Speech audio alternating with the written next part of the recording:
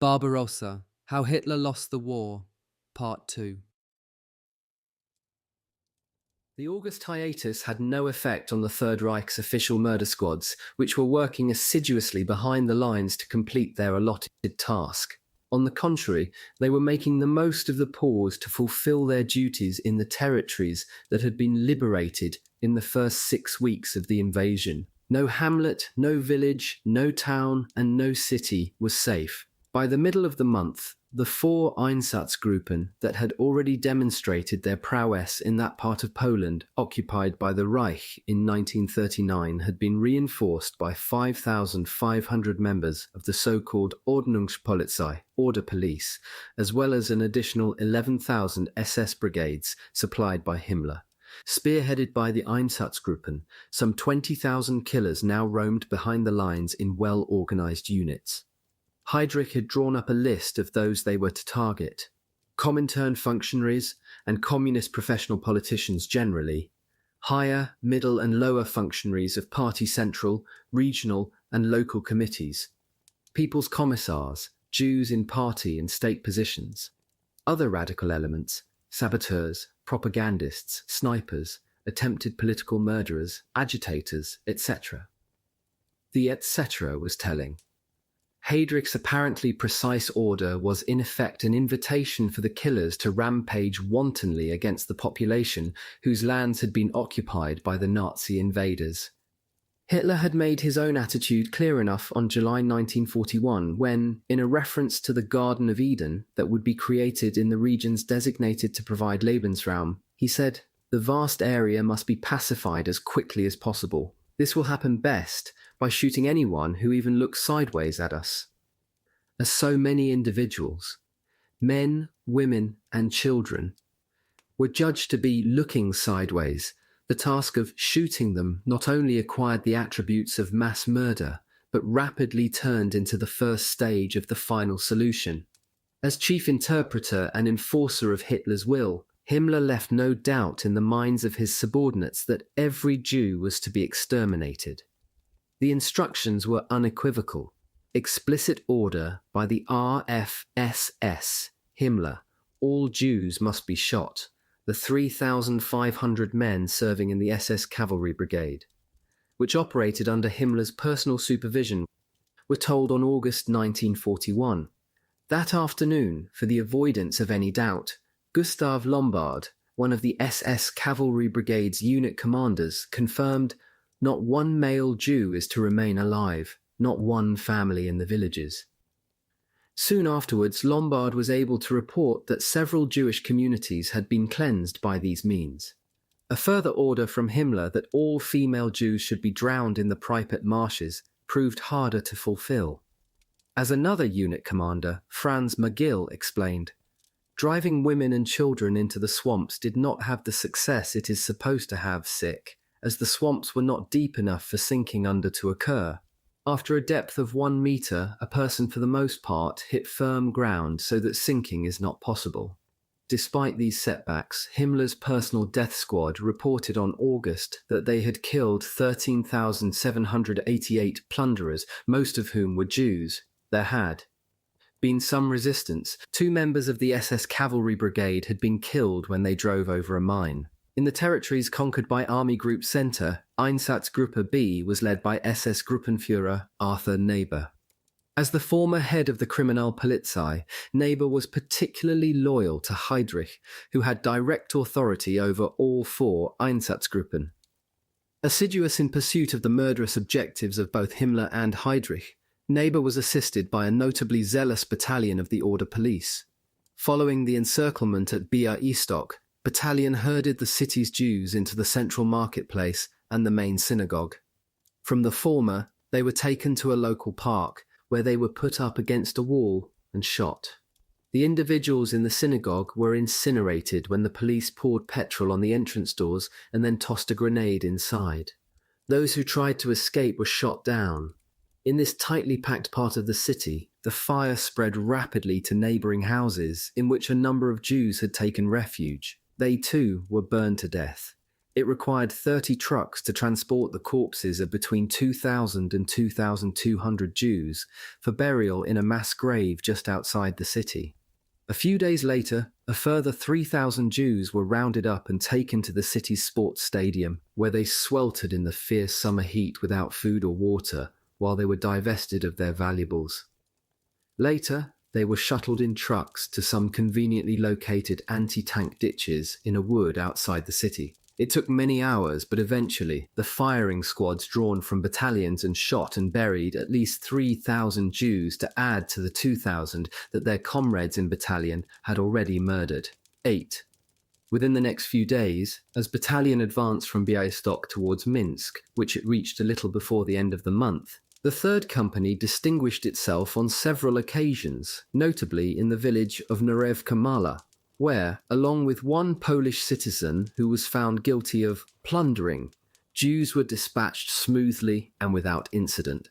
The clinical satisfaction with which such atrocities were logged was in line with police regulations, precise, measured, and detailed. Battalion 322's polished performance may have been influenced by Himmler, who had visited the unit a few weeks earlier during a whistle-stop tour of the conquered territories. Following the SS leader's visit, Lieutenant Colonel Max Montour, one of the Reichsführer's senior commanders, issued a confidential order. All male Jews between the ages of 17 and 45 convicted as plunderers are to be shot according to martial law.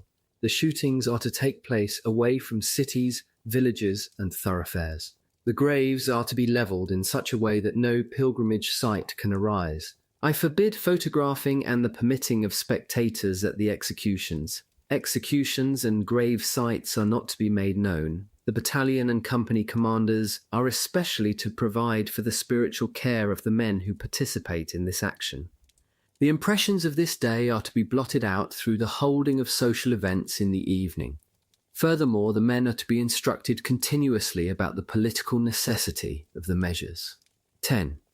Later in August, battalion arrived in Minsk to participate in an extensive operation to round up people, including 74 women from the city's Jewish ghetto. All of them were shot. The explanation given for this execution was that they had been encountered without the Jewish star during the roundup. In Minsk, it has been discovered that especially Jewesses removed the markings from their clothing. As the momentum of killing increased, the death squads no longer discriminated by gender or age, nor was any attempt made any longer to offer justification for their actions. For men who saw themselves as legitimized by the authority of their Führer, it was enough that the victims were Jewish. In every region of the Soviet Union occupied during the first weeks of Barbarossa, from the Baltic to the Balkans, the killing squads operated with similar conviction. In many erstwhile independent states, they were ably assisted by the self-cleansing enthusiasm of local inhabitants, either forming themselves into vigilante groups or merely operating as ad hoc lynch mobs who were eager to join in the orgy of Nazi killing. Their hatred for the Jews in their midst appeared to spring from an ugly combination of nationalism and xenophobia. A bigoted loathing for the alien customs of a different culture made them particularly susceptible to those Nazi propagandists who told them that the Jewish intelligentsia had been the principal agents of the worst excesses inflicted on them by the Stalinist occupation.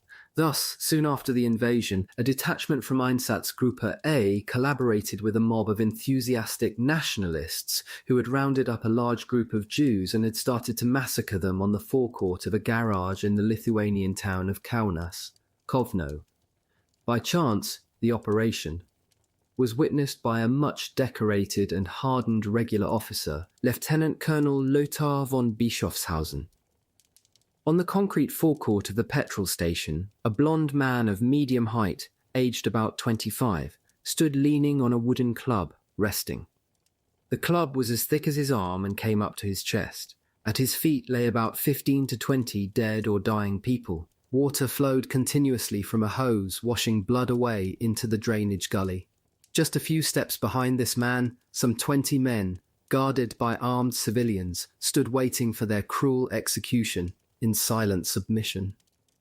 In response to a cursory wave, the next man stepped forward silently and was beaten to death with the wooden club in the most bestial manner, each blow accompanied by enthusiastic shouts from the audience.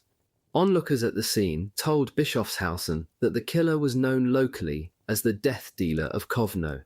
His self-appointed task was to ensure that all traitors and collaborators with the Soviets would receive a punishment that fitted that crime.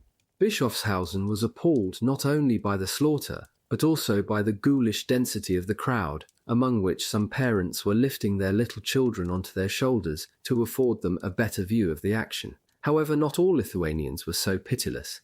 A young factory worker, Laimonas Noreka, later described how he watched in horror as a group of well-dressed, spruce, intelligent-looking people held iron bars, which they used to viciously beat another group of similarly well-dressed, spruce, intelligent people. They kept hitting them until they finally lay inert. By the end of that afternoon, between 40 and 60 Jews had been beaten to a pulp. According to a German photographer who took pictures of the scene, soldiers in the unit to which he was attached watched on as the death dealer fetched an accordion, climbed to the top of the pile of the corpses, and played the Lithuanian national anthem.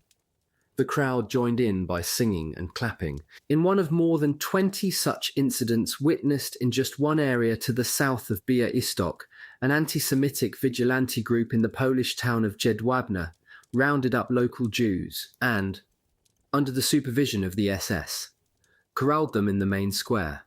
According to several overlapping testimonies, the victims were instructed to wrap themselves in taliths, prayer shawls, and to jump up and down or dance while they were beaten with cudgels and rubber whips. The local rabbi was then forced to lead a procession of some 40 men into a hay barn where they were killed by rifle fire. They were followed by a further to victims of women and children, as well as their menfolk, who were driven into the same barn.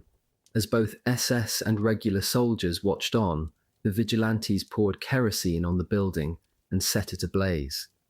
The bodies of those who were burned to death were buried in 2 mass graves close by. No people in Europe suffered more than the Poles at the hands of the Nazis following the launch of Barbarossa. However, this predominantly Catholic country was not immune to anti-Semitism. The country's turbulent past and its struggle to establish a distinct identity after the First World War provided fertile soil for a form of xenophobia in which the Jews, who had formed a third of Warsaw's pre-war population, were seen as an existential threat to that identity. Moreover, many Poles had come to believe that Jews had collaborated with or were beneficiaries of the Soviet occupation from 1939 to 1941. Some of their pogroms may therefore be attributed to what historian Roger Morehouse has described as a spontaneous spasm of revenge. There was more to it, however. Although in Poland more Christians risked their own lives to protect their Jewish neighbours than in any other country in Nazi-occupied Europe, a great many of their fellow countrymen supported, actively as well as passively, the persecution and the extermination of the Jews. The most visible expression of Polish collaboration with the Nazis in this period was the 20,000-strong auxiliary militia officially known as the Granatowa Policja, Blue Police. Co-opted into the service of the Reich by Hans Frank's general government, they operated under the supervision of the SS. Not all of them shared the anti-Semitic attitudes of their commanders. Some used their unique access to the Nazis to pass on intelligence to the Polish underground, and like those individual Poles who did their best to protect their Jewish neighbours, paid with their lives when their treachery was exposed. However, most members of the Blue Police not only collaborated in the persecution of Poland's Jews, but willingly enforced the humiliating and punitive restrictions imposed on them by the Nazi authorities. Further south, in Ukraine, anti-Semitism was rife and deep-seated. Many Ukrainians, with bitter memories of Stalin's Great Famine a decade earlier, regarded the Nazi invasion as a liberation. Here too, local activists were only too willing to work alongside the Einsatzgruppen as fellow executioners. Another of Himmler's creations, the Ukrainische Hilfspolizei, Ukrainian Auxiliary Police, played a particularly prominent role in a succession of massacres throughout the region, which began at the end of July. Earlier that month, a Hungarian army unit travelling through the town of Kamianets-Podilsky reported seeing long columns of Jews who had been force-marched out of Hungary after the pro-Nazi regime had classified them as stateless. They had only been allowed to take with them their personal possessions, 3 days' supply of food, and a meagre amount of cash. Many had collapsed from exhaustion and hunger along the way, and were seen to be crawling along the roads leading into the town. Others had bandaged their feet with rags torn from their clothes. Tens of thousands crammed into the already overcrowded Jewish quarter, where they lived in unspeakable and indescribable dirt. The streets stink. Unburied bodies are lying in some of the houses. On August, under the orders of its commander, Otto Basch, who answered to Heydrich, Einsatzgruppe C, supported by the Order Police, marched a long column of Jews from the town into the nearby forest. What happened there was witnessed by the drivers of a Hungarian military convoy. They were transfixed by horror. Gabor Mermel was one of them. We saw hundreds of people undressing there. We were passing a row of maple trees, practically over the mess of naked corpses. Suddenly we glanced at a square-shaped ditch, at all 4 sides of which people were standing. Hundreds of innocent people were gunned down. I'll never forget what I saw and felt. The scared faces, the men, women and children marching to their own graves without resistance. A German officer sought to restore discipline. "Don't worry," he reportedly reassured the drivers. "There are enough Jews left in the world." 18. The guns did not fall silent for 3 days. By that time, according to the official report filed by Friedrich Jeckeln, the higher SS and police leader for the southern region, an estimated 23,600 Jews had been murdered in those Ukrainian woods. By this time, few citizens of the Reich would have been unaware that Jews were being targeted on the Eastern Front.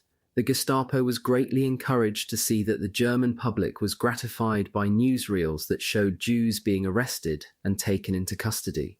According to the Gestapo's Berlin office, people reacted to images of the arrest of the Jews with enthusiastic approval, even if they were not familiar with all the metaphors deployed by Hitler to characterize a Jew: a maggot in a rotting corpse, a pestilence far worse than the Black Death, a germ carrier of the foulest kind, mankind's internal bacteria, a parasite in the body, the eternal bloodsucker, and more 20. It was virtually impossible for them to have been unaware of the fact that Jews were in the Third Reich's firing line. There was, though, a distinction to be made between endorsing the humiliation of the Jews and sanctioning acts of genocide against them. As in other parts of Western Europe, latent and often overt feelings of anti-Semitism were widespread in Germany, but these did not mean that most Germans gave their enthusiastic approval to the mass murders perpetrated in their name. More insidious was a notable absence of curiosity or concern about the fate of the Jews, a national conspiracy of silence. As Ian Kershaw has put it so memorably, the road to Auschwitz was built by hatred but paved with indifference. The Wehrmacht had no excuse. From the most senior general to the lowest foot soldier, no member of the Osttheer had been left in any doubt about Nazism's mission to eradicate the Jewish presence in Europe. Not only had they been systematically indoctrinated with Hitler's hatred for the Jews, but also very many of them clearly shared his sentiments. Lest they had any doubt about the opinions they were expected to hold, they had the Wehrmacht's official publication, the Mitteilungen für die Truppe, troop announcements, to guide them. Distributed to every military unit, one of its editions stated, "Anyone who has ever looked in the face of a red commissar knows what the Bolsheviks are like. Here is no need for theoretical expressions. We would insult the animals if we describe these mostly Jewish men as beasts. They are the embodiment of the satanic and insane hatred against the whole of noble humanity." Moreover, the formal distinction between the roles of the SS and the Wehrmacht was sharply eroded by the readiness of the latter to overlook, endorse, or frequently to participate in the crimes of the former. Despite the initial qualms of some officers who sought vainly to impose the military discipline of the pre-Nazi era on their men, the generals played a critical role in facilitating the Holocaust on the Eastern Front. Some, like the commander of the Sixth Army, General Walter von Reichenau, shared Hitler's vision. When he went out of his way to order harsh but just atonement of Jewish subhumanity, he earned the gratitude of the Führer, who had this order distributed to all combat formations on the Eastern Front. Others, like the commander of Army Group Center, Bock, chose rather to avert their gaze from the disagreeable excesses of the SS and its agencies. In his 600-page war diaries, which cover the entire Second World War, Bock made not a single mention of the Einsatzgruppen. His only reference to their activities was in one oblique entry on August 1941, when he noted, "On the basis of rumours, which later turned out to be exaggerated, my italics, I had Police General Neighbour, who was responsible for my rear area, but who was not under my command, issue instructions that within the limited bounds of my headquarters, executions were only to be carried out if they involved armed bandits or criminals. That was all." It was apparently enough for Bock that the commander of Einsatzgruppe B had promised to do so. 26. 18. The carnage of Kiev.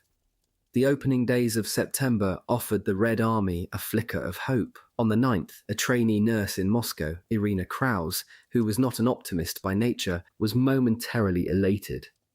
"The bulletin is very good today. The Germans have been knocked out of Yelnya and are being chased even further." For the first time since the start of Operation Barbarossa, the Germans had been forced to retreat. This was essentially attributable to Zhukov, dismissed as chief of staff by Stalin for daring to insist that Kiev should be abandoned.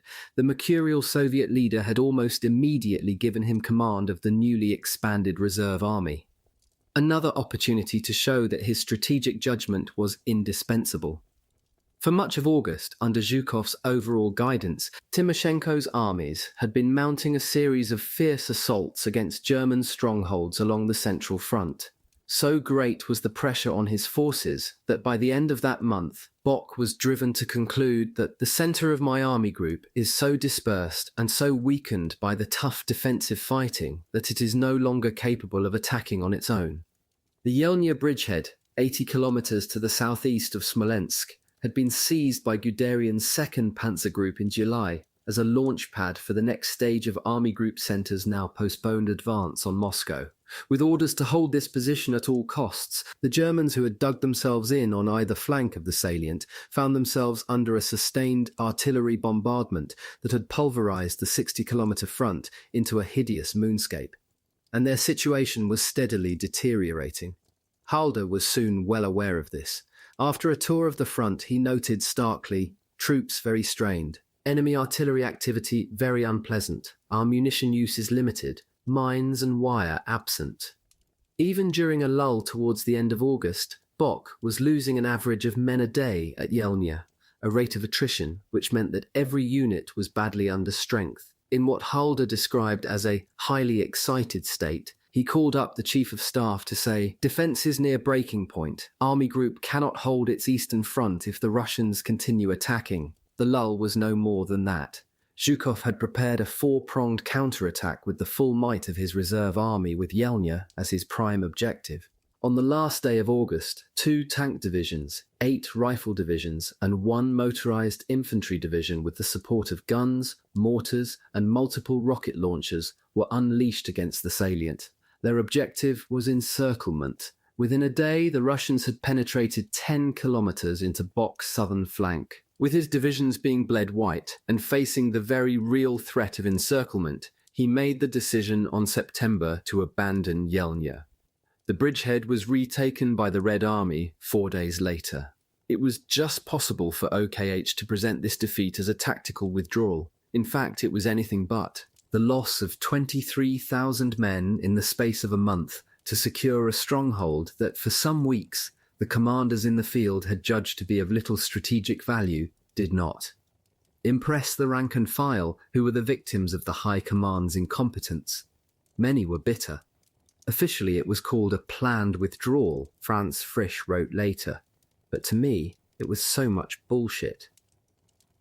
The next day we heard on the radio, in the news from the front, the Wehrmachtbericht, about the successful front correction in our Yelnya defensive lines and the enormous losses we inflicted on the enemy. But no single word was heard about a retreat, about the hopelessness of the situation, about the mental and emotional numbness of the German soldiers. In short, it was again a victory. But we on the front line were running back and forth like rabbits in front of the fox. This metamorphosis of the truth from all shit to it was a victory baffled me, and those of my comrades who dared to think. The Russians were as anxious to exaggerate the scale of their achievement as the Germans were to minimize it. The victory, such as it was, served greatly to raise morale on the home front, where the Russian people had become jaundiced by the bowdlerized versions of a dire reality pumped out by the state-run media. For once they could be told the truth, albeit in a distinctly optimistic form. As the Moscow-based British journalist Alexander Wirth was to observe, here was not only, as it were, the first victory of the Red Army over the Germans, here was also the first piece of territory. Perhaps only or square miles in the whole of Europe reconquered from Hitler's Wehrmacht. It was a good story, and one the regime was anxious to share with the world. So great was the propaganda value that, for the first time, a group of foreign correspondents was allowed to leave the comfortable incarceration of Moscow to see the front for themselves. Wirth was among 8 journalists from the United States, and Britain selected for this privilege. Chaperoned by an escort of minders from the Ministry of Foreign Affairs, they left Moscow in a convoy of cars heading for Yelnya. On the way, they passed a semblance of normal life, peasants with cartloads of vegetables heading for the capital, old ladies sitting by the roadside selling mushrooms, crows and starlings wheeling in the skies above. Only the convoys of military vehicles and the rumble of heavy tanks suggested that all was not well in the empty vastness of rural Russia. After 6 hours, the correspondents reached the town of Vyazma, which had come under sporadic attack from German bombers. Why bomb it? Wirth asked himself. It seemed such a harmless little town, a mass of quiet little provincial streets with wooden houses and little gardens in front of them, and rows of rough wooden fences. And in the gardens grew large sunflowers and dahlias, and old women with scarves around their heads. The place cannot have changed much since the days of Gogol. One old woman, yellow and haggard and wearing a black knitted shawl around her head, wept as she talked to him, a reminder that the war was psychologically, if not yet physically, close at hand. Oh, this war, these cursed Germans. I could scratch every German's eyes out. 300 people killed in the last raid on Vyazma. Oh God, oh God. This expletive provoked another matron to retort, Oh, stop it! And where is your God? Anyway, up there, he is looking down on us. A teenage boy joined in. Up there is a long way, and anyway, it isn't true that there were 300. There were 52, all buried in the common grave. As though that were not tragedy enough. That evening, the correspondents were accorded the honour of a meeting with Timoshenko's chief of staff, General Vasily Sokolovsky. He was handsome, charming, and upbeat. The German blitzkrieg has become a blitzkrieg for the destruction of German men and equipment, he told them. The grinding down of the German war machine was in full swing. He was confident that the Germans would suffer severely in the coming winter. All our troops have their polishubki, thick sheepskin coats, and other adequate clothes, and they can stand even degrees of frost. The Germans will not stand up to it. He expected the Germans to renew the offensive, but, he said, it would be a last desperate gamble. I don't think they will ever get to Moscow. They reached the new front line by passing through a wide wooden gate decorated with portraits of Stalin and Timoshenko, and posters exhorting the troops to do their duty to the last, promising that victory will be ours, and instructing them that the fascist reptile must be crushed. The road was thick with young soldiers. On either side, tank traps sprouted from the ground. Artillery batteries were hidden in the trees, and yet, though they could hear guns blazing close by, Worth noticed cows grazing quietly, and a girl who was hanging out washing, and two small boys who waved at their convoy. They were driven to a large clearing in the trees, where they were welcomed by a regimental colonel and his fellow officers. As they ate their way through a great spread of Russian hors d'oeuvres washed down with so much vodka that one of his colleagues half disappeared under the table, Wirth was reminded how greatly these young voyaki, fighters, resembled the simple, brave, unassuming men whom Tolstoy drew so well in War and Peace.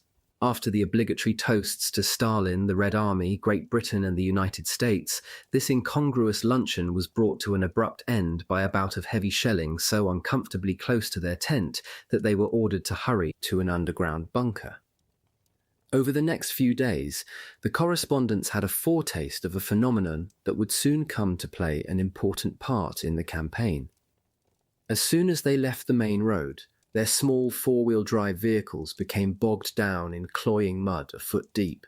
They repeatedly had to pull and push them free of the glutinous sludge.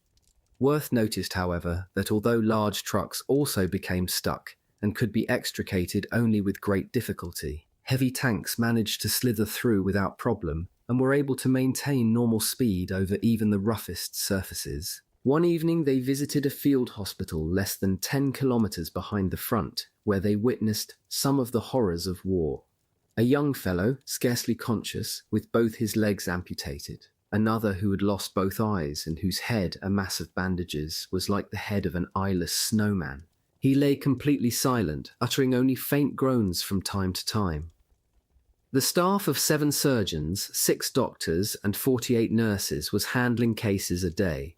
Wirth was impressed that a well-equipped operating theatre had been constructed in a dugout alongside an X-ray machine and a number of blood transfusion units. As frequently happens, Wirth, being a foreign correspondent, was almost certainly taken to a showcase field hospital. X-ray machines were not to be found in the peasant houses that generally served as field hospitals and where operations were performed on kitchen tables. Later, Wirth and his fellow journalists met Captain Lebedev, a university graduate who had been a teacher but was now serving in the army. The captain was unusually ready to speak his mind. He had little sympathy with the self-delusions fed to the Russian public by the Soviet state media, the flag-waving, the hurrah patriotism of our press is all very well for propaganda purposes, to keep up morale, but it can be overdone. We just don't know how much farther the Germans are going to push. If you people have got any influence with the British government, for God's sake don't say all is splendid. We shall need help from abroad before we are finished. Had a commissar overheard such a downbeat assessment, Lebedev might well have been charged with a treasonable offence. As it was, he went on to describe the hatred the Germans have stirred up among our people. We are easy-going, good-natured people, you know, but I assure you, in the Red Army now, men are thirsting for revenge. We officers sometimes have a job in keeping our soldiers from killing German prisoners. Those arrogant, fanatical Nazi swine. I have never known such hatred before. 15. They eventually reached Yelnya after many detours through villages and towns that had been obliterated in the fighting. In one of these, Wirth noted, there wasn't a house standing, not a fragment of a house, not a single plank. An old tin samovar lying on the ground was the only remnant of the actual village. There were mass graves for the several hundreds of Russian soldiers who had been killed there. The Germans were buried in shell holes. Yelnya was also utterly destroyed. Before retreating, the Germans had rounded up most of the able-bodied men and women and carted them back into their own rear to serve the Third Reich as slave labourers. The old and the children were locked up in the church while the invaders set fire to every single house in the town until all that was left was rubble and ashes. By the time Wirth and his companions were back in Moscow, the story of the war was elsewhere. Kiev had fallen, with Bock's front at Yelnya collapsing, the internecine warfare that erupted between the generals following Hitler's decision that Army Group Center should go over to the defensive intensified. The smouldering animosity between Halder and Guderian in the wake of the Panzer leader's failure to stand his ground against Hitler at Wolfschanz soon spread to ignite a bitter conflict between Guderian and Bock as well.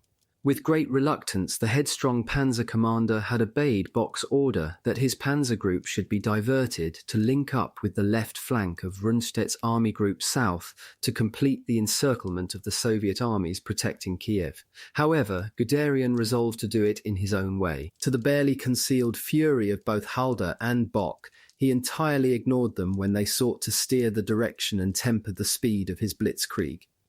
At the end of August, his panzers came under severe pressure from enemy flanking attacks. To counter these, Guderian peremptorily demanded reinforcements that Bock could ill spare. Halder, who was still smarting from Hitler's rejection of the Moscow option, also wanted to hold these panzer units in the centre for the final thrust for Moscow, which he still regarded as the overriding priority. As though writing an unruly pupil's school report, he complained, "Guderian will not tolerate any army commander and demands that everybody up to the highest position should bow to the ideas he produces from a restricted position." It was with a certain relish that, on August, he noted, "This morning is dominated by a decidedly uncomfortable development in Guderian's group." Carrying out his drive as a flank movement along the full length of the enemy front, he squarely invited heavy attacks on his eastern flank. Then his advance, striking far to the east and leading him away from the Second Army, which was too distant to offer covering fire, produced a gap which was exploited by the enemy for attacks also from the west. These two developments have reduced his power to strike south to a point where his movements are paralysed. Now he is blaming everyone in sight for his predicament and hurls accusations and recriminations in all directions. On the same day, Bock referred to an unpleasantly worded radio message from Guderian, in which he both reiterated and expanded his demand for more reinforcements. When Bock hedged, the panzer commander insisted that the Führer decide this breach of military protocol. In effect, a threat to leap the chain of command further outraged Halder, who described it as unparalleled cheek, adding after a later conversation with the army group centre commander, "Guderian is striking a tone which Bock cannot tolerate on any account." When the panzer leader complained yet again that too few forces had been given to him, and these too late, Bock finally lost patience. He contacted Brauchitsch and asked the commander-in-chief to relieve the headstrong panzer leader of his command. "Brauchitsch asked me to think things over again," he noted in frustration. By the following day, Bock had simmered down. Conceding that Guderian was an outstanding and brave commander, he told Brauchitsch, "I was agreeable to his settling the affair by talking to him." Guderian emerged victorious from this standoff. Though his relations with both Halder and Bock were now irreparably damaged, he was given most of the reinforcements he had demanded. Despite a succession of mini-crises provoked by unexpected if minor Soviet lunges, he was thus able to maintain his chosen route to the south. Soon, though, driving rain turned the roads into mud baths. In contrast to the relative mobility of the Soviet armour, his vehicles, accustomed to proceeding in orderly columns, slithered into gluey bogs. Before long, Guderian's divisions were strung out for many miles as men and machines struggled to extricate themselves from the mire. Motorcyclists could no longer ride their machines. Guderian's four-wheel drive staff car was brought to a halt and had to be recovered by a towing vehicle borrowed from the artillery. On some days, average speed fell to less than 10 kilometers an hour. 15 was the best they could achieve. He recalled, "Only a man who has personally experienced what life on these canals of mud we called roads was like can form any picture of what the troops and their equipment had to put up with, and can truly judge the situation at the front and the consequent effect on our operations. The fact that our military leaders made no attempt to see these conditions for themselves, and initially at least refused to believe the reports of those that did, was to lead to bitter results, unspeakable suffering, and many avoidable misfortunes." In Moscow, the triumph at Yelnya was soon forgotten, a mere blip on a receding strategic horizon. A mood of gloom and anger once more pervaded the Kremlin, where the imminent collapse of Kiev was all-consuming. Stalin was as frustrated by Guderian as Bock and Halder were, but for entirely different reasons. Guderian's contemptuous waywardness, which so aggrieved his senior officers, was for Stalin a disconcerting unpredictability that confused and wrong-footed his own generals. The Soviet leader, who could not resist interfering in the operational detail in a spasmodic and arbitrary fashion, was so bemused by the panzer leader's speed and dexterity that he was reduced to referring to Guderian simply as that villain, as he goaded Andrei Yeremenko for failing to arrest the panzer leader's advance towards Kiev. The fact that General Yeremenko lacked the manpower and firepower to do this, a deficiency that was aggravated by muddled and contradictory orders emanating from Zhukov's successor as Chief of Staff, General Boris Shaposhnikov, did not weigh with the Soviet leader. On September, as Guderian once again sidestepped the blundering attempts by Yeremenko's depleted forces to stand in his way, he let fire at the commander of the Bryansk front line. The Stavka is much. Displeased with your work, you are just nibbling at the enemy, but you can't shift him. Guderian and the whole of his group must be smashed to smithereens. Until this happens, all your statements about success are worthless. 2 days later, recognizing the grave danger now facing Kiev, the commander-in-chief of both the southern and southwestern fronts, Marshal Semyon Budyonny, asked Stalin for immediate reinforcements and the authority to rearrange the disposition of his forces the better to avoid encirclement. He got nowhere. On September, with the front threatening to cave in, he asked for permission to withdraw the Fifth Army, which was in imminent danger of collapse. By the time the authorization came through, it was too late. The Fifth Army was trapped. By September, it was clear to Budyonny that he had little hope of stopping Panzergroup from joining forces with Panzergroup to spearhead a pincer movement that threatened to encircle 5 Soviet armies. His only option was to withdraw. Rebuffed by Shaposhnikov, who was too frightened to tell Stalin the truth, he decided to signal the Soviet leader directly with his unpalatable assessment. Delay with the withdrawal will lead to losses in men and a huge quantity of equipment. Stalin reacted in character. Summarily dismissing Budyonny, he ordered General Timoshenko, who was commanding on the Western Front, to head south to take his place. He then phoned General Kirponos, commanding on the southwestern front, forbidding him to withdraw any of his troops from their front-line positions. In a final attempt to change Stalin's mind, Budyonny tried to enlist his successor to join him in a last-minute effort to explain the facts to Stalin. As a cavalry officer who became a hero of the South Civil War, and after whom a popular military march had been named, the famously mustachioed Marshal of the Soviet Union, who had long been one of Stalin's most trusted allies, was evidently confident enough to know that he would be spared the ultimate penalty for such defiance. Timoshenko was less sanguine, reportedly responding, "I don't want to put my head in a noose," on September. By which time Guderian was at the point of linking up with Panzer Group 1.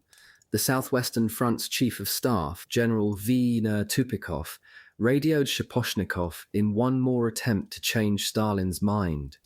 He did not fudge the issue. The catastrophe which is clear to you will occur in a matter of several days. Stalin's response was to dismiss Tupikov as a panic monger and to instruct Shaposhnikov to instill the entire front with the necessity to fight on stubbornly and, without looking back, to fulfill the orders given to you by Stalin, on September. The Russian armies who fought to save Kiev did so with a fanatical disregard for their own lives.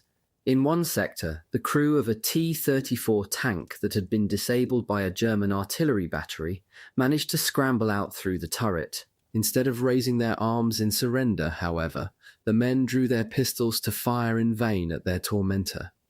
In another sector, a German infantry regiment was astonished by a lunatic and reckless cavalry attack which rode through our machine gun fire, and then galloped through German outposts with drawn sabres, slashing down with such force that troops caught in the open had their helmets cleaved to the skull. Just as disconcertingly, the Cossacks were followed by mass human wave attacks, which we had not experienced until now. 30. In their hopeless attempt to arrest the inevitable, these counterattacks were as fearless as they were suicidal. Yelling their rage and hatred, some ran at speed towards the German lines with bayonets at the ready. Others careered forward in trucks. Once they were within range, they came under blistering fire from artillery, anti-tank weapons and machine guns. Soon, the dead were lying in heaps, the wounded writhing among them. According to a report by the German 45th Infantry Division, the dead covered the length of the embankment in countless masses. The invaders did not entirely escape the carnage. Max Kunert, who served in a cavalry reconnaissance unit, was forever haunted by one image. I could not avoid seeing the truck full of young corpses. It was just ghastly. Blood was literally running down the side from the floorboards of the trucks, and the driver was, despite the heat, white as a sheet. Shells were still flying about. We marched on. We saw so many corpses lying there by the roadside, and pieces of bodies, some of them scorched or charred from the heat of guns or exploding shells. The dream of glory diminished. In the middle of September, as Budyonny had foreseen, Panzer Group and Panzer Group joined forces 150 kilometers to the east of Kiev at Lokhvitsia to close their pincers around 4 Soviet armies, the 5th, 21st, 26th, and 37th. By September, the Ukrainian capital was in German hands. As the Russian troops tried to escape, they were either mown down in their scores of thousands or taken prisoner in their hundreds of thousands. The encirclement at Kiev was larger than that at Smolensk, and arguably the largest in the history of warfare. 4 armies containing 43 divisions had been virtually obliterated. In a little over 3 weeks, the southwestern front had suffered at least 700,000 and perhaps more than 1 million casualties, including 616,000 killed, wounded, or taken prisoner during the Battle of Kiev itself. Only 15,000 men broke out of the encirclement to make it back to their own lines.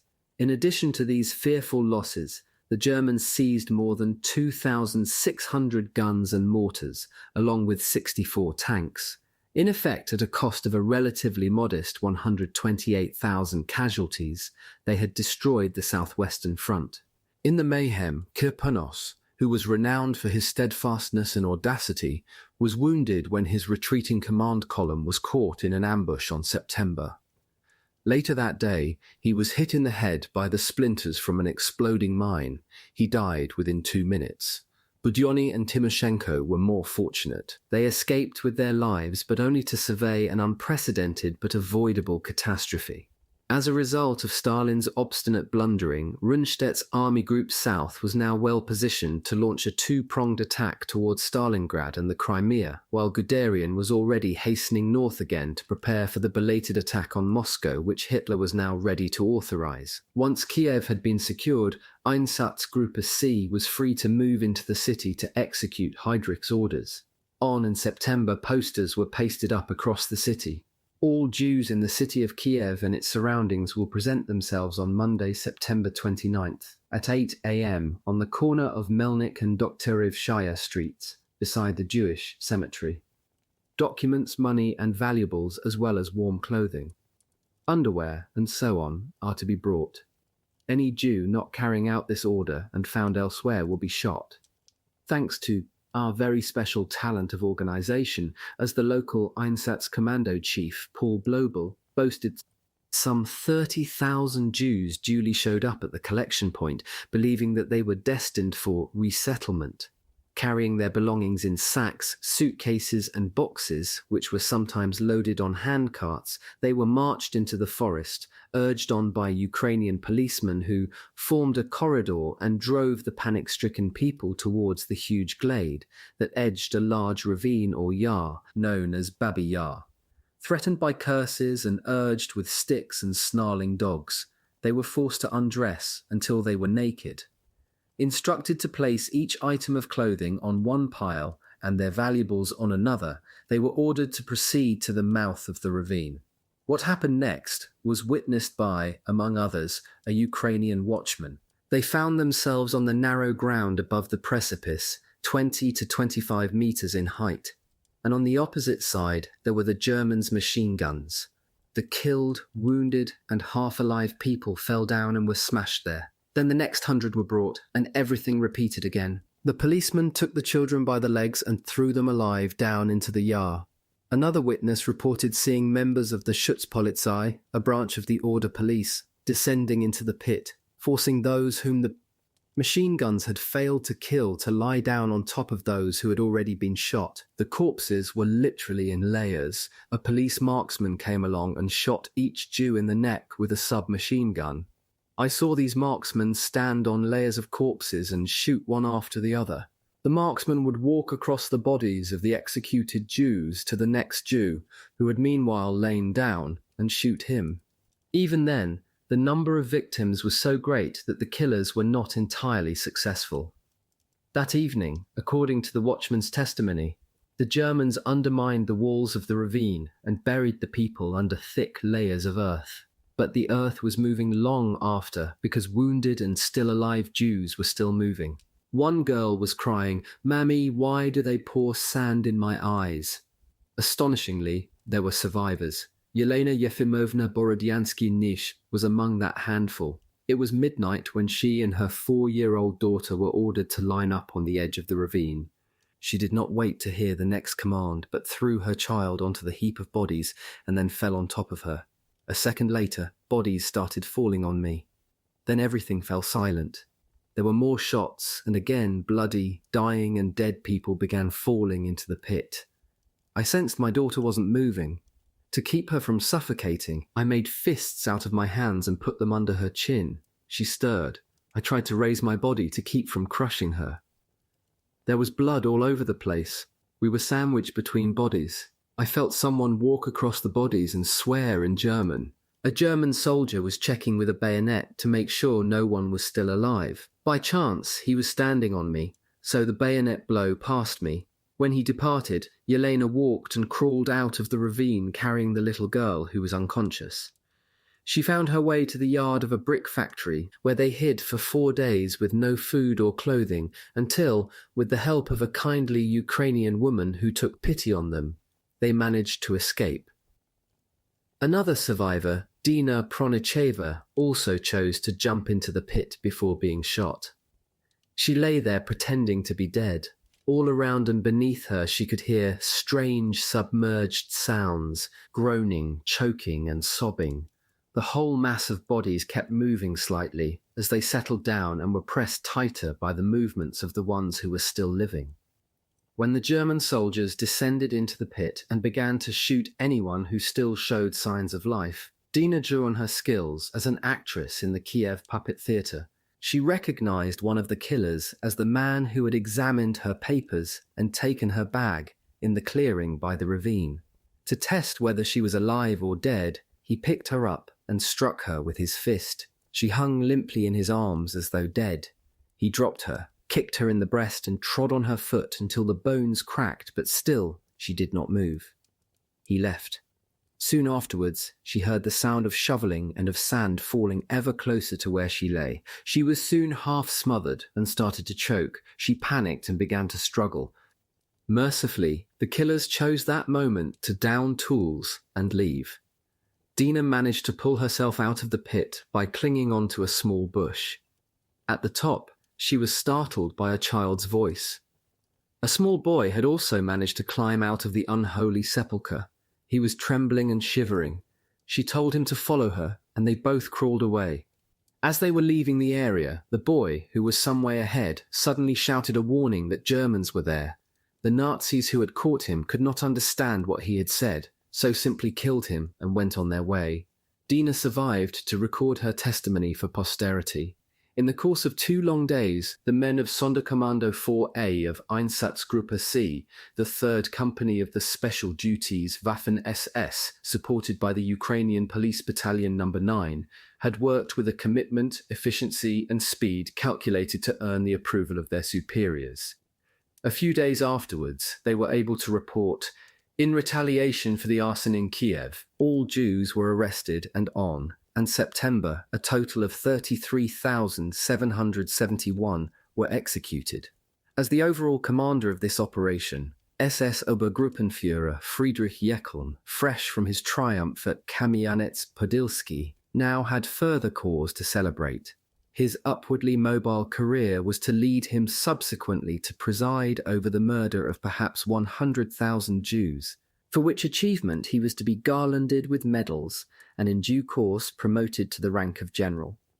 The Babi Yar massacre was better documented than most, but similar atrocities occurred throughout the summer and autumn of 1941. By the end of September, more than 100,000 Jews had been exterminated by such means. The Holocaust had begun in earnest. 19. Leningrad. Here and there are men lying in the field, all around the field. At first it looks as if everyone is immobile, dead. But then I look closer and see that some are turning, lifting their heads. They saw our vehicle and there is more movement. They rise, they get up. How many people are here? 100, 200? How many are alive? What can we do? We are just a handful of medics. It was late September. Nikolai Amosov, who had set up a field hospital just outside the village of Sukhinichi 6 weeks earlier, looked around incredulously. He was momentarily at a loss. We should give them water. But there is no water. I say to the driver, go back to the hospital, bring flasks of water, bring nurses, stretchers, bandages, materials. The surgeon and the rest of his team pressed on into the village, following the trail of bodies until they reached the local railway station. German bombers were still circling above them. After a lull earlier in the month, the Ju-88s, so-called fast bombers, had just returned to attack the railhead, which had become a staging post close to the main Kiev-Moscow railway line, some kilometers southwest of the capital. The bombers had scored a direct hit. 5 carriages were burning, others had been derailed. There were hundreds of casualties. As you come close, the sight is terrifying, Amosov noted. People are trapped in the distorted, smouldering carriages. No, these are no longer people. These are corpses, mutilated. Bodies, blood that has gone black from the fire, remains of bandages and metal frames, stench of burnt flesh and paint. It was his first such experience, and he strove to control his revulsion and sense of hopelessness. Then he forced himself to recall the war surgeon's maxim. One should not do long and complex operations if the wounded are many. Only help when your help will be effective. It is tough, but it's the only way. Most of the wounds were so grave as to be untreatable except by specialists. For those victims, death was the only possible outcome. In the early hours of the following morning, while he was still at work in his makeshift operating theatre, Amosov was interrupted by his commanding officer, ordering him to stop operating on the wounded. Those who could be moved were to be evacuated on foot or in farm carts to a major railhead at Kozelsk, 40 kilometers nearer to Moscow. Amosov watched them leave. 600 young men bowed over sticks or hobbling on crutches, bandages on their arms and heads, and, in the case of those unable to get their boots on, cloth wrappings to protect their feet. It was painful to look at them. How are they going to make it if they are so weak? How many will get there? Later that morning, Amosov sat under an apple tree with the commander. The leaves were falling. "You should get some sleep," the commander said. "I am not sleepy. My head feels very empty, as if something has ended my life," Amosov replied. A moment later, a lone Soviet fighter flew overhead, just as they saw 8 German bombers approaching from the west. They stood up to warn the pilot, gesticulating and shouting as though he could hear them. "Just go away! What can you do on your own?" The Russian continued flying towards the enemy aircraft. They watched the battle. It did not last long.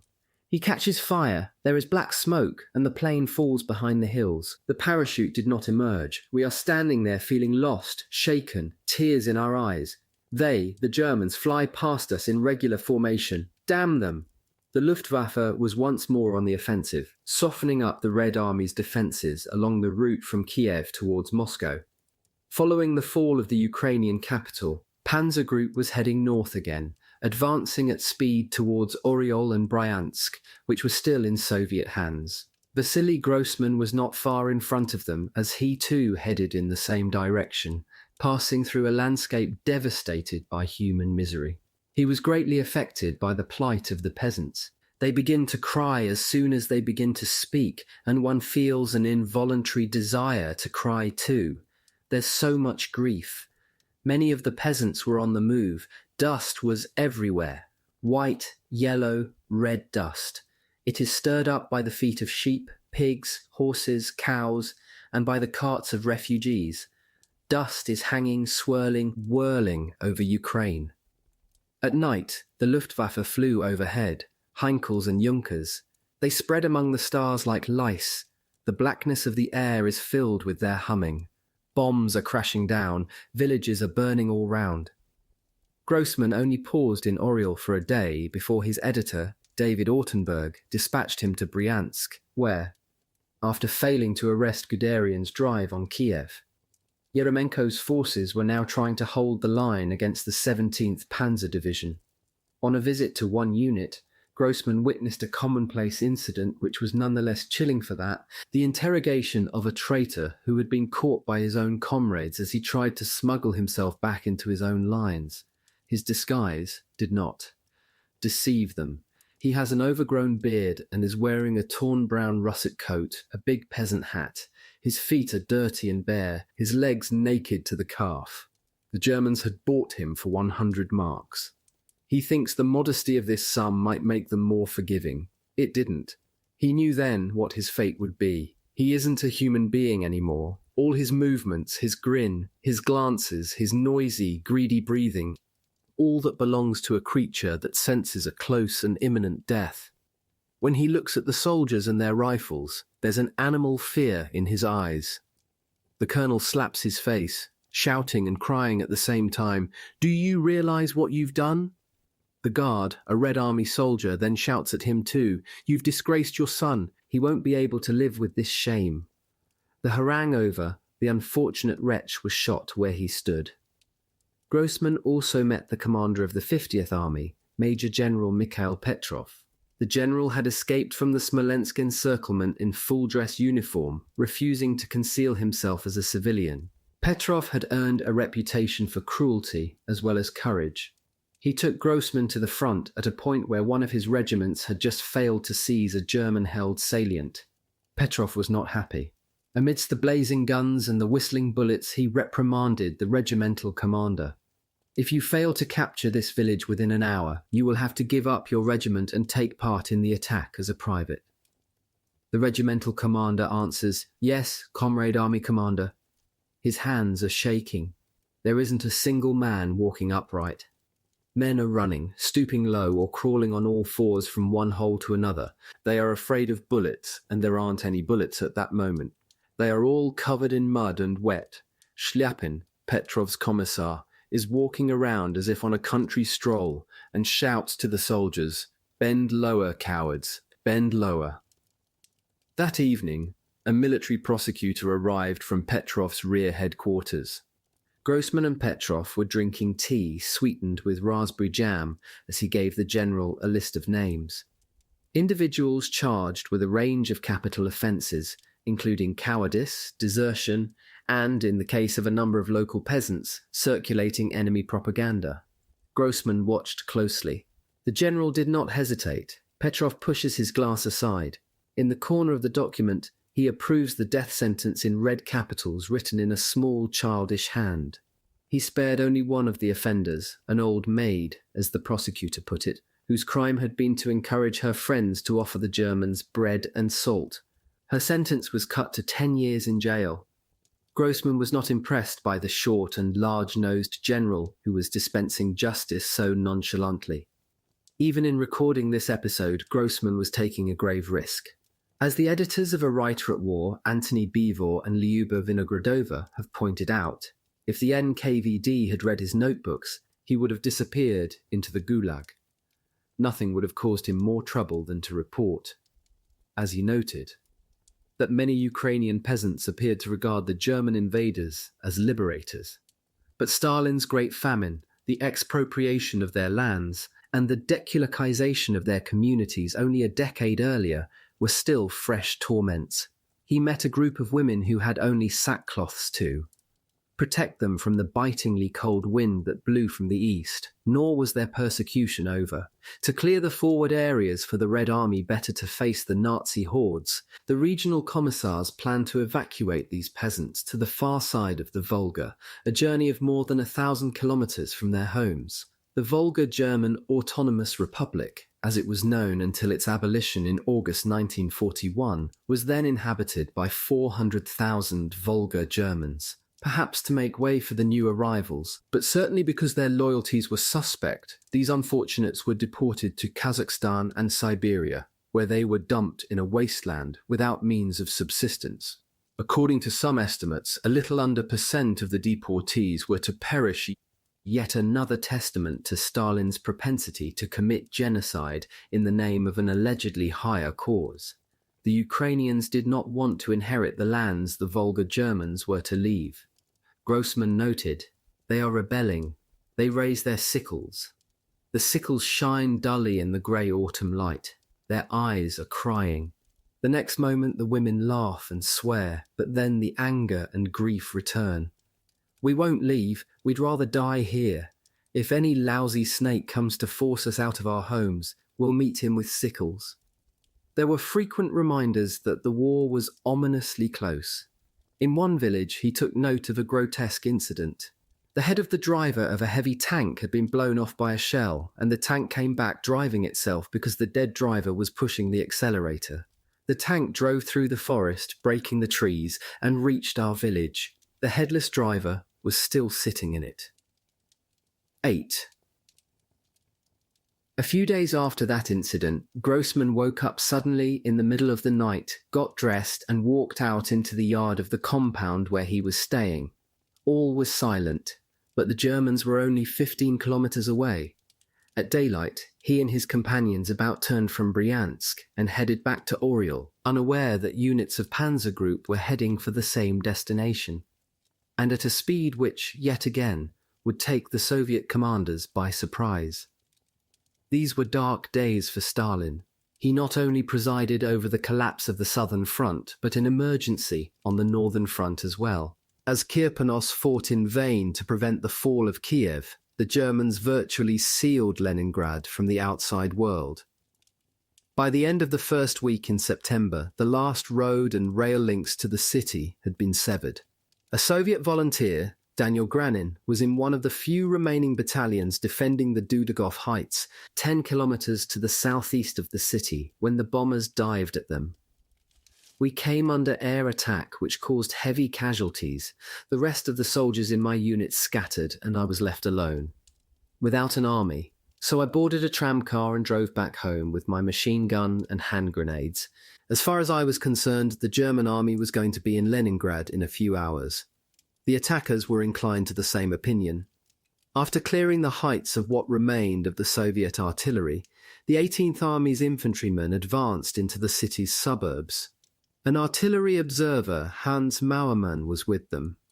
Our company had in fact stopped a tramcar that had driven out of Leningrad and ordered them to get out. We considered whether or not to hang on to the driver so they could drive into Leningrad the following day, fearing, wrongly as it turned out, that Leningrad was about to crumble. Stalin's immediate reaction was to find a scapegoat. It did not take him long. The commander of the Leningrad defences, Kliment Voroshilov, had great personal courage. Leading one counterattack on the front line at Ivanovskoye brandishing a pistol, but he displayed little tactical or organizational acumen. Stalin railed at him, and the powerful second secretary of the Soviet Communist Party, Andrei Zhdanov, who was with him. "We're so indignant about your conduct. You tell us only of losses. What'll be the end of our losses? Have you decided to surrender Leningrad?" His fury was followed by a familiar denouement. Voroshilov had already been sacked once by Stalin following the Finnish debacle. Now the legendary Red Marshal was to suffer the same fate for the second time. Stalin summoned Zhukov from the Central Front on September and ordered him to make haste for Leningrad. Zhukov arrived on September. He did not waste time with the niceties, but, without saying a word, handed Voroshilov a note from the Soviet leader. It was to the point. "Hand over command to Zhukov and fly to Moscow immediately." The Red Marshal, who retained the dignity of an earlier generation, summoned his staff. "Goodbye, comrades," he said. "That's what an old man like me deserves. This isn't the Civil War. Now we have to fight differently. But don't doubt for a minute that we'll smash the fascist scum." It did not take long for Zhukov to grasp the scale of the crisis. He reacted with speed, tactical brilliance, and ruthlessness, bullying those around him, and threatening them with the firing squad if they didn't deliver Leningrad from the perdition of a German breakthrough. He concentrated on reinforcing and extending the existing barricades until they formed an impenetrable shield against any German onslaught. The city was to be held at any cost. The penalty for failure was harsh. On September, he signed Order Number 0064, which decreed that all commanders, political officers, and rank and file who leave the line of defence without prior written instruction of the front or military council are to be shot on sight. Before his arrival, Peter the Great's fantastical masterpiece had already been transformed into a people's citadel. Almost every apartment block, every house, and every shop was boarded up or sandbagged. Buses and trams were commandeered to block roadways. No interchange was without a barricade. Machine gun posts protected every avenue. A 36,000-strong workers' army was drilled in the use of a rifle and stood ready for hand-to-hand combat. Zhukov went further. The city would be defended in depth to the maximum extent possible. Every route into the city was to be mined. Anti-aircraft guns were to be installed in the suburbs for use against panzers rather than the Luftwaffe's bombers. High explosives were to be stockpiled to demolish factories and bridges. In line with Order Number 0064, those who failed to act as though their lives depended on it, looters, slackers, deserters, were to face summary execution by the NKVD. It all happened, and at great speed.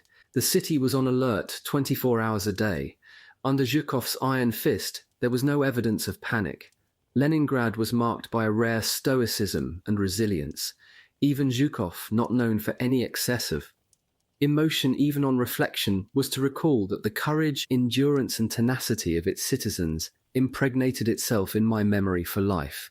It so happened that before the new defences were fully in place, Hitler had abandoned his plan to raise Peter the Great's masterpiece.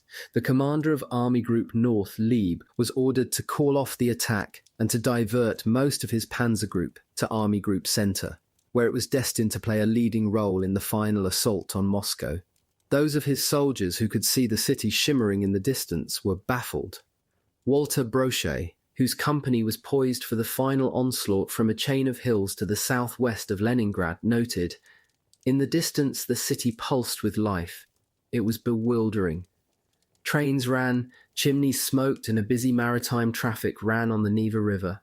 But as he reflected on the decision to call off the attack, he concluded that Lieb lacked the numbers required to assure success. We had 28 soldiers left from normally in the company and had now been gathered into so-called combat battalions, unsuitable to attack Leningrad. Hans Mauermann was relieved when the order came. Every day it had been attacked with all its uncertainties and not knowing what might happen. From the perspective of even further hardship, this was very much welcome. The emotions swung between shame we had not pulled it off to thank God we did not have to go in there." By late September, Zhukov could claim that the German advance had been arrested, but Leningrad was now almost totally encircled. The only route in and out of the city was via a narrow belt of land on the edge of Lake Ladoga that became famous around the world as the city's road of life. Unhappily, it was only a road of life for some, although more than 450,000 citizens had already been evacuated. 2.2 million were still trapped inside the city. The stranglehold was devastating. As food supplies ran out, they began to starve.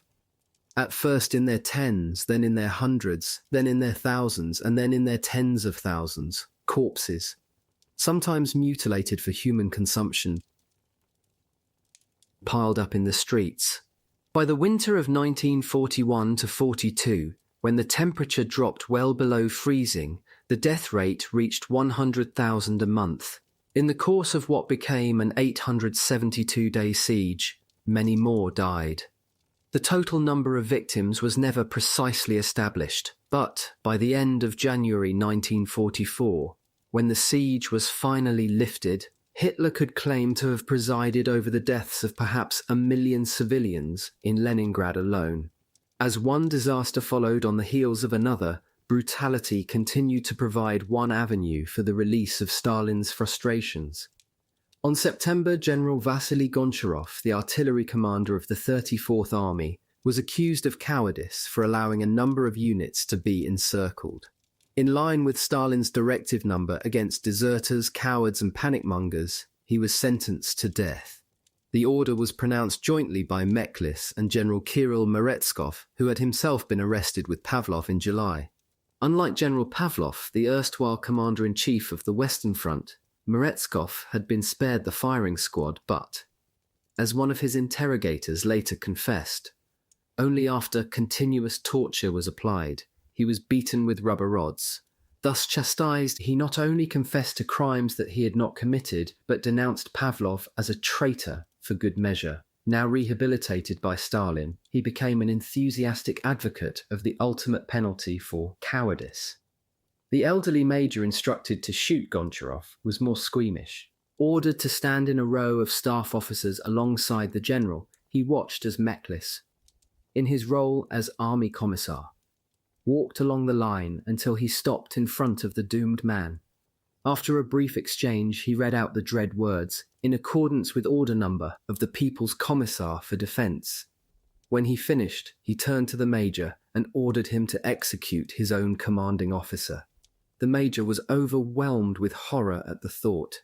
As a brother officer recalled, he was unable to overcome his emotion and with great daring refused. A firing squad had to be summoned instead. None of this was enough to deter a growing number of soldiers, either individually or en masse, from choosing to face a firing squad rather than the meat-grinding impact of the German guns. In the absence of more effective ways of securing the loyalty of their troops, their commanders were reduced to repeating Stalinist slogans like "Stand to the death" or "Not a step back." Something more was required. Stalin was only too ready to come to their aid. On September, he and Shaposhnikov signed a joint order instructing every division in the Red Army to establish blocking detachments of battalion strength and to be fully armed and equipped with transport and tanks. Shorn of its legalistic niceties, these units were tasked to mow down any soldiers who were judged to be inciting panic or trying to flee the field of battle. 12 days later, on September, the tactic was put to the test at Chernevo, a village near the city of Glukov, where the Russians were under severe pressure from units of Guderian's Panzer Group II, closing in on Bryansk and Oryol, in the face of what he judged to be intolerable losses. Major Arno Babajanian, commanding the 395th Rifle Regiment, sought permission from his divisional commander, Colonel A.Z. Akimenko, to withdraw from the west bank of the River Kleven to the east. Akimenko refused, using the words "Not a step back, stand to the death." Babajanian obeyed. Soon afterwards, between 70 and 80 tanks burst through the line being held by the 395th and two other regiments. At that point, according to Akimenko, an extraordinary incident occurred about men committed treachery to the interests of our homeland. As if by command, this group rose up, threw away their rifles, and with raised hands, they proceeded to the side of the enemy tanks. The enemy tanks quickly edged up to the traitors and under cover of other tanks began to take the traitors away. Unable to take control of the traitors for future punishment himself, Akimenko opted to obey Stalin's newest edict. "I gave an order for 2 artillery battalions to open fire on the traitors and the enemy tanks. As a result, a considerable number of traitors were killed. In the course of that battle, according to the contemporary records kept by Akimenko's division, Babajanian lost men killed, wounded, or missing in action. A further were described as having surrendered as prisoners of war. There was no mention of the considerable number who had been executed by their own artillery. Babajanian's courage in the face of this disaster so impressed Grossman, who had been forced to leave the area while the battle was still underway. That he lionized him as the hero of his best-selling novel, The People Immortal, published a few months later, in which he was killed, fighting to his last drop of blood. Soon afterwards, the author found himself at dinner with a brigade commander on the Ukrainian front.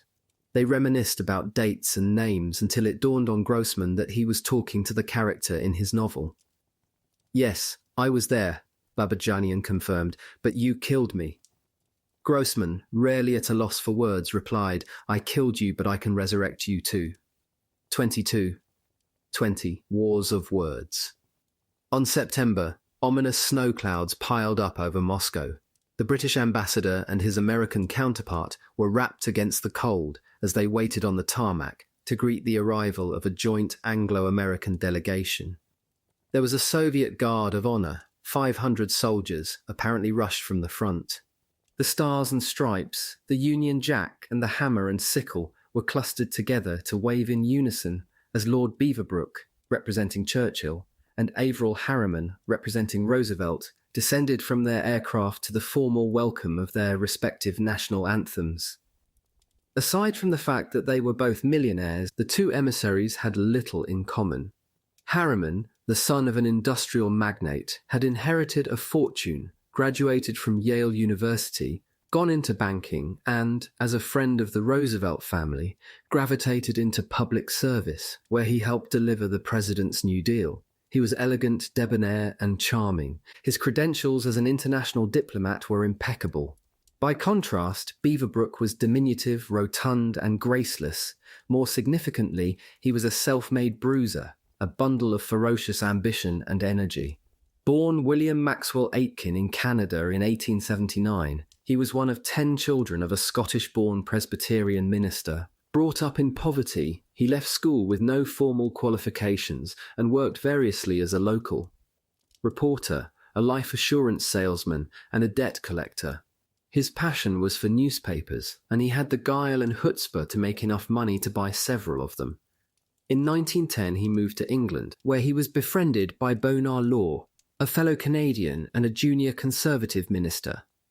Beaverbrook, ever alert to an opportunity for personal advancement, exploited the future Prime Minister's contacts to win a seat in the Westminster Parliament that same year, and 6 years later, a controlling stake in an ailing British newspaper, the Daily Express, which he turned into the largest-selling newspaper in the world. As a media baron, he was soon feted by the rich, the fashionable, and the talented, whether or not they shared his reactionary political views.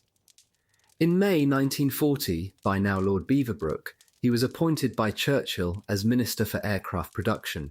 His readiness to shoulder his way through apparently insuperable bureaucratic and industrial obstacles earned him promotion to Minister of Supply by a clearly besotted Prime Minister.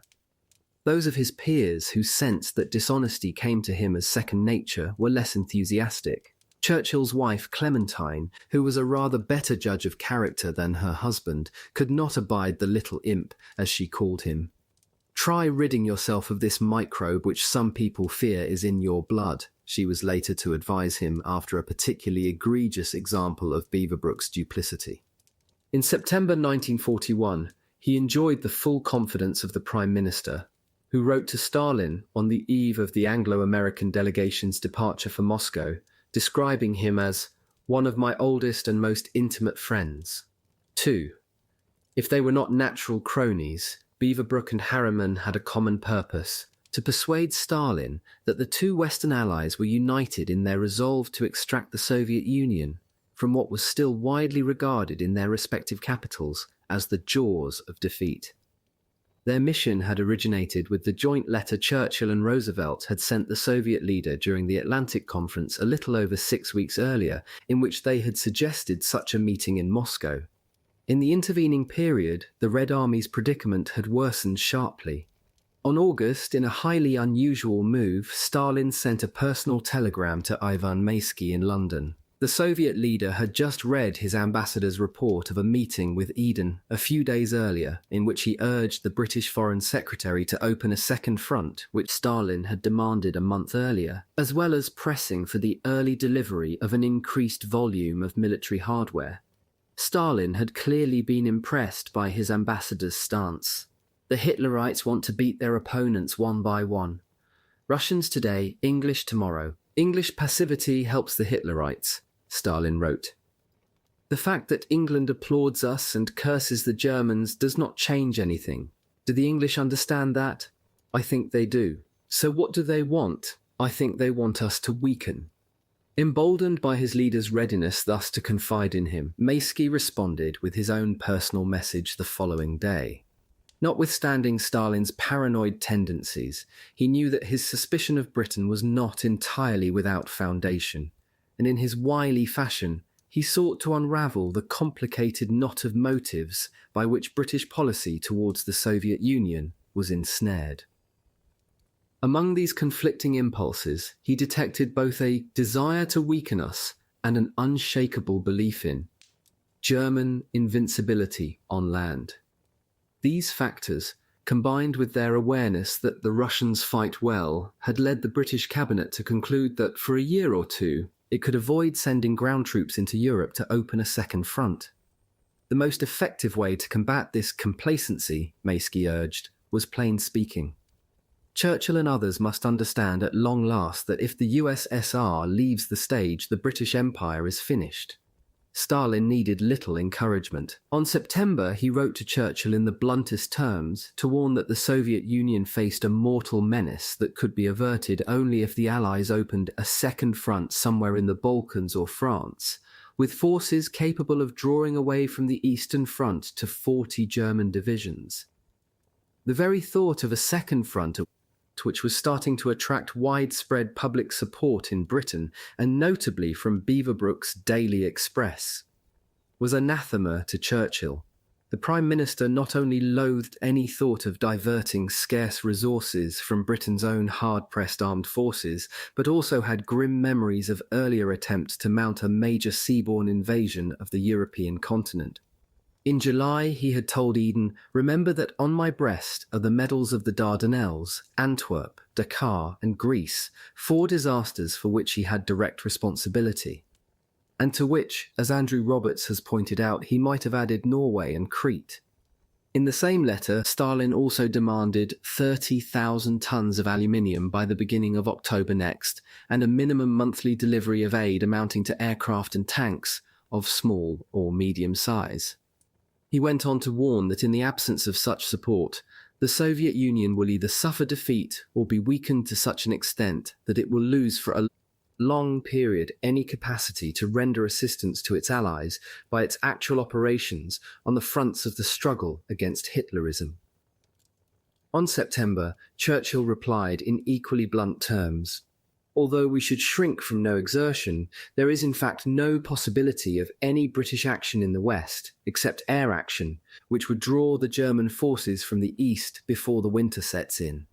There is no chance whatever of a second front being formed in the Balkans. Action, however well meant, leading to costly fiascos, would be of no help to anyone but Hitler." Stalin's letter had been delivered personally to the Prime Minister by Maysky at Downing Street. In the course of their conversation, Maysky, who had himself been shaken by the contents of Stalin's letter, warned that without the aid demanded by Stalin, the USSR will face the risk of defeat with all the ensuing consequences. This lightly veiled threat hit a raw nerve in Churchill, who, until the Molotov-Ribbentrop Pact, had argued strenuously for an alliance with Moscow against the Nazis. Angered by what he sensed to be an underlying air of menace in the Soviet ambassador's tone, he retorted, "Remember that only 4 months ago we in this island did not know whether you were not coming in against us on the German side. Indeed, we thought it quite likely that you would. Whatever happens and whatever you do, you of all people have no right to make reproaches to us." Nonetheless, he was troubled enough by Maysky's words to send an urgent message to Roosevelt advising that he and Eden, who was also present, had been driven to conclude that they could not exclude the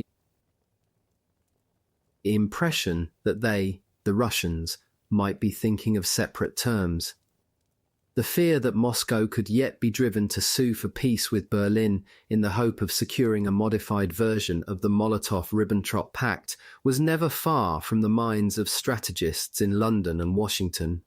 The implications for Britain's efforts to break Hitler's stranglehold on Europe, let alone to protect the empire, were almost too ghastly to contemplate, but, as Churchill's message to Roosevelt made clear, they could not be ignored. In Moscow, Stafford Cripps had also been handed a copy of Stalin's letter by the junior foreign minister, Andrei Vyshinsky.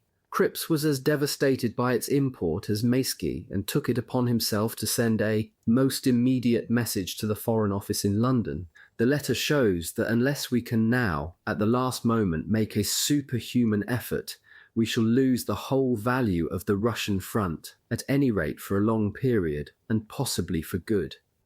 I fear it is now almost too late unless we are prepared to throw everything in an effort to save the front. Churchill, already smarting from the tone of Stalin's missive, was incensed by his ambassador's endorsement of it. Determined to quash any prospect of a second front, he replied personally to Cripps in terms calculated to cause maximum offence. When you speak of a superhuman effort, you mean, I presume, an effort rising superior to space, time, and geography. Unfortunately, these attributes are denied us.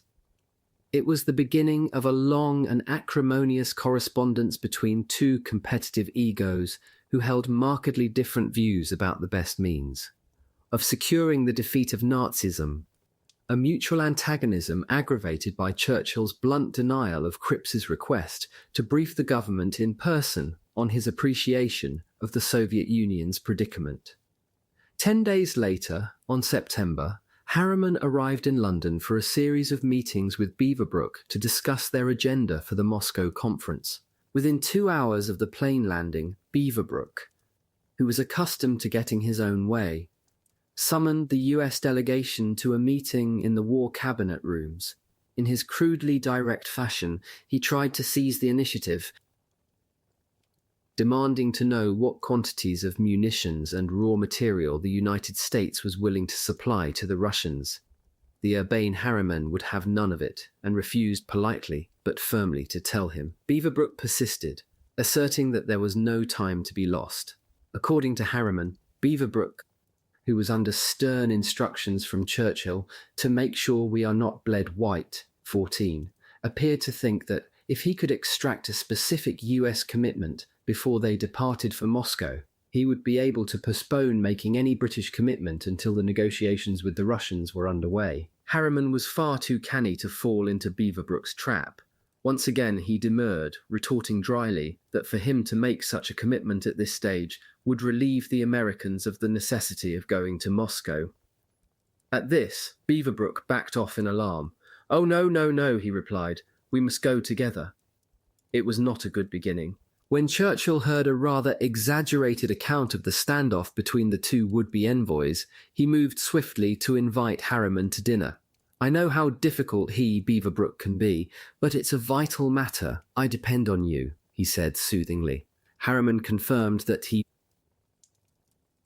would, of course, still go to Moscow, adding firmly that it was just as well that the equal standing of the British and American delegations had been settled before they left London.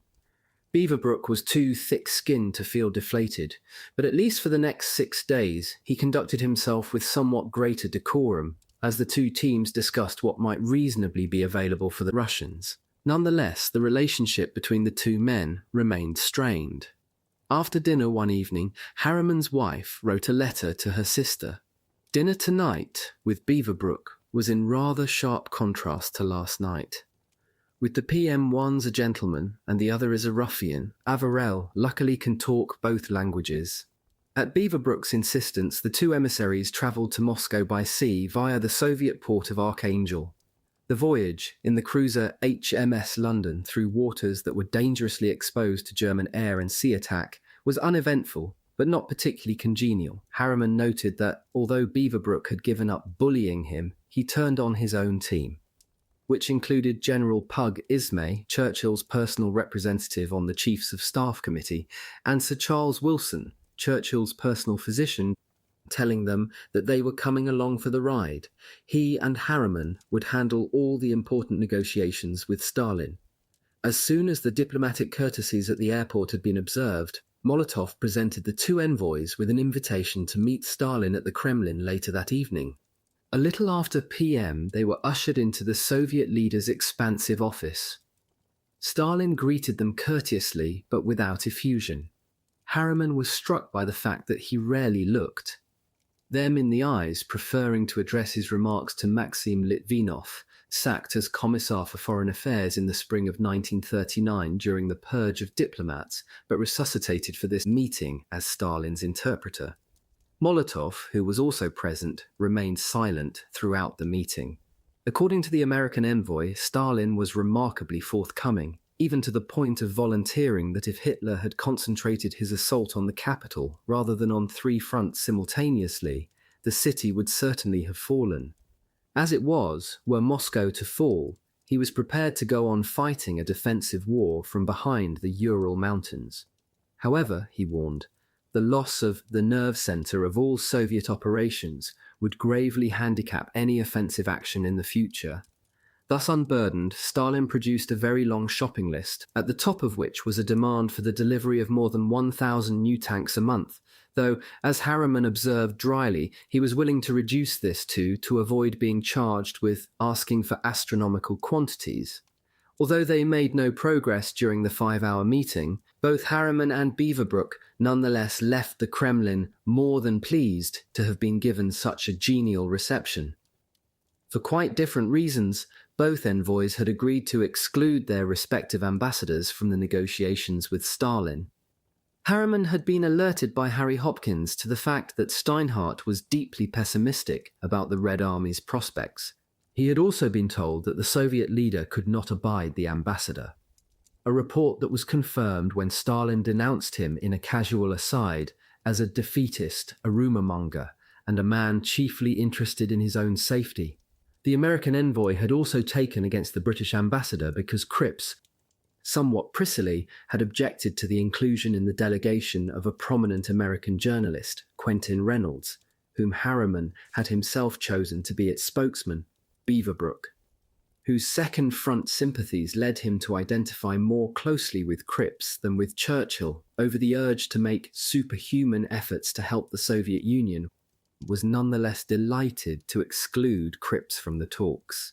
He had every intention of delivering his own personal report to the War Cabinet without any risk that the forceful and opinionated British ambassador might steal some of his thunder.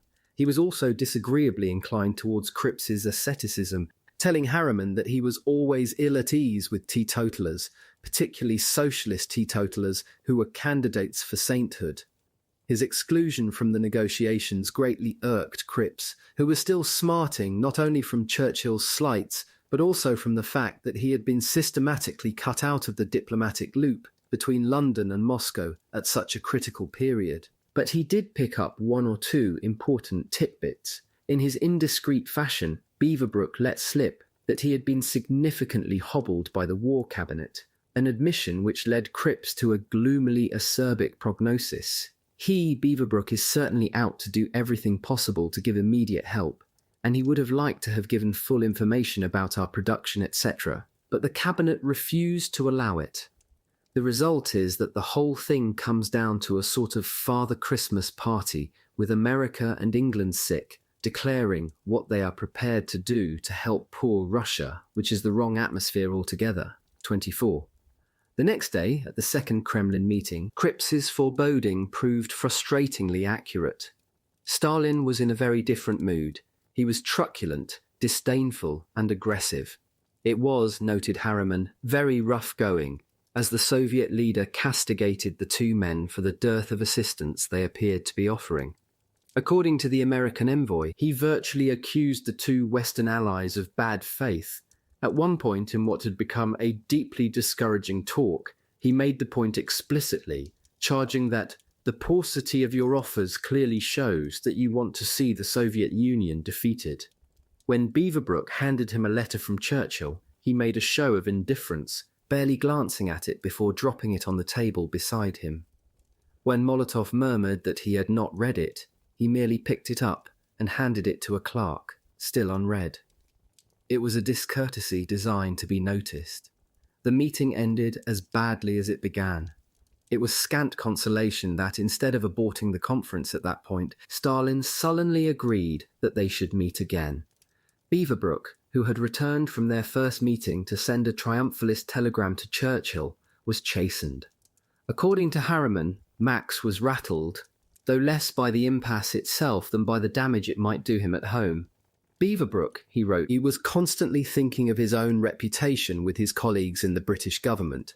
For the third meeting on September, Beaverbrook, who had taken the lead in the first two, allowed Harriman to present the Allied case. Technical teams from both sides had combed every detail of Stalin's original shopping list, so the American cut to the chase. The conference needed to come to a rapid conclusion, he told Stalin, who concurred at once, observing that Berlin radio was already claiming that the talks had ended in failure and acrimony. Point by point, they went through a list of 70 items, as Harriman explained what the Allies were able and willing to provide. It was a significant package, worth, in total, $1 billion, $18 billion in 2020 dollars. As they ticked off item after item, the atmosphere became harmonious, so much so that, when everything had been agreed, Beaverbrook could not resist asking Stalin if he was pleased by the offer they had made. Stalin smiled and nodded. At this, the former Foreign Affairs Commissar, Litvinov, forgetting for this occasion he had merely been summoned from obscurity to act as interpreter, leapt up to declare, "Now we shall win the war." 27. There was one further hurdle to be cleared. Stalin insisted that the two sides sign an official protocol confirming their agreement. Unfortunately, neither Harriman nor Beaverbrook had been authorized to put their names to any such document. When Harriman parried that written agreements were unnecessary, they agreed to a meeting with Molotov the next day to resolve the issue. However, Old Stone Arse proved to be unbending. A protocol was required. Beaverbrook countered that a protocol was no more than a glorified memorandum. Eventually, they concocted a face-saving form of words, which found expression in a formal communiqué as sonorous as it was vapid, complete with references to fascist aggression and the atmosphere of understanding, confidence and goodwill that had prevailed throughout. It declared the conference of the three great powers had successfully accomplished its work, passed important resolutions in conformity with the aims set for it, and manifested the perfect unanimity and close cooperation of the three great powers in their common efforts to gain the victory over the mortal enemy of all freedom-loving nations. 28. Beaverbrook was so elated by the outcome that he raced to the conclusion that Stalin was a kindly man who practically never shows any impatience at all. This flight of fancy carried over into an impromptu press conference to which he summoned the 5 Western correspondents based in Moscow. On the basis of a separate communiqué that he had issued jointly with Harriman, he implied that Stalin was as delighted by the success of the conference as he was. Alexander Worth caught his mood, noting wryly that Beaverbrook was bursting with exuberance. Slapping his knees, he was saying that the Russians were pleased with Beaverbrook, and the Americans were pleased with Beaverbrook. Now, aren't they, Harriman? To which Harriman replied, "Sure you bet." In a self-serving cable to Churchill, Beaverbrook reported that the conference had led to an immense strengthening of the morale of Moscow. Though the Prime Minister sent heartiest congratulations, "No one could have done it but you," his own reflections later were distinctly jaundiced. The reception given to the mission in Moscow was bleak and discussions not at all friendly. It might almost have been thought that the plight in which the Soviets now found themselves was our fault. It might almost have been we who had come to ask for favours.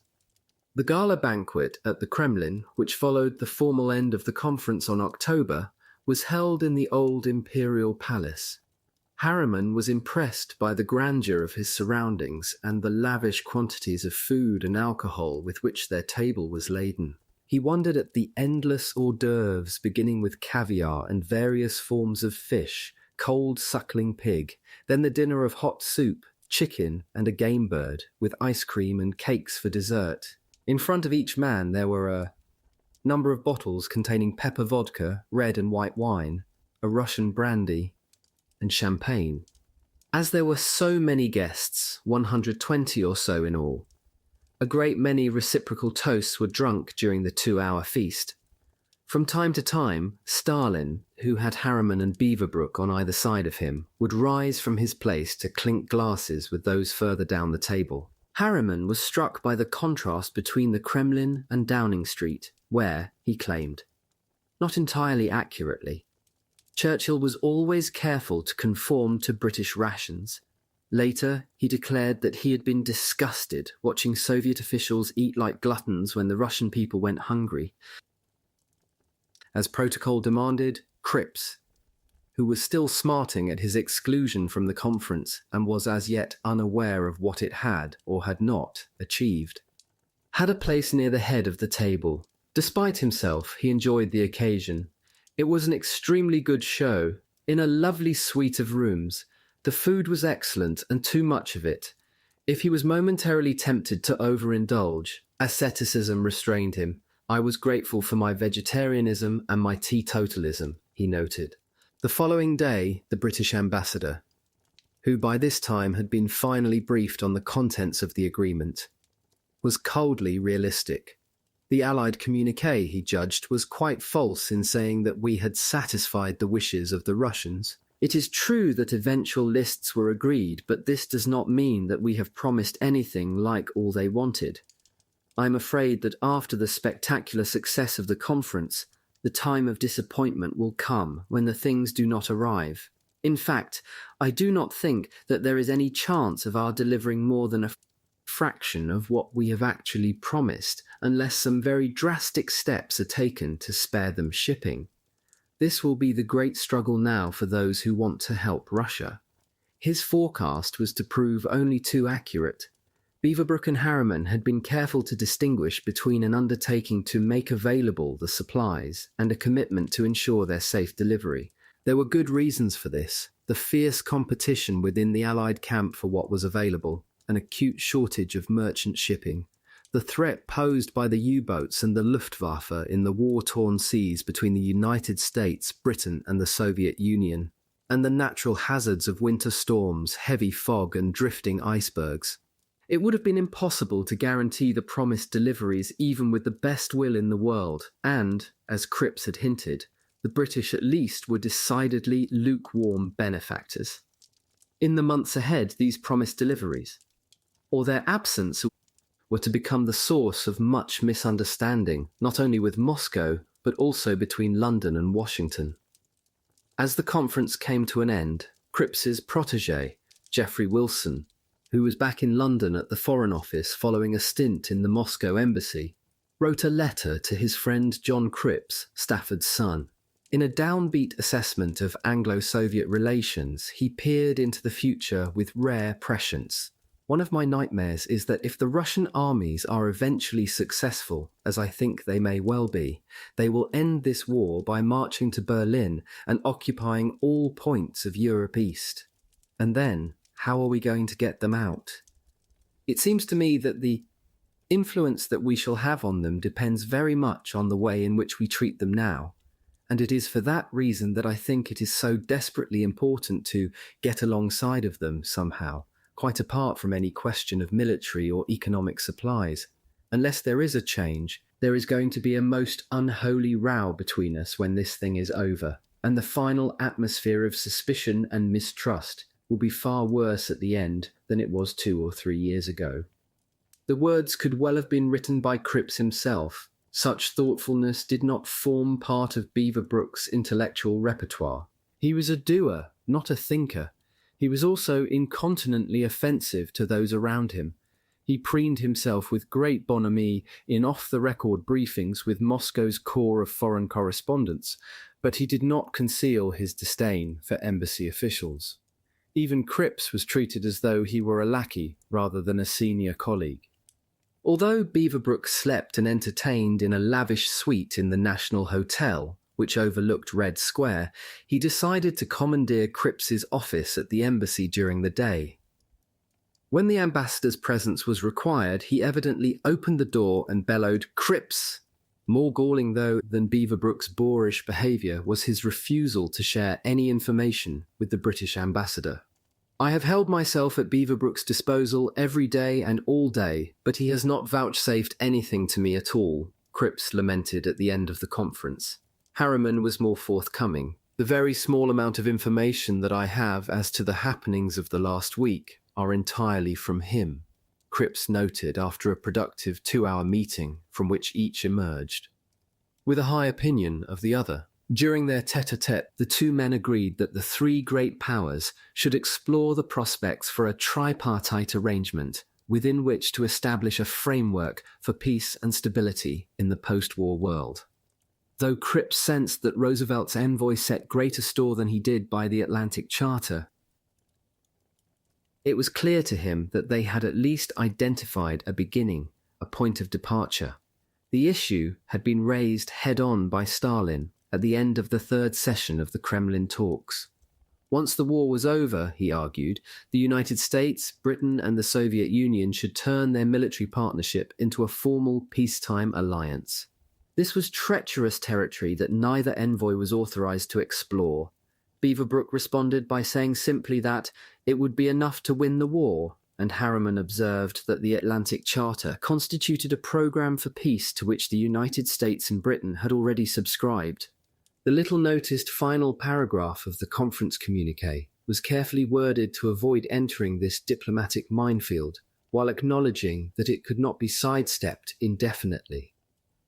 In concluding its session, the conference adheres to the resolution of the three governments that, after the final annihilation of the Nazi tyranny, a peace will be established which will enable the world to live in security in its own territory, in conditions free from fear and need. Within days, such diplomatic forethought began to look willfully hypothetical, if not wildly premature.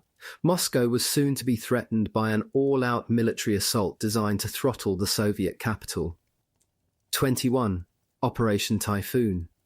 On October, Hitler went to the Sportpalast in Berlin to open Kriegswinterhilfswerk, the annual winter campaign by the Nazi Party's charitable arm, which raised funds to provide essentials for the poor, operating under the heartwarming banner, "None shall starve or freeze." The masses had gathered, arms raised to salute him. The Führer looked jaded, but, wrapped in the devotion of his disciples, soon became jubilant. He had just arrived back from Wolfschanz after launching a new offensive, telling the troops at the front that this would be the last decisive battle of this year, that their enemy did not consist of soldiers but a majority of beasts, and that their names will be associated for all time with the most tremendous victories in history. In front of a rapturous audience in Berlin, he went further. At the end of a long, rambling speech, punctuated by frequent applause, he roused them to a frenzy of delight, tinged perhaps by relief, by declaring that the Soviet Union was already broken and will never rise again. For the most part, his senior generals did not dissent. Barbarossa had been hard fought, with 185,000 of the Ostthere's soldiers killed in a little over 3 months.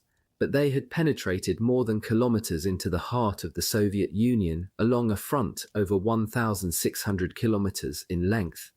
They had taken Kiev, put Leningrad under siege, and following their victories at Minsk and Smolensk, were now poised to strike at the capital, a mere kilometers away. However, despite his public assurance that the Soviet Union was broken, Hitler was exceptionally anxious to destroy the Red Army as a significant threat before the onset of the vicious Russian winter. There was little time and he was in a hurry. The plan, codenamed Operation Typhoon, was simple enough: to force a massive breach through Stalin's armies that were drawn up as a defensive shield in front of Moscow, to advance at blitzkrieg pace to the outskirts of the capital, and then rapidly to strangle the nerve center of Judeo-Bolshevism. The Soviet Union would not have been physically destroyed, but, Hitler hoped, the Leviathan would indeed never rise again. To this end, the Osttheer had been fundamentally restructured to focus the highest concentration of panzer, motorized and infantry divisions ever assembled by Nazi Germany. With units transferred from Army Group North and Army Group South, The final drive on Moscow was to be spearheaded by a greatly strengthened army group center. With 75 infantry divisions at his disposal and 3 of the Ostier's 4 panzer groups, 2 and 4, including more than 1,000 tanks, 14,000 pieces of artillery, all supported by 1,390 combat aircraft, Bock had command of what appeared to be a formidable, if not invincible, fighting force. Operation Typhoon began with a sudden and immense artillery bombardment at 5:30 a.m. on October. 30 minutes later, Helmut Pabst, a signals NCO attached to an artillery unit in Panzer Group 3, leapt onto the top of a dugout. There are tanks, giants rolling slowly towards the enemy, and the planes, one squadron after the other, unloading their bombs across the way. 10 minutes later, he was transfixed by a barrage of mortar fire. Damn it. It's really something worth seeing. The rockets leave a black trail, a dirty cloud which slowly drifts away. The second salvo goes off, red and black fire. Then the projectile emerges from the cone of smoke. The things fly straight as arrows through the morning air. At a little after AM, he counted hundreds of tanks as they rolled past his position, followed by line upon line of assault guns and motorized infantry. It looks like chaos, but it works to the minute, like clockwork. Tomorrow it'll be Moscow, he chortled. Soon after midday, his unit reached the shattered remains of the Red Army's forward defences. It was deserted apart from the corpses of those who had fallen. A system of trenches, a stretch of scarred earth, one crater after another. The dead look horribly mangled. Above the troops on the march fly the formations of bombers, then the fighters, swift and silver. Eastward, ho! It had started to look as though Hitler's blitzkrieg would live up to the billing he had given it in the Sportpalast.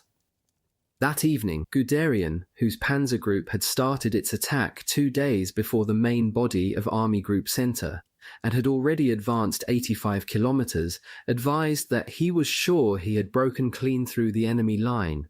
Halder was elated. Typhoon has started with smashing force, he noted. An equally exultant Bock wrote, "The army group went to the attack according to plan. We advanced so easily that doubts arose as to whether the enemy had not, in fact, decamped." The mood was much the same among the rank and file.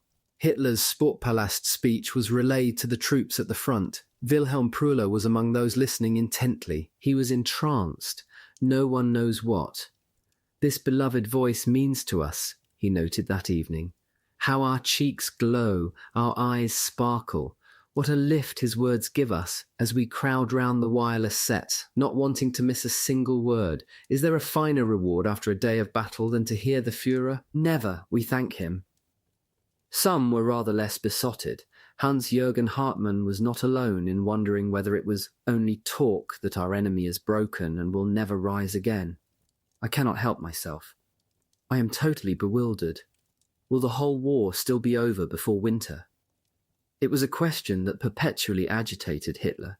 His conviction, which he shared with Goebbels on the day of his Sportpalast speech, that the Soviet army will be essentially smashed within 14 days, contained a meteorological caveat. Victory would be assured, he confided, if the weather stays moderately favourable. It was an uncharacteristic note of caution. For the moment, such concerns could be put aside. The weather was still fine and the skies were clear. There was an autumn chill in the air, but no rain or snow to prevent the panzers and the infantry divisions from advancing at speed towards Moscow. There was just one problem. Although the Soviet forces had already endured million battlefield casualties, the Stavka was still able to muster 15 armies along the crucial 350-kilometre front, 1,250,000 men, 40% of the Red Army's total strength, deployed in 3 separate fronts that between them were equipped with 1,000 tanks, 7,600 guns, and mortars and combat aircraft. The heaviest concentration was clustered along a 140-kilometre north-south axis between 2 crucial salients at Vyazma and Bryansk, respectively, and kilometres from the capital. To reach Moscow, Bock's armies would have to break through at both those points. Despite the formidable array of firepower at his disposal, Bock faced a daunting challenge. Operation Typhoon was a massive and fateful gamble. At first glance, the odds appeared to be in Hitler's favour. Not only was the Red Army ill-prepared for a major campaign, but also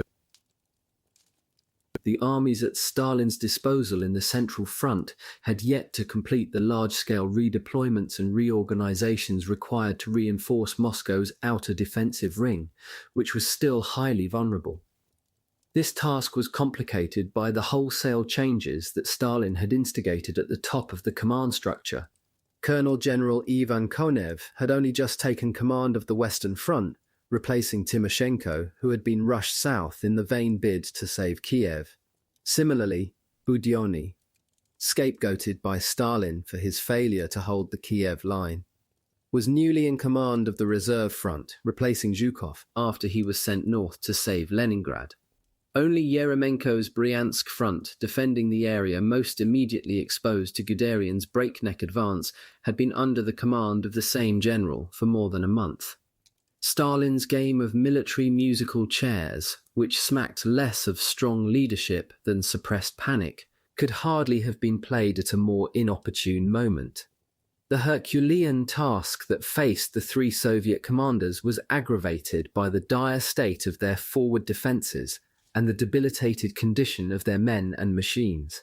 Despite the back-breaking efforts of civilian engineers and raw recruits, the fortifications on the approaches to Moscow were only partly finished, and in many places too fragile to arrest a determined panzer onslaught. Many of the frontline units were close to exhaustion after a series of sustained and frenzied counterattacks in September. The recruits summoned from the rear to replace those who had been killed or captured were either raw conscripts or volunteers who in either case were ill-trained and badly equipped. Their morale was equally poor. At the Bryansk front, Major Ivan Shabalin, commanding the political section in the 50th Army, found it hard to galvanize his men. At night time, he noted, when the Germans conduct their reconnaissance, the men in our forward positions simply sleep. We fail to take any active measures. This is a travesty of how war should be conducted. I despair. Someone needs to take hold of this situation urgently. The ravages of Barbarossa had left every Red Army division in the Western Front grievously short of its full complement of men and machines. Most rifle divisions were at no more than half strength. The armoured divisions should have presented an awesome prospect, but many of their tanks were in disrepair. Only a handful, notably the T-34s, which were truly capable of striking dread into the attackers, remained operational. To make matters worse, the patchy and unreliable radio communications network linking frontline commanders with both each other and their headquarters made command and control exceptionally challenging in any rapidly developing campaign, virtually impossible on a fluid battlefield along such a long front. On top of that, the initial intelligence about the German preparations for Typhoon had been sketchy and vague. The Stavka was not only unprepared for the forthcoming onslaught, but also unaware of the direction from which the German thrust might come, though Stalin was convinced, in the absence of evidence one way or the other, that it would come from Army Group South rather than Army Group Centre. In this cloud of unknowing, confusions and contradictions abounded. It had been clear since mid-September that a full-scale German offensive was imminent. For this reason, with his forces engaged in a series of counter-offensives, Konev had been ordered to go over to the defensive and to dig in. Simultaneously, though, his Western Front commanders were somewhat vaguely instructed to prepare for an offensive in the future. On September, Konev was told that the course of combat with the enemy has made it apparent that our forces are still not prepared to face a serious offensive operation, and that he was to redouble his efforts to establish a strong defensive line. On the following day, with Operation Typhoon's artillery already in place, Stalin ordered Shaposhnikov to instruct the Red Army about the need to plan, organize, and prepare to conduct offensive operations. The spray of competing commands from Moscow was at best perplexing. Vasily Grossman, who had hurried away from Bryansk to return to Oriol a few days earlier, reached the city in the last week of September, unaware that Guderian's panzers were close at hand. German warplanes were circling above. A frightened colleague who had just arrived told him that the Germans were rushing straight towards Oriol. There are hundreds of tanks. Word soon got round and the citizens started to collect their belongings and flee. The city is rumbling all night long. Vehicles and carts move without stopping, Grossman wrote. In the morning, the city is gripped by horror and agony, almost like typhus. There's weeping and commotion in our hotel. People with sacks and suitcases are running past in the street, some carrying children.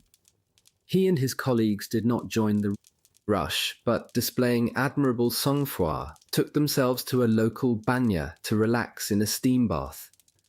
Only after that refreshment did they leave Oriol, heading back along the Bryansk road once more, unaware that they were heading for even more trouble. Panzer Group had advanced so rapidly that later the same day, Guderian was able to inform Bock that his tanks had reached Oriol, the hub of a major rail and road link to Moscow. Our seizure of the town, he wrote, took the enemy so completely by surprise that the electric trams were still running as our tanks drove in.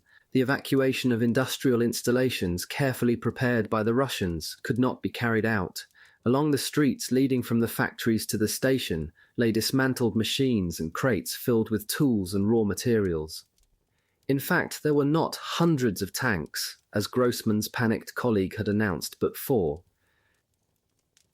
They drove unopposed into a main square that was bereft of defenders. The commander of the tank squadron, Arthur Vollschläger, recalled, "When the citizens of Oriol saw us, they fled into the streets and side streets, white as ghosts."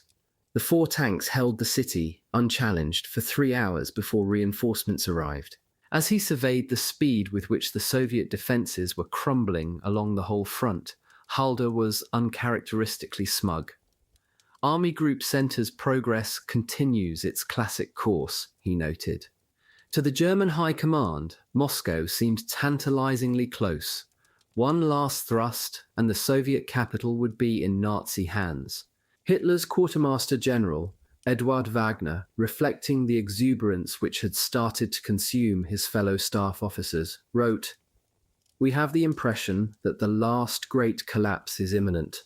Operational aims are set that would once have made one's hair stand on end.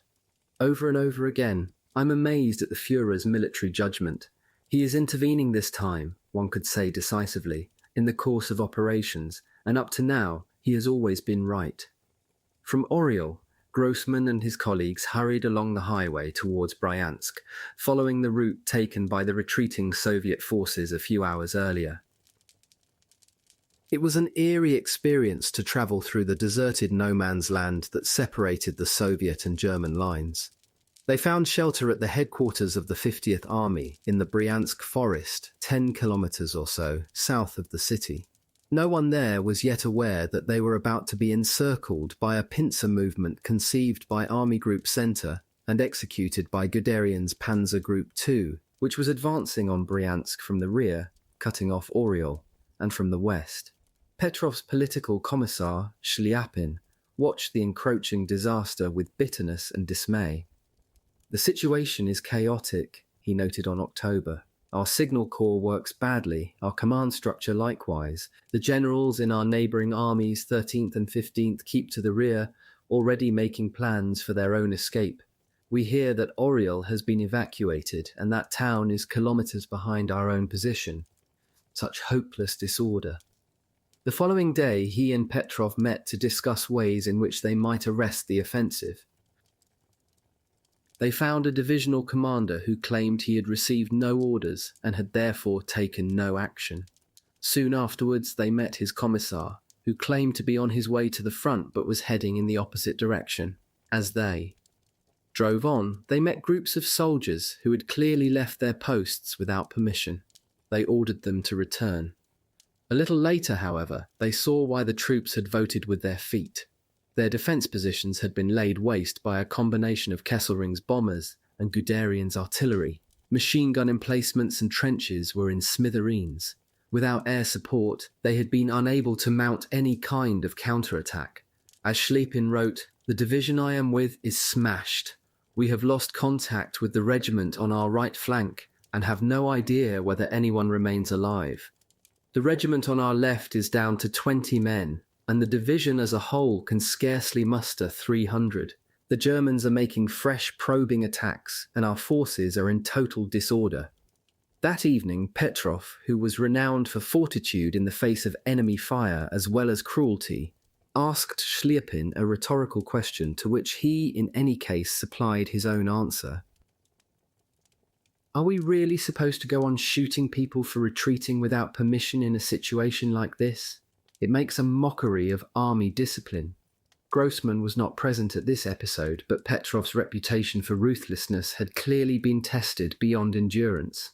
According to Schliepin, the general dealt with the crisis by downing an entire litre of alcohol, presumably vodka, and fell into a deep sleep. "With our commander in such a state, we can expect few active measures against the enemy. Meanwhile, German tanks are racing towards Bryansk to complete the encirclement of our forces." Yeremenko had already realized that the Bryansk front line was crumbling rapidly, with Petrov's 50th Army, along with the 3rd and 13th. In deep peril, he sought urgent permission from the Stavka to make a tactical withdrawal. He waited and waited, but received no response. In the early hours of the following morning, with his own headquarters in imminent danger, he commandeered a truck for Grossman and his colleagues and ordered them to leave forthwith. As instructed, they departed at precisely AM, laden with their mattresses, chairs, and a lamp, as well as their clothes and notebooks. Realizing from the map that they were almost caught in a sack, as Grossman put it, they took the main road to Tula, which, as a major transport hub only kilometers from Moscow, formed the last significant barrier protecting the capital from the south. By this time, the evacuation of Bryansk had been underway for more than 24 hours. Grossman was astonished at its scale. "I thought I'd seen retreats, but I've never seen anything like what I am seeing now. Exodus, biblical exodus. Vehicles are moving in 8 lanes. There's the violent roaring of dozens of trucks trying simultaneously to tear their wheels out of the mud.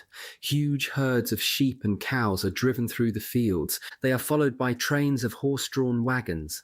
There are also crowds of pedestrians, with sacks, bundles, suitcases. Many of the carts had been covered with makeshift tents, from which the faces of bearded Jewish elders with their wives, children, and grandchildren peered out.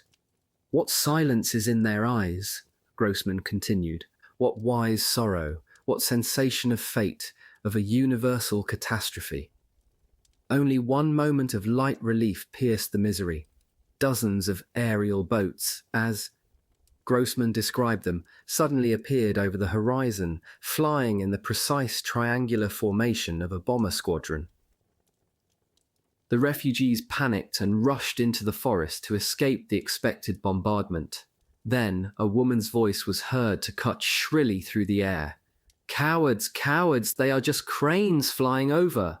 However, the flock was not alone in those skies. Bombs and shells were pulverizing Bryansk, yet, despite the encroaching encirclement and the weakened and demoralized state of so many of the men under his command, Yeremenko did not yield meekly.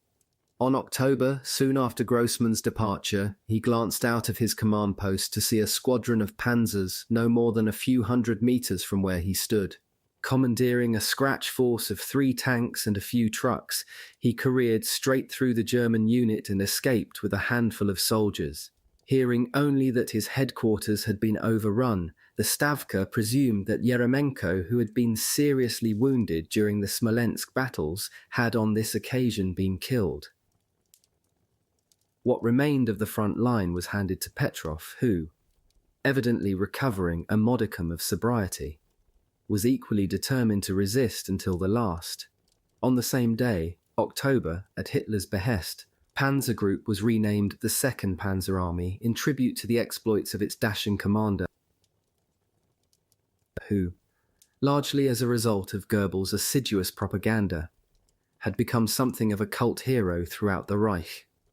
Guderian did not lack vanity, but at this point his focus was concentrated exclusively on the need to close the Bryansk pocket. He faced greater resistance than he had expected. His 4th Panzer Division came under attack from a large tank unit south of the town of Mtsensk, 50 kilometers northeast of Oryol, and, he wrote, went through some bad hours. And there was a reason for this. This was the first occasion on which the vast superiority of the Russian T-34 to our tanks became plainly apparent. The division suffered grievous casualties. On October, as Guderian's panzers struggled to complete the encirclement of Bryansk, Halder noted, "Guderian is feeling the increasing pressure on his western flank." And 3 days later, Bock wrote in frustration, "Guderian is not moving forward. He is struggling with the Bryansk pockets." The classic blitzkrieg, of which Halder had boasted so recently, was no longer as invincible as it had seemed in the heady days of victory on the Western Front in 1940 and the early days of Barbarossa. But the end at Bryansk could not be long postponed. On October, Shliapin noted, "Our army is in a tragic situation. We no longer have any idea where the rear is or where the front line is to be found.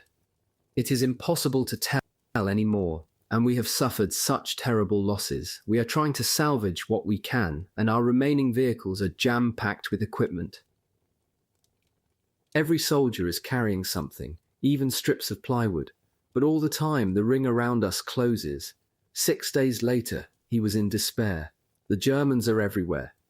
Incessant gunfire, mortar and machine gun exchanges. I wandered around seeing heaps of dead bodies and the most unspeakable horrors.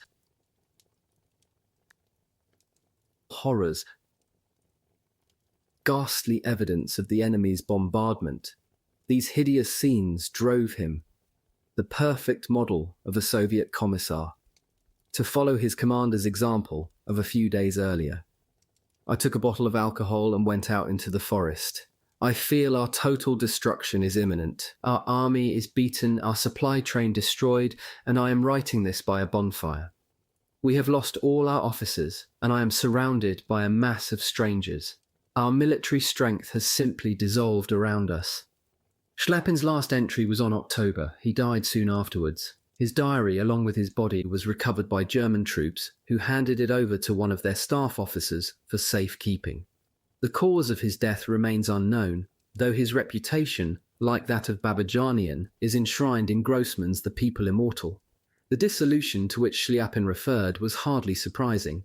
The 160th Rifle Division of the 24th Army had been reinforced by a unit made up of teachers and students from the Institute of Transport Engineers.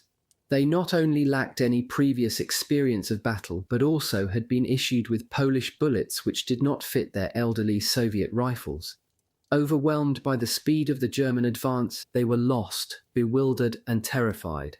One of their number was the now qualified nurse Erestova, who only a few weeks earlier had been administering sedatives in a Moscow metro station. She had graduated to the front line via Yelnya, where the line had been quiet following the German retreat and had been, she wrote, more like a health resort than a war front.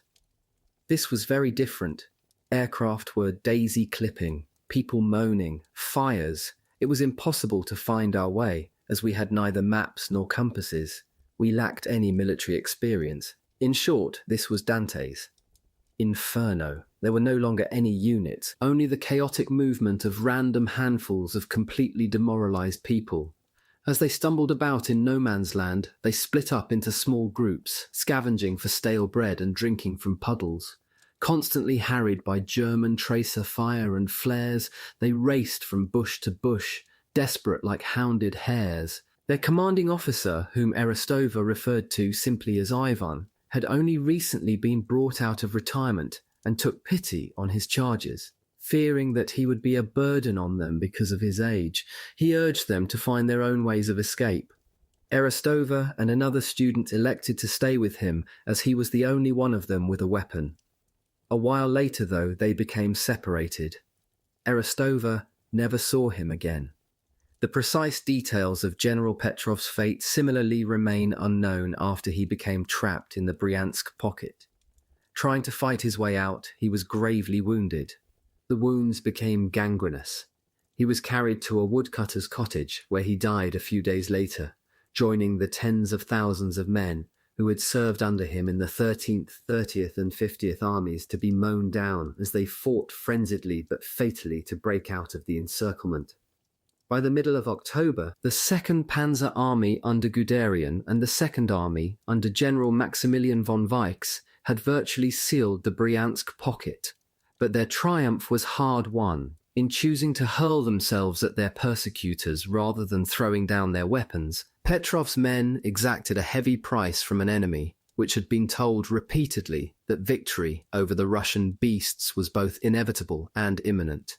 Will Thomas, a German, despite his Anglo-Saxon name, was in command of an infantry platoon. After 10 days of severe fighting, he wrote home on October, "Where should I start to explain? Actually, I can say nothing. My heart is still so full of all the horrors and difficulties of the last days and hours. Again and again comrades fall left and right, so that I often believed I was left alone on the field." The following day, a 22-year-old foot soldier, Harold Henry, whose mental anguish and physical exhaustion after months of heavy fighting were obvious, wrote home, "To no avail, if one believed every time one had survived the worst, there always comes more. Since I last wrote to you, I have lived through hell. That I survived October, the most terrible day of my life, seems like a wonder. How sick my whole body is, but I will certainly not be allowed into the hospital. I am too miserable to write more. I wish everything would end. What have we been through? Oh God." Many officers were similarly afflicted. For the first time during this exacting campaign, Colonel Heinrich Eberbach gave the impression of being exhausted. And the exhaustion that was now noticeable was less physical than spiritual, Guderian wrote of one of his most brilliant panzer commanders. "It was indeed startling," he added, "to see how deeply our best officers had been affected by the latest battles." By that point, after 3 weeks of battle, his 2nd Panzer Army had lost 4,500 men. Altogether, since the launch of Operation Barbarossa, he had lost 10 times that many, a casualty rate Guderian described as grave and tragic, though his elaboration of its implications suggests that he was as concerned by the fact that their replacements lacked the combat experience and toughness of the older men, as he was by the loss of life per se. By the end of the 3rd week of October, Army Group Centre had broken not only the Bryansk line, but also the front at Vyazma, kilometres to the north. The collapse there was even greater in scale and portent. As David Stahel has noted, Vyazma was regarded by Russians as one of the hallowed battlegrounds on which the country's freedom from foreign rule was won. It was there in November 1812 that, for the first time in his campaign, Napoleon's retreating forces had endured even greater casualties than their imperial Russian opponents. If not for that reason alone, their descendants years later fought the German invaders on the same battlefield with suicidal tenacity. Like Yeremenko at Bryansk, Konev had warned Stalin of the threat facing his armies at Vyazma, alerting him on October to the fact that the Germans had also penetrated Budyonny's reserve front. He sought permission to withdraw his armies to avoid their encirclement. According to Konev's own account, "Stalin listened to me, however he made no decision. Communications were disrupted and further conversations ceased." Fearful of defying their supreme commander, both Konev and Budyonny instructed their forces to remain at their posts while Panzer Group 3, led by Hoth, and Panzer Group 4, led by Erich Hoepner, closed on Vyazma, not by a head-on attack from the west, but in a joint pincer movement to the north and south of the city. It was not until late on October that Moscow finally realized the scale of the crisis. At that point, Shaposhnikov contacted Konev to inform him that the Stavka has permitted you to begin. Withdrawing tonight in accordance with your request. The delay was fatal. On October, Vyazma fell into German hands and, as at Bryansk, hundreds of thousands of Soviet troops found themselves trapped in a vast encircling pocket from which escape was almost impossible. Stalin had been bewildered and infuriated by the ease with which Box armies had punched a hole through the Red Army's defensive positions. As usual, when he was at a loss, he summoned Zhukov to his presence. On October, his finest general flew into Moscow from Leningrad, where his ring of steel had just been completed around the besieged city. When he arrived at the airport, he was taken immediately to the Kremlin. Stalin was sick with a fever, and the general was taken straight to his apartment, where he found the Supreme Commander deep in conversation with his NKVD crony, Lavrenti Beria. Ignoring me, or perhaps unaware of my arrival, he was telling Beria to use his agencies to sound out the possibilities for making a separate peace with Germany, given the critical situation, Zhukov later recalled. Attributing this aberrant behavior to the fact that Stalin was disorientated, presumably either by his influenza or by the scale of the crisis, or a combination of both. Zhukov did not join the discussion, but waited until Stalin finally noticed his presence. After a brief greeting, he told Zhukov that he had no idea what was happening at the Western and Reserve fronts. He walked slowly across to a map and, moving his finger across the Vyazma district, declared angrily, "Just like Pavlov at the beginning of the war, Konev has opened up the front to the enemy here."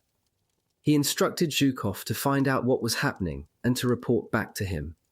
Obtaining a map from Shaposhnikov, Zhukov drove directly to Konev's headquarters, stopping every so often to take some exercise to overcome his drowsiness. He found the Western Front commander and a number of his officers in a small room, dimly lit by candles. Discovering from them the gravity of the crisis they faced, he went on his way in search of the Reserve Front's commander, whose whereabouts were unknown to Konev. He eventually found Budyonny in a state of near exhaustion in a deserted city.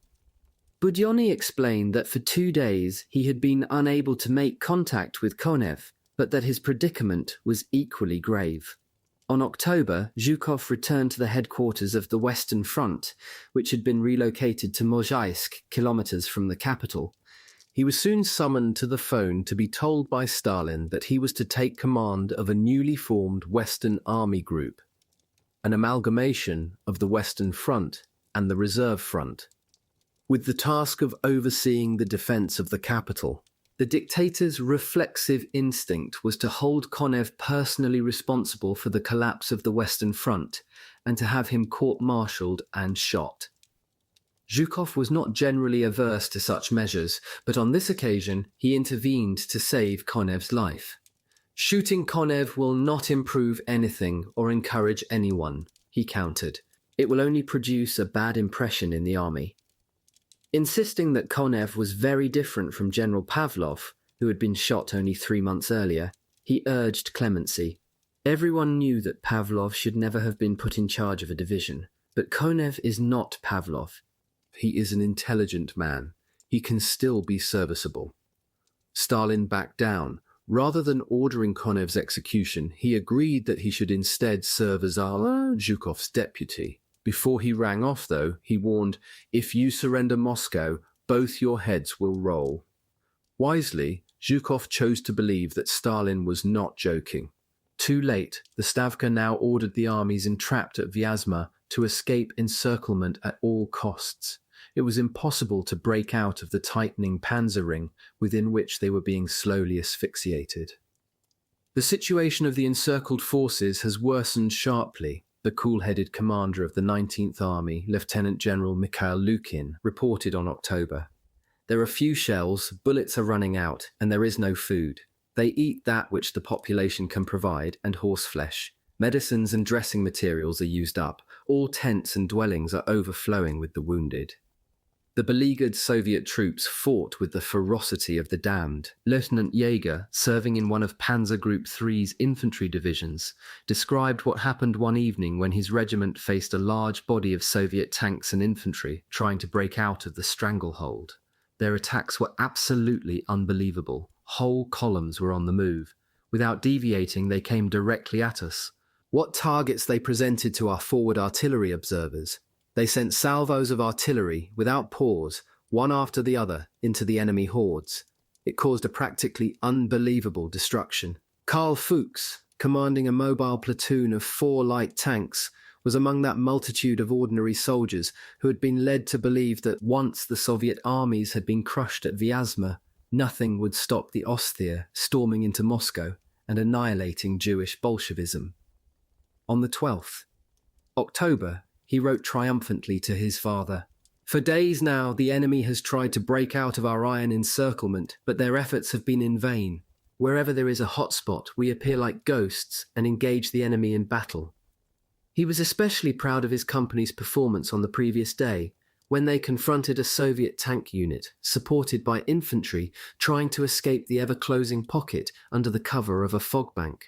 When the fog lifted, they had an easy target in their sights. We really let them have it with every barrel, tanks, anti-aircraft guns, trucks, and the infantry fired on everything in sight. Once the main body of our company arrived, our comrades destroyed their remaining forces. You can see that we are prepared at all times to beat the enemy wherever he may appear. The hopelessness of their predicament appeared only to drive the trapped Soviet armies to ever more fanatical efforts. The German perimeter was not wholly impermeable. There were weak spots and gaps through which small units might escape. Dusk was the most favoured time to attempt a breakout. As the skies darkened, the tension in the German lines became acute as the men watched the red glow of distant villages in flames, listening for the first signs of an attempt to breach their lines. The straining of an engine, the rumble of a tank, the whinny of a horse, the jangle of a harness or the squeak of a wheel, serving in one of the infantry units strung out along a sparsely protected section of the pocket, H.E. Braun, an anti-tank gunner, heard the sound of approaching soldiers. He saw a very pistol fired into the air to illuminate the night sky. What it revealed was chilling. Hundreds, no thousands of Russians were approaching. Cossack cavalry were attacking too between vehicles and columns of lorries. The encircling Germans let fire with every weapon at their disposal. Cannon, anti-tank guns, heavy and light machine guns, mortars and heavy-caliber rifles. A murderous cacophony that should have been devastating. Instead, although the Russians were shot to pieces by these fusillades, they refused to fall back. Braun watched as they collected the bodies of the fallen and heaped them into quasi-burial mounds to provide cover as they advanced once more.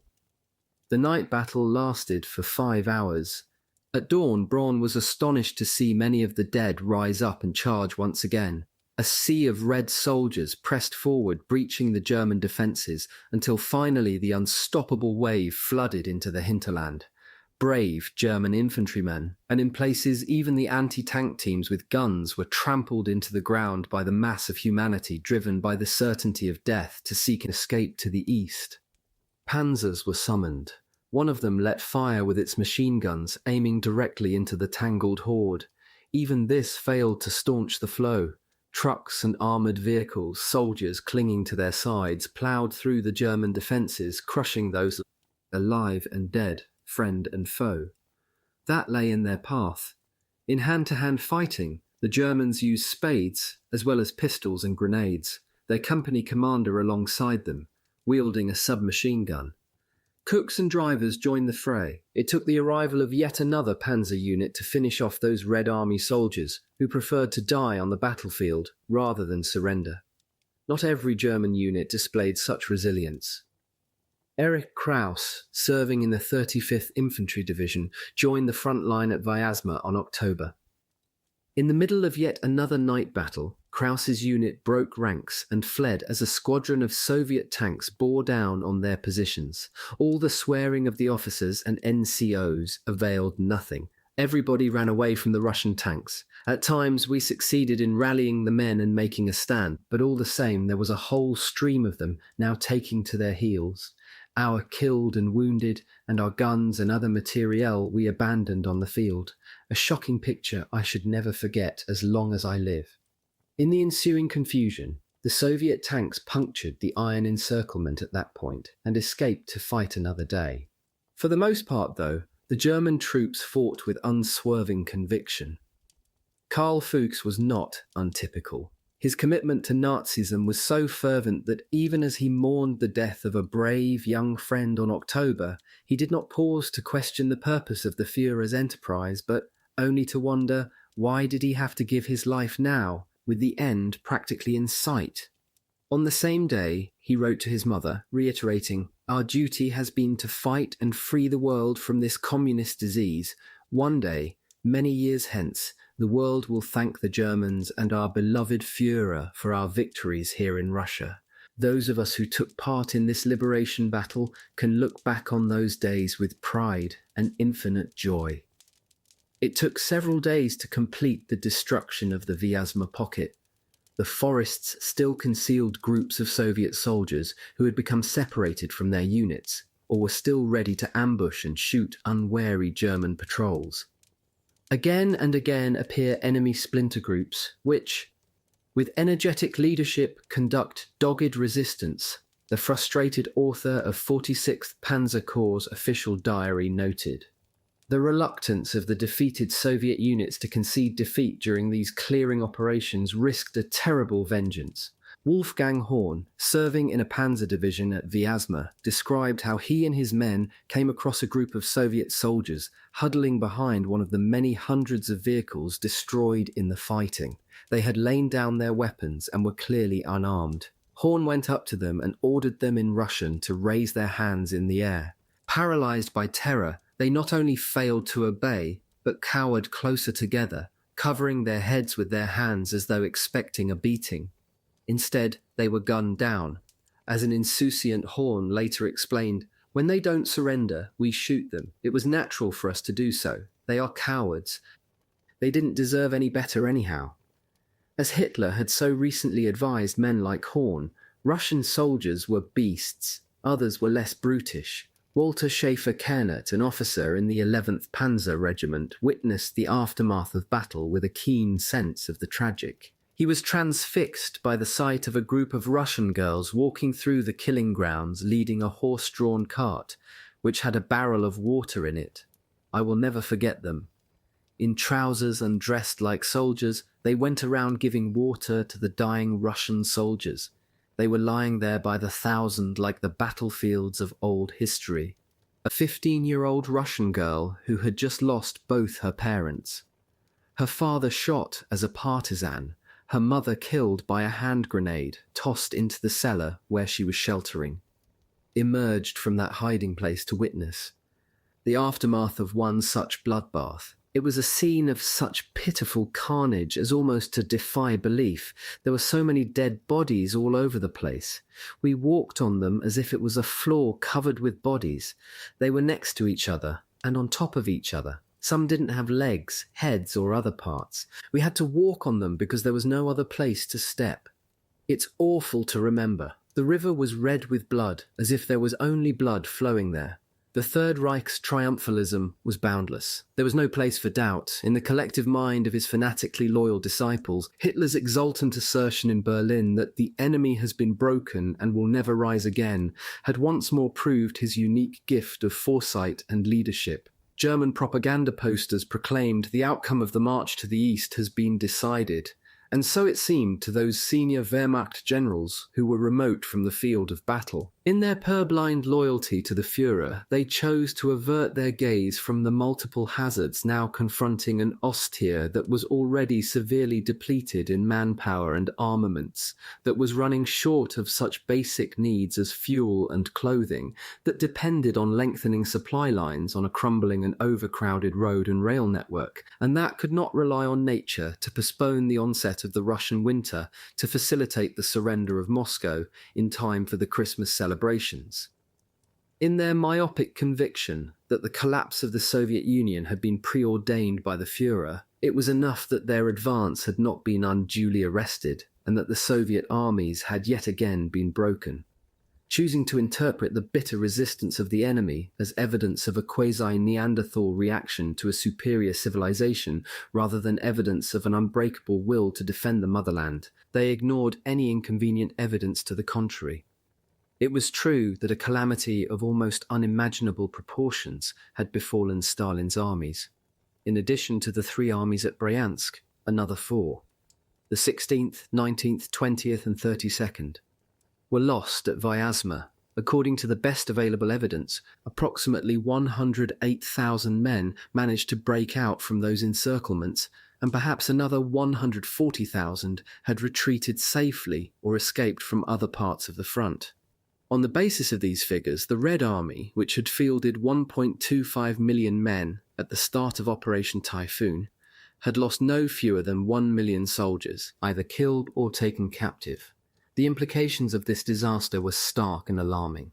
As Zhukov advised the Stavka with his customary clarity, the chief danger is that almost all routes to Moscow are open, and the weak protection along the Mozhaisk line cannot guarantee against the surprise appearance of enemy forces before Moscow.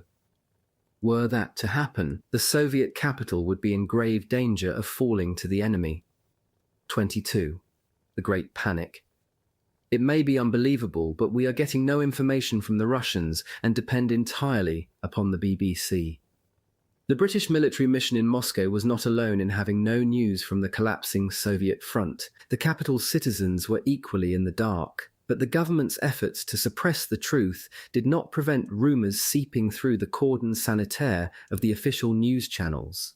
On October, Dr. Peter Miller, a historian working on a project at the Academy of Sciences to chart changes in Moscow's everyday life during the war, noted, "There is a mood of catastrophe and fatalism. The shops are empty, even coffee has disappeared. No facts are available. Pressure is increasing to evacuate children, even though children's ration cards for milk were issued 3 days ago, which meant that they were assuming that the children would remain in the city." There is a feeling of approaching catastrophe in the air and endless rumours. The mood is particularly bad today. This mood was sharpened by letters or notes that filtered through from the front to friends and family in the city. For the most part, the troops refrained from describing their own tribulations, confining themselves to expressions of love and concern for their loved ones, barely touching on the horrors they were enduring. Grigory Ufimtsev, serving in a road maintenance regiment, wrote to his wife, "A lovely day to you and a merry time. You write that life is very hard and sad, but one just has to get through it. The war is drawing out, becoming more and more severe, and there is no end to it in sight. Valia, you wrote that you have sold the potatoes. This is good. I don't need money, but do send me warm socks and mittens, and a penknife if you manage to get one. That's it for now. Warm kisses." 3. Others, though, could not restrain themselves. One wrote, "Don't believe the papers or the radio. The things they say are lies. We've been through it all and seen it all, the way the Germans are driving us.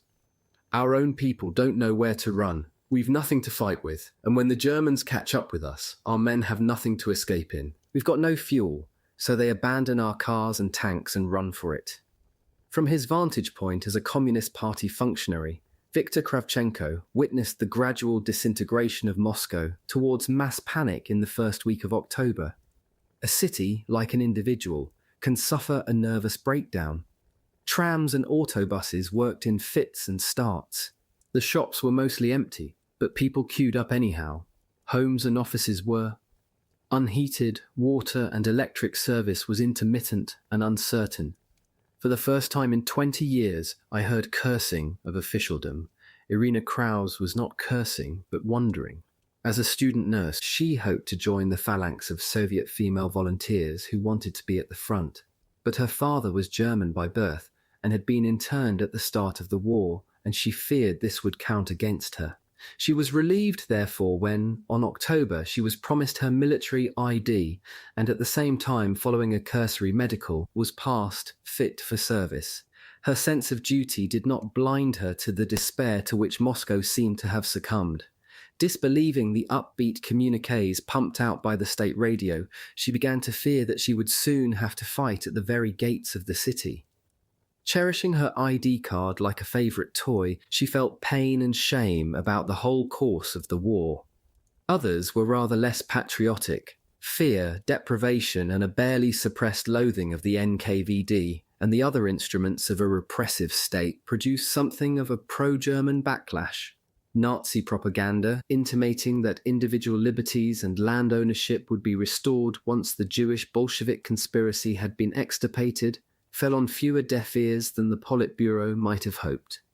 Even individuals who had been prominent and apparently loyal members of the Soviet cultural community were not immune. Alexander Osmerkin, a painter who lived in the same apartment block at the Academy of Fine Arts as Raisa Labas, the ex-wife of Robert Falk, a fellow artist, heard that she was planning to leave Moscow. Confronting her, he demanded, "Have you gone off your head? Excuse my crudeness, but who are you running from? Do you really believe the Communist Party's cheap propaganda? In Kiev, the Germans have set up a social revolutionary government. They are giving great support to the arts. They are, after all, the most cultured people in Europe. I'm sure they won't persecute people like you and me." Osmerkin was so anxious to secure his future under Nazism that he cleared out any compromising pamphlets, books, and photographs from his apartment, along with all the rest of the filthy Bolshevik rubbish. For the most part, however, even those who were less than ardent communists regarded the prospect of a Nazi victory with dismay. They disdained the Nazi leaflets that fluttered down over the city and its environs courtesy of the Luftwaffe. In a heavy-handed attempt to reinforce this attitude, the party forbade anyone to read them. To keep one in your possession was a crime. This proved to be counterproductive, as even the disinclined were tempted to pick them up, if only as a diversion from what Catherine Meridale has described as the stream of distortions and lies about the army's courage and the enemy's distress that flowed incontinently from the state's propaganda outlets. In the industrial center of Bolshevo, 25 kilometers from the capital, Kravchenko was in charge of a unit of loyal communists ordered to pick up this Nazi litter. They were under strict orders, which they ignored, not to read a word of this polluting material. The leaflets were so written as to suggest that, under the benign oversight of the Third Reich, Russia would flow with milk and honey. Kravchenko judged their authors to be signally stupid. Not only was the Nazi propaganda arrogant, but it made the cardinal error of confounding love of country with love of Stalin. During the first week of October, the Soviet media preferred to bask in the warm glow left by the Harriman Beaverbrook visit than to report the truth from the front. But by the end of the week, the tone veered dramatically away from that reassuring message. Instead of official announcements about hard-fought but inevitable victories against the Nazi hordes, the nation was suddenly warned that the very existence of the Soviet state was in danger. As the Red Army newspaper Krasnaya Zvezda put it, every Soviet citizen was now to stand firm and fight to the last drop of blood to save the nation. On October, Pravda enjoined the people of Moscow to mobilize all their forces to repel the enemy's offensive. And, on the following day, more darkly, it warned that the enemy was trying through the wide network of its agents, spies, and agents provocateurs to disorganize the rear and to create panic. Such admonitions were not overly effective. By repeatedly telling the public that the homeland is in grave danger, the media simply stimulated increasingly wild rumors. Irina Kraus, writing her diary, noted stories that all children were being evacuated from Moscow and that the nation's leaders had left the capital as well. Whether this is true or not, the government is silent, and that makes the public depressed. People are feeling completely lost. Yesterday, I saw a man in the street who was carrying an empty coffin. An old lady who stopped me a few steps away from him said with conviction, "What a lucky person he got this coffin for. He is dead and doesn't have to worry about fighting." 11. The first secretary of the Moscow Communist Party, Alexander Shcherbakov, whose office walls were covered with detailed maps of the city, set about the creation of resistance groups to sabotage the enemy, if the very worst should happen. This underground movement was to be controlled by the NKVD, but operated by party cadres drawn from each district of the city. Shcherbakov took a close personal interest in the selection process. Interviewing one candidate, he informed the hapless recruit that Stalin himself had demanded this last-ditch defiance of the enemy. "Do you realize how serious it is?" he demanded. "Yes, I do, Alexander Sergeyevich." "Do you understand the danger?" "Yes, if I get it wrong, I'll end up on a German scaffold." There was another pressing priority, the mammoth task of dismantling score upon score of industrial plants, transporting them for hundreds of miles to the relative safety of the Urals, the Volga region, Western Siberia, Kazakhstan, or Central Asia. to be reassembled in those remote locations with the minimum disruption to the production of critical wartime supplies. Within 6 weeks, enterprises, along with 210,000 workers, had been transported to one or other of those destinations by 71,000 railway wagons. By November 1941, more than 1,500 industrial enterprises, 1.5 million wagon loads, would be salvaged by this means. This achievement was possible only because a ruthless state machine commandeered huge numbers of heroically pliable patriots. They were under strict orders to erect the relocated plants rapidly enough to allow them to be in production within 14 days. In a highly romanticized but broadly accurate account of how this was achieved, a Pravda reporter described how students, typists, accountants, shop assistants, housewives, artists, teachers armed with shovels, iron bars and pickaxes dug for industrial victory. The earth was like stone, frozen hard by our fierce Siberian frost. Axes and pickaxes could not break the stony soil. In the light of arc lamps, people hacked at the earth all night. They blew up the stones and the frozen earth, and they laid the foundations. Their feet and hands were swollen with frostbite, but they did not leave work. Over the charts and blueprints laid out on packing cases, the blizzard was raging. Hundreds of trucks kept rolling up with building materials. On the 12th day, into the new buildings with their glass roofs, the machinery, covered with hoarfrost, began to arrive. Braziers were kept alight to unfreeze the machines, and 2 days later, the war factory began production. Anything of material value that could not be dismantled and removed from Moscow was to be demolished.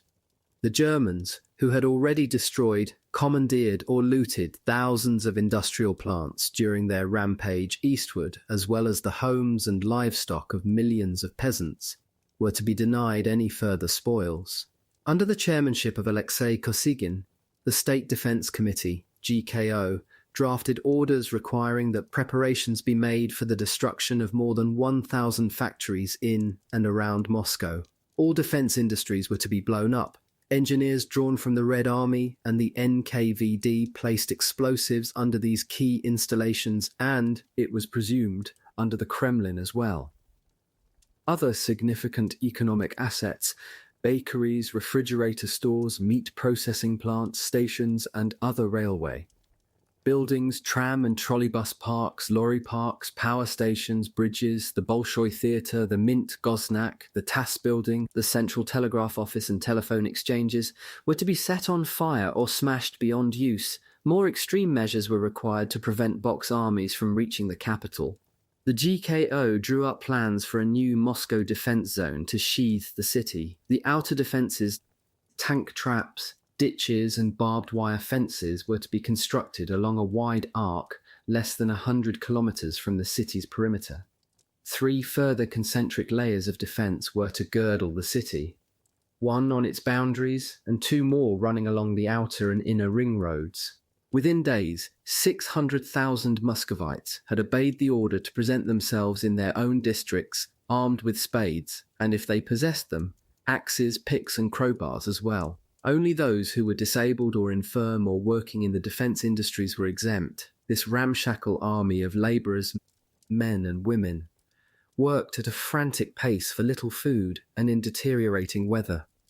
Piercing winds and pouring rain intermingled with driving snow combined with a lack of heavy equipment to make their task so exhausting as to drain every last reserve of energy and morale. But they had no choice. Backsliding or skiving was not permitted.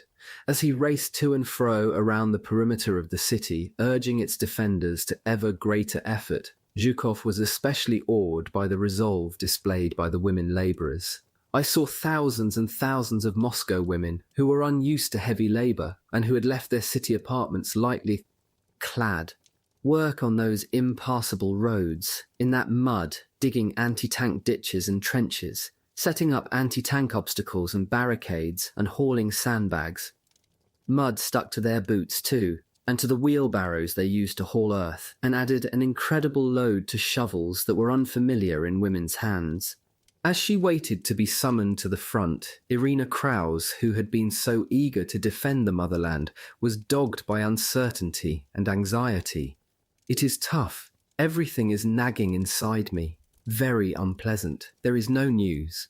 Everyone feels the same way. A realization that everything is wrecked, that the entire system and the leaders are bankrupt, that we can't believe anything any longer, and at the same time a desperate desire for a miracle. The leaders are so silent that no one knows if Moscow is going to fight to the end." On October, Sherbakov summoned a meeting of the Moscow party hierarchy. "Let us not shut our eyes," he told them. "Moscow is in danger." Their immediate concern was that social order might collapse under the strain. For hardline communists, there was only one appropriate response: iron discipline, emotionless struggle against even the slightest manifestation of panic, against cowards, deserters, and rumour-mongers. They also agreed that each Moscow district should mobilize a battalion of volunteers to help fill some of the yawning gaps at the front. Within 3 days, 12,000 volunteers were assembled for duty. They had as yet no training, let alone experience of battle. Nikolai Amasov and his medical team, who only 6 weeks earlier had been operating in their field hospital outside Roslavel, more than 350 kilometers from Moscow, were returning through the Kaluga Gate in the southwest of the city, en route to a sector on the new front line, when they crossed with a militia battalion heading in the opposite direction. A long column in rows of 4, the greatcoats were new and stiff. They were middle-aged men, and some even old. They were not marching in step. They had no luggage. They were intelligentsia or workers who had been exempt from military service because of stomach ulcers, poor eyesight, TB. Their rifles were sticking up strangely from their shoulders. Others were already in action. Kravchenko described what happened to 3 militia battalions, many of whom were loyal members of the Komsomol. In the early hours of October, they had been taken to the front, chanting, "For Stalin, for the party." 48 hours later, about 1/3 of them straggled back, bloody, frozen, hungry, and dispirited. The rest never returned. Kravchenko himself was on patrol in the forests surrounding Bolshevo. His unit's task was to watch out for German parachutists who might be dropped behind the lines. It was snowing. "I was wearing summer underwear, light canvas boots, a summer cap, a frayed army overcoat in temperatures already far below zero. My equipment consisted of a training rifle and exactly 3 cartridges." Kravchenko was later to become a bitter opponent of the regime, but that complaint was echoed by many other patriots elsewhere. By October, the tension in the capital was palpable. The crump of artillery could be heard clearly in the distance. Enemy aircraft droned in the sky. Rumour piled upon rumour. The Germans had reached the outskirts of the city. Their spies were disguised as Soviet soldiers. Paratroopers had landed in a nearby forest or in Red Square. The panzers would soon be in Gorky Street. Stalin had either been deposed or had already left the Kremlin for an unknown destination. The city was about to fall. As it happened, the Soviet dictator had been in his Kremlin office from the early hours of that day, in meetings with the most senior members of his entourage. He was unusually subdued. Aside from confirming that the capital was indeed at risk and authorizing preparations for the evacuation of the government, he held his council and left it to his ministers to work out the various protocols required to implement such a momentous decision. It was agreed that individual departments could be dispersed separately to various regions of the Soviet Union, but that the seat of government should be evacuated to the city of Kuibyshev, which straddled the confluence of the Volga and Samara rivers, 1,400 kilometers southeast of the capital.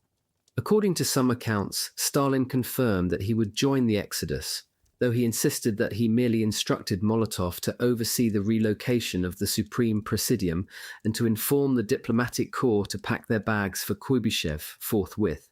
Molotov did not delay. The British and American ambassadors were summoned to see the foreign minister at 12:45 p.m. Molotov looked exhausted. "I have never seen him look so tired and ill. He obviously has been up all night, and the decision hurt him terribly, as one can see," Cripps noted. He and Steinhardt were instructed to be ready to leave that evening. Members of the Western press were to depart at the same time.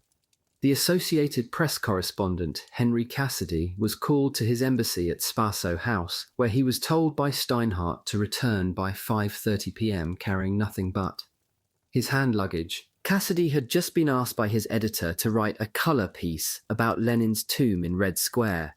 He replied succinctly, "Tomb closed," packed up his typewriter and prepared to leave Moscow for good. Like almost everyone else, he was unaware that Lenin's embalmed corpse had already been spirited away for safekeeping to the Siberian city of Tyumen. Cripps, who had not stopped agitating for a recall to London despite being repeatedly rebuffed by Churchill, could not abide the idea of leaving the Soviet capital for a provincial city even further away from British shores. As his staff hurriedly filled cases and boxes with piles of clothes, bedding, secret documents and office equipment, he gave himself the task of finding enough lorries to ferry their luggage to the station.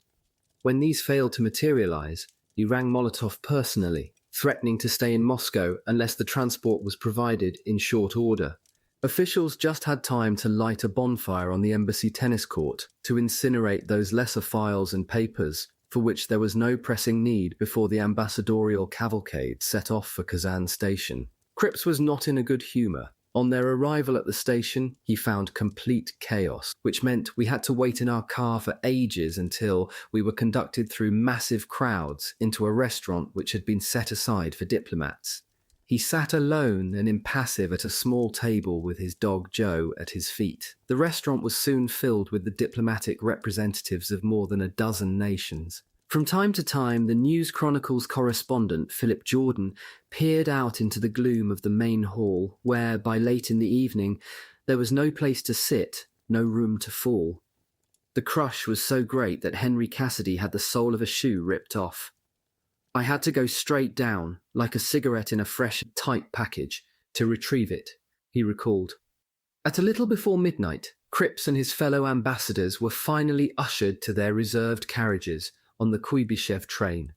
As he crossed the concourse, he noticed that the waiting crowds were, as usual, very patient and not at all troublesome, just masses and masses of grey, patient bundles of humanity with their white and coloured bundles of belongings. They looked as if they had been there forever, and there was a continual stream joining and swelling their ranks. The train left soon after midnight, rumbling through the night towards its destination at what Cripps estimated to be an average speed of miles per hour. Those for whom there was no room in the train went by car. British Embassy Councillor H. Lacey Bagale was riding in a column of 12 vehicles, taking wives and children to their new accommodation in Kuibyshev. He sent a report of his experience to the Foreign Office in London. His party soon joined a vast, slow-moving queue of vehicles, private cars, lorries with soldiers, a few lorries with military equipment such as searchlights and AA guns, a great many more with miscellaneous loads such as tyres, machinery, etc., lorries carrying civilians and every kind of bag and baggage. In addition to this, the roads were crowded with people on the march. Some were clearly organised bodies, from factories and so on, being evacuated en masse. Others were going singly or in groups of 2 or 3 families. One large lot consisted of technical schoolboys in their uniforms. Later on, in the small hours of the morning, we passed quantities of men and women being marched under some sort of guard. Some must have been in the last stages of fatigue, as we saw many fallen or falling by the wayside. The stream of traffic was continuous both through the night and the next day, with cars hooting and chauffeurs cursing in every direction. But apart from this, there was no sign of excitement, still less of panic, or indeed of any emotion at all. The diplomats were not alone in being chivied out of the capital. Every party functionary, municipal bureaucrat or factory manager hastened to empty their premises, commandeering trucks to carry equipment and precious documents away to the east. Soon the sky was blackened by the smoke of myriad bonfires, as zealous officials dutifully set alight their personnel files, party records, production quotas, pay slips, inventories of alleged subversives, spies or informers, and any other piece of Bolshevik detritus that might be of more than passing value to the enemy. In the confusion, some staff were told to leave and some to stay put. Not every member of the administrative elite set the kind of example that might have been expected of a good communist. Many did not wait for permits before scrambling to escape, joining the great exodus through city streets that were soon clogged by the limousines of senior officials and their families, weaving their way through a growing stream of heavily laden horse-drawn carts, peasants herding cattle and sheep, and growing numbers of ordinary citizens who demonstrated their trust in officialdom by voting with their feet to follow their example as best they could. Not everyone thought of fleeing. Along with a group of fellow students, the 20-year-old Andrei Sakharov joined the throng, passing through streets swirling with clouds of soot to ask their local party secretary at the Moscow State University whether they might be of use. They were given short shrift. When we asked whether there was anything useful we could do, he noted, he stared at us wildly and blurted out, "Every man for himself." A little later, the future nuclear scientist and Nobel Prize-winning dissident was instructed to go by rail to Ashgabat, the capital of Turkmenistan, where his university was to be reconstituted. As his train trundled away from the capital, he observed how rapidly the carriages seemed to become separate communities, as it were, with their own leaders, their talkative and silent types, their panic-mongers, go-getters, big-eaters, the slothful and the hard-working. I suppose I fitted into the silent type. He had no difficulty filling the empty hours. I read Yakov Frankel's books on quantum mechanics and relativity, and suddenly achieved new insights into those subjects. 30, the already famous composer Dmitri Shostakovich did not fare quite so well. Until recently, he had been living in his beloved Leningrad, where he was serving in the fire brigade after being turned down by the military on account of his poor eyesight. In his spare time, he was deep in writing his Seventh Symphony. In late September, however, he was told to leave the city for the comparative safety of Moscow. He had barely settled in the capital before he was once more on the move.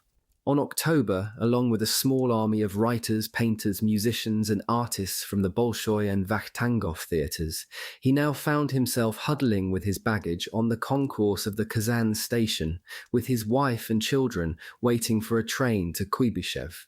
When they were finally summoned to the platform, which was slippery with soft snow, he was subjected to a good deal of uncomradely pushing and shoving as Moscow's cultural elite struggled for places in their designated carriages, standing with a child's potty in one hand and a sewing machine in the other. Shostakovich was at a loss. Eventually, a place was found for the great man in the Bolshoi carriage. Unhappily, a little after the train had left the station, he realized that he had left 2 suitcases on the platform. A predicament from which he was partially saved by the generosity of some fellow passengers who gave him socks and a spare shirt, as well as other basic necessities. Unlike Sakharov, Shostakovich was unable to work on the train. As soon as I got on the train, something snapped inside me. I can't compose just now, knowing how many people are losing their lives, he was recorded as saying. However, he managed to finish what became known as the Leningrad Symphony 10 weeks later. Thursday, October 1941, became known as the Day of the Great Panic. The early morning news bulletins advised that the German fascist troops had hurled themselves against our troops using large quantities of tanks and motorized infantry, and in one section broke through our defenses. Pravda warned, "The enemy is threatening Moscow." If further evidence were needed, the citizens could hardly fail to hear the bombs that fell on the city, despite the efforts of the Red Army's fighter pilots, who, with suicidal courage, even rammed German aircraft in dogfights over the outskirts of the city in desperate efforts to down the enemy planes. At around AM, Stalin summoned his advisors to his apartment in the Kremlin. On this occasion, according to the ever-reliable Politburo member responsible for organising the transport of food and supplies, Anastas Mikoyan, he proposed that the entire government, including the Politburo, be evacuated to Kuibyshev that day. He then added, "I will leave tomorrow." Morning. At this, Mikoyan claims to have remonstrated with him, asking, "Why do we have to leave today if you're leaving tomorrow?" Stalin backed down. Raisa Labas and her son Yuri ventured out into Kirov Street to buy food. Yuri was wide-eyed. There was a non-stop flow of trucks and cars packed with people and stuff. A group of soldiers, armed with rifles, stood on the corner of Kirova and Bobrov Lane. Suddenly one of them began to swear and jerked up his rifle. taking aim at a group of officers sitting on a truck that was full of some barrels and bundles. However, no shot followed, and he quickly disappeared amidst the clamour that his comrades made. Back at the Union of Artists, the young boy watched the terrible scene as his mother fell to her knees outside their apartment block and, in front of all the people, begged an administrator to allow him to join the evacuation. "I have no right," the embarrassed official replied. "We are sending people away according to carefully verified lists." Such lists had become irrelevant. Overnight, social anarchy had replaced communist discipline. One shocked observer, Nikolai Verzhbitsky, a journalist who stuck rigidly to the party line when writing for his newspaper, gave vent to his dismay in the privacy of his diary. "There are fights in the queues, people crushing old folks. There are stampedes in the queues. Young people are looting, and policemen hang around sidewalks in groups, having a smoke saying, 'We don't have instructions.'" The Enthusiast Highway, which had first earned notoriety in the 19th century when felons and political dissidents were shackled together and herded to prison camps in Siberia, had become a racetrack.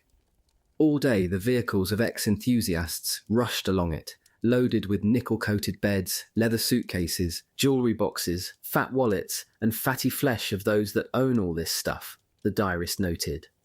It was as though a dam had suddenly been breached, releasing a resentful flood of pent-up loathing towards those bosses and party members who had left their posts without a thought for their workers.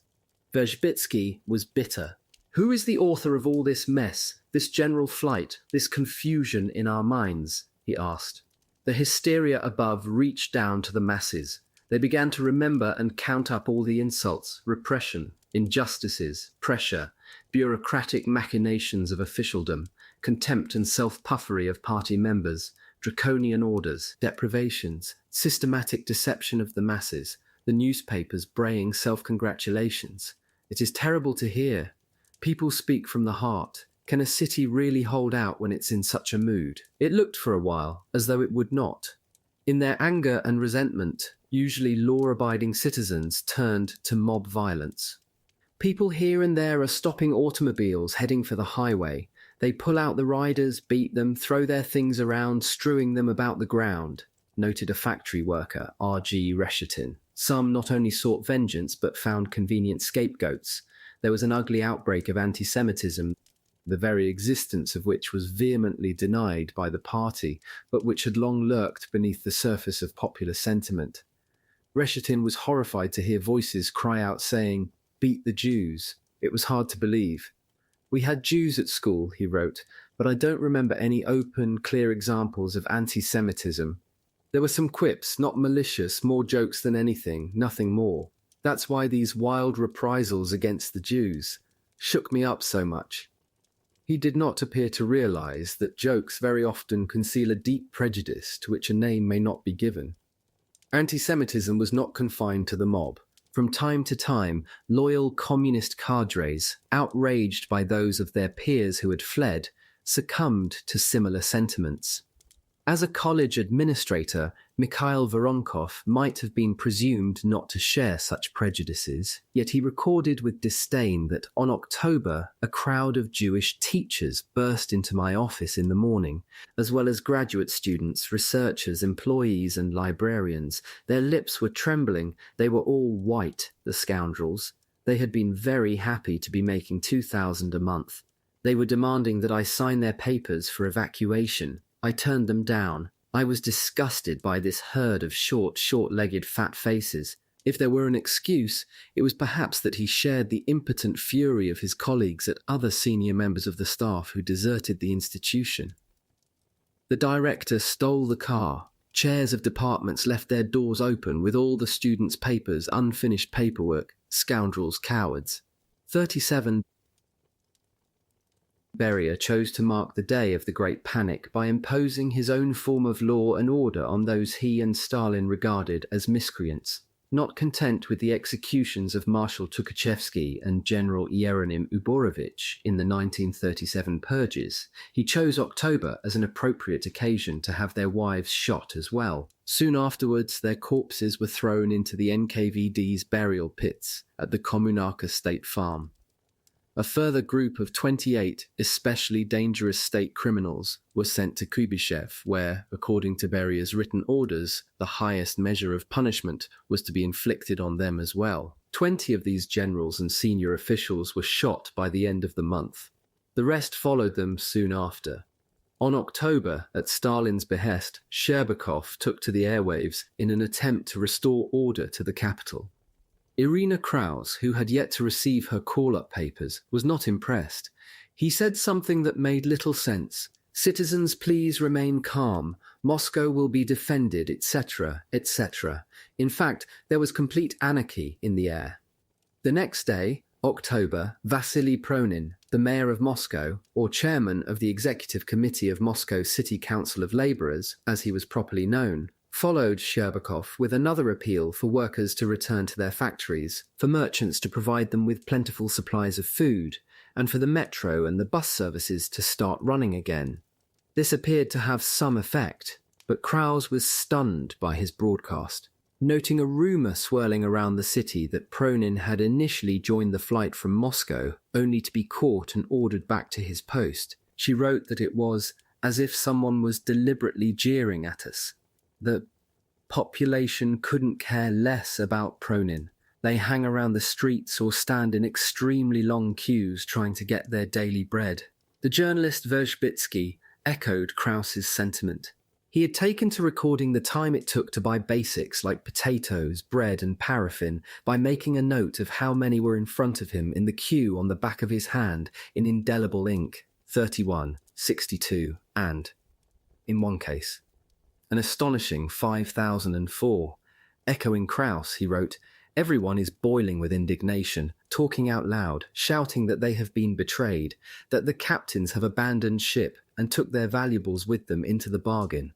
People are saying things that would have brought them before a military tribunal." Voronkov overheard similar sentiments and, facing comparable frustrations, shared them. On one occasion, he spent an entire day in food queues, describing them to be as long as giant pythons and angry like 100 hyenas.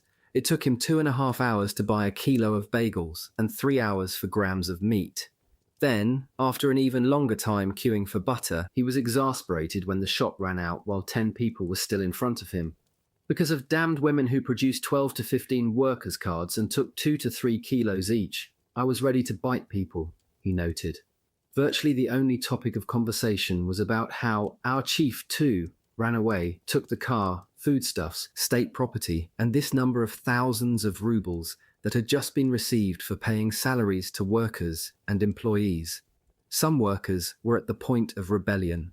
In one factory, the manager's attempt to order his staff to return to work was met with open defiance. When he sought to persuade them to join the labour gangs constructing trenches around the city, he was similarly rebuffed. "Don't listen to them, the party bosses. They know nothing, and they've been deceiving us for 23 years, one shouted. "They've sent their own families away, and now they're trying to send us off to dig ditches." Another yelled out, "Down with Soviet power! Long live good old Hitler!" The inability of the Soviet regime to manage a crisis, let alone to communicate with its subjects except in language that was bound to deepen distrust and anxiety, was cruelly exposed. When he went on a tour of his domain, the commissar for the aviation industry, Alexei Shakurin, was astonished by the sight of so many abandoned factories, stripped bare apart from a few lathes and some part-finished aircraft. In one shell of a factory, he was taken aback to be told by a large group of workers who had stayed behind that they had been instructed to head east to work on their relocated production lines, but they had neither been paid nor advised how to find homes, buy food, or educate their children so far from Moscow. Shakurin did his best to reassure them, but insisted that the priority was to get the new planes built. No one contradicted him, but one woman, distraught to the point of tears, came up to him saying, "We thought everyone had left, and you'd abandoned us." Shakurin raised his voice above the hubbub. If you mean the government and the military, then no one has left. Everyone is here. Everyone is at his post. But we are sending the factories to places where they will be able to go on producing modern aeroplanes for our army. This evidently calmed the atmosphere. Mikoyan, whose Politburo responsibilities included the strategic relocation of key industries, was another minister to brave the wrath of the workers in an attempt to quell the growing unrest. At the Stalin car factory, he found the director and a senior trade union official berating a crowd of several thousand workers outraged to be told that their plant was to be demolished. When they saw Mikoyan, they turned on him, demanding, "Why has the government run away?" He tried to soothe them, explaining that Stalin and Molotov are both here. The ministries have left because the front line has come close to Moscow. Now you must be calm. You've been given your pay, so why are you making a fuss? Please stop attacking the director and go home. On this occasion, the workers obeyed. The crowd dispersed. In the immediate aftermath of the Great Panic, Stalin moved out of the Kremlin, much as he had done after the first shock of Barbarossa. Instead of retreating to Kuncevo, however, he took up residence in the bomb-proof security of a metro station, where an office and living quarters had been prepared for him in a set of hastily erected cubicles sealed off from public gaze. Meanwhile, presuming that he was still intending to leave the capital, his team readied a special train to take him to Kubyshev, where a facsimile of his Kremlin apartment had been rapidly assembled within the confines of a bunker concealed below ground close to the banks of the Volga. 4 Douglas DC-3 aircraft were on standby in case he preferred to get there by air. But at some point during those critical hours, the commander-in-chief decided to remain in Moscow and made it clear that he would not be needing either the special train or the aircraft.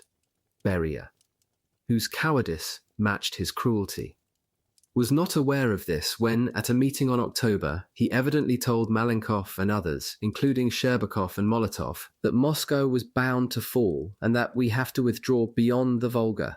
Malenkov agreed.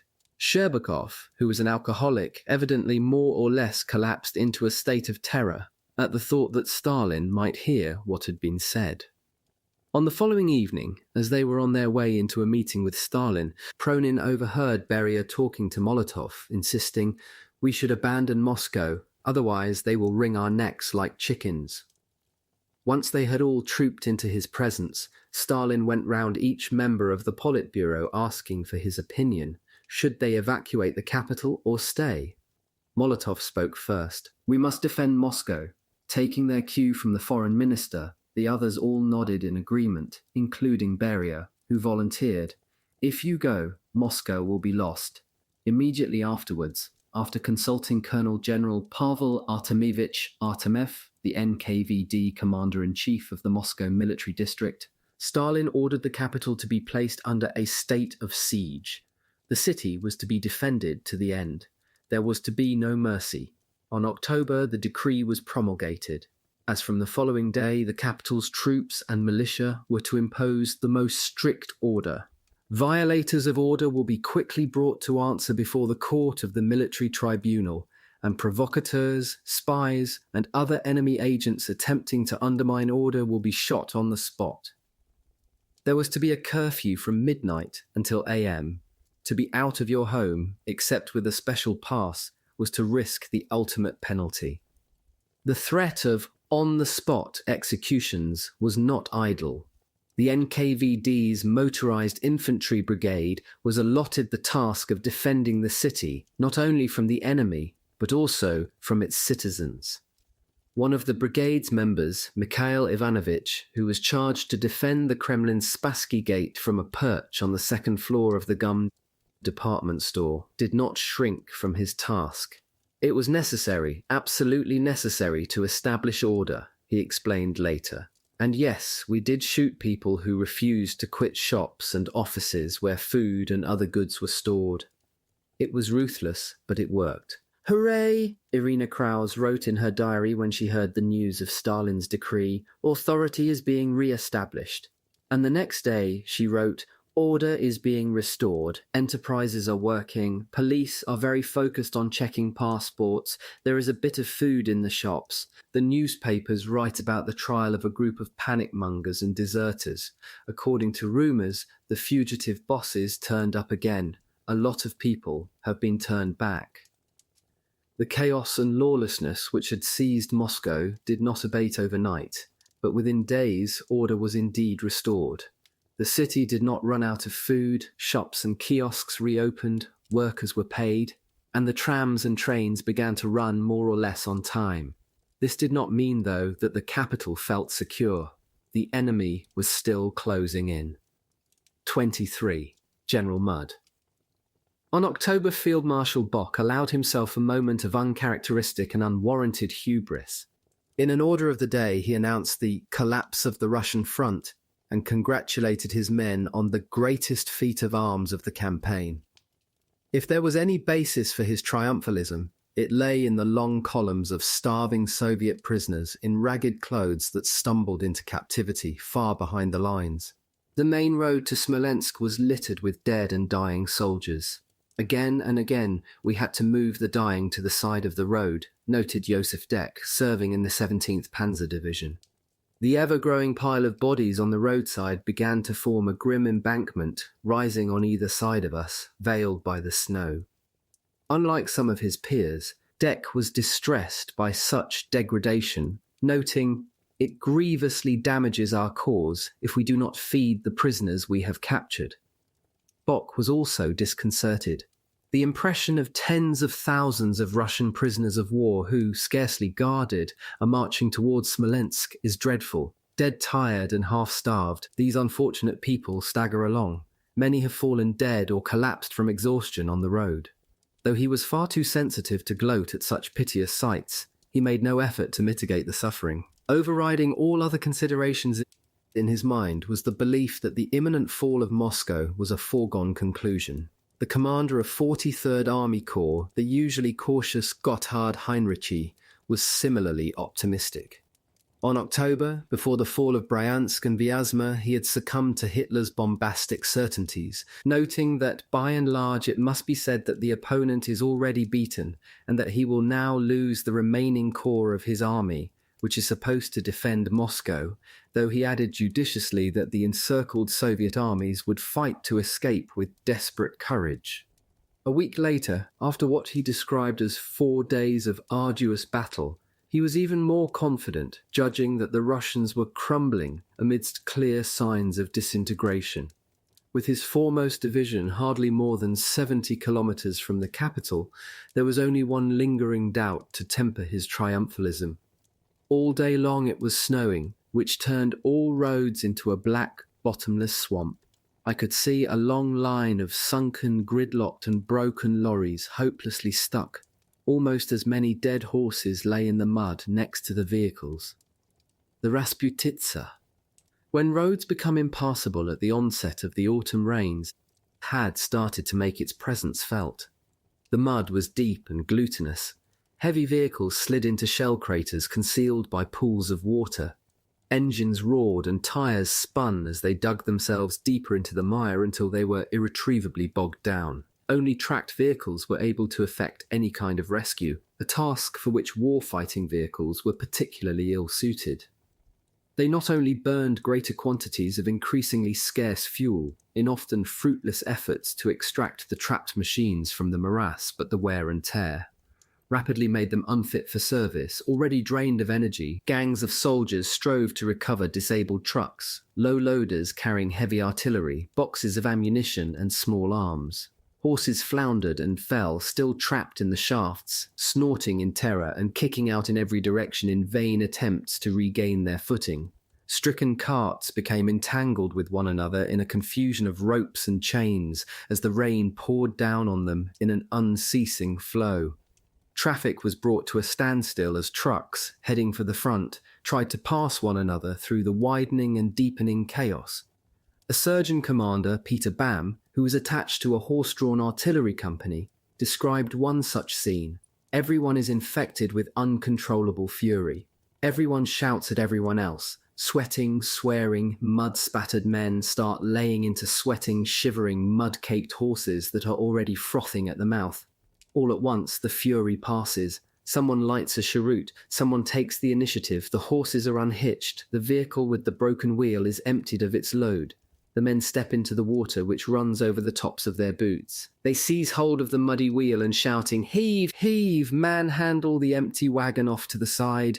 To the left and right, the fields are strewn with a weird assortment of stoves, milking stools, bedsteads, wireless sets, munition boxes, lamps. The conditions tested even the most resolute soldiers. To ward off the worst of the cold, the men took to stuffing sheets of newspaper between their vests and shirts, around their stomachs and inside their trouser legs. This helped a little, but it was not enough to prevent a chill that crept towards the marrow of the body and, in many cases, of the soul as well. Wilhelm Prüller, whose faith in the Führer was undimmed, could not help but be downcast by the rain, snow, and a bitter wind which whistled through every nook and cranny. His mood was not ameliorated by the loss of a suitcase filled with fresh clothes, the lack of a greatcoat or blanket, the non-arrival of mail from home, and lurking in the back of his mind, a dawning sense that he might have to spend a long, hard winter in Russia rather than with his beloved family. Heinrici, whose men were still in their summer uniforms, was already sensitive to these privations. On the day of their wedding anniversary, he told his wife, "No one can really imagine what every single man here has to endure in this weather, this terrain, the state of the country, and the challenges the war forces on him. Only someone who has experienced this himself can understand what it means to be on watch all night long without warm clothes, for instance without gloves, with wet feet, in the forest without shelter, freezing, without a hot drink, possibly with a hungry stomach."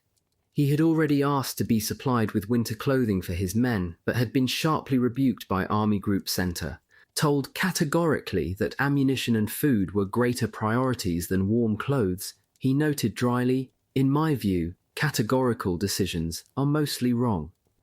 Guderian had also made a formal request to provide his 2nd Panzer Army with adequate winter clothing. He fared no better, being fobbed off with the vague reassurance that the supplies were on their way and a firm instruction to make no further such requests.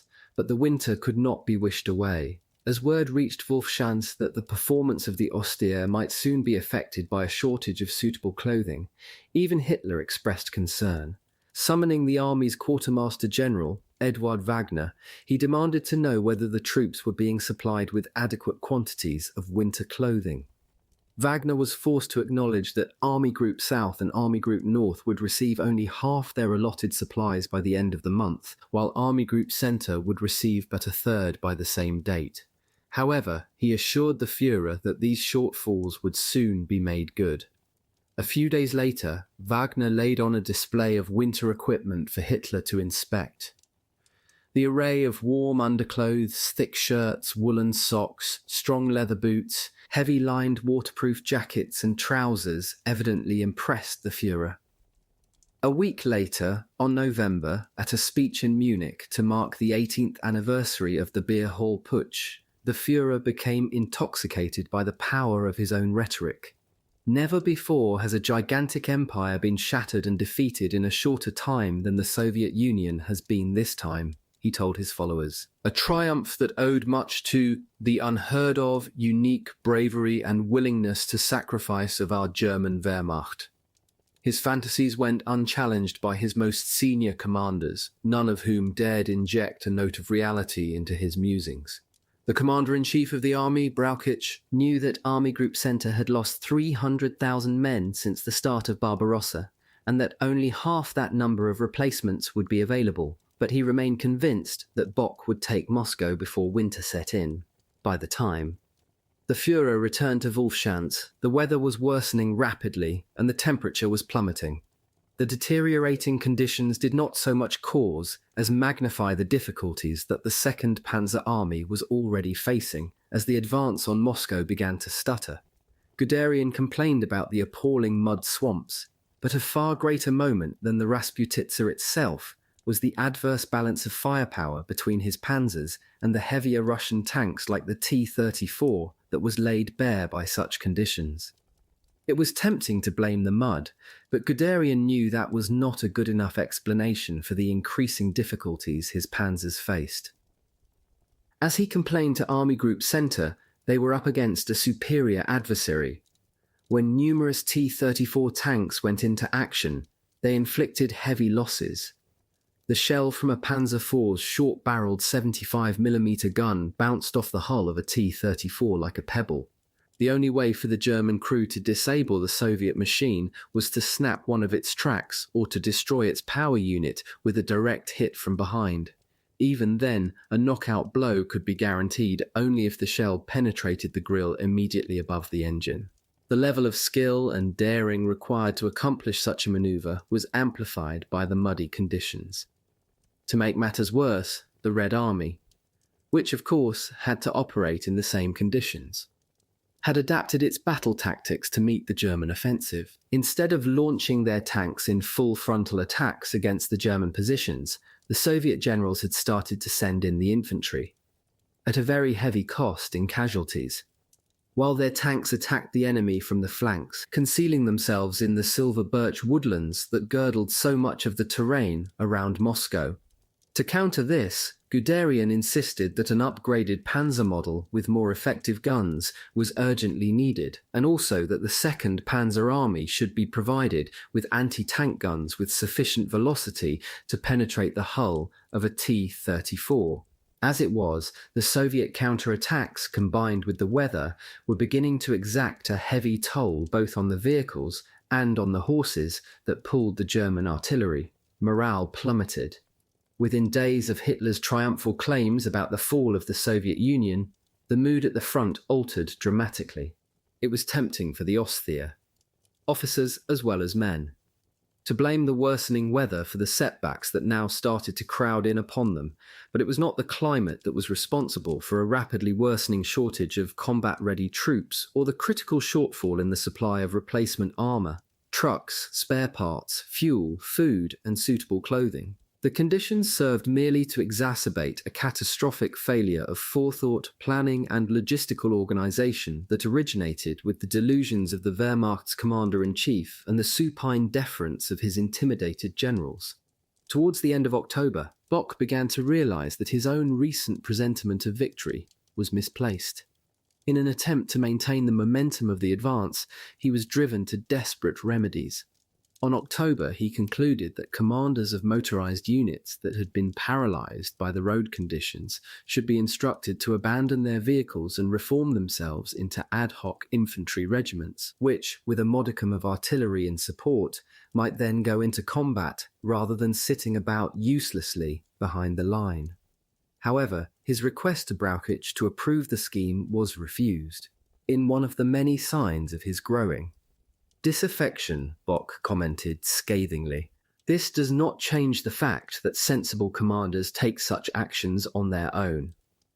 In common with most of his peers, Heinrici was prone to blame General Mudd rather than the failures of the OKH for the severity of the challenge now faced by his 43rd Corps.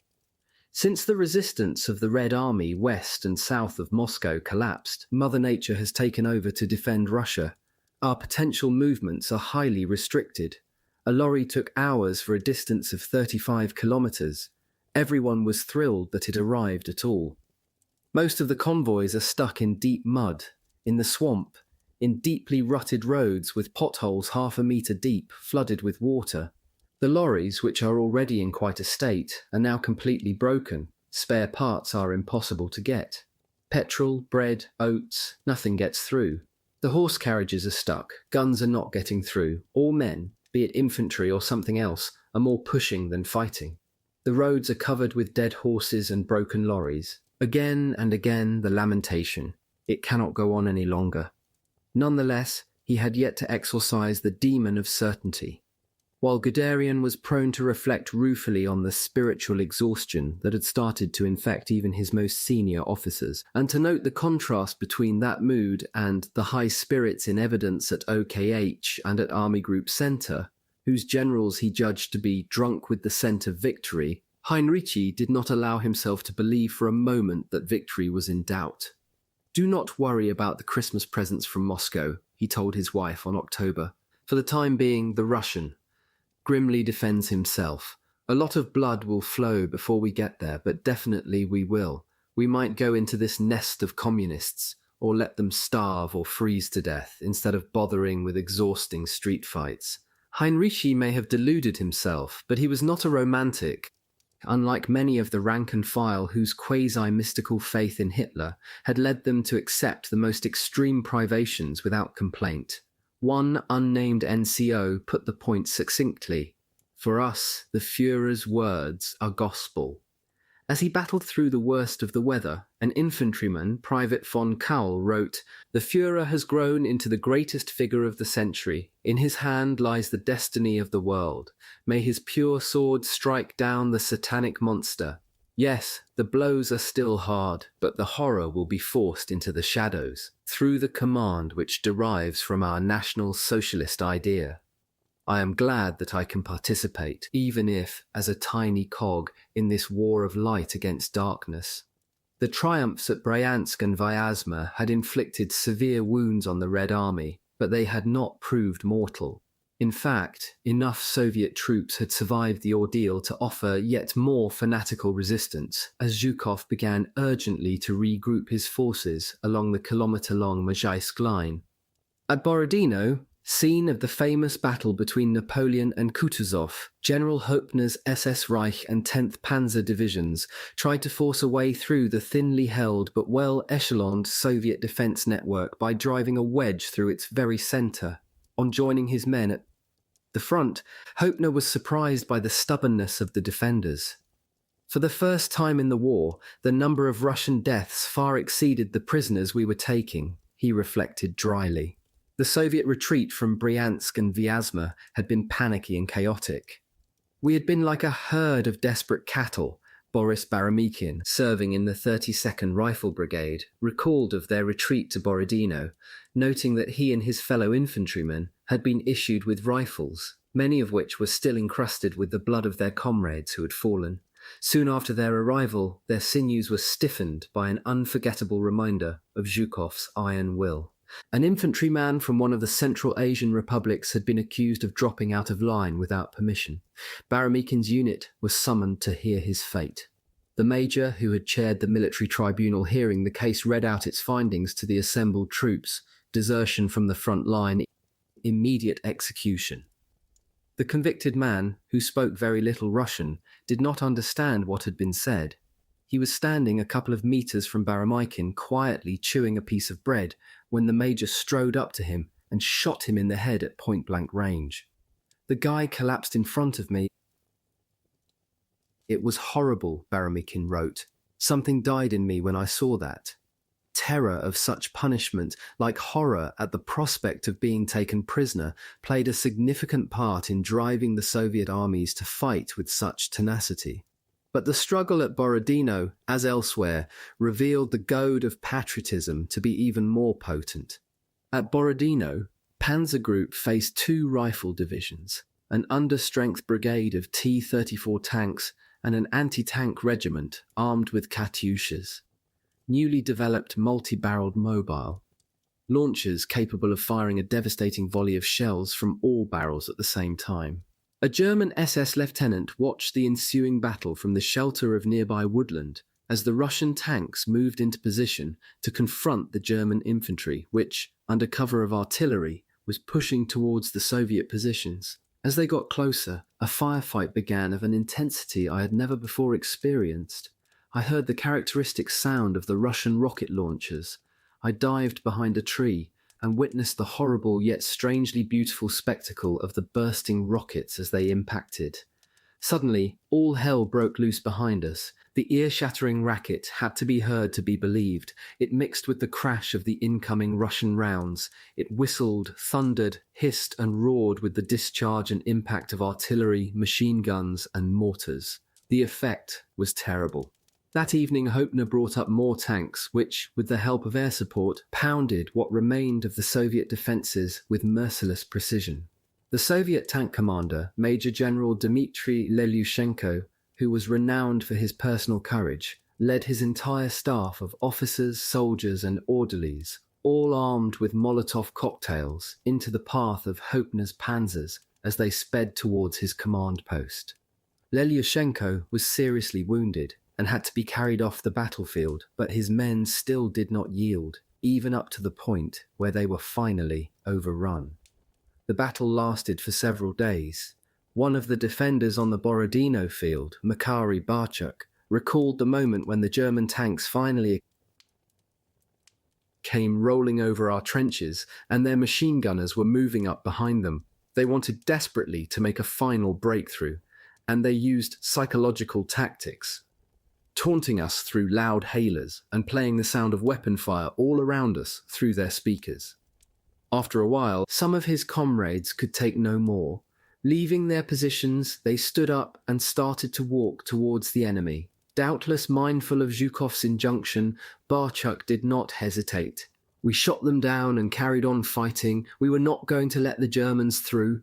However, according to Baromikin, he and his comrades had been inspired less by fear than by being told by their commissar that they would inherit the strength of those who had defeated Napoleon.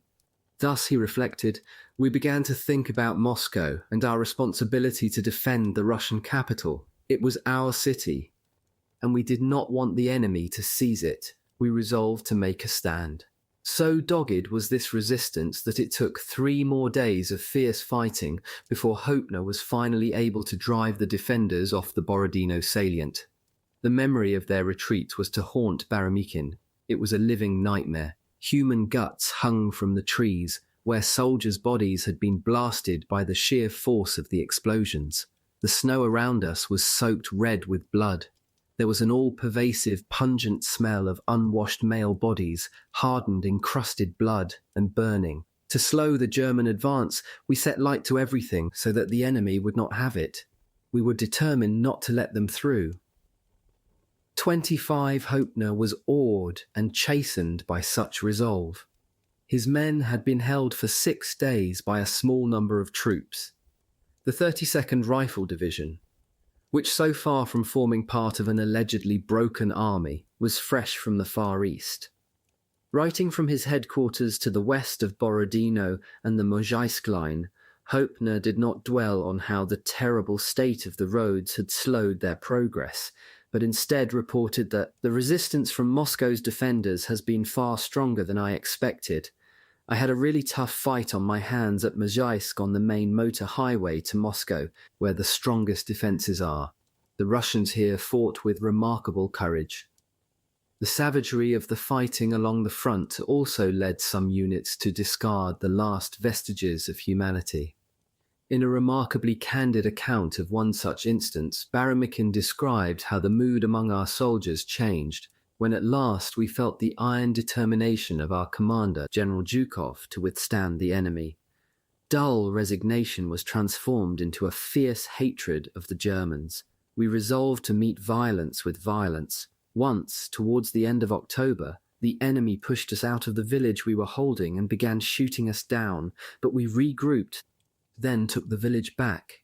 We seized 5 of the German soldiers and literally ripped them apart with our bare hands, our teeth, anything. One man was even using a table leg to smash a skull in. We killed those men in a frenzy of hatred. Retribution begat retribution. Further along the line, Robert Rupp, an officer serving in one of the 2nd Panzer Army's infantry regiments, had reached a village called Mikhailovka.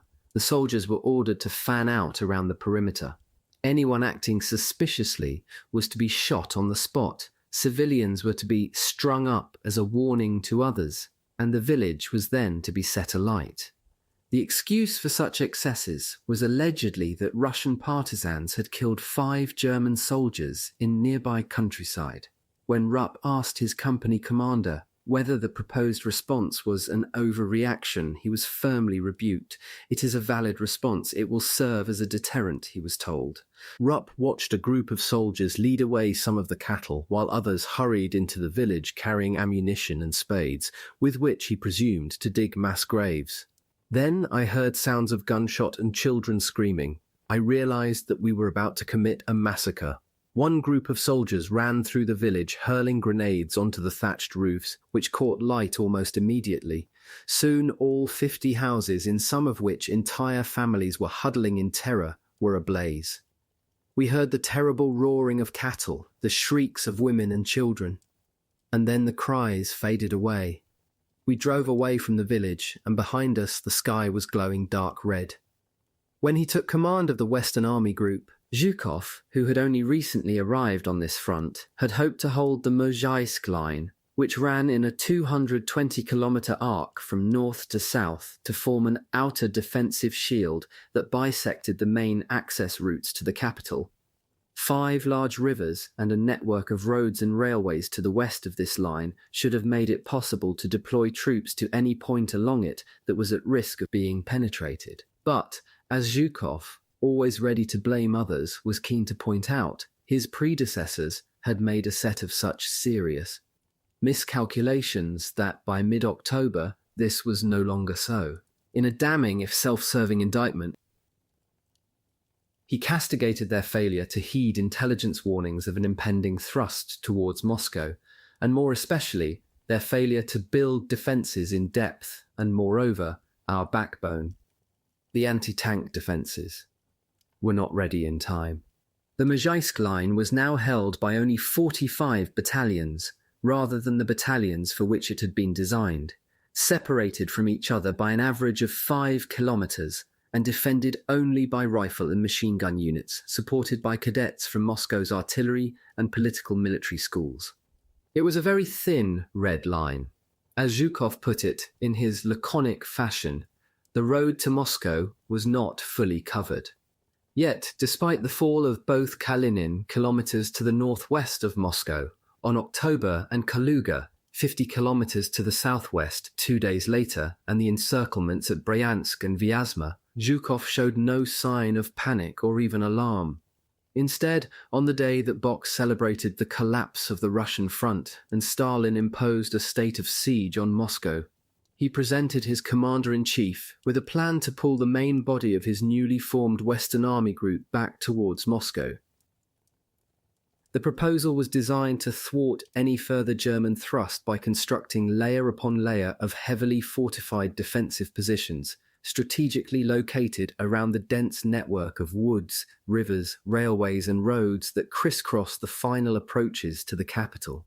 Zhukov did not doubt that the enemy would penetrate the Mozhaisk line, but he was confident that these in-depth defences would so disrupt, wear down, overextend and exhaust the German attackers that they would be unable to prevail. It was, in any case, the only available option. Stalin accepted it at once. At Zhukov's instigation, the Military Council of the Western Front issued a rallying call to the men under his command on the same day. Comrades, in this grave hour of danger for our state, the life of each soldier belongs to the motherland. The homeland demands from each one of you the greatest effort, courage, heroism, and steadfastness. The homeland calls on us to stand like an indestructible wall and to bar the fascist hordes from our beloved Moscow. What we require now, as never before, are vigilance, iron discipline, organisation, determined action, unbending will for victory, and a readiness for self-sacrifice.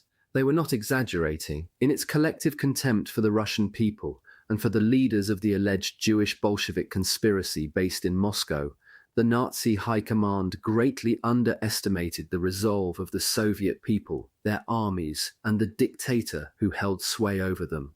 They failed to recognize that Hoepner's experiences at Borodino were not unique, that the Red Army had shown itself to be remarkably resilient, that its generals had revealed a tactical flexibility and ingenuity which had sometimes wrong-footed the Osthia's frontline commanders, that the Red Army appeared to have a plentiful supply of armour and weaponry, the quality of which was often superior to their own, that, though they had lost more than 1,000,000 men, the gaps had soon been filled, albeit often by ill-trained and poorly equipped replacements, that, for whatever reason, Soviet soldiers were plainly ready to die for the motherland with every bit as much fervour as those who fought in the name of the Third Reich, that, the significance of which was hard to exaggerate.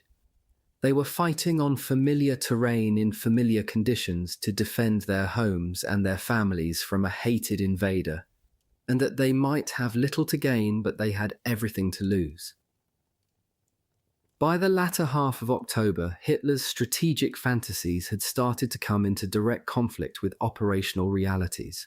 Sensing victory on the Central Front, he chose this moment to reassert his strategic urge to seize control of the northern and southern heartlands of the Soviet Union, in parallel with the political decapitation of Moscow. Convinced that the Soviet Union had already been broken and would never rise again, he had given orders on October that Army Group Center should no longer seek to destroy Moscow by a frontal onslaught, but encircle the capital instead, and thereby cripple the Bolshevik leadership. Bock was ordered to divert sufficient forces from the central thrust on Moscow, both to the south, to take Kursk, and to the north towards Lake Ladoga. These fateful orders, echoing the Führer's preoccupations during the long August pause, paid little regard to the challenges at the front and provoked a blistering row between OKH and Army Group Center. To deliver Hitler's new directive, the ever-pliable Brauchitsch ordered Bock to make preparations for the diversion of an entire armoured corps from Guderian's 2nd Panzer Army, which was advancing northeastwards to Tula, 170 kilometers from Moscow, to open up a route southeastwards towards Voronezh, 460 kilometers from Moscow. Bock demurred, insisting that his priority was to take Tula, and that since the fighting strength of the armoured and motorised divisions were only those of regiments, he needed the entire strength of Guderian's 2nd Panzer Army to achieve that goal, 33.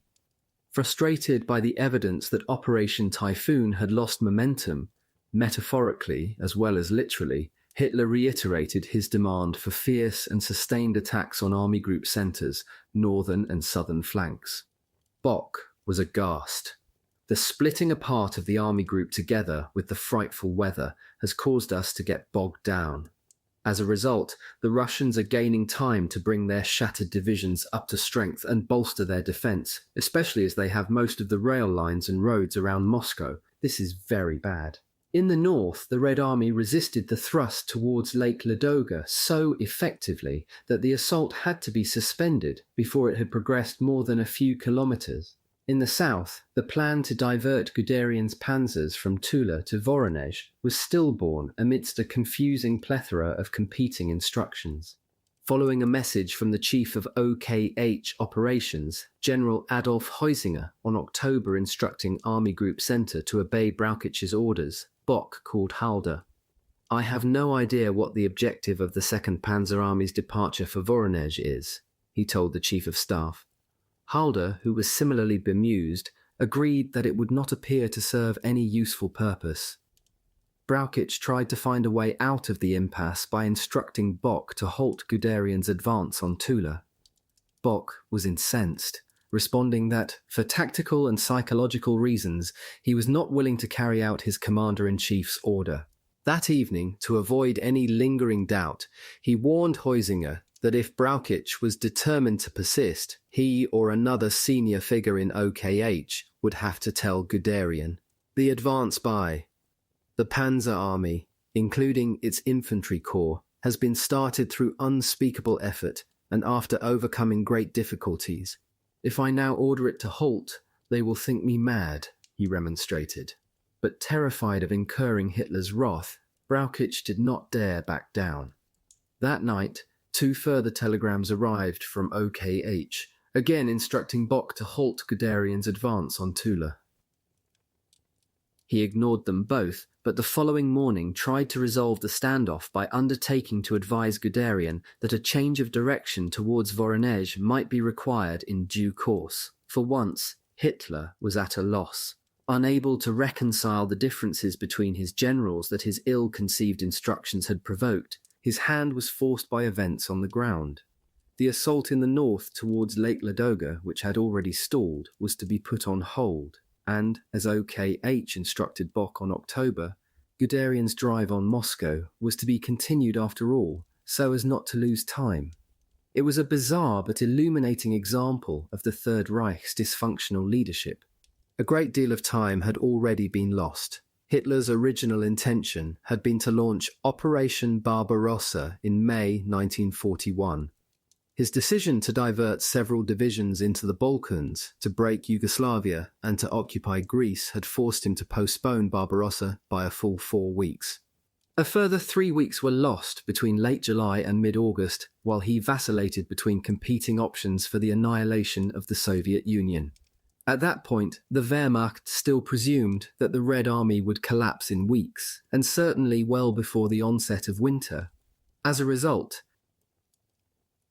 no preparations were made for the entirely predictable obstacles that would be spawned by the Rasputitsa.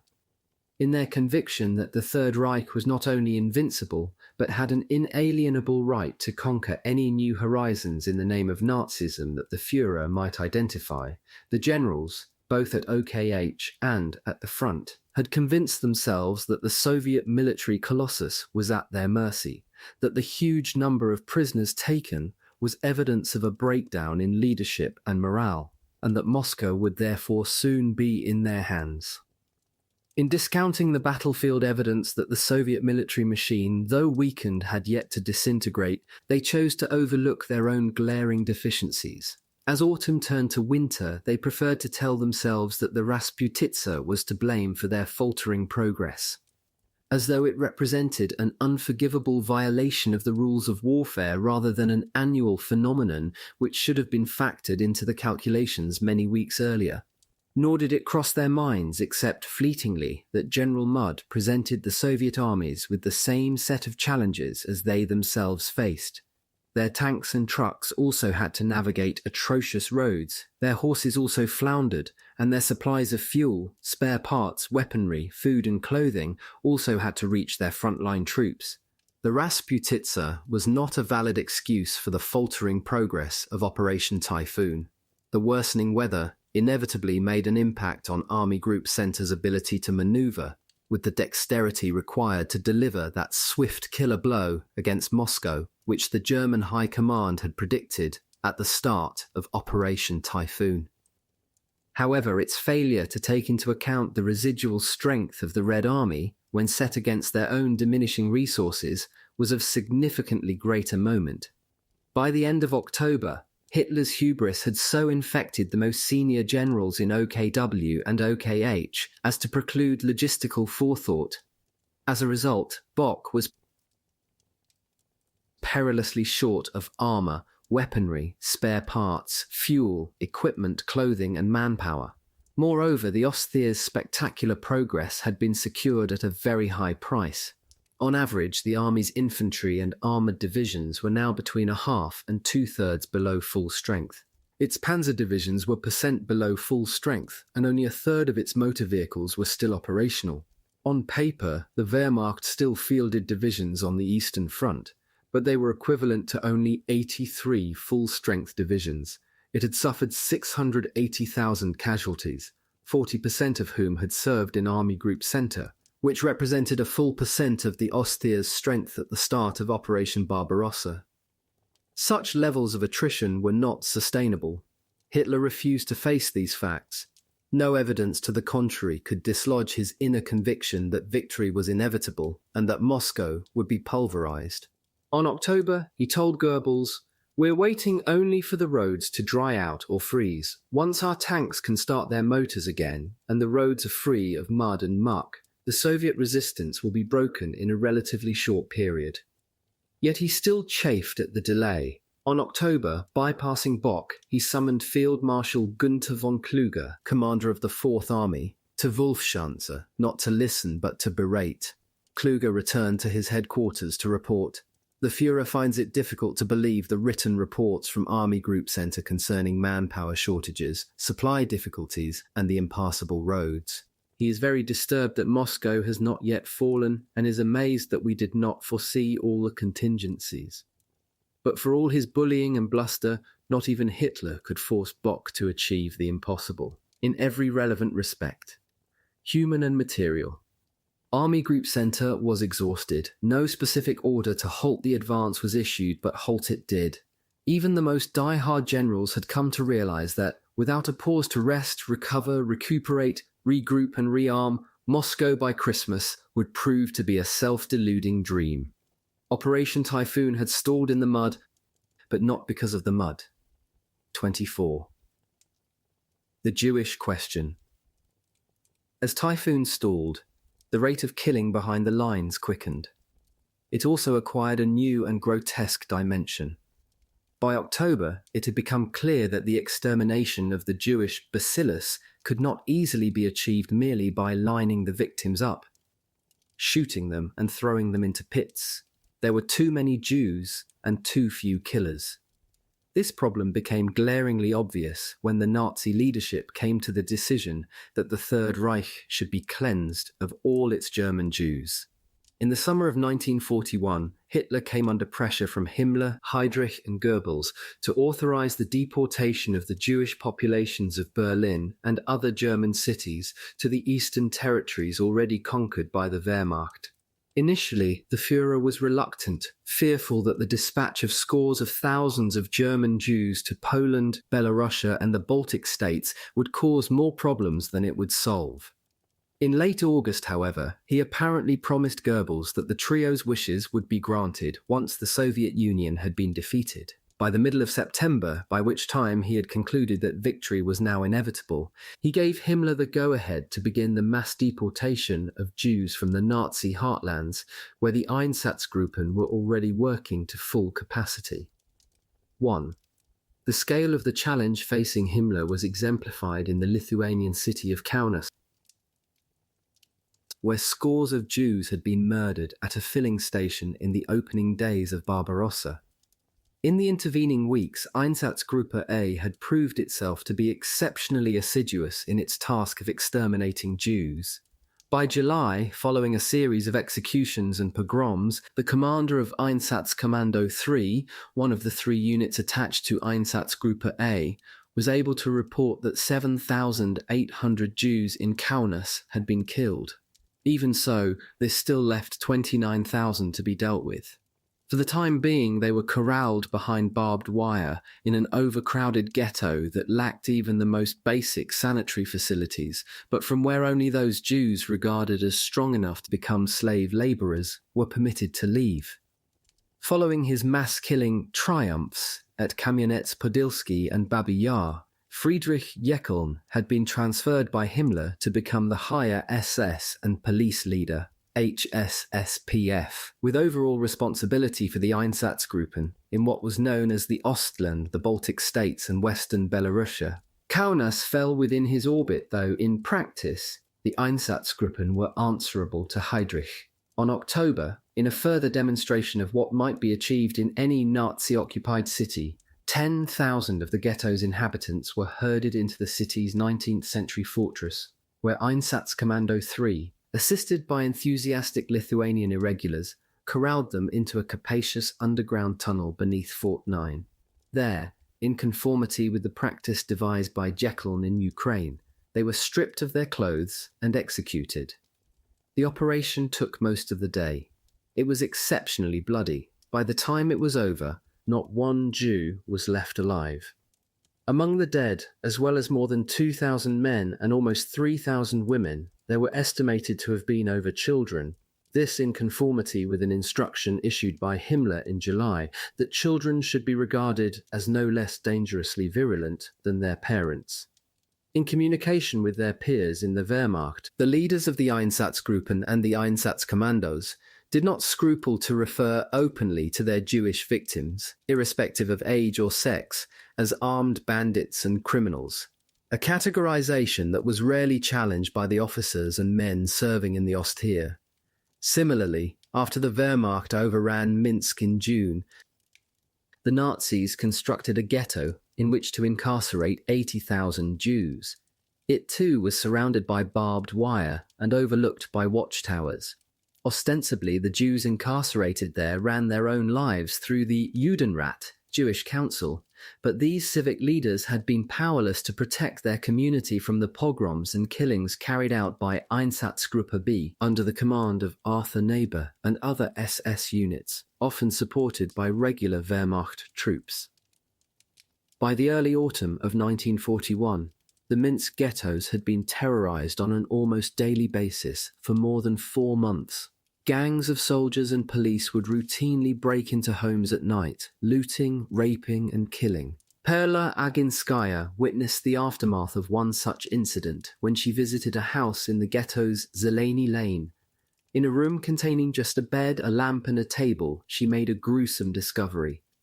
A girl of about 18 was lying by the table. She was completely naked.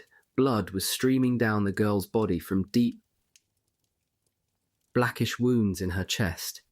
It was quite clear that the girl had been raped and killed. There were gunshot wounds around her genitals. Near her lay a man who had been strangled. In the bed was a woman who had been stabbed. With her were two small children, both of whom had been shot. In another home, the Kowarski family endured a similar fate. In this incident, the SS burst in one night and pulled everyone out of bed. They stripped their grown-up daughter. They put her on the table and forced her to dance, then killed her. The grandfather and grandson were killed in their beds. Two children, a boy and a girl, who had been killed in their beds, lay with their arms round each other.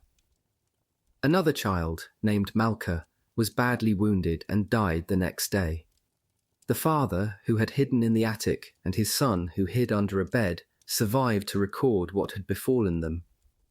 By early November, many hundreds of Jews had been marched out of the city, lined up and shot.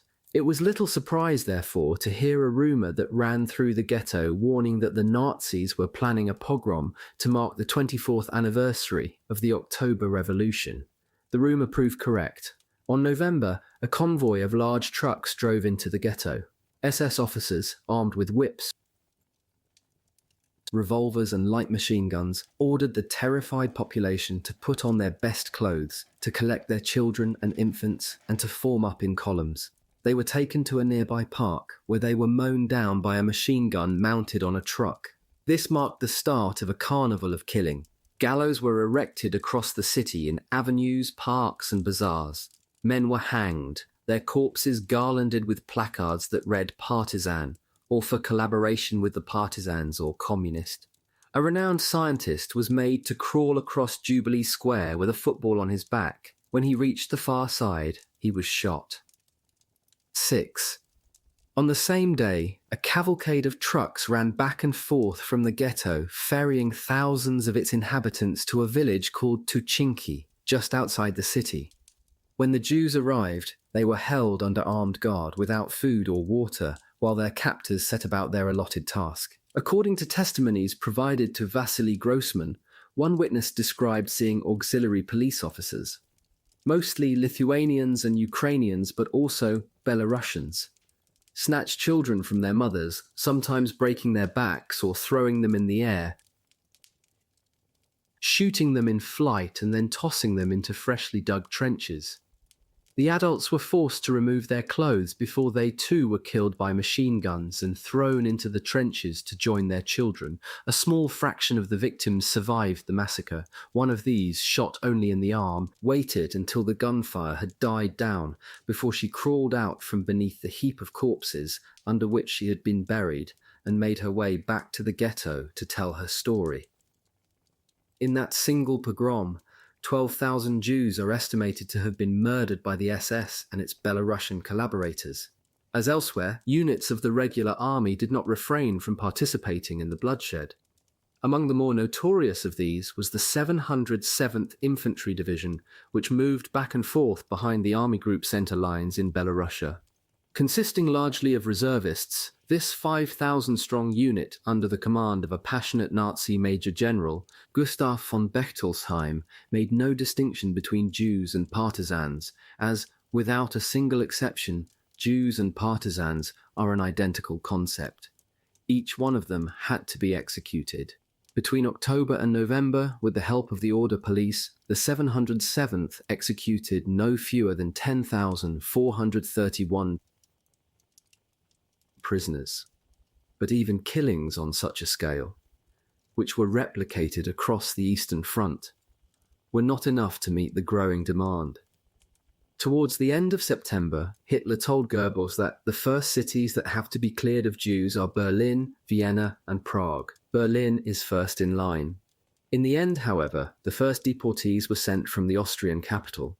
They left Vienna by train on October and were followed 3 days later by transports from Prague, Luxembourg, and Berlin. Himmler's problem was not the departures but the arrivals. The ghettos in Poland, Belarus, and the Baltic were already crammed to capacity. In Oda, Minsk and Riga, the Nazi administrations protested vehemently that they could not possibly accommodate any more Jews. But Himmler and Heydrich were adamant. The Führer had ordered the deportations, and his will was not to be challenged. As it happened, Minsk soon had space to spare. By dint of its murderous work on November, the SS had cleared enough of the city's ghetto to allow the first trainload of deportees from the Reich, which arrived 3 days later, to be dumped there. They were, initially, at least, fortunate not to have been sent to Kaunas, where additional space had been similarly created. When 5,000 deportees from Germany and Austria arrived in that city a few days later, they were not taken to the ghetto but marched directly to Fort 9 and at Jeckeln's instruction summarily executed. Jeckeln was later to claim, in a post-war attempt to escape the death penalty, that at a meeting with Himmler he had been told by the SS Reichsführer that all Jews in the Ostland down to the last man must be exterminated. But no formal directive to that effect was ever found, and there was no record in Himmler's appointments diary of any such meeting. The likelihood, as Christopher Browning aptly put it, was that confusion prevailed. In the absence of a coherent strategy, Hitler's Jewish question was still being resolved in an arbitrary and haphazard fashion that did little more than consecrate hatred and sanction mass murder. The failure to alight upon an effective final solution for ridding the Reich of its Jews did not imply a lack of resolve. Hitler was invariably careful to avoid declaring himself overtly in favour of their physical extermination, but never sought to disguise his urge to eliminate their presence from his ever-growing empire. Thus, on October at Wolfschanze, in one of many such rambling soliloquies, he reminded his fawning dinner guests, Himmler and Heydrich, of his prophecy in January 1939 that, if war came, the Jews would disappear from Europe, adding almost as an afterthought, "It's not a bad idea, by the way, that public rumour attributes to us a plan to exterminate the Jews. Terror is a salutary thing." No more had to be said. Both henchmen could be relied upon to interpret his unstated will in ways that they knew would meet with his approval. All they needed was his benevolent failure to rebuke them for any decisions they might make on his behalf. It is not credible to suppose that Himmler and Heydrich would have issued the instructions which led to the Holocaust unless they felt certain that they were carrying out Hitler's wishes. Whether he desired their physical elimination, or whether his objective was merely to cleanse Europe of Jews by the most efficient means available, it was his hand guiding the decisions that, in the autumn of 1941, ensured that gas chambers would become the final solution to his Jewish question.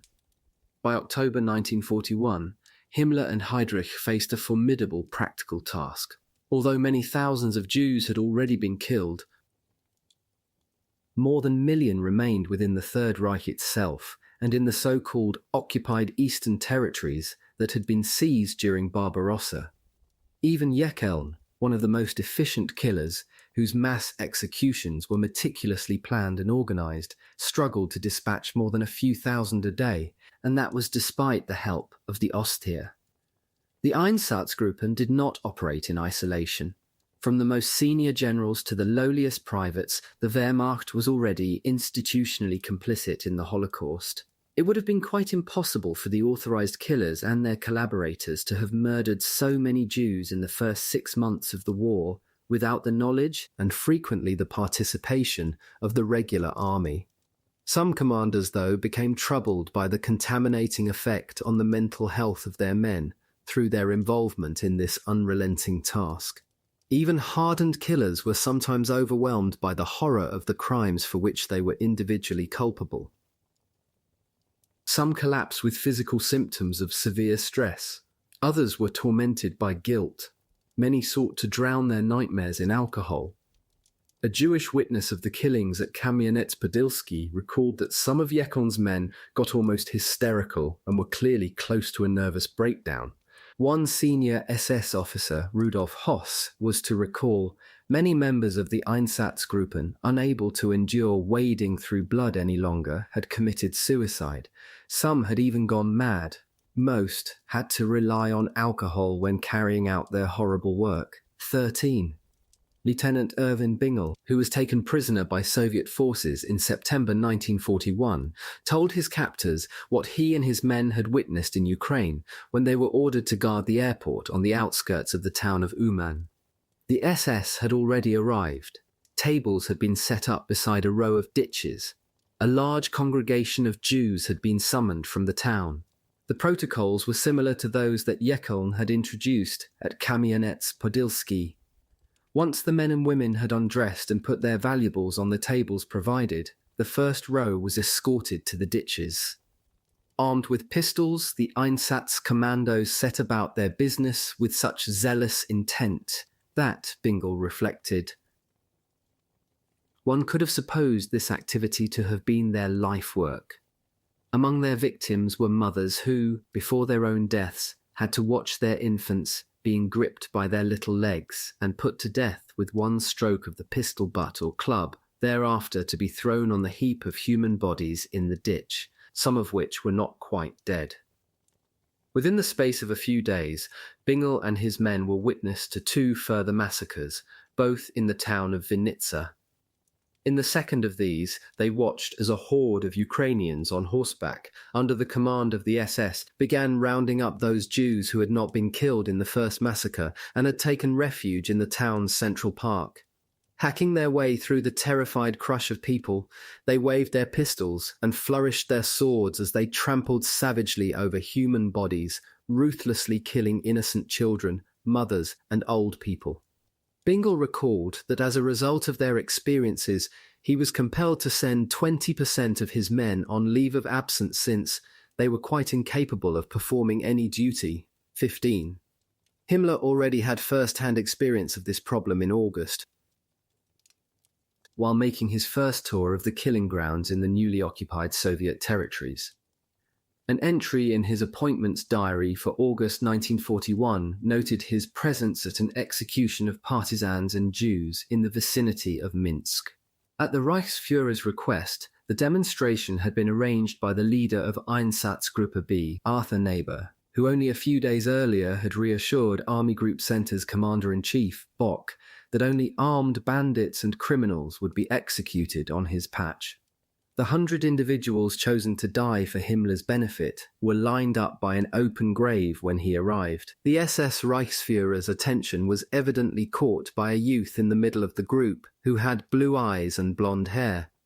Himmler went up to him to ask whether he was indeed a Jew, whether both his parents were Jewish, or whether he might have any non-Jewish ancestors. When the youth proved unwilling to deny his identity, Himmler allegedly said, "Then I can't help you." The victims were ordered to jump into the grave and lie face downwards. Himmler went to the edge of the pit for a closer look. The spectacle made him queasy. At one point, some spots of blood and a few shreds of brain tissue from one of the victims splashed up onto his coat and face. According to his adjutant Karl Wolff, Himmler went very green and pale. He wasn't actually sick, but he was heaving and turned around and swayed, and then I had to jump forward and hold him steady, and then I led him away from the grave. Himmler soon recovered his composure sufficiently to address the execution squad. He said that now he had witnessed it for himself, he realized how hard their task was, but that it was their patriotic duty to carry it out in the service of what he hoped would become the 1,000-year Reich. So saying, he drove off to inspect a nearby mental hospital where, in a meeting with Neighbor, he explored the possibility of finding more efficient and less traumatizing ways of exterminating Jews in large numbers. He had chosen the right man. As the commander of Einsatzgruppe B, Neighbor had driven his men as hard as possible to eliminate the maximum number of Jews and other undesirables, including communists, gypsies, the physically disabled, and psychiatric patients. The addition of women and children to the official list of those Jews to be shot was threatening to overwhelm his limited resources. He had a vested interest in coming up with alternative solutions. In his previous role as the head of the Reich's Central Criminal Investigation Department, the Reichskriminalpolizeiamt, Neighbor had played a prominent role in helping to establish Hitler's euthanasia program, Aktion T4, and he was familiar with its organization and procedures. Action T4's founding mission was to purify the Aryan race by eliminating all children under the age of 3 who had inherited severe physical or mental disabilities. The program was soon expanded to include adults with similar conditions, as well as a wide range of other diseases, including syphilis and dementia. Those selected for treatment were transported from their various hospitals and sanatoria to T4 centres in what were known officially as charitable ambulances. On arrival, they were certified as suitable candidates for treatment by teams of doctors who had volunteered for the task. They were then killed. 2 main methods of euthanasia were available, though both were still at the experimental stage of development. One was by lethal injection of toxic chemicals, and the other asphyxiation by carbon monoxide. After a while, some of the victims' families became suspicious about the circumstances in which their loved ones had died. Death certificates that had clearly been falsified appeared to confirm the rumours about what really happened in the T4 centres. Local protests soon led to widespread revulsion, which, according to the eminent British historian Richard J. Evans, led to the strongest, most explicit and widespread protest movement against any policy since the beginning of the Third Reich. Its objections were certainly powerful enough for Hitler to suspend the program. By this point, August 1941, a total of more than 70,000 adults and children had been murdered by the T4 medical teams. Despite its abandonment, the project had nonetheless served a purpose, not so much by eliminating substandard Aryans, but in germinating a far bigger idea. Soon after his meeting with Himmler in the psychiatric hospital, Neber began to explore ways in which the T4 experiments might be adapted to provide an answer to Hitler's Jewish question. He contacted Albert Widmann, a chemist who had worked under him at the Kriminalpolizei in Berlin and had subsequently been involved in the T4 program. Widmann arrived in Minsk with the basic equipment needed for 2 simple experiments. The first of these merely involved detonating explosives in a confined area. To see how effective this might be, 25 prisoners were taken from Minsk to a forest outside the city, where they were locked in a bunker. The experiment was not an instant success.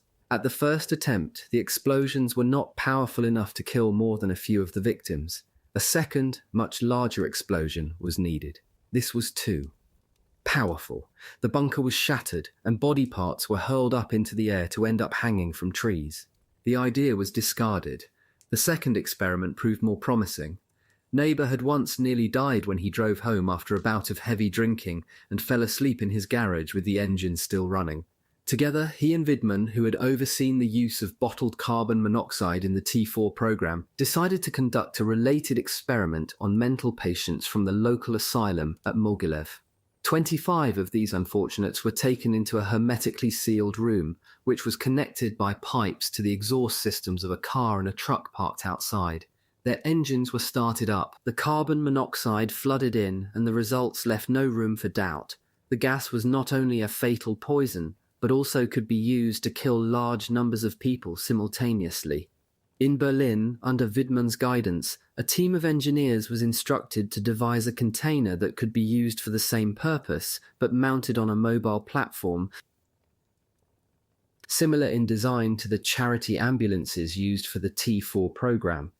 From the outside, the prototype was unremarkable, but the interior chamber could be linked directly to the vehicle's exhaust pipe. The design was tested at a concentration camp near Sachsenhausen, a mere 50 kilometers from Berlin. 40 Soviet prisoners of war were stripped, loaded into the van, and driven to the camp crematorium, where, leaving the engine running, the driver pulled a lever to divert the vehicle's exhaust fumes into the chamber. After 20 minutes, the doors were opened and the corpses tumbled out.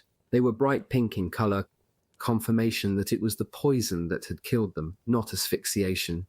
20. The first gas vans were soon in mass production for use by the SS throughout the occupied Eastern territories. It was hoped that this means of execution would prove less stressful for the killers than mass shootings. Such conjecture remained unproven, but since the screams of the victims as they banged frenziedly on the van's doors in their final moments were loud enough to be heard from some distance away, the psychological benefits may have been limited. Either way, the vans were soon in heavy demand. Within weeks, they were employed in the Polish village of Przemyśl, northwest of Od. SS Hauptsturmführer Herbert Lange, who had already proved his credentials by killing large numbers of psychiatric patients in the Warthegau, had been selected by Himmler to find a suitable site on which to construct an extermination camp. Przemyśl fitted his purpose. A group of Polish prisoners began renovating and fencing a dilapidated schloss in the centre of the village to make it fit for that purpose. Lange's SS Sonderkommando unit had operated a gas van during the T4 program. On their way, they evidently took time out to exercise their skills on some of the Jewish communities they encountered en route. Przemyśl would not be ready to open its doors to receive its first Jewish victims until December. In the meantime, Lange's SS killers did not pause. On November, they took their gas van to a Jewish labour camp at Bornhagen, some kilometres southwest of Berlin. The camp's commandant, Ferdinand Göhler, summoned the ghetto's inmates to a meeting in the main square. He told them that, for their well-being, the young would be taken to a children's home and the old to a sanatorium. Names were read out, and those who had been selected were taken into the synagogue. The van was backed up to the entrance of the building. Between 70 and 80 Jews were loaded into it. The doors were locked and, in a refinement of their original methodology, the killers released a canister of carbon monoxide rather than pumping the vehicle's exhaust fumes into their midst. It proved to be just as effective. The victims were carted to a nearby forest, where their corpses were hauled out and buried in hastily dug graves. These journeys continued for several days. Towards the end of the operation, the survivors who had grown suspicious had to be goaded into the main square to discover which of them had been selected for that day's final journey. By the time it was over, Lange's men had killed Jews. 21. The first Jews to be exterminated at Przemyśl were driven through the gates in the first week of December. When they stepped out of the transport buses, they were met by reassuring officials who told them they would have to be disinfected before being sent on to labour camps in Germany. They were then taken into the main hall, where they were ordered to undress and to deposit their valuables with a team of Polish prisoners. The naked men, women and children were escorted into the cellar and thence up a ramp into the waiting gas van. The procedure was as at Bornhagen. The doors were shut. The carbon monoxide was released and the van drove the dead to a convenient forest location where they were buried in a mass grave.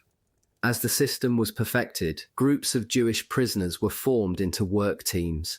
One of their tasks was to haul the bodies off the trucks, bury them, and then clean out the vehicle in time for the next batch of victims. At least 150,000 and perhaps 180,000 Jews perished thus at Przemyśl. In addition to Przemyśl, 3 other camps were in preparation or under construction for the explicit purpose of exterminating Jews. At BEC, which was conveniently sited equidistant from the two large Jewish ghettos in the Polish cities of Lublin and Lviv, the victims arrived by train. The camp commandant, Christian Wirth, who had been prominent in the T4 program as supervisor of 6 extermination hospitals, arranged for them to be told in advance that their destination was a transit centre where they would be deloused and given clean clothes. Wirth opted for purpose-built gas chambers rather than vans, but the procedure was not dissimilar. On their arrival, the unsuspecting victims were told to undress. They were then ushered down a passage towards what they presumed to be a communal shower room. As they got closer to their final destination, the guards brandished whips and yelled at them to chivvy them along.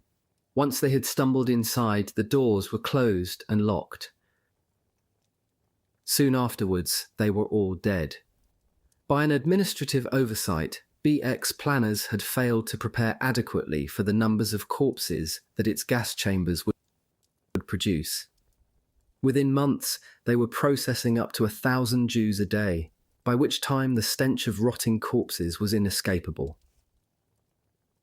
An Austrian SS officer, Franz Stangl, arrived for a meeting with Wirth.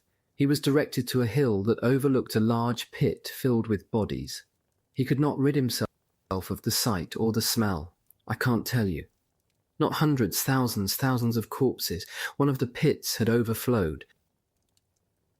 They had put too many corpses in, and putrefaction had progressed too fast, so that the liquid underneath had pushed the bodies on top, up and over, and the corpses had rolled down the hill. Oh God, it was awful. 23. By the early summer of 1943, when the camp was abandoned and then razed in a failed attempt to obliterate any evidence of its existence, upwards of 400,000 and perhaps more than 600,000 Jews had died at Biek at Sobibor, where 250,000 would perish, and at the Majdanek camp on the outskirts of Lublin, the camp commandants also opted for gas chambers. Majdanek never reached its full potential on account of the incompetence and corruption of its first two commandants. This, along with their penchant for brutality, notorious even by the standards of the SS, led to their arrest and execution on the orders of Himmler's Reichssicherheitshauptamt, or RSHA, Reich Main Security Office. Nonetheless, Majdanek would still carry out 78,000 killings, among whom were some 59,000 Jews, the rest being other undesirables. Between them, Chemano, Biek, Sobibor, and Majdanek would contribute more than 1 million deaths to the final Holocaust statistics. Auschwitz, where an early experiment was already underway with another poison gas, would, in due course, make the largest single contribution to the Holocaust by exterminating a further 1 million Jews. Auschwitz had previously been used principally to imprison Polish political detainees used as slave labour. In recognition of this, its commandant, Rudolf Höss, had thoughtfully erected a wrought iron archway at the entrance which was emblazoned with the words Arbeit macht frei, work sets you free. In late 1941, Auschwitz acquired an additional role as a laboratory in which to conduct tests with a cyanide derivative, which was marketed as Zyklon B, a poison in routine use as a fumigant to kill rodents and other pests. The question was whether it would be equally effective on humans. On September 1941, Soviet prisoners of war were transported to Auschwitz. Along with Polish prisoners who were deemed too weak to work, they were forced into a cellar under Block 11. Crystals of Zyklon B were then released from a hole in the ceiling into this makeshift gas chamber.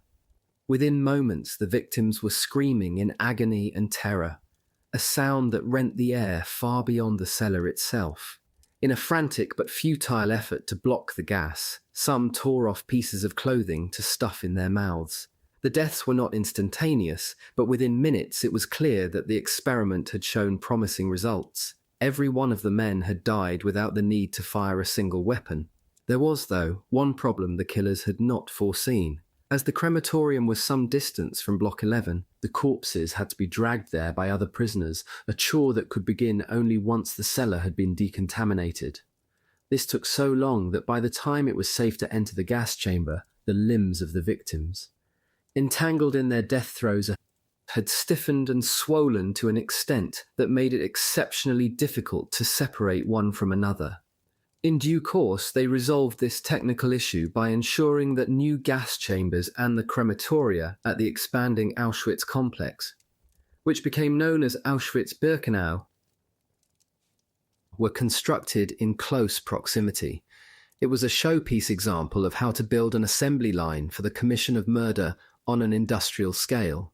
By late 1941, the Holocaust had acquired unstoppable momentum. Between them, Himmler and Heydrich had authorized the Einsatzgruppen, now reinforced with gas vans, to liquidate all and any Jews in the eastern territories conquered by the Wehrmacht. They had also decreed that the Jewish bacillus should be expelled from the territories of the Third Reich itself. As ordered by Hitler in the summer, the first mass deportations from the Reich to the Ostland were already underway. the 6 concentration camps in which Jews would be exterminated en masse. Czerno-Beek, Majdanek, Sobibor, Treblinka, and Auschwitz-Birkenau had all been approved by Himmler and were either at the planning stage or under construction. Hitler had willed the end. Himmler, Heydrich, and tens of thousands of their loyal accomplices provided the means. When Himmler noted on November 1941 that the destruction of the Jews is imminent, he spoke for them all. And when Alfred Rosenberg, the administrator of the Reich Ministry for the occupied Eastern Territories, advised the German press in a background briefing that the Jewish question can only be solved in a biological extermination of all Jews in Europe, he did not speak merely for himself. His was the collective voice of all those with the authority and power to interpret the Führer's implacable resolve to remove every single Jew from what was to become the 1,000-year Reich. Hitler's generals were in trouble on the battlefield, but Operation Barbarossa had facilitated at least one part of Hitler's central objective for the campaign. Behind the lines, his Jewish question was being answered with hideous clarity. As Christopher Browning has written, there was not a single comprehensive killing order issued on a single date and disseminated by a single uniform method, but by the late autumn of 1941, there was no longer any ambiguity about either the ends or the means. The timetable remained imprecise, but the purpose and the outcome was no longer in doubt. 6 million Jews would be physically exterminated. As Himmler was to put it in a speech 2 years later at Posen, the Holocaust represented a glorious page in our history that has never been written and is never to be written. 27. 25. Allied preoccupations. The picture that emerged was still murky, but evidence of Nazi atrocities on the Eastern Front was starting to trickle out to the West. From the late summer of 1941, Enigma decrypts by the codebreakers at Bletchley Park offered snapshots of the mass shootings and executions reported by the perpetrators from the killing grounds to Berlin via radio telephone. These reports spoke of their victims as Jewish plunderers, Jewish Bolshevists, or simply Jews, along with others who were referred to simply as Russian soldiers. In some of these cases, precise figures, ranging from to 7,819 to 30,000, were attached to these reports. To that limited extent, the War Cabinet in London had some awareness of the emerging Holocaust. Throughout his political life, Churchill had been an advocate of the Jewish cause, endorsing the 1917 Balfour Declaration, and subsequently arguing with passion in favour of the creation of a Jewish home in Palestine. But in 1941 he faced a dilemma, though he broadcast to the British people that scores of thousands, literally scores of thousands, of executions in cold blood are being perpetrated by the German police troops upon the Russian patriots who defend their soil. There has never been methodical, merciless butchery on such a scale. He refrained from mentioning the Jews specifically. There were at least 3 possible reasons for this omission. The risk of revealing the existence of Ultra, A. Reluctance to single out Jews from the millions of non-Jewish victims of the Holocaust, who included Slavs, homosexuals, dissident priests, Jehovah's Witnesses, Roma and the disabled, and the fact that Britain could do nothing directly to prevent this crime without a name, as he called this unfolding horror. When, however, he sent a message to the Jewish Chronicle to mark the newspaper's centenary on November, his words were explicit. None has suffered more cruelly than the Jew the unspeakable evils wrought on the bodies and spirits of men by Hitler and his vile regime. He has borne and continues to bear a burden that might have seemed to be beyond endurance. He has not allowed it to break his spirit. It was to be one of the very few such references to the Jews in the months ahead by Western leaders. Like Roosevelt and Stalin, Churchill was careful to insist that the struggle against the Axis powers was to liberate the entire world from tyranny. The 3 leaders seemed to have agreed that to single out the Jews might conflict with and, given the latent anti-Semitism by which most Western nations were to a greater or lesser degree contaminated, even undermine that simple and unadorned message. In any case, the Prime Minister's attention was elsewhere. On November, not long before his tribute in the Jewish Chronicle, he had sent one of his most grandiloquent messages to General Auchinleck in Cairo to be read out to the men of the 8th Army a few days later on the eve of a major offensive, Operation Crusader, designed to turn the tables on Rommel in the Libyan desert. For the first time, British and Empire troops will meet the Germans with an ample equipment in modern weapons of all kinds, Churchill declared, adding with a degree of hyperbole that few other leaders would have dared venture, the battle itself will affect the whole course of the war. Now is the time to strike the hardest blow yet struck for final victory, home and freedom. The eyes of all nations are upon you. Churchill's exhortation was tinged with exasperation. Increasingly anxious to rally the home front and to convince skeptics in Washington that Nazi Germany was best confronted in the Middle East, he had been flailing around for several weeks in search of an arresting military success. To this end, his fertile brain threw out a range of possibilities with which he bombarded his chiefs of staff. These exuberant forays into military strategy irked his director of military operations, Major General Sir John Kennedy, who was to reflect, "Our stable was so full of these unlikely starters that we were hard put to it to give the favourites the attention they deserved. To cope with the situation adequately, it would have been worthwhile to have had two staffs, one to deal with the Prime Minister, the other with the war." Operation Crusader had emerged as the clear favourite and, for the time being, the only runner. However, to Churchill's great irritation, Auchinleck refused to be railroaded into crossing the start line prematurely. This delay served only to make a swift victory over Rommel of even greater emblematic value to the Prime Minister. As he had told the War Cabinet earlier in the year, the loss of Egypt and the Middle East would be a disaster of the greatest magnitude to Great Britain, second only to successful invasion and final conquest. For the Prime Minister, the chance to crush Rommel was of surpassing importance. In a phrase that was extravagant even by his own oratorical standards, he made this abundantly clear in urging Auchinleck's men to greatness. "The Desert Army," he declared, "may add a page to history which will rank with Blenheim and Waterloo." While his attention was focused on the Middle East, the Prime Minister could not escape the growing pressure to give greater support to the Soviet Union. As Ivan Maysky was delighted to discover, the public chorus in favour of a second front was growing rapidly into a crusade. The Soviet ambassador found himself feted wherever he went. The mayor of Kensington organised a reception for him and his wife, Agnia, which was attended by guests including, Maysky noted with satisfaction, many diplomats, political and public figures, the clergy, and all sorts of aristocrats. He was elected an honorary member of two of London's stuffiest clubs, St James's and the Athenaeum. He was a guest of honour at the Livery Club, the city's holy of holies, as he put it, where he was given a prolonged ovation. When he spoke to an international youth demonstration at the Albert Hall, he was given sustained applause. In contrast, he noted gleefully, to King George VI, the Archbishop of York and Churchill, all of whom, he chortled, were met with deathly silence. More broadly, large crowds welcomed him at workers' rallies and in town halls across the country. "Everything Russian," he noted on October, "is in vogue today. Russian songs, Russian music, Russian films, and books about the USSR."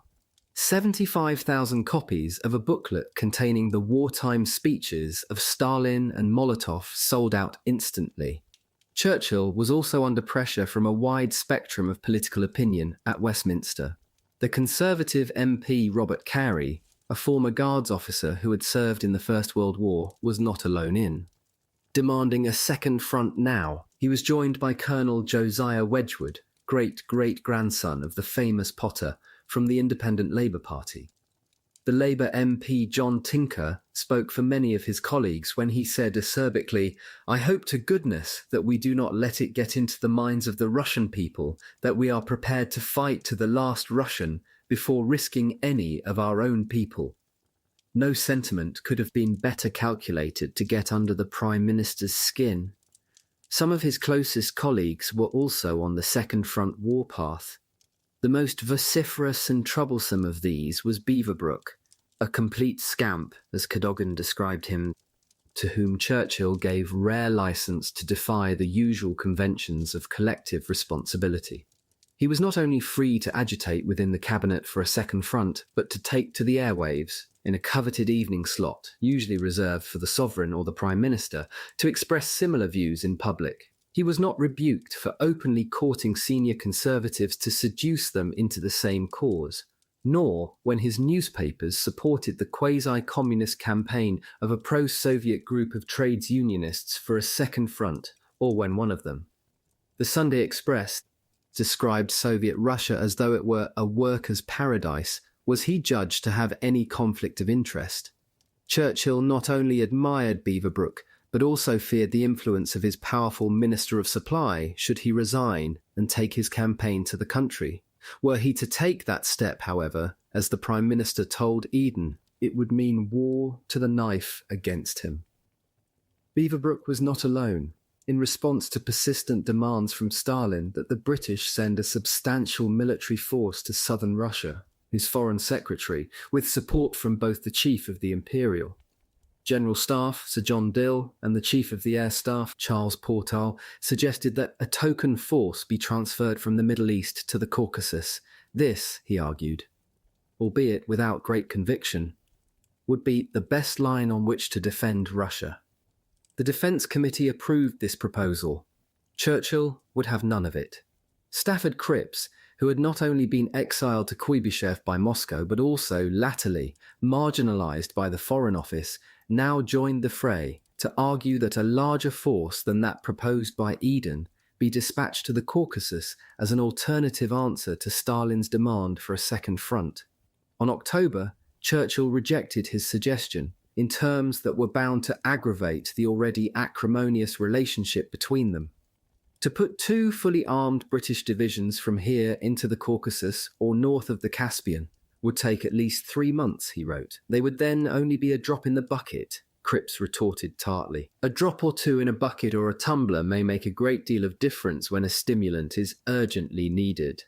To reinforce his case, echoing sentiments now being voiced by politicians at Westminster, he warned that the Soviet leaders were now obsessed with the idea that we are prepared to fight for the last drop of Russian blood, as the Germans suggest in the propaganda, and they interpret every action from this point of view, or else from the point of view that we are sitting back and resting while they are doing the fighting. If we are allies, as you have announced, surely they should not merely be told that we cannot send any troops to help them, but should also have the opportunity of discussing the matter. 12. Moscow's obsession would not have been allayed by the swashbuckling Minister of Aircraft Production, John Moore Brabazon, who used a speech in London to declare that he hoped the Russians and Germans would exterminate each other. According to Churchill's private secretary, who made a note of the minister's sentiments, such views were widely held.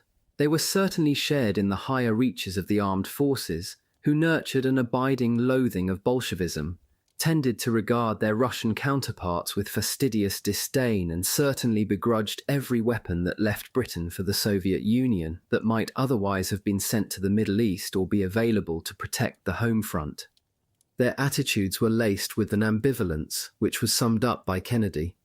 The fundamental difficulty is that although we want the Germans to be knocked out above all, most of us feel that it would not be a bad thing if the Russians were to be finished as a military power too. Dill was known to share similar views, while his vice CIGS, General Henry Pownall, put it bluntly, noting, "Would that the two loathsome monsters, Germany and Russia, drowned together in the winter mud." Churchill was no less anti-Bolshevik than they, but more astute. He knew it was both diplomatically and politically impossible simply to watch the Soviet Union's agonies from the sidelines.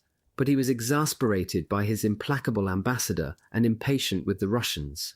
In this frame of mind, he wrote once again to Cripps to point out that the British had already made what he described as a significant offer of military support to the Russians, only to have it turned down. From Moscow's perspective, this offer was a double-edged sword. It originated with a joint Anglo-Soviet plan to prevent Iran falling into German hands. In August, Soviet units invaded the ostensibly neutral country from the north as British units entered from the south. It was an opportunistic venture which had oil at its heart. London wanted to prevent the fiercely nationalistic but pro-Nazi Shah Reza Pahlavi from giving the Germans access to the British-owned Anglo-Persian oil refinery at Abadan.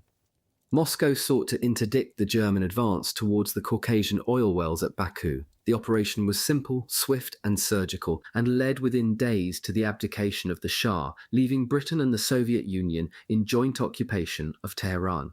In the middle of September, ostensibly to meet the Soviet demand for greater military support, Churchill proposed that the British troops now based in southern Iran, protecting Abadan, should replace the Soviet troops in the north of the country. Somewhat disingenuously, he told Cripps that this would liberate 5 Soviet divisions to defend their own country. To the Prime Minister's irritation, Cripps pointed out that Britain's proposal would be regarded as an ill-disguised takeover bid for an oil-rich country of vital strategic importance to the Soviet Union. And so it was. Churchill was unmoved. In late October, with Stalin still pressing for a second front, he chided Cripps as though picking at an itchy scab. "The Russians," he wrote, "have no right to reproach us. They brought their own fate upon themselves when, by their pact with Ribbentrop, they let Hitler loose on Poland and so started the war. We were left alone for a whole year while every communist in England, under orders from Moscow, did his best to hamper our war effort." And he went on, "That a government with this record should accuse us of trying to make conquests in Africa or gain advantages in Persia at their expense, or being willing to fight to the last Russian soldier, leaves me quite cold. More generally," he wrote testily, "we will do anything more in our power that is sensible, but it would be silly to send 2 or 3 British or British Indian divisions into the heart of Russia to be surrounded and cut to pieces as a symbolic sacrifice." Cripps was infuriated.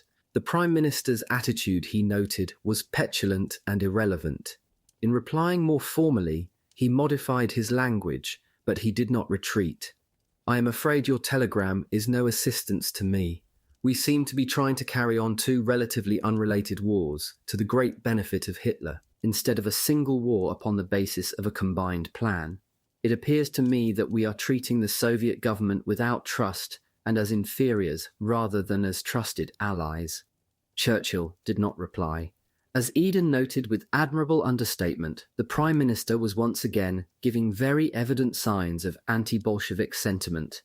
Chafing at Churchill's rebuff, Cripps once again contemplated resignation and a return to Britain to make a nuisance of myself about it all.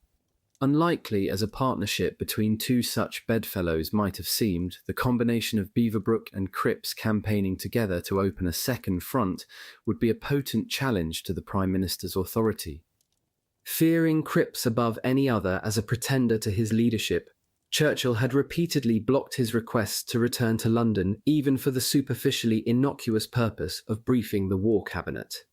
The ambassador settled on a new tack, suggesting that he and Mason MacFarlane, the head of the Moscow military mission, who was similarly out of the loop, should fly back to Britain to receive a full briefing on the government's policy, the better to explain it to the Kremlin.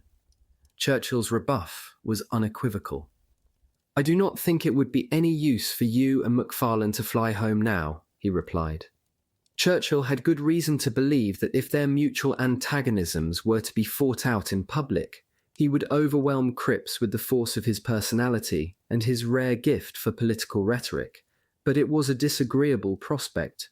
Injecting a note of self-serving menace, he added, "I could only repeat what I have said here, and I hope I shall never be called upon to argue the case in public." He could not rid himself of his turbulent ambassador, but he could effectively insist that he remained out of the way in Russia. Nonetheless, Churchill could not entirely ignore the mounting criticism both within Westminster and in the country. The government, he confided to Eden, was on thin ice, while we are doing so little for them, the Russians. He settled on a smart political wheeze, a gesture to show Moscow that the will, if not the means, was there to support what the British public regarded as the heroic struggle of the Russian people.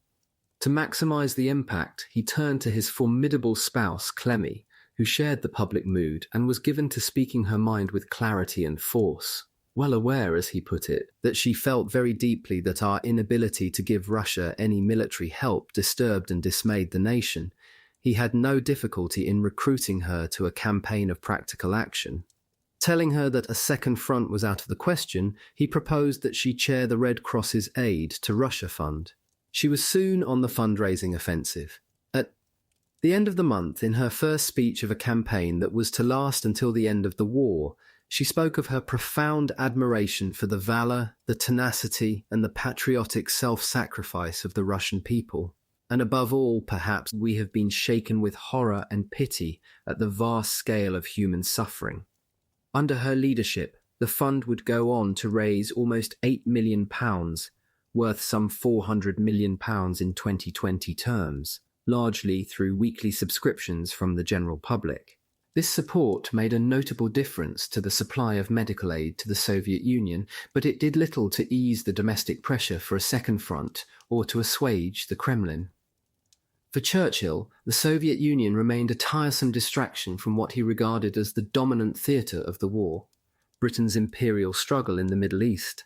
But he found it impossible to disentangle himself from the diplomatic war games that had come to bedevil relations between London and Moscow, an association underpinned by mutual incomprehension and suspicion that threatened to form an insurmountable obstacle to an effective alliance, which, whether he liked it or not, and generally he did not, was crucial to the defeat of Hitler. Thwarted in his efforts to bully the Prime Minister into mounting a second front, Stalin steadily increased the pressure on him to declare war on Romania, Hungary, and most of all on Finland, whose armies were pressing hard on the Soviet Union's northern front in support of Hitler's siege of Leningrad. In a letter to the Soviet leader on November, Churchill made it clear that he was unwilling to make such a move, which he wrote would only be a formality because Britain had already imposed a blockade on all three countries. In addition, he informed Stalin, a British declaration of war on Finland would arouse strong opposition in the United States. Nonetheless, in a conciliatory gesture, he undertook to raise the issue again in the War Cabinet if you think it will be a real help to you and worthwhile. Stalin's reply was handed to Churchill by Mayski a week later in the Prime Minister's room at Westminster. Churchill rose at the ambassador's entry, shook hands, and, as Mayski noted, said with a friendly smile, "Let us have a good talk." The two men and Eden, who was there at Mayski's request, sat down and Churchill began to read. Mayski watched as his face darkened at what the Prime Minister would describe as a chilling and evasive reply, in terms that were certainly as bitter in tone and brutal in content as diplomatic correspondence would allow. Cadogan, who was also present at the meeting, described him as cantankerous and offensive 29. The Soviet leader laid bare his deep grievances over Churchill's attitude and strategy, implicitly blaming the British for failing to reach a definite understanding between our two countries over war aims and plans for the post-war organisation of peace. He also held Britain responsible for the absence of a mutual military assistance deal for the defeat of Hitler. Until these questions were settled, he warned, there will be difficulty in securing mutual confidence. The immediate cause of Stalin's resentment was Churchill's refusal to declare war on Finland. This rebuff, the Soviet dictator complained, had been the more offensive because the British had created an intolerable situation by allowing debate about this most delicate issue to surface in the press. Why is all this being done? To demonstrate the lack of unity between the USSR and Great Britain, he thundered. When Churchill had finished reading, he passed the letter to Eden without saying a word. Then he rose and paced around the room. His face was white as chalk, and he was breathing heavily. He was obviously enraged, Mayski noted. After a long pause, the Prime Minister said icily, "Grave message," adding a few moments later, "I don't want to answer this message now."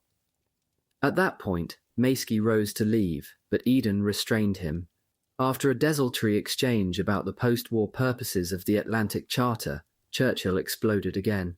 "If you want to turn England into a communist state in your post-war plans, You should know you'll never succeed." Still pacing, he added, "Why was it necessary for Stalin to assume such a tone in our correspondence? I am not going to stand for it. I could well say things too. Who will profit from it? Neither we nor you. Only Hitler." Such bitterness in Anglo-Soviet relations could not be allowed to fester. Eden, who was well aware that Stalin judged Finland to be a litmus test of Britain's commitment to the Soviet Union, sought to become an honest broker. At a meeting of the War Cabinet that evening, he was unable to persuade Churchill, who was very sore about Russia, to shift towards a declaration of war on the Finns, even though he knew it would amount to little more than a symbolic gesture. The Prime Minister was supported by two Labour ministers, Ernest Bevin and Anthony Greenwood, whose hatred of communism, according to Eden's private secretary, Oliver Harvey, blinded them to any other consideration. Eventually, Beaverbrook came to the rescue, saying, "Things are in a terrible mess. We must send Anthony Eden there, and he'll put it all right."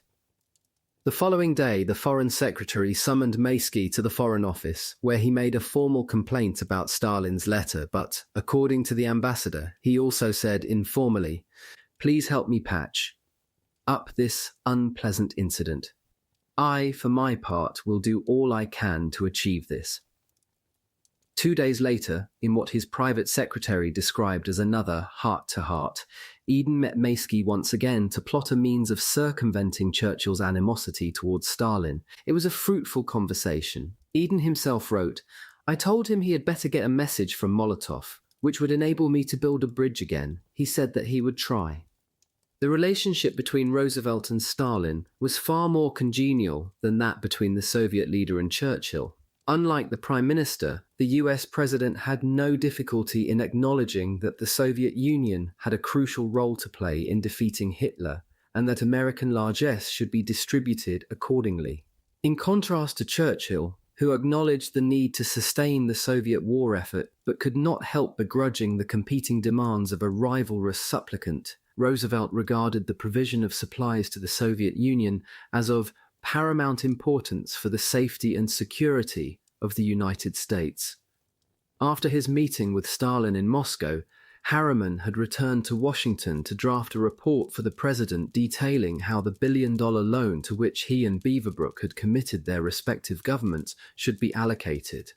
On October, Harriman presented the report to Roosevelt, who not only signed it off at once, but cabled Stalin 2 days later to tell him that the entire package would be financed under Lend-Lease, that no interest charges would be levied, and that the Soviets would be granted a 10-year repayment period, which would not start until the end of the war. Stalin replied in terms so gracious that they would barely be recognized by Churchill as being authored by the same individual.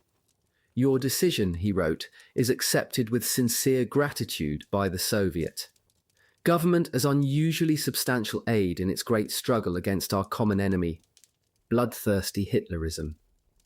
By this time, Roosevelt was cautiously but cleverly nudging the United States towards a direct confrontation with Germany.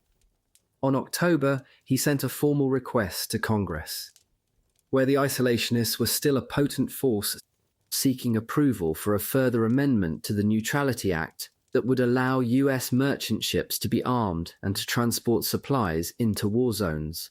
It was likely to be a close call, as American public opinion was still heavily opposed to taking military action against the Nazis. Then, on October, a US destroyer, the Carney, was hit by a torpedo fired by a U-boat miles south of Iceland. Although the vessel managed to limp back to Reykjavik, 11 of her crew were killed. For Roosevelt, it was a fortuitous opportunity. 10 days later, at his annual Navy Day speech, the president used the Carney affair to ramp up his rhetoric against the Nazis. "America has been attacked. I say that we do not propose to take this lying down. We Americans have cleared our decks and taken our battle stations. We stand ready in the defense of our nation and the faith of our fathers to do what God has given us the power to see as our full duty." Patriotic though they might have been, the American voters were not yet ready to follow the president where he wanted to lead them. Their reluctance to be sucked into war had been faithfully reflected in Congress 2 months earlier, when the president's passionate plea that military service be extended from a year to 18 months squeaked through the House of Representatives by only a single vote. The mood had barely changed in the interim. Even the sinking of another destroyer, the USS Reuben James, with the loss of men, did little to sway public opinion. However, it led to just enough of a swing in Congress to carry the day, first in the Senate, and then, by a margin of 212 to 194, in the House of Representatives to approve Roosevelt's request to amend the Neutrality Act in ways that were bound to increase sharply the risk of a confrontation in the Atlantic. This was a step forward, but it was far from providing evidence that the American people were now ready for war. Roosevelt was well aware, in the words of his speechwriter Robert E. Sherwood, that, as the limitless peril came closer and closer to the United States, isolationist sentiment became even more strident in expression and aggressive in action. 41. The vote in Congress may have authorized him in effect to launch a war de facto, though not de jure, in the Atlantic, but that was as close to a military confrontation with the Axis powers as he could get. He had repeatedly made a public commitment to do everything in our power to crush Hitler and his Nazi forces, but the American people were not yet willing to allow that rhetoric to be translated into practical action. It would take an open act of premeditated aggression against the United States to trigger war itself. As it happened, that prospect was approaching rapidly over the horizon. Tensions between Washington and Tokyo had been rising sharply. Following Japan's decision to join with Germany and Italy to form the Tripartite Pact in 1940, the Japanese militarists, who were resolved on further rapid expansion of their empire, had gradually gained the upper hand. Japan's imperial aspirations had started to take tangible form with the invasion of Manchuria in 1931, an aggression that eventually led to its expulsion from an enfeebled League of Nations 4 years later. This had served only to accelerate the momentum of conquest. Despite desperate efforts by China, the Japanese seized and pillaged Nanking, Hankou, and Canton in the same year. In 1940, in its next move to become the unchallenged suzerain of Greater East Asia, Japan forced the Vichy government to cede military bases in French Indochina, Laos, Cambodia, and Vietnam, which culminated in the effective occupation of the region by July 1941. This was a decisive moment. With Malaya, Singapore, and the Dutch East Indies now at risk, in effect the takeover of Southeast Asia. Neither Britain nor the United States could stand by to see their own regional interests thus jeopardized. Washington retaliated by imposing severe sanctions on the Japanese regime, extending a pre-existing ban on the export of precious metals and aviation fuel. Washington froze all Japanese assets in the United States and, in conjunction with the British and Dutch, imposed a total oil embargo. As a result, Japan faced a collapse in its overseas trade and, more alarmingly, the total loss of its vital oil imports. The only way to break out of this stranglehold would be to withdraw from Indochina or take military action to secure these resources elsewhere. From Malaya, the Philippines, and particularly for the oil, from the Dutch East Indies. In the absence of adequate intelligence from Tokyo, it was virtually impossible to pierce the carapace of secrecy behind which Japan concealed its internal machinations. Washington therefore had no evidence on which to judge whether its punitive measures would restrain or provoke the militarists in Tokyo. Roosevelt chose to believe that the sanctions would avert, or at least postpone, the risk of a US-Japanese military confrontation in the Pacific. Fearing that Britain might be left alone to confront the powerful Japanese Navy in the Far East, Churchill had urged Roosevelt at their Placentia summit to issue Japan with an ultimatum, a warning that any further military adventurism would lead to countermeasures up to and including war. Roosevelt balked at taking this stance. Instead, Tokyo was informed that any further military action by Japan would oblige him to take any measures that might be required to ensure the safety and security of the United States. He still hoped that he could avert a crisis through negotiation. All expressions of mutual regard aside, These Washington-Tokyo talks soon foundered on the rocks of the mutually incompatible ultimatums each side was to deliver to the other in the weeks ahead. In effect, Tokyo was told that sanctions would be lifted only if Japan surrendered its existing empire and abandoned its pretensions to great power status in the region. Japan's national pride, the militarists' sense of their intrinsic superiority, and a reluctance to lose the economic gains of conquest effectively ruled out any prospect of agreement on such terms. At its meeting on September, the country's supreme governing body, the Imperial Conference, decided that unless the US sanctions were lifted without preconditions, in favor of unfettered negotiations about the empire's legitimate role and status, an early military confrontation with the United States and Britain would be inevitable. Since it was inconceivable that Washington would lift the sanctions unconditionally, the chances of a peaceful way out of the impasse had become vanishingly remote. Blindsided by its reluctance to appreciate either the importance of honor in Japanese culture or the crushing blow inflicted by its sanctions on the empire's economy, Washington lulled itself into the belief that its severe warnings would serve to deter a Japanese attack on the West's colonial possessions in Malaya, the Philippines, and the Dutch East Indies. Instead, Roosevelt presumed that the Soviet Union was likely to be Tokyo's next target.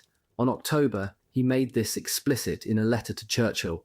The Jap situation is definitely worse, and I think they are headed north. Stalin, who was, of course, not privy to this correspondence, knew better. 26. Mood changes. On his long and excruciatingly slow journey from Moscow to Turkmenistan, Andrei Sakharov occasionally raised his eyes from the study of quantum physics. "I saw a country wounded by war," he was to recall. "The trains moving east with us carried evacuees, damaged equipment and wounded men. Those racing past us to the west carried combat troops. Their faces were tense as they peered out from the train windows, and they all looked somehow alike. The soldiers that sped by day after day were being rushed from the border with Manchuria to the defense of the Soviet capital. This massive redeployment was possible only because Stalin, unlike Roosevelt, had learned that Siberia was no longer at risk from a Japanese invasion. During the decade following Japan's invasion of Manchuria, the Russians had built up an army of 750,000 men to the east of the Urals to protect the 3,000-kilometer border with northern China, which was under the harsh military rule of the Japanese Kwantung Army. The countless border clashes between the two armies culminated in the battles of Khalkhin Gol in the summer of 1939.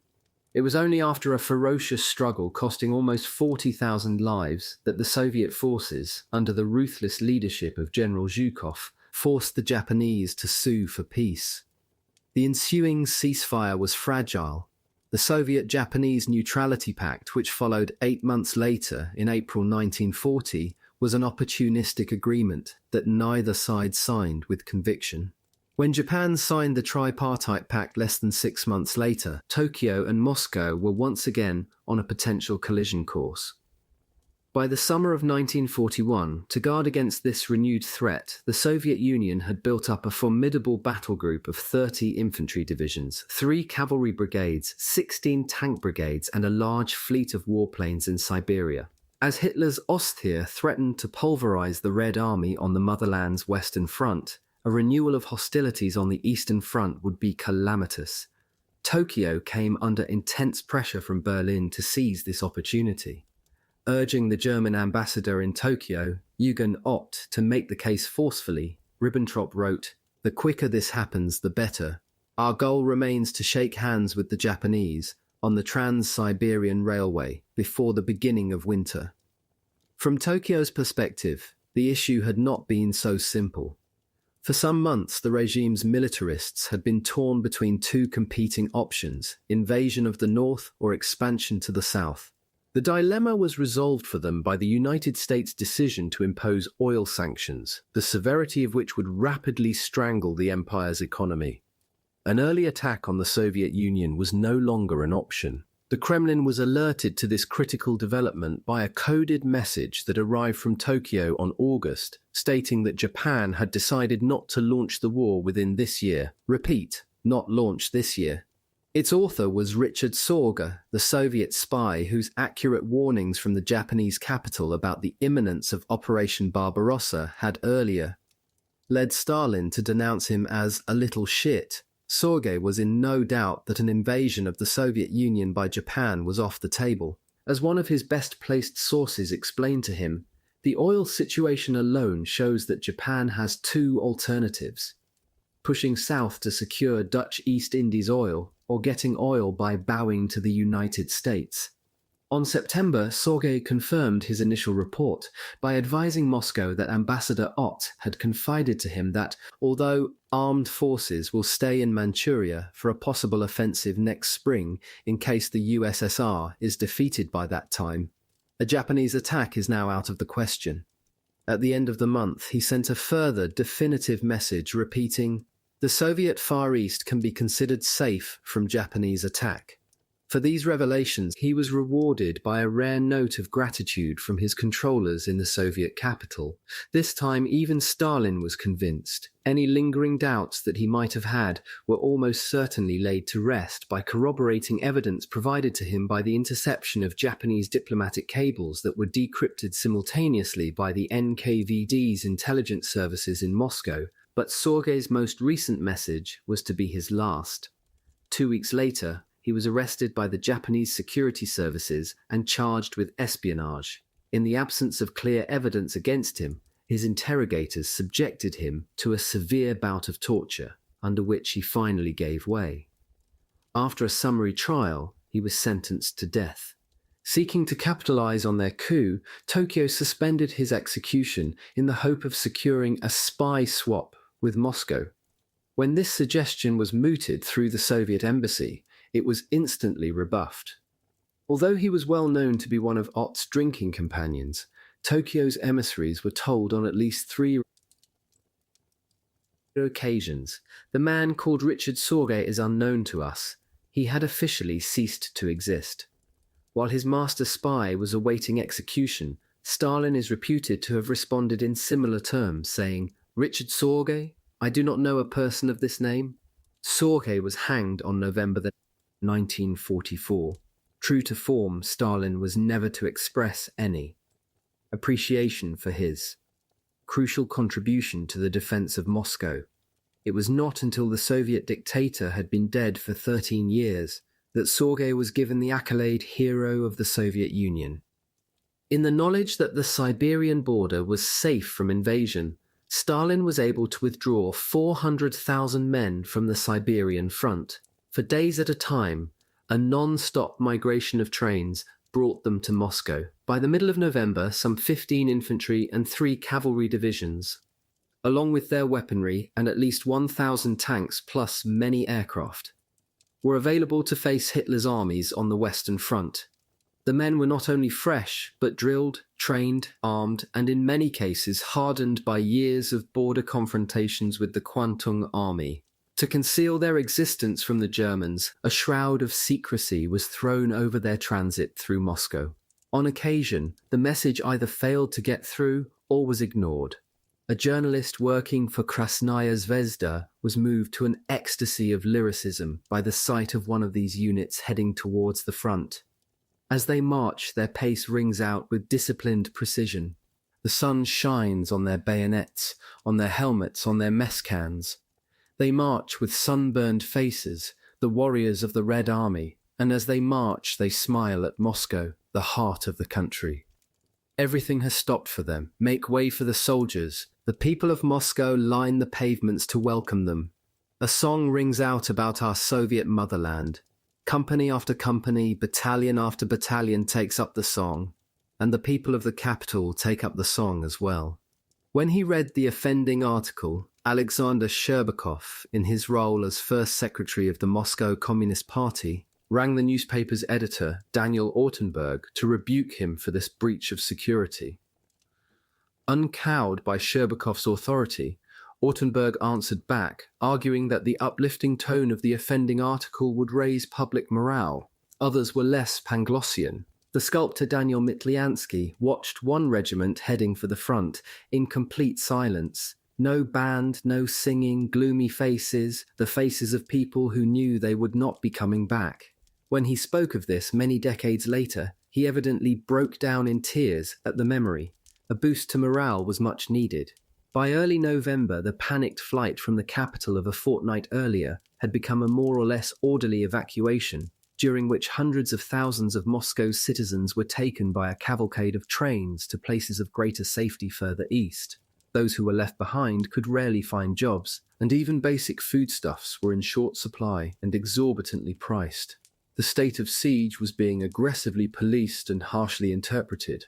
There was no right of appeal against the often draconian sentences imposed by the tribunals. Two officials, the head of the city council's heating and power department and his deputy, made the mistake of being overheard as they criticized life in the Soviet Union and cast doubt on the prospect of victory. Each was jailed for 10 years. A disabled worker called Grekichkin was unwise enough to pick up a German leaflet that had dropped near a vending machine on the corner of Dzerzhinsky Square and read it aloud. He too got a 10-year sentence.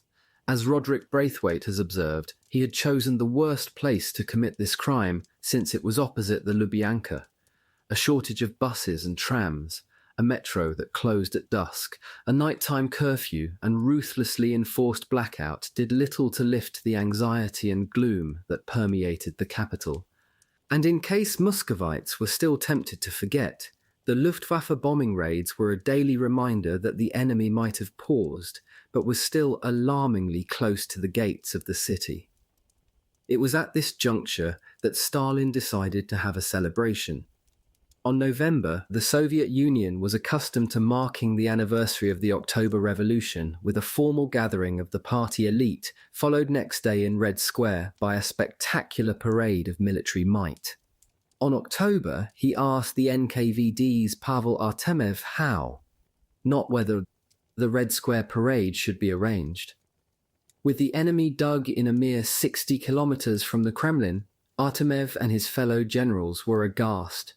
They protested that the risk of an air raid made it far too dangerous and that in any case the tanks were needed at the front while only a paltry handful of troops could be assembled in time for the Red Square march past. Stalin dismissed their reservations out of hand. When he told Molotov and Beria of his decision, they thought he was joking. It was soon clear that, far from joking, he would, if necessary, supervise the arrangements himself. If there's an air raid during the parade and there are dead and wounded, they must be quickly removed and the parade allowed to go on, he told them. A newsreel should be made and distributed throughout the country. I'll make a speech. Stalin was not a rabble-rouser or a showman, but he had an uncanny instinct for the moment, and he sensed that a spectacle was required to rouse the spirit of the people and to give them the confidence to believe that, rather than facing imminent defeat, victory would in due course be theirs to celebrate. To avoid chancing fate, the ornate main hall of the Mayakovsky metro station, the deepest in Moscow, was chosen for the meeting of the party elite. Security was tight. Invitations, supervised by the NKVD, were dispatched to the party faithful only hours in advance. On the day itself, a rostrum was brought from the Bolshoi Theatre and covered with carpets. Flowers bedecked every corner. A train was drawn up on one platform, its carriages converted to buffet cars and cloakrooms. But the mood was oddly subdued as Stalin and his entourage, Molotov, Mikoyan and Beria among them, mounted the platform to a round of dutiful applause. Stalin looked strained, weary and grey as he rose to speak. With microphones transmitting his words to the outside world, he spoke softly, almost flatly, without seeking to rouse his listeners with demagoguery. Inevitably, he overstated the achievements of the Red Army, but he did not gloss over the setbacks and the challenges the Soviet forces had faced. Referring warmly to the fruits of the Harriman-Beaverbrook mission, he also drew attention to the failure of the Western Allies to send troops to the European mainland, insisting that a second front must come within a very short time, a pointed rebuke that drew a spontaneous burst of stormy applause. More tellingly, Despite the fact that it was the eve of the 24th anniversary of the revolution, he was canny enough to eschew Bolshevik cliches in favour, once again, of appealing to Russian nationalism, quoting the Nazi penchant for describing his audience as belonging to a subhuman species. He denounced these people with the morality of animals, who have the effrontery to call for the extermination of the great Russian nation. Invoking the names of Pushkin, Tolstoy, Gorky, Chekhov, Glinka and Tchaikovsky among others, as well as Lenin. Trotsky, of course, was not mentioned. He roused his audience once more with a "bring it on" challenge to the invaders. If they want a war of extermination, they shall have it. Our task now will be to destroy every German, to the very last man who has come to occupy our country. No mercy to the German invaders. Death to the German invaders. This time his words were almost drowned in a barrage of sustained applause. If any of his audience were troubled by his failure to credit their revolutionary zeal, they refrained from saying so. When he finished, the crowd, which included a number of uniformed soldiers who had been brought directly from the front, clambered onto their chairs for a better look at their leader. An orchestra played the Internationale as a prelude to a patriotic concert that brought the evening to a triumphant close. Stalin had ordered that the precise timing of the Red Square parade should be kept secret. This instruction was so scrupulously obeyed that even he was not told until later that evening that it would start at 8 the following morning. General Artemev had managed to muster some 28,000 men for the honour of parading through Red Square. To make up the numbers, this required him to withdraw the equivalent of 2 frontline divisions from Moscow's defensive shield. The remainder came from a pool of new recruits who had yet to experience conflict, but would very soon be on their way to that front. With only a few days to drill them for an event that would normally require weeks of square bashing, they had to march back and forth for long hours at a time until they could perform with the meticulous precision that such an event warranted. When they were issued with new greatcoats and told to polish their boots and their equipment, they guessed what was in the offing, but, in the name of security, they were not officially told of their role until the evening of November. Not many slept that night. By the early hours, they were on their way to Red Square. It was dark, the cold was intense, and the ground was icy. The Kremlin was blanketed by a snowstorm. Men and tanks slipped and slithered their way up the shallow slope towards Lenin's empty mausoleum to take up their allotted positions in front of the seat of Soviet power. Just before the Kremlin bells chimed the hour, Stalin led the Politburo up the steps of the mausoleum. He was muffled in a plain greatcoat and wearing his emblematic flat cap, which was decorated only with the red star of the revolution. In the distance, it was possible to hear the boom of artillery fire from the front. With Moscow subjected to an average of 6 bombing raids a day, the snowstorm was actually a blessing. As he looked up at the darkening sky, the Soviet leader joked, "The Bolsheviks are lucky. God is on their side." Once all were in position, Stalin spoke, softly as always, his words reverberating, albeit indistinctly, around Red Square and from radio sets across the Soviet Union. He was in declaratory mode, succinct, direct, and ostensibly indomitable. "Comrades, we are celebrating the 24th anniversary of the October Revolution in very hard conditions. The enemy is at the gates of Moscow and Leningrad. Yet despite temporary failures, our army and navy are heroically repelling the enemy attacks along the whole front." As he had done the evening before, he invoked giants from the past to underline the nation's patriotism. "The whole world is looking upon you as their liberators," he told the troops. "Be worthy of this great mission. The war you are waging is a war of liberation, a just war." At that, the band started up and the march past began. It lasted no more than 13 minutes, but it was a potent display of defiance, and it indubitably had an inspirational effect on many of those taking part. One of their number, Leonid Shevelev, reflected, "We had heard that Stalin had left the capital. It was very important to us to see that our leader chose to stay with us. This made us march with the kind of determination as if we were nailing down the coffins of the advancing Nazis. Not all were as impressed, however. As he passed Lenin's tomb, Mark Ivanikin, who was marching on the outside edge of his column nearest the reviewing platform, turned his head smartly on the order "Eyes Right," and had a brief close-up view of the Soviet leader. He was not overawed. I was surprised to see Stalin looked so short in his hat and ear flaps, not at all like the man we had seen in the portraits everywhere, he recalled. When he joined the ranks of those marching to the front, the phrase of Stalin's that rang loudest in his ears did not embolden him. At the bottom of my heart, I felt a little dubious when he said that the war might be over in 6 months to a year. He suspected it would be much longer. The writer and journalist Ilya Ehrenberg was shocked by another part of the speech. The implicit sneer in the phrase, "the enemy is not as strong as some frightened little intellectuals imagine," led him to retort later. Of course, among the intelligentsia too, there were some who lost their bearings, but no more so than among other sections of the population. I do not know why Stalin had once again to make a scapegoat of our intelligentsia. The intellectuals were at one with the people. They fought at the front, they worked in the field hospitals, in the factories.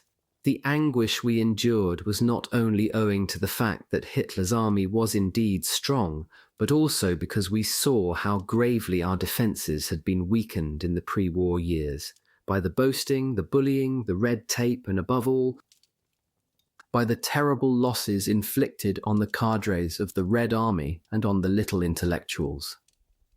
For the most part, though, the speech clearly achieved its purpose. The Kremlin's commandant, Major General K.R. Sinilov, recalled that before the parade he had received sheaves of letters that betrayed a lack of confidence, and in some there was a palpable feeling that we could hardly hold Moscow. A few even indicated that it was not right to put children and old people in danger, asking, wouldn't it be possible in general not to withhold Moscow from the enemy, not to put up resistance? Following the parade, such letters ceased. The people became completely different and full of confidence.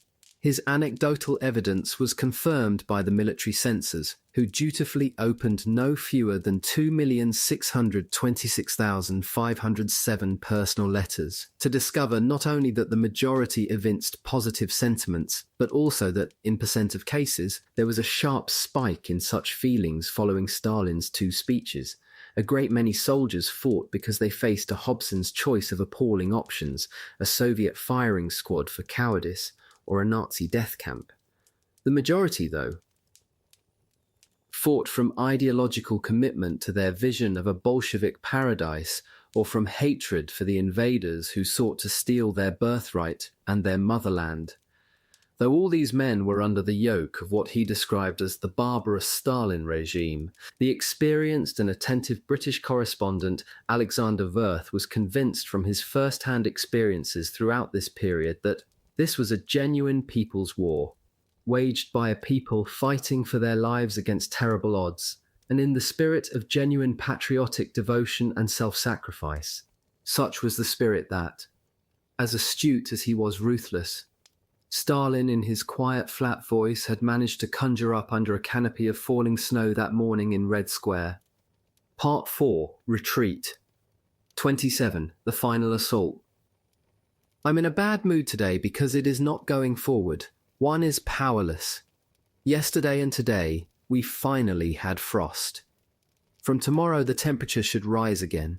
Thus the hopes of moving again are shot down. Even now I do not know how I am supposed to ensure the supply just of foodstuffs. For the new attack, a preparation of at least days is required. The disgruntled commander of Panzer Group 4, Erich Hoepner, waiting for the final lunge on Moscow from the north, was not alone. Guderian, impatient to reach Tula, the gateway to Moscow from the southwest, was equally frustrated. It is miserable for the troops, and a great pity for our cause that the enemy should thus gain time, while our plans are postponed until the winter is more and more advanced. With the best will in the world, there is nothing you can do about the elements. It all makes me very sad. The unique chance to strike a single blow is fading more and more, and I do not know whether it will ever recur. How things turn out, God only knows. We can only go on hoping and keep our courage up, but this is a hard time that we are passing through. too. The officers and men in Army Group Center were as dismayed as their senior commanders. An artilleryman, Franz Frisch, reflected, "No soldier could understand the idea of a winter offensive under such miserable conditions. The spirit of the troops was also below zero. We suffered terribly. The wind blew almost all the time. We never officially received winter clothes and could not understand why they were not given to us." As ever, Heinrici, commanding 43rd Corps, was quick to detect this mood. He also shared it. "The weather stays bad. There is snow and freezing temperatures at night, fog and rain during the day. The roads are either so slippery that our cars spin like humming tops, or they turn into a deep swamp. At the moment we live in a miserable village. Our quarters are horribly bug-infested." On November, the same day that Hitler, in Munich, proclaimed that the Soviet Union had been shattered and defeated, he noted, "Our men keep asking me, when will this finally end? I can only shrug and answer, I do not know." During this lull, the soldiers found an outlet for their frustrations. Partisans, though not numerous, were, like hornets, able to inflict nasty surprises by planting bombs on bridges, laying mines on roads and, most irksomely, mounting unexpected raids on the villages where the German troops had billeted themselves, setting fire to their supply dumps. Heinrici was as eager for vengeance as his men, and if they failed to distinguish between a partisan and an innocent villager, then that, he judged, was the debt owed by the latter for not revealing the whereabouts of the former. It was a frustrating task to hunt down a hidden enemy that could so easily conceal itself in deep gorges or dense forests. Tired and demoralized men were not prone to make distinctions between the innocent and the guilty. Informers played a crucial role. In one incident, Heinrici was greatly assisted by an individual whom he described euphemistically as our interpreter. His intelligence led to the arrest of a committed gang of 15 partisans, both men and women. Even though Heinrici wrote, they knew that they would be exterminated without mercy, they refused to cooperate. They say nothing and claim to know nothing. They were duly shot. On another occasion, one of his units rounded up 60 suspects. The officer in charge of these arrests detected 40 Red Army soldiers among their number. Heinrici noted that he convicts and finishes off 20 of them, and that one young man was hanged in the city centre, or more precisely, he relieved the military policeman from this unpleasant work and did it himself. These extrajudicial killings gave Heinrici considerable satisfaction. It was disagreeable, though, to see his officers execute their victims close to his sleeping quarters, and he therefore instructed one of them not to hang partisans closer than 100 meters to my window, not a pleasant view in the morning. As commander of the Central Front, Bock faced challenges of a different order. Not only were his troops demoralized, but his officers had fallen to bickering with one another about ill-judged and ill-fated skirmishes or complaining about supplies that had been promised but not delivered. A regimental commander serving in the 98th Infantry Division bemoaned the loss of officers, non-commissioned officers, and weapons specialists, noting that without reordering and replacement of clothing, equipment, weapons, vehicles, and horses, the troops have no more combat value. Bock did not so much ignore the frustrations, resentments, and grievances that permeated Army Group Center as try to sidestep them. He had committed himself to the destruction of the main enemy force defending Moscow, presuming that the fall of the capital, a secondary objective, would follow in due course, but great logistical obstacles now stood in his path. Although the Germans had built railway lines as far as Smolensk, from there onwards, the bulk of all supplies for the front had to be taken by truck along roads that were virtually impassable in many places. An acute shortage of crucial supplies, including basic foodstuffs and fuel, about which his commanders complained so volubly, was the inevitable consequence. To add to these impediments, Halder chose this point to present him with another, a grand new strategy for the next stage of the campaign. On November, the Army Chief of Staff sent him a map on which were drawn two sets of lines that depicted the minimum and maximum depths to which the three army groups were expected to penetrate in the weeks ahead. The maximum line ran from the northern port of Murmansk via the city of Gorky, 400 kilometers east of Moscow, to a point a little beyond Stalingrad, 800 kilometers due south of Gorky and kilometers southeast of Moscow, and ended imprecisely even further south in the depths of the Caucasus. Bock ignored the maximum line as too far-fetched to be worth considering, but he could not avoid responding to what he must have presumed to be Hitler's proposed minimum line. This began at a point to the east of Leningrad and ran southeast to a point kilometers due east of the capital, before turning south to Rostov-on-Don, which was kilometers south of Moscow. Bock's response was brusque. This minimum line could not possibly be reached before winter. It would be hard enough as it was to encircle the capital by the end of the year, as Hitler had demanded. It was quite impossible, he added in sarcastic exasperation, to transform the attack on Moscow into a great strategic masterpiece. Halder opted to avoid further confrontation. The commander of Army Group South, Rundstedt, was no less aghast. As his chief of staff noted, "It is no longer possible to mitigate the situation by saying, 'It will be all right.' There comes a time when, physically, the troops, really cannot go on any longer, and having examined the situation thoroughly, I believe this point has now been reached." In Rundstedt's case, though, Halder insisted. General Ewald von Kleist's 1st Panzer Army, as the expanded Panzer Group had been redesignated following the fall of Kiev, was ordered to drive eastwards once more. He was to make little progress. The commander of Army Group North, Lieb, also sought to advance towards his end of the minimum line, but he too made little headway. The burden of Hitler's deluded crusade still rested on Bock. Hitler had ordained that the final assault on Moscow should begin at the latest by November. Bock decided that the encircling operation should be spearheaded from the north by Hoth's Panzer Group 3, from the west by Hoepner's Panzer Group 4, and from the south by Guderian's 2nd Panzer Army. But he was profoundly uneasy. In conversation with his commander-in-chief, Brauchitsch, on November, he refrained from mentioning Hitler's preposterously unrealistic operational ambitions, which most, if not all, the Führer's most senior generals still endorsed, but focused on logistics. As a result of a sharp reduction from 30 to 23 in the number of trains reaching his rear positions each day, Army Group Centre's stockpile of supplies was being rapidly exhausted. Unless that shortfall were made good, he warned Brauchitsch, "I will have to give the order to dig in for the winter. It is impossible to let the units lie around for another 4 weeks, the time it would otherwise take to rebuild the stockpile." This evening the temperature dropped 10 degrees below freezing.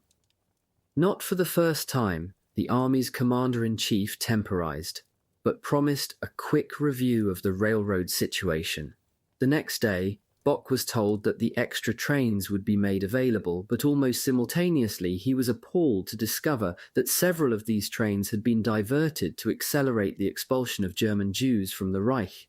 In a grotesque twist of irony, Hitler had elected to annihilate one bacillus by depriving Army Group Center of the essential means to annihilate another. Field Marshal Bock was under fire from every one of his senior commanders, all demanding more rations, munitions, fuel, and winter clothing. No one complained more vehemently than the head of the 2nd Panzer Army, who had a well-earned and assiduously self-promoted reputation as the most innovative and daring of all Bock's generals. On November, Guderian set out on a tour of his own command. Wherever he went, he heard tales of woe. Tanks with engines that would not start unless preheated by lighting fires under them. Tanks that could not move up the ice-covered slopes for lack of the requisite corks studs. Tank brigades with only 50 operational vehicles. Tanks on which the telescopic sights had frozen up and whose machine guns were similarly unusable. An entire panzer corps with only 1 day's supply of fuel. And then there was the condition of the troops. Infantry companies that had shrunk from upwards of men to no more than 50, officers and Men who told him that snow shirts, boot grease, underclothes, and above all woolen trousers were unavailable, and who, he noticed, were often still wearing denim trousers in temperatures well below zero. In more than one regiment, he was told, men had been lost through frostbite. Despite these problems, Guderian's advance towards Moscow had brought his leading tanks to within 4 kilometers of the Tula gateway. Acutely aware of the urgent need to prevent the panzers taking the city, Zhukov had already rushed reinforcements there to block Guderian's advance. They were well dug in.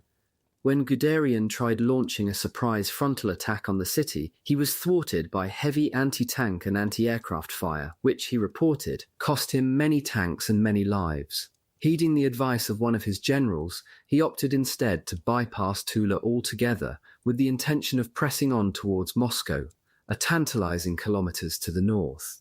Initially, the panzers made good progress, but in what, from his perspective, marked an ominous shift in the military balance on this front, soon found themselves facing a series of well-organized, disciplined, and ferocious counterattacks that, despite the group's renowned speed and agility, proved exceptionally difficult to beat off. Guderian was adamant, however, there would be no pause.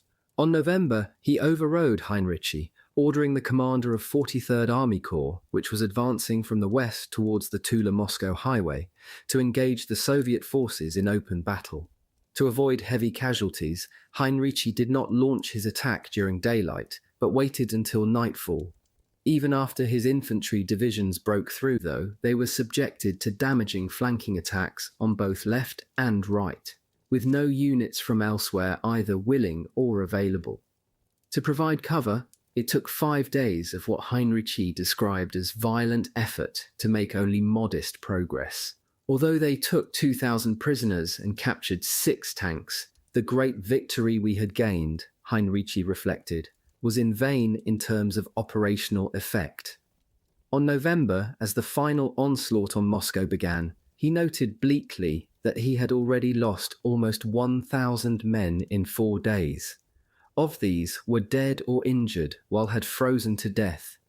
In a war report to his family 4 days later, with the temperature falling to -20 degrees Celsius and a fierce wind that stings like needles in the face and blows through headgear and gloves, he wrote that his men had to lie on the frozen ground for hours while they were under grenade and machine gun fire, protected only by lightweight coats and thin old trousers.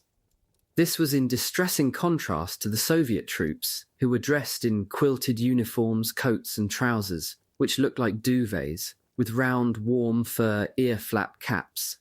His soldiers, he told his family, were required to fight in outrageous combat conditions. Later on the same day, writing to his wife, his mood had darkened further.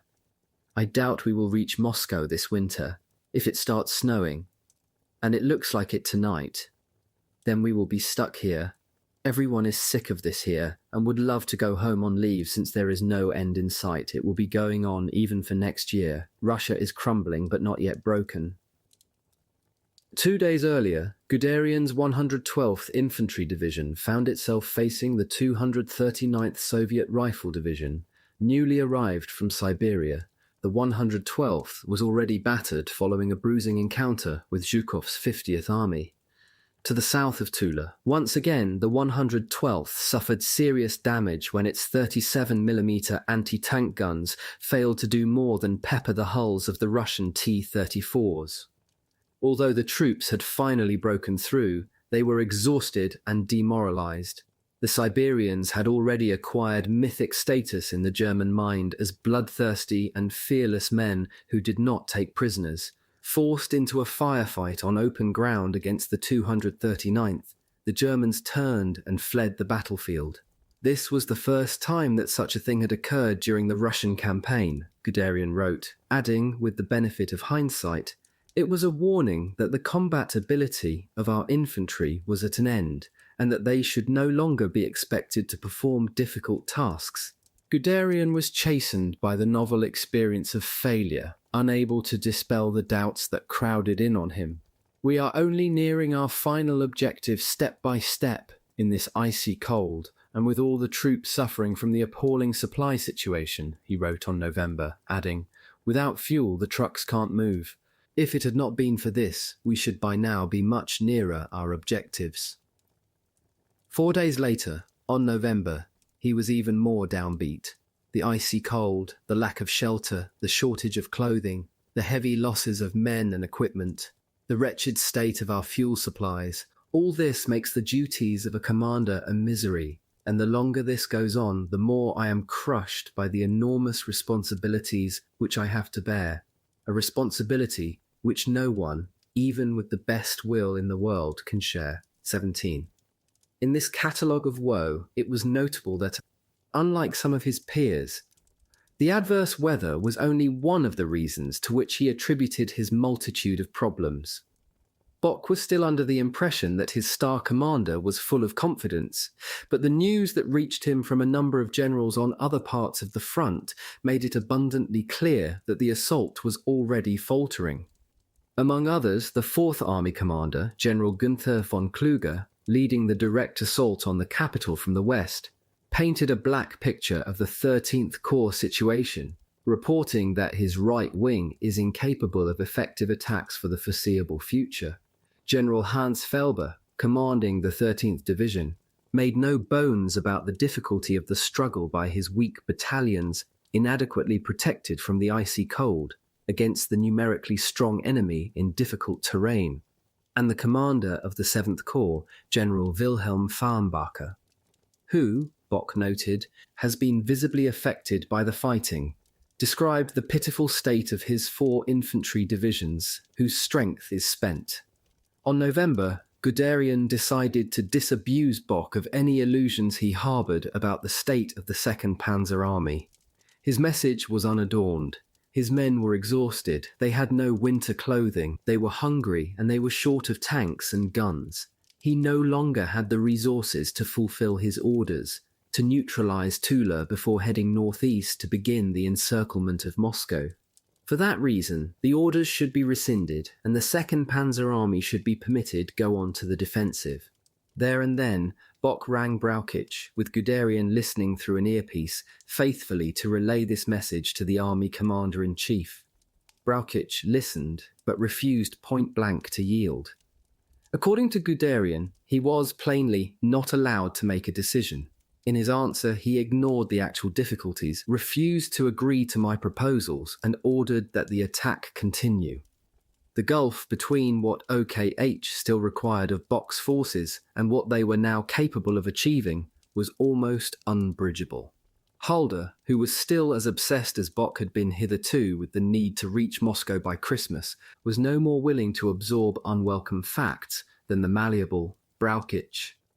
On November, when Bock gave him a bleak appraisal of the military realities on the ground, the Army Chief of Staff retorted, "We must understand that things are going much worse for the enemy than for us, and that these battles are less a question of strategic command than a question of energy."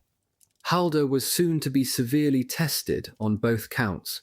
Soviet commanders were no less apprehensive. On November, Zhukov was summoned to the phone. Stalin was on the line. He asked the Western Front commander when he thought Bock's forces were likely to renew the offensive on the capital.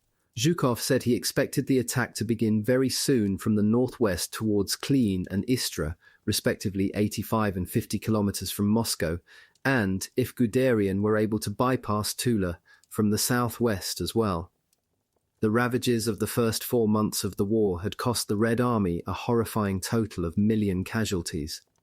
These losses had been partially offset by a mass call-up of new recruits and reservists, but a rapid increase in the flow of reinforcements from the east of the Urals, and especially from Siberia, which was no longer threatened by the Japanese, made an even greater contribution. By the end of November, the Red Army was 2 million. At the start of the month, however, the 1,500-kilometre front between Leningrad and Rostov was manned by a total of 2.2 million troops. The threat still seemed potent.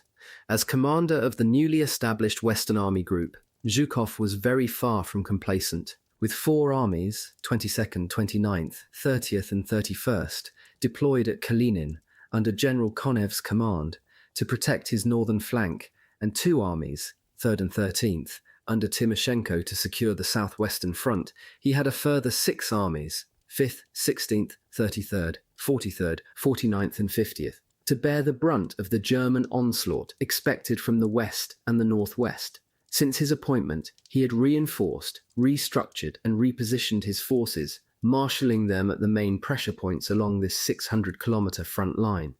Under his own iron-fisted leadership, a 65,000-strong militia was now guarding the multi-tiered defensive ring around the city itself. The Stavka was hurriedly creating a further substantial reserve of 9 armies, drawn from reinforcements from the Far East. However, Zhukov still believed that his armies were not yet strong enough to guarantee that Army Group Center's panzers could be blocked. He was dismayed, therefore, when Stalin now urged him to mount a series of major spoiling operations to disrupt Bok's imminent final thrust on the capital. "We don't have any available troops in the army group," Zhukov warned him. "We have merely enough to hold the lines we are now occupying." Stalin was not pleased and pressed the point. Zhukov repeated, "We cannot do that now. We cannot send the army group's last reserves into uncertain counterattacks. We won't have reinforcements for our armies when the enemy throws his strike groups into the offensive." Stalin grew irritated. "You have 6 armies in your group. Isn't that enough?" Again, Zhukov demurred. Stalin cut the conversation short. "Consider the question of the counterattacks settled. Report your plan tonight." 22. And with that, he put the phone down. 15 minutes later, Zhukov's commissar, Nikolai Bulganin, hurried to Zhukov's office. "Well, I really got it hard this time," he said, explaining that Stalin had just rung him to say, "You and Zhukov seem to be getting quite a high opinion of yourselves, but we'll find a way of dealing with you." 23. Zhukov could delay no longer. Within 2 hours, he was on the phone to the commander of the 16th Army, Lieutenant General Konstantin Rokossovsky, who was one of the Red Army's most revered figures. After fighting with distinction during the Russian Civil War, Rokossovsky had been arrested during Stalin's Great Purge. Accused of being a traitor, he had been imprisoned and severely tortured, but, after refusing to sign a false confession, he was reprieved. After the fiasco of the Winter War against Finland, he was soon in the front line again, serving under Marshal Timoshenko, who had replaced the disgraced Pavlov as commander of the Western Front. His courage, resolution, and operational judgment led Stalin to appoint the former traitor to his present senior command. Zhukov, though, was in no mood to exchange pleasantries. Even by his own standards, he was aggressive, peremptorily ordering Rokossovsky to mount an immediate counterattack against Hoepner's 4th Panzer Group, which was poised to seize the initiative once again. Rokossovsky had prepared his defences in depth with great care. Knowing that his forces were outnumbered and outgunned, he was alarmed at the prospect of mounting what he judged to be an ill-advised counter-offensive. He asked that the order should be cancelled, or at least postponed. He was overridden. The humiliation left him uncomprehendingly resentful. The commander, Zhukov, knew well enough what the situation was. What he was thinking of when he gave the order to attack, I do not understand. Rokossovsky sent his men into battle on November. At great cost, they managed to advance some 3 kilometers before the superior might of the German forces brought them to a standstill. Forced to commit 2 mechanized cavalry divisions simply to hold the line, he then ordered up a mounted division, the 44th Mongolian, in the hope of forcing a way through the enemy's tanks and artillery. Like extras in a filmed reenactment of the Crimean War, 3 rows of cavalry galloped towards the German lines across open ground that was hard-packed with snow. The horsemen leant forward, their sabres glittering, as they rode directly into a barrage of enemy fire. An astonished German soldier, serving in the 106th Infantry Division, described the carnage that ensued. The first shells exploded in their midst, and soon a thick black cloud hung over them. Torn scraps of men and horses flew into the air. It was difficult to distinguish one from the other. In this hell, the maddened horses were running about wildly. The handful of survivors was finished off by artillery and machine gun fire. And then, out of the wood, a second wave of horsemen rode to the attack.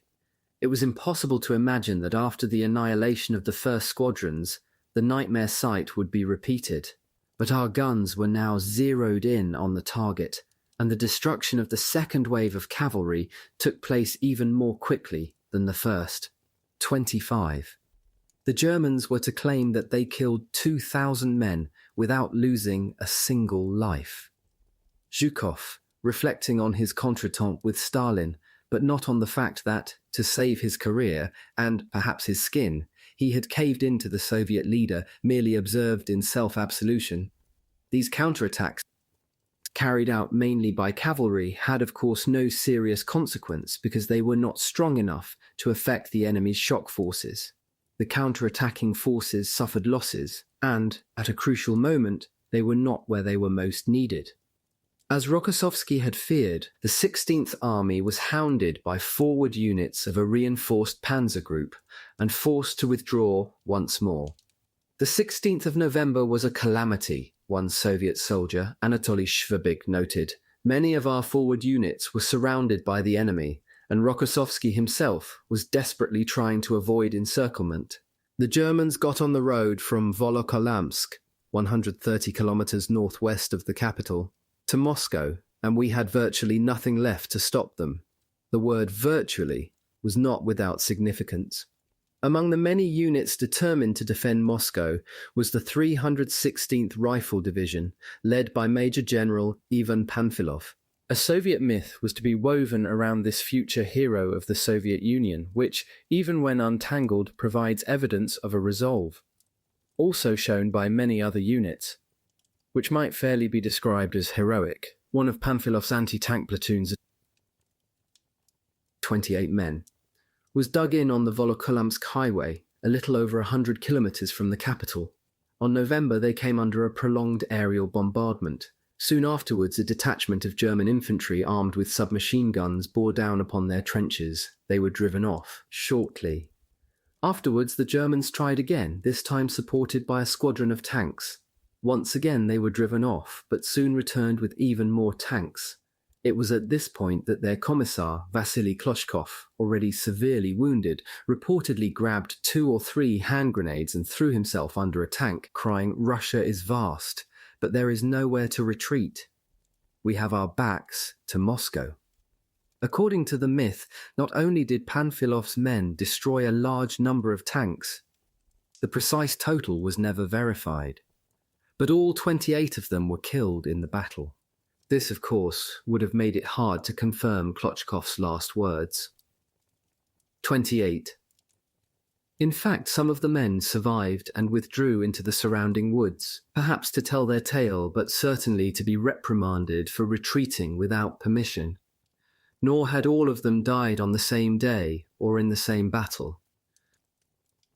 2 were taken prisoner and 2 escaped, one of whom found his way back to Ukraine, where he lived quietly in his village under German occupation until the end of the war, when he was arrested as a collaborator. It is also alleged that Panfilov's own resolve to oversee a suicidal defense of this stronghold on the road to Moscow was stiffened by a phone call from Zhukov warning him to stand fast or face a firing squad. Panfilov's status was immortalized on November when he was cut down by a shell splinter as he addressed a group of war correspondents. 31. Volokholamsk formed the backdrop for another legend about which there was somewhat less ambiguity. On November, the Stavka issued Order Number 428, which demonstrated with brutal clarity that, in the defense of the motherland, no measure was too extreme, even if the victims were its own children.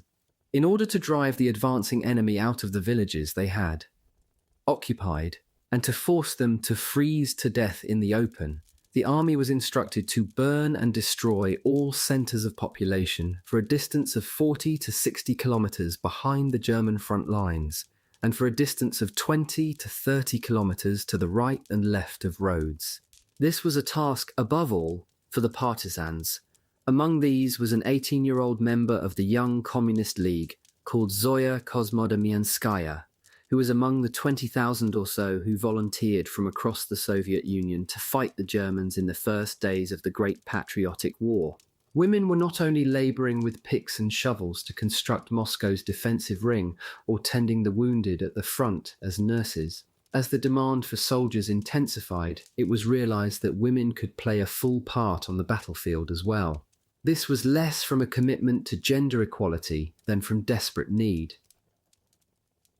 Invariably known as the girls, and perpetually subjected to machismo and sexist taunts by their male counterparts, they had to prove themselves in extremis, and they did. Women became fine pilots, flying long-range bombers on distant night raids. They were among the most patient and clear-sighted snipers, and as saboteurs and partisans, they showed themselves to be easily as resourceful and zealous as their male counterparts.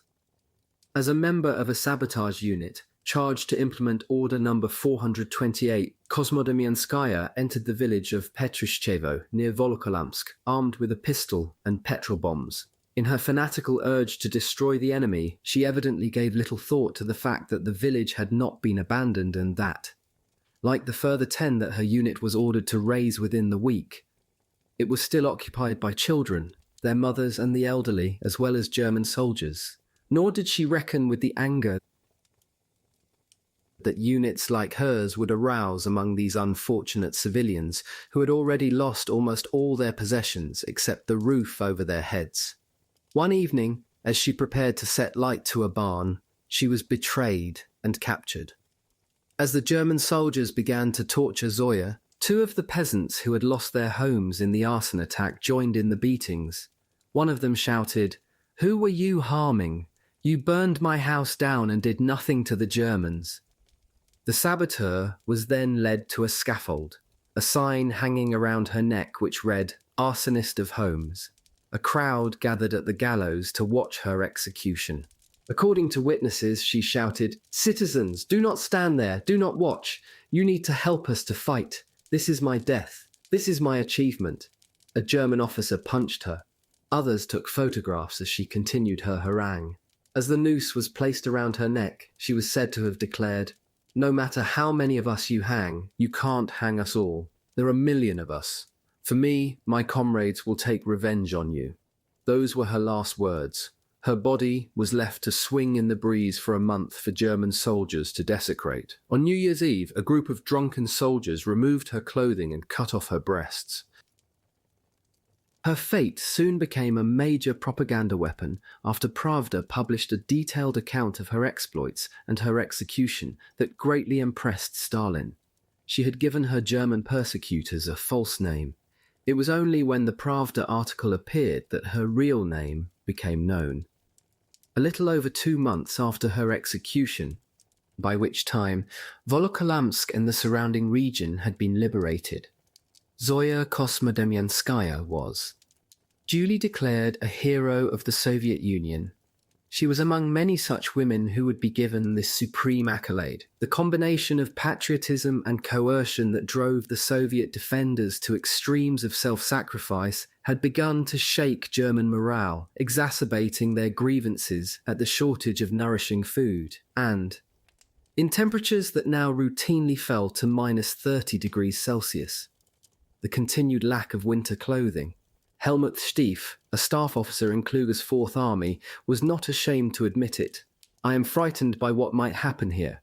We have no more reserves and fresh reinforcements will not arrive before the spring.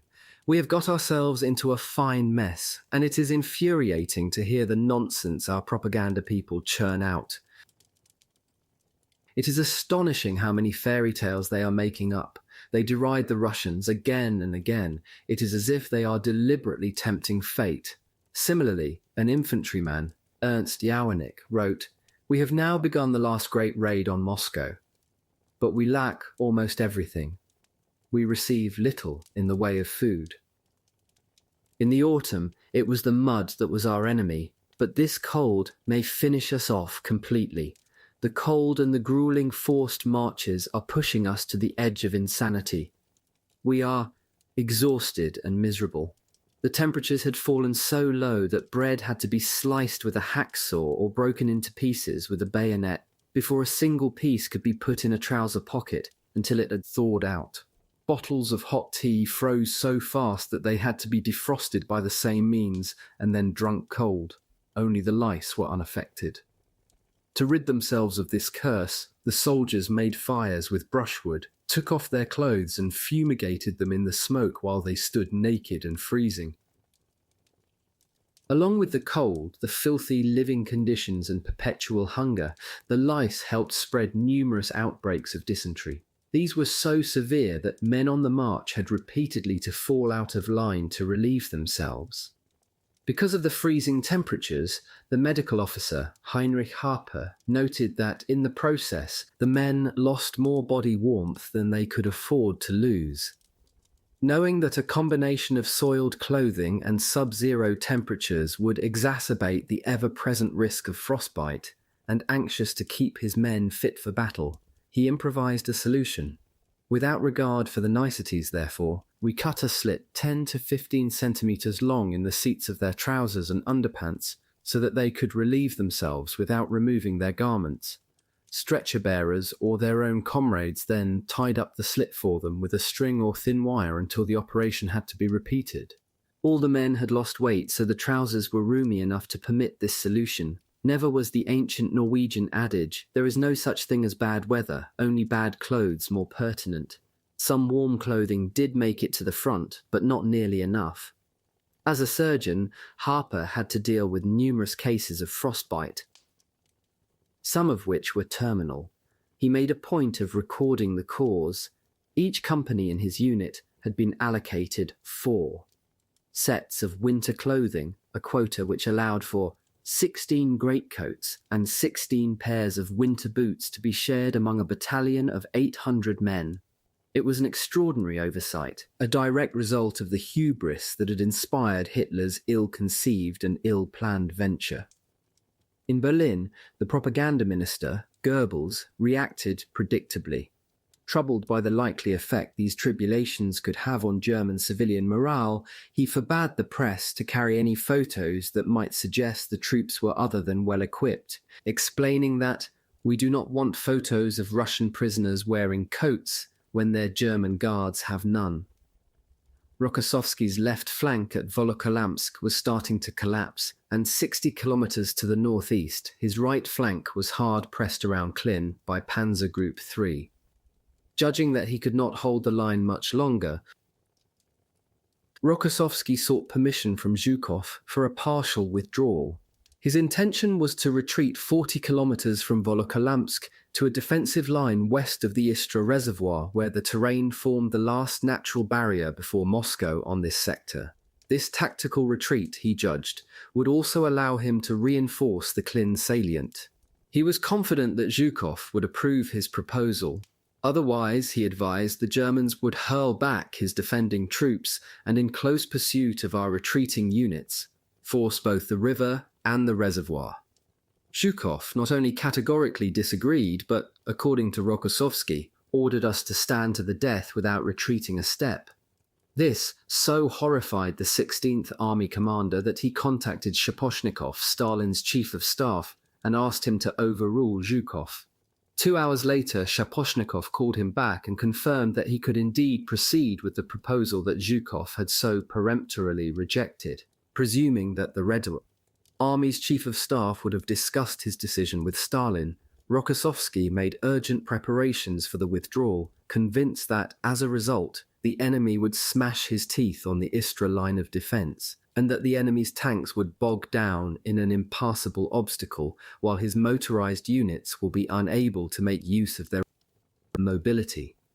Soon afterwards, however, a furious telegram arrived from Zhukov. "The troops of the army group are under my command. I revoke the order withdrawing forces to the Istra Reservoir, and order that the defense be maintained on the present line without retreating a step backward." Zhukov rarely conceded that he was in the wrong. He was never to make any reference to this furious row, but did later admit that the enemy drove head-on regardless of losses in an effort to break through towards Moscow with its armoured wedges 40, which was precisely what Rokossovsky had foreseen on or around November. Zhukov could not remember exactly. He was phoned by Stalin. Their exchange went like this. Stalin: Are you sure we are going to be able to hold Moscow? I am asking with an aching heart. Tell me honestly as a member of the party. Zhukov. There is no question we will be able to hold Moscow, but we will need at least 2 more armies and 200 tanks. Stalin. I am glad you are so sure. Call Shaposhnikov and tell him you want 2 reserve armies concentrated. They will be ready by the end of November, but we have no more tanks for the time being. 41. On November, units of Panzer Group 3 under General Georg Hans Reinhardt forced their way into Klin against fierce resistance from the 16th Army. His men were not only hungry, but also fired by the adrenaline of battle. They scoured barns and sheds and kitchens for food. Those citizens who did not flee took refuge wherever they could find a hiding place. Valentina Ragovskaya's family hid in the cellar. When the soldiers burst into their home, one of them came down the steps holding a hand grenade.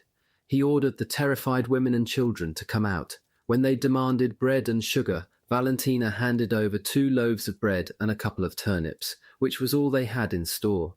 Outside, the soldiers had lit fires, using the furniture they had taken from the surrounding homesteads. They threw chickens into the flames without waiting to pluck them. When the birds were cooked, the ravenous men tore them apart and devoured them. They also slaughtered the family's house cow. It was our only cow, and a young one at that. And she produced a lot of milk, Valentina recalled. I cried and threw myself on the carcass. When she remonstrated, the unit's commanding officer overseeing this desecration told her, German soldiers do not take foreign property. Though anguish can prompt exaggeration, there was too much widely corroborated evidence to discount these memories. The way they treated us, Vera Iosifovna Makarenko recalled bitterly, adding, they hardly regarded us as human beings.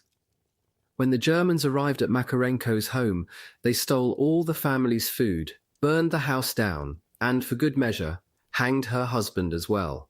They also took away her niece for questioning. Where is your father? Her interrogator demanded.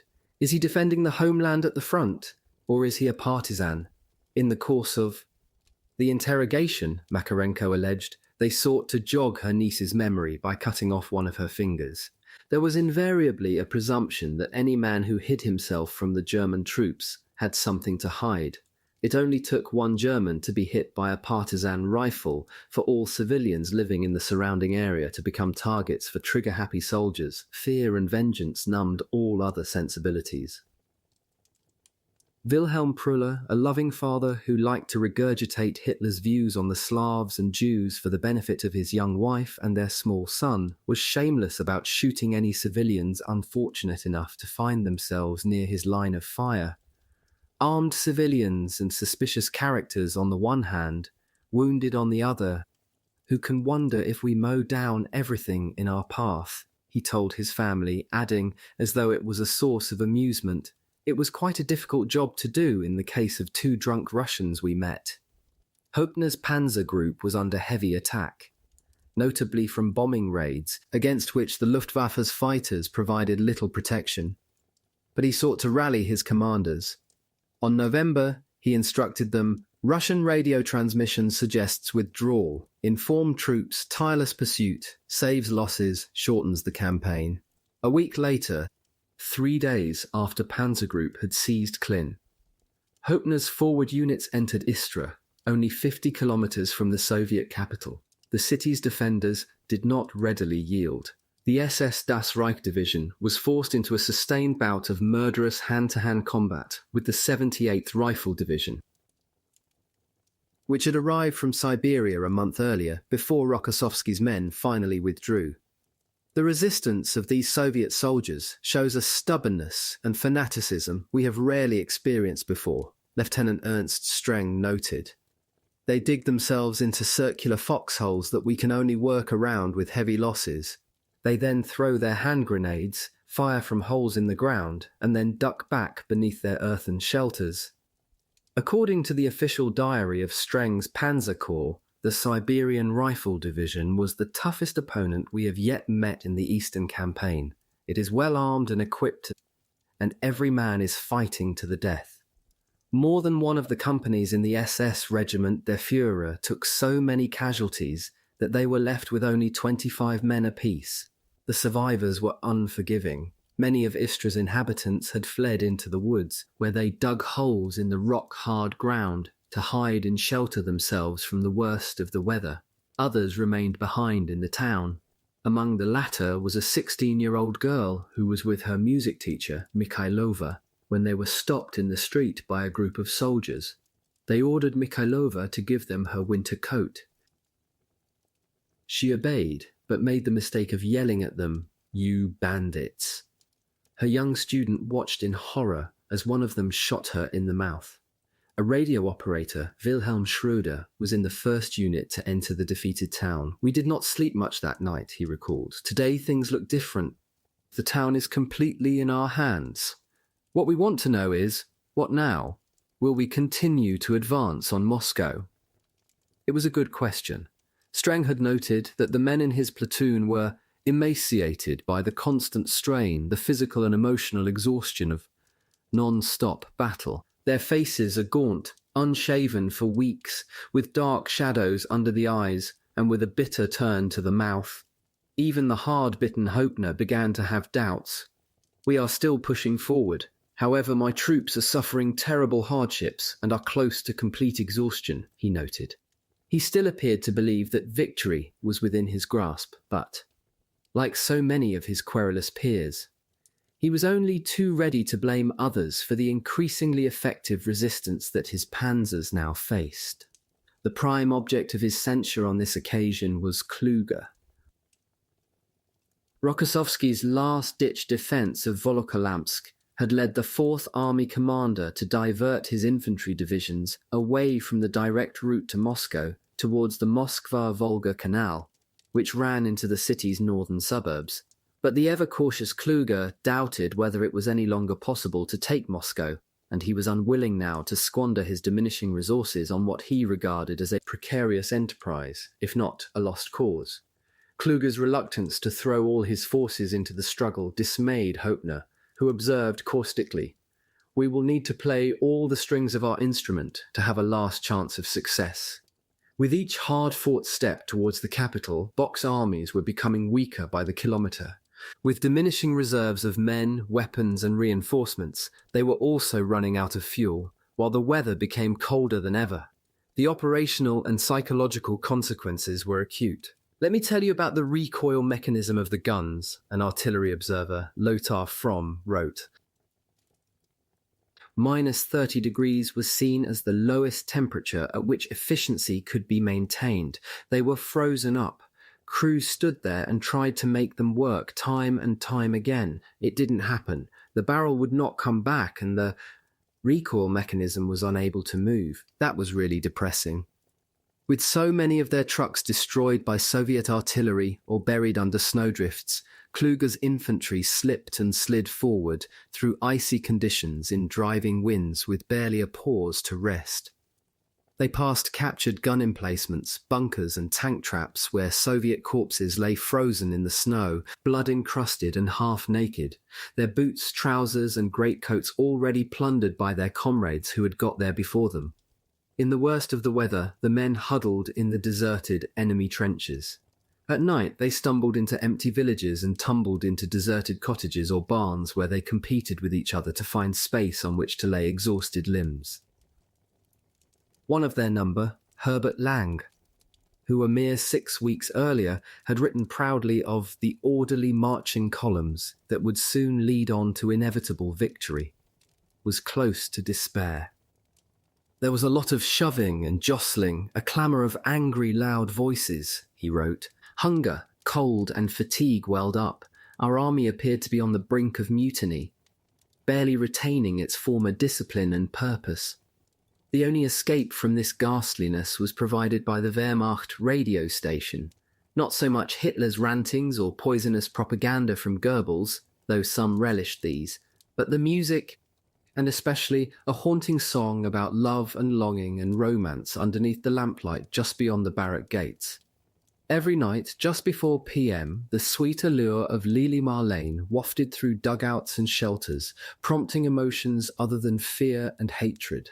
In the words of a young senior lieutenant, Johann Almayer Beck, Lili Marlene became a kind of evening prayer along all the front. The prayer showed less and less sign of being answered. Bock was well aware of the predicament. He had moved his field headquarters to an advanced forward position only a little behind the front, and from there, on November, he had warned both Brauchitsch and Halder that the 11th hour had arrived, and that the strength of his armies should, for heaven's sake, no longer be overestimated. 6 days later, on November, despite the fact that his foremost forces had advanced to within 40 kilometers of the capital, he was even more downbeat. In a conversation with Halder, he warned, "If we do not succeed in bringing about the collapse of Moscow's northwestern front in a few days, the attack will have to be called off. It would only lead to a soulless head-on clash with an opponent who apparently commands very large reserves of men and materiel, but I don't want to provoke a second Verdun." 55. The Verdun comparison was well made. Although the capital was tantalizingly close, Bock had belatedly been forced to acknowledge that the difference between seeing ramparts and breaching them is as great as that between viewing Everest and conquering it. What had once been a panzer blitzkrieg had become a funereal slog.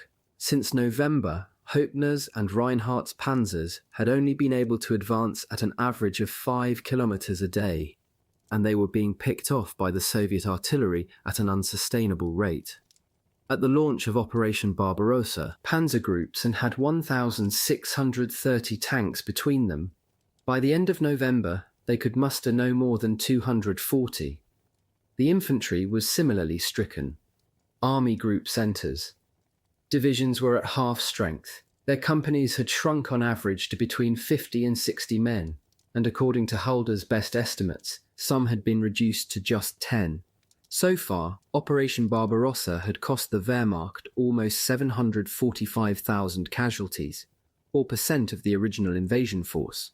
Of these, more than 250,000 had been killed in battle or died of their wounds.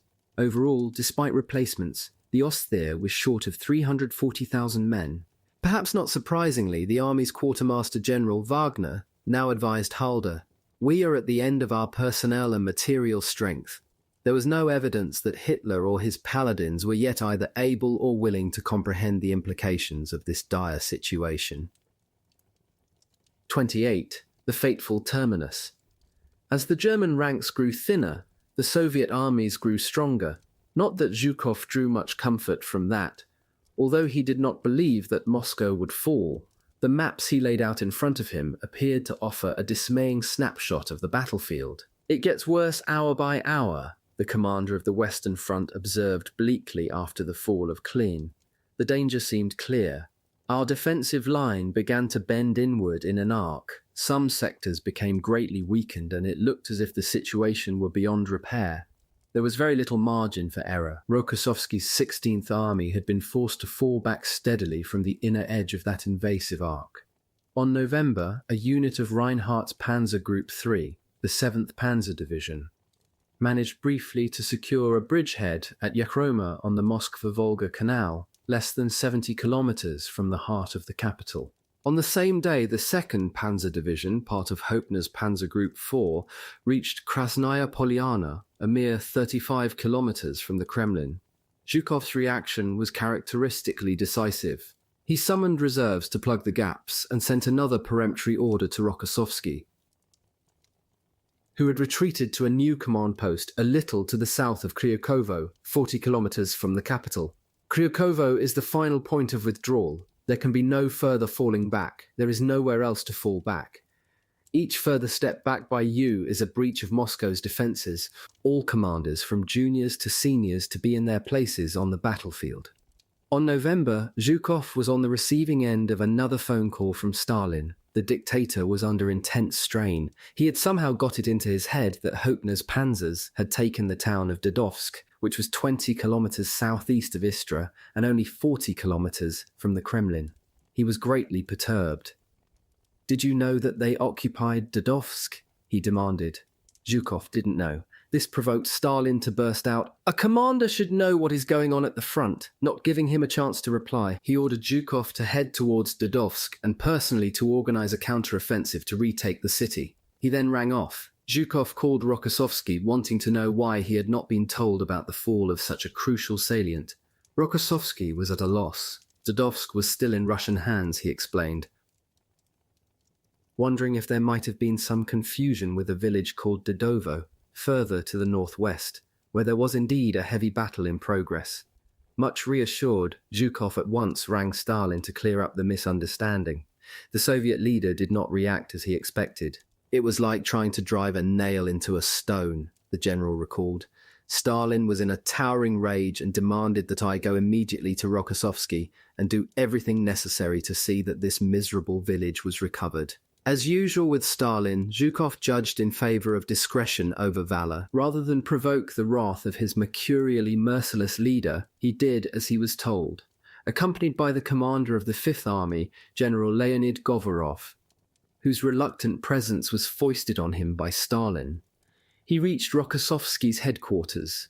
Together, the three generals went to see the commander of the 78th Siberian Rifle Division, General Afanasy Beloborodov, whose troops were hard-pressed in the midst of a raging battle near the offending village. He was not pleased to see them, nor did he appreciate being asked to explain why the Germans had been allowed to take a few houses in a small village on the far side of a deep ravine that was of no tactical significance whatsoever. Zhukov felt unable to explain why it was so. Instead, he ordered the general to send a rifle company and 2 tanks to retake Dedovo. This was duly accomplished the following day. While they were engaged on this fool's errand, Stalin, who must have forgotten his earlier order, contacted Zhukov's command headquarters, demanding to know why he wasn't in his office. His chief of staff was ordered to summon him back there forthwith. Stalin asked how he proposed to arrest a breakthrough by enemy units on a part of the Central Front, which hitherto had been very quiet. Zhukov took immediate steps to plug the gap and then called Stalin to update him. Only at the end of the conversation did Stalin ask, "Well, and what about Dodovsk?" Zhukov responded evenly, merely saying that he had sent 2 tanks and an infantry company to oust the Germans from a village called Dedovo. Stalin said nothing. Zhukov was on edge. Soon after the fall of Krasnaya Polyana, he got in touch with Rokossovsky and raged at him, threatening to have him shot for allowing his troops to withdraw. Rokossovsky was badly shaken, but Stalin, who, recovering his equilibrium, reassured the commander of the 16th Army that he had his personal support and that reinforcements would be sent to his front as soon as possible. On the southern end of Zhukov's front, the 2nd Panzer Army was making slow progress towards Tula, despite Guderian's own deepening doubts about the chances of success. In Moscow, the Stavka feared that Tula might fall. Ironically, the day before, Guderian was forbidden by Brauchitsch to call off the attack. Shaposhnikov summoned General Boldin to his headquarters. Boldin, who was still recuperating from the wounds he had incurred during his escape from the Vyazma encirclement, had a new assignment. He was to confront Guderian, who, Shaposhnikov told him, has even strengthened his onslaught. Boldin was to take command of the 50th Army and eliminate the threat to Tula, and so seal the road to Moscow from the 2nd Panzer Army. Crossing over to a large operations map hanging on the wall, Shaposhnikov showed him where Guderian's forces were strategically lined up for a further assault. He pinpointed Yasnaya Polyana, the former estate of the revered author of War and Peace, Leo Tolstoy, which lay a little over 14 kilometers to the south of Tula, and which, he fulminated, Hitler's Vandals had now occupied. Can you imagine? They have dared to defile the people's holy of holies, the grave of Leo Tolstoy. They are destroying the home where he created his work of genius, pillaging his museum and ravaging his estate. Guderian's forward units had indeed set up an advance headquarters at Yasnaya Polyana, where they established a medical dressing station. But he was later to insist. The estate was treated with respect. Apparently infuriated by Soviet allegations to the contrary, he denounced the grossest, Lies, which he thundered, were designed only to prove our alleged barbarity. There was indeed no evidence that the Germans had defiled Tolstoy's woodland grave, though a number of dead soldiers were evidently buried nearby. But it may be presumed that the new occupants did not shrink from scavenging for food and firewood from what remained of a once beautiful and bountiful domain. As most of the great man's most precious valuables had been boxed up and carted to safety well before the arrival of the Panzer Army, there was little of material value left to be pillaged, though Moscow would subsequently allege that a number of precious manuscripts had been deliberately incinerated. Guderian countered that while the museum was used to provide living quarters for Guderian's staff, he had ordered all Tolstoy's books to be locked away in 2 barricaded rooms, whatever the truth. Which probably lies somewhere between the 2 extremes of desecration and consecration. Guderian was militarily as determined not to be expelled from Yasnaya Polyana as Boldin was to drive him out. On November, Guderian received a cryptic order: successful completion of the Battle of Tula. It was a goal as easy to set as it was hard to achieve. The 2nd Panzer Army's complement of tanks now numbered 150, or % of the total number with which Guderian had launched Barbarossa. What was true of the tanks was true of his troops as well. Most combat units in the 2 infantry corps under his command were well below strength and in some case judged incapable of any offensive action at all. His men were also exhausted. For these reasons, he judged that the assault should be cancelled and that his army should withdraw to defensible lines and dig in for the winter, but he was under orders to advance. Heinrici was similarly pessimistic. After months of heavy fighting, his 43rd Corps was close to breaking point. He had lost all but 11 pieces of his artillery, and his troops were on the verge of collapse. In the absence of orders to the contrary, however, he pressed on. Unless his men advanced far and fast enough towards Tula from the east, it would be impossible to close the ring around the city, which Guderian now planned to snap shut with a last-gasp surprise attack. The 43rd managed to make some progress during the last week of November, but at the end of the month, after a fierce Soviet counterattack, Heinrici was forced to call a halt.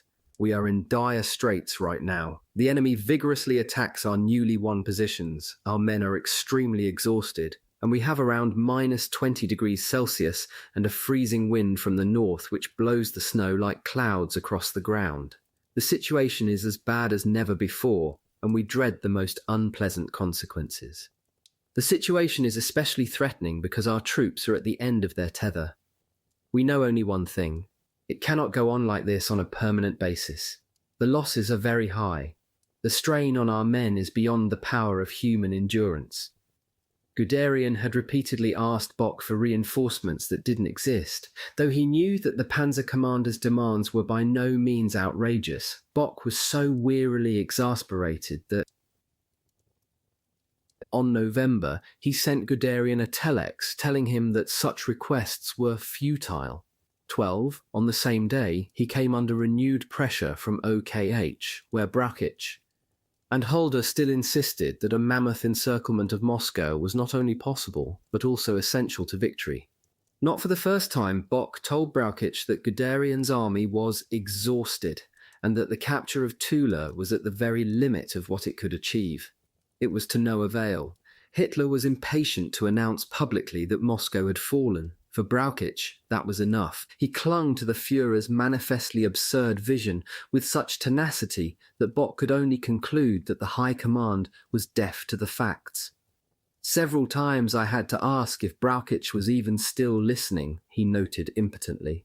On the following day, December, still seething at Brauchitsch's obstinacy, Bock decided to confront Hitler's fantasies head-on, but without mentioning the Führer by name. In a remarkably candid appraisal of Army Group Centre's critical state, he did not hold back. In spite of repeated inquiries and reports sent to the Army High Command by the Army Group calling attention to the alarming state of its forces, it was decided that the attack should be continued, even at the risk of units being completely burned out. The attack will, after further bloody combat, result in modest gains and will also defeat elements of the enemy forces. but it will scarcely have a strategic effect. The fighting of the last days has shown that the notion that the enemy in front of the army group had collapsed was a fantasy. Halting at the gates of Moscow is tantamount to heavy defensive fighting against a numerically far superior foe.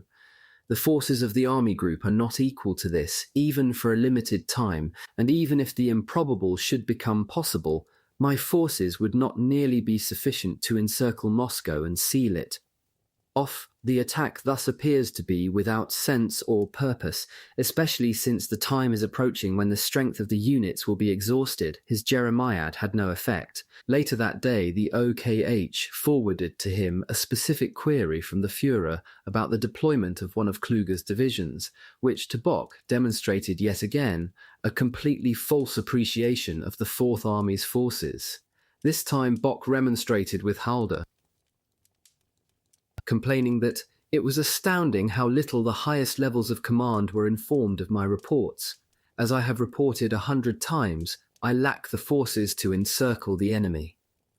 Halder's mealy-mouthed and buck-passing response was to reassure Bock that we too are concerned about the human sacrifice, but in the same breath to instruct him that an effort must be made to bring the enemy to his knees by applying the last ounce of strength. Once it is conclusively shown that this is impossible, we shall make new decisions.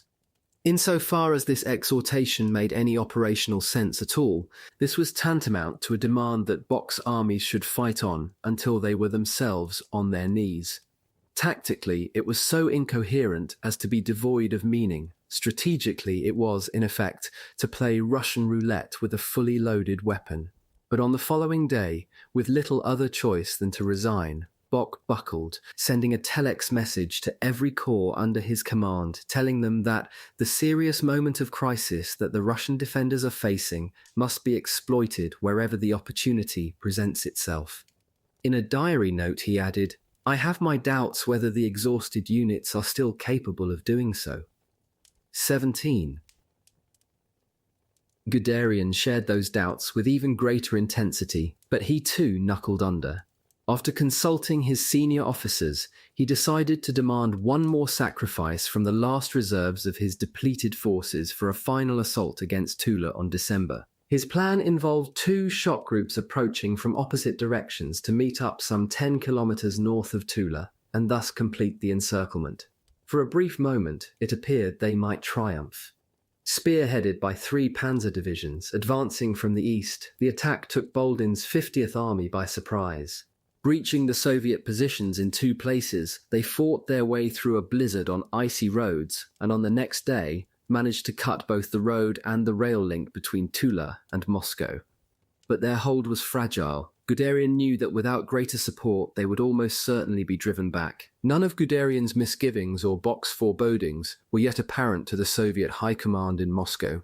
From his headquarters in central Tula, where he was in conclave with the local Communist Party leader, General Boldin listened to the ominous roar of not-so-distant gunfire. The official,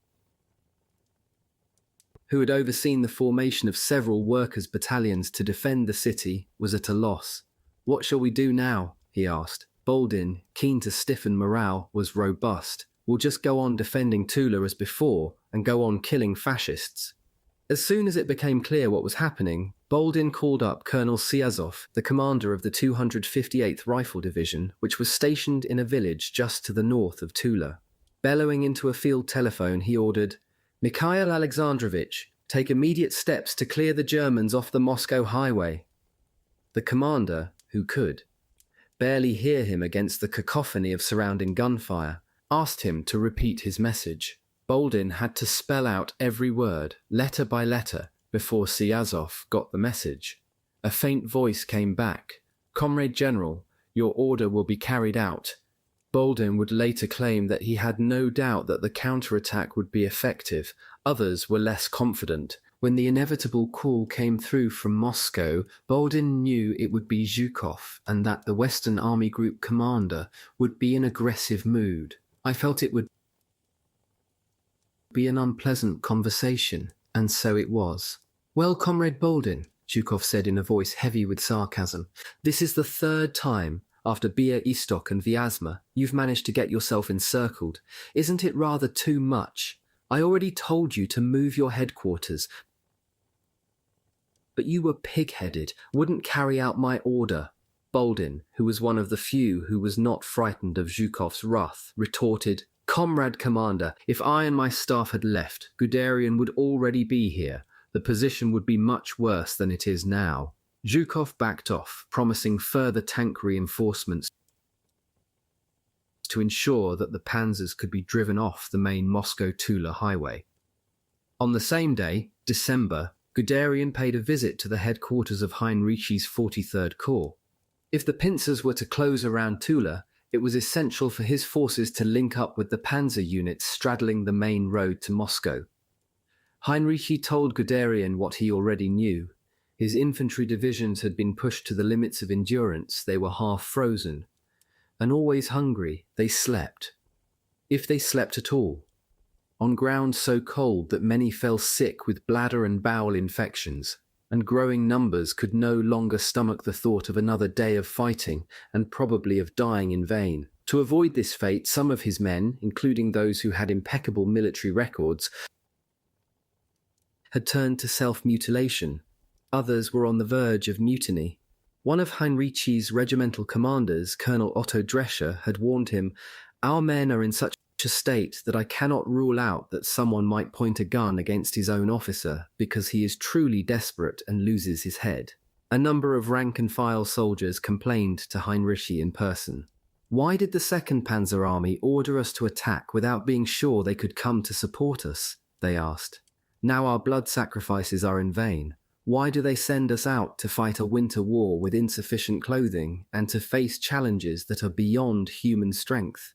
Does anybody know what's going on here? Guderian was sympathetic, telling Heinrich that he had heard much the same from other commanders and that he was aware that units were depleted everywhere at a catastrophic level and the fighting morale of the divisions was lowered extremely. However, he explained that when he had complained to Bock, he was not met with understanding and approval.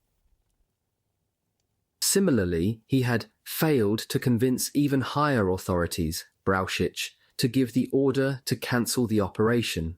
Like Bock and Guderian, Heinrich decided he had no option other than to persist with an operation that all three knew was almost certain to founder.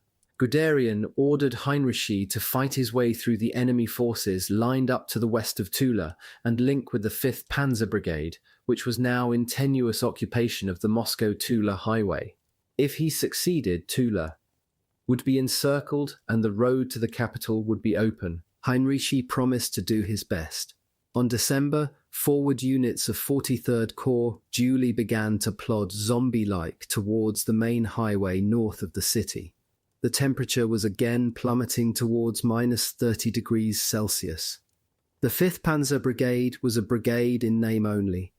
With just 30 tanks at his disposal, its commander, Colonel Heinrich Eberbach, was about to face the reinforcements sent by Zhukov to support Boldin, a Soviet armoured brigade which included more than 70 of the vastly superior T-34 tanks. Without the support of 43rd Corps, these would be impossible odds. Lieutenant Hermann Hoss, who was with Eberbach as he faced this crisis, could hear the distant sound of the Soviet armour rumbling south towards their positions. Our line is dangerously thin. If they attack en masse, they will simply roll over us. We are freezing in our thin uniforms. More and more of our soldiers are getting frostbite. Fresh Siberian troops are being thrown into battle against us. They are well trained. Their equipment is excellent, he noted. The colonel's hope of holding his position rested on the arrival of Heinrich's infantry. Late in the afternoon of the 4th, Boldin was at his headquarters in Tula when he received a call from the front. It was Colonel Siazov, whom he had instructed to call him every hour to report on the course of the battle. Siazov was exultant. After 19 hours of sustained combat, his men had managed to make contact with Zhukov's reinforcements. The panzers had been driven off the main road. Traffic may be resumed along the Tula-Moscow highway, he confirmed with understated delight. It was a pivotal moment, operationally, psychologically, and symbolically. The sole struggle for Tula was not quite over, but the denouement was only hours away. Heinrich's army corps, supported by one of Kluge's infantry divisions, made contact with elements of Boldin's 50th Army in the early hours of December, but the attack petered out almost immediately. As he drove from his field headquarters towards the front, Heinrich passed his own soldiers coming the other way. They claimed to have been sent into the rear suffering from severe frostbite. He came across others huddling around small fires in a clearing. They were clearly broken men. He did his best to urge them towards the front, telling them that Guderian's panzers were only a few kilometers away and that once they made contact, Tula would be encircled. He told himself that his little homily seemed to give them cheer, but as he looked at his men, these frozen, poorly clothed, starved, unwashed and dirty people, he reflected that if the Russians saw these people, he would not have a lot of respect. Soon afterwards, he accepted the inevitable, on the afternoon of December. To the relief of his exhausted troops, some of whom, of their own accord, had already started to retreat, he decided to abandon the attack. Throughout that day, Guderian was on the receiving end of similarly bad news from every quarter. With temperatures hovering around minus 35 degrees Celsius, tank engines failed to start. Oil solidified in machine guns, trucks broke down, food and other supplies did not reach the front. In short, the 2nd Panzer Army was effectively immobilized. That evening, the disconsolate general called Heinrich to tell him that. For the first time since the start of the Second World War, he had unilaterally decided to call off an operation. The 2nd Panzer Army was to retreat. The circumstances, he said, are stronger than the will. Guderian, who was as willing to lay the blame on others for his own shortcomings as he was to disobey orders of which he disapproved, characteristically chose to exculpate himself from any responsibility for his failure to take Tula. Yet, aside from complaining about a shortage of supplies and the adverse weather, he had not openly challenged Bock when ordered to continue his faltering advance. Nor had he hesitated to urge his commanders to fight on despite the exhaustion of their men, and he had only called a halt to the operation when it had already been thwarted. Though he would blame those above him in the chain of command, he shared a heavy burden of responsibility for pursuing a goal long after it was clear to him that it was unachievable. The withdrawal was not orderly. As Guderian soldiers fell back, they came under heavy fire, and in many cases the retreat became a rout. Men were cut down as they fled. Discipline collapsed. Several units panicked. Erich Heger, serving in the 17th Panzer Division, described a common humiliation. Our infantry was involved in lots of firing during the night. The Russians attacked twice. Infantry made a run for it, lost all vehicles, officers all dead. Infantry could get back into the village, but not much point in that. The vehicles are all gone. They've had enough.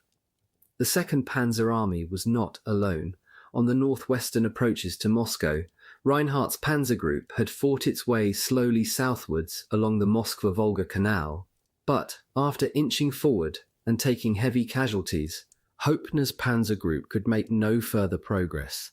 As in the south, so in the north, the troops were almost literally on their last legs. In many cases, their morale had sunk so low that they were not only reluctant, but also at the point of refusing to obey orders. Commanders in 10th Panzer Division reported that it was no longer possible, even with the harshest measures, to get the troops forward to attack. The decisive point is the complete physical and psychological exhaustion of the troops. That was not an isolated incident. On December, a regimental colonel serving in the 23rd Infantry Division reported, "2 of my battalions have refused to advance any further. The losses in officers and men have simply become too high."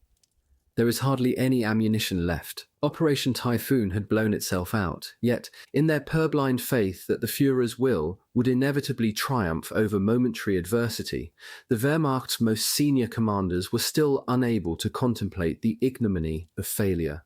With Guderian's 2nd Panzer Army in retreat, Kluge's 4th Army on the defensive, and both panzer groups and, down to their last reserves, a similar hubris had seemed to infect even Bock, who had warned his superiors so often of what had now befallen his armies. As though merely to engage in battle presented a simulacrum of victory even in the midst of defeat, he refused to call off the offensive. It was to be resumed on December. For a time, Hoepner continued to urge his men forward, promising that the goal can still be reached. On December, however, he warned the commander of the 4th Army, Kluge, that unless OKH called off the attack, his panzer group would be bled white and would be unable to defend itself against Soviet counterattacks. On the same day, he told Bock that his offensive strength was largely at an end. 2 days later, on the 5th December, Reinhardt delivered the same bleak message about Panzer Group 3, that its offensive strength is gone. Bock was now in a grave military quandary. Alarmed by Brauchitz's failure to give Hitler the unvarnished truth about the predicament facing his armies, he decided to go over his commander-in-chief's head and confront the Wehrmacht's head of operations. The attack is still ordered for the entire front, he told Jodl, but in the same breath he warned that the hour is in sight when the troops will be exhausted. However, going over to the defensive so belatedly against the rapidly growing might of Zhukov's armies now ringing Moscow would expose his forces to devastating counterattacks. For this reason, he told Jodl, he had decided to pursue what he had once described as my mission to the bitter end. The assault would not be called off. What he did not tell Jodl, and apparently failed to admit to himself, was that the fate of the battle for Moscow was no longer in his hands. By not calling a halt earlier, he had handed the initiative to Stalin and the Soviet High Command. This unpalatable truth was now evident to all 3 of Bock's panzer leaders. On December, Reinhardt was warned by the commander of 41st Panzer Corps that a successful attack can no longer be expected of the corps. At this point, like Guderian in the south, Reinhardt now decided unilaterally to halt Panzer Group 3's attack. On the same day, Panzer Group 4's war diary reported that the troops were lackluster and in alarming masses indifferent. Bock, who still appeared to think that all was not lost, consulted the commander of the 4th Army to ask if Hoepner's attack, scheduled for the following day, should go ahead. Kluge's answer was blunt and brief. It should not. That was it. Even Bock was now obliged to concede that Operation Typhoon had run its course. For those of his troops who still had faith, this was a crushing blow. Some may have glimpsed the Moscow skyline in the far distance, though none could claim, except with the exercise of a lively imagination, that they had seen the spires of St. Basil's Cathedral through their field glasses. This did not prevent the growth of a small archive of similar sightings. As David Stahel has pointed out, the only German soldiers who ever saw the Kremlin in the Second World War were being paraded past it as prisoners of war. Nevertheless, 1 or 2 legendary accounts fueled the enduring Nazi myth that the Third Reich was poised for victory, only to have it snatched away at the last moment. Of these, one of the most famous and least likely to be false was provided by the military surgeon Heinrich Harper, who described how he and a small group of men had reached a remote tram stop a mere 16 kilometers from the center of the city. We stopped and stared at the wooden seat on which thousands of Muscovites had sat and waited for the tram to clang down the road from Moscow, he wrote. There was an old wooden bin attached to the wall. I felt inside and dragged out a handful of old tram tickets. We picked out the Cyrillic letters which by now we knew spelled Moskva. The truth was, the main body of Bock's troops never got closer than between 25 and 30 kilometers from the city. They were not even close enough to consider wasting their severely depleted supply of artillery shells by hurling them vainly at the unseen gates of Moscow. After 5 months, 3 weeks and 6 days, Operation Barbarossa had reached its fateful terminus. Though it might at times have seemed otherwise, the capital had never been in danger of falling. Bock seemed almost to concede this when, on December, he reflected on the serious crisis that now confronted him. It had been right, he concluded, to order the ruthless pursuit of the enemy, for so long as the Supreme Command believed that he was fighting for his life with the very last of his forces. But it had been a mistake to insist that the effort to decisively defeat him in one short push was worth the ultimate sacrifice. The army group is now forced to go over to the defensive under the most difficult conditions. Retreat was now inevitable. The ignominy was complete. Like Bock, Halder was close to despair. Like Bock too, he was unwilling to shoulder any of the blame. Instead, he passed the buck up the line. "The occurrences of the day have again been heartbreaking and humiliating," he wrote on December, adding, with an acknowledgement of a truth he had hitherto concealed even from himself. OBDH is now no more than a messenger boy. The Führer, over the heads of the OBDH, gets in direct touch with the commanders of the army groups. But worst of all, the Supreme Command does not realize the conditions our troops are in and indulges in paltry patchwork where only big decisions could help. Almost as afterthoughts, both Bock's and Halder's diary entries for that day ended with a brief and almost identical prediction. In Halder's words, Japan, a conflict with the US possibly imminent. 40. 29. A global war. Soon after daybreak, on Sunday, December 1941, the Second World War became a truly global conflict. At Chequers, Churchill was elated, not by the fact that the Nazis had been rebuffed at the gates of Moscow, which he barely noticed, but by the news that Japan had bombed the United States naval base at Pearl Harbor. He was at dinner with the US ambassador, John Wynant, and Averell Harriman, the president's special envoy, when he switched on his small wireless set and half listened to the BBC's 9 o'clock news. Fortuitously, the butler entered the dining room a moment later and confirmed, "It's quite true. We heard it ourselves outside. The Japanese have attacked the Americans." More than Japanese dive bombers had sunk or inflicted serious damage on 19 US warships, including 8 battleships, 3 cruisers, and 3 destroyers, and aircraft. During the raid, 2,403 US personnel had been killed, and a further 1,178 wounded. Churchill left the table at once to put a call through to the US president. "It's quite true. They have attacked us at Pearl Harbor. We are all in the same boat now," Roosevelt told him. This, though he would put it more decorously in public, was an answer to the Prime Minister's heartfelt prayers. Britain's fortunes had been transformed, blessed by a military and industrial potential which far exceeded that of any other protagonist. The United States was no longer simply an ally, but a co-belligerent bent on the same objective. For Churchill, after 17 months of lonely fighting, it was a moment of the greatest joy that the United States was now in the war, up to the neck and into the death. There could now be no other outcome than victory. "We had won the war," he wrote. "Hitler's fate was sealed. Mussolini's fate was sealed. As for the Japanese, they would be ground to powder." In that spirit, he took himself to bed, saturated and satiated with emotion and sensation, and slept the sleep of the saved and thankful. The following day, December, Congress formally declared war on Japan 3 days later, in the belief that American support for the British and Soviet armies would be weakened thereby. Hitler declared war on the United States. It was an act of hubris, a calculated gamble that demonstrated his profound lack of strategic judgment.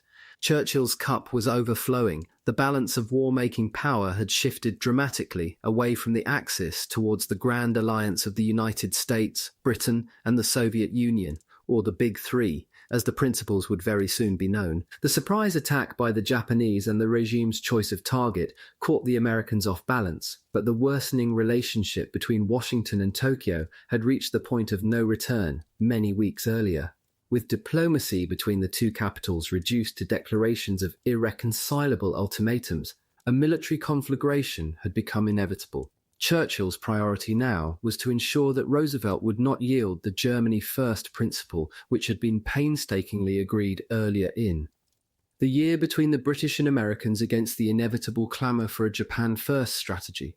The so-called ABC-1 agreement, which, after tortuous negotiation, had been signed in Washington in March 1941, contained at its core an undertaking by the American side that, even if Japan and the United States went to war, Europe and the Atlantic should remain the decisive military theatre. The ABC-1 document also implicitly endorsed Britain's imperial commitments in the Middle East, North Africa, and the Mediterranean, which all formed part of the European theatre, as well as in the Pacific.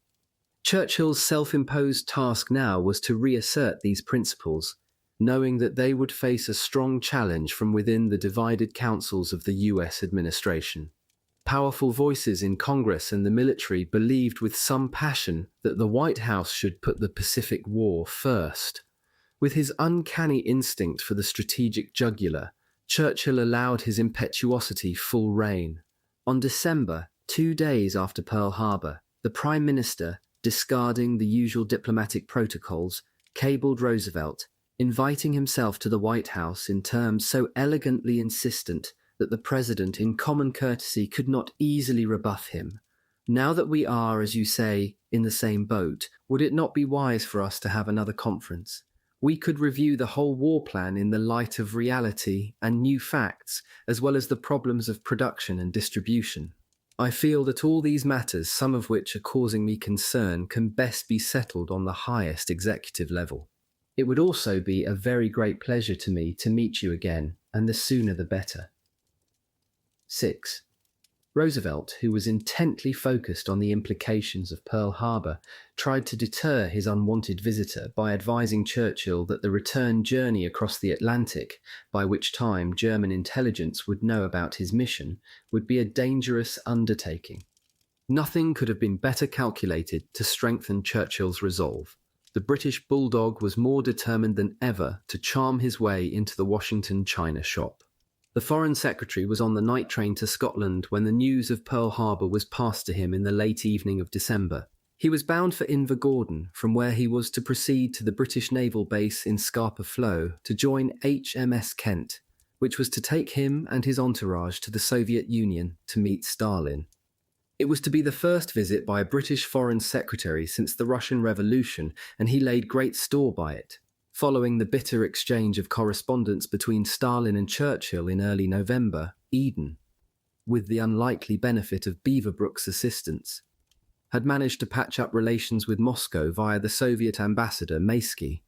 On November, Maysky had requested a meeting with the Foreign Secretary. He had a message from Stalin for Churchill, the gist of which was that the Soviet leader had not intended to offend Churchill, but that he had been greatly hurt by Britain's refusal to declare war on Finland and had been humiliated by the fact that his secret communications on this issue had been leaked to the British media. It was not quite a climb down, but, as Maysky and Eden had plotted together, it was enough of an apology to mollify the Prime Minister. Churchill decided at once to send a personal telegram to Stalin proposing that Eden visit him in Moscow to discuss every question relating to the war. Nothing, it seemed, would be off the table. Our intention is to fight the war in alliance with you and in constant consultation with you, and when the war is won, as I am sure it will be, we expect that Soviet Russia, Great Britain and the United States will meet at the council table of the victors as the three principal partners and agencies by which Nazism will have been destroyed. The fact that Russia is a communist state and Britain and the United States are not, and do not intend to be, is not any obstacle to our making a good plan for our mutual safety and rightful interests. The Foreign Secretary will be able to discuss the whole of this field with you.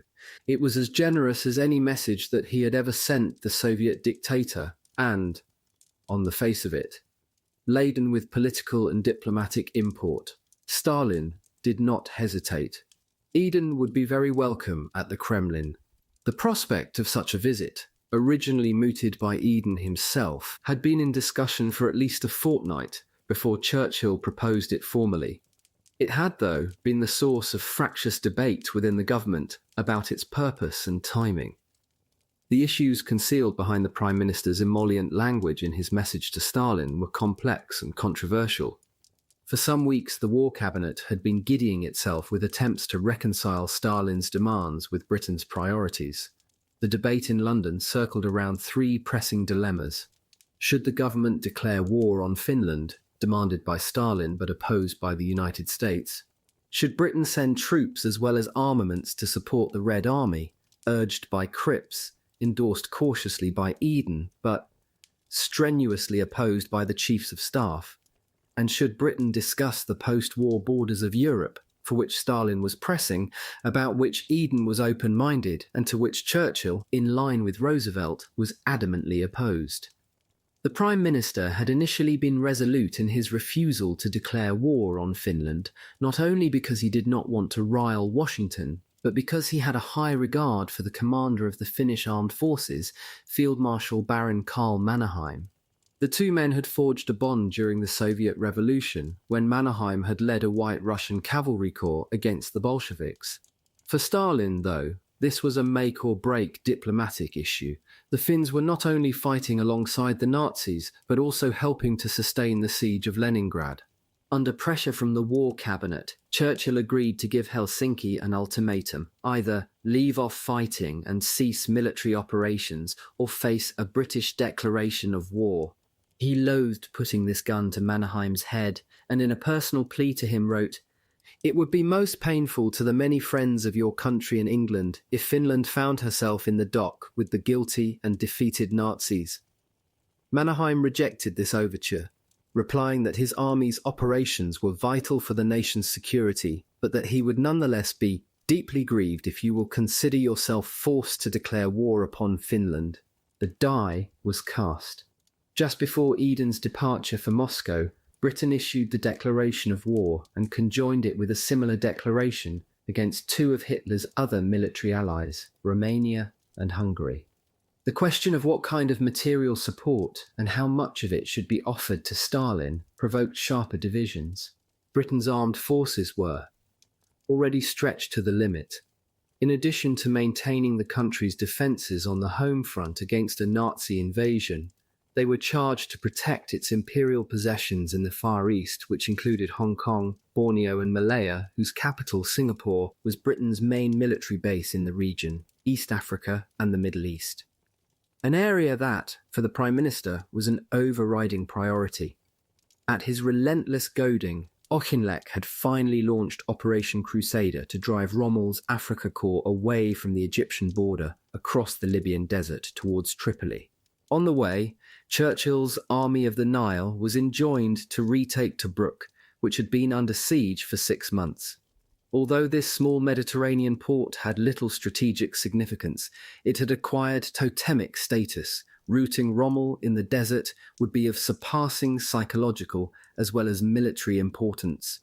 These immediate demands on Britain's limited military resources had to be weighed against a growing realization that Moscow would have to be provided with more material support if Stalin were to be convinced that Britain was seriously committed to the defense of the Soviet Union.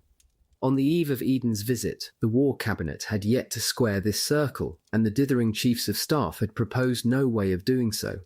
Towards the end of November, the Prime Minister abruptly sacked the Chief of the Imperial Defence Staff, Sir John Dill, whom he had long unfairly judged to be pedestrian and dull-witted.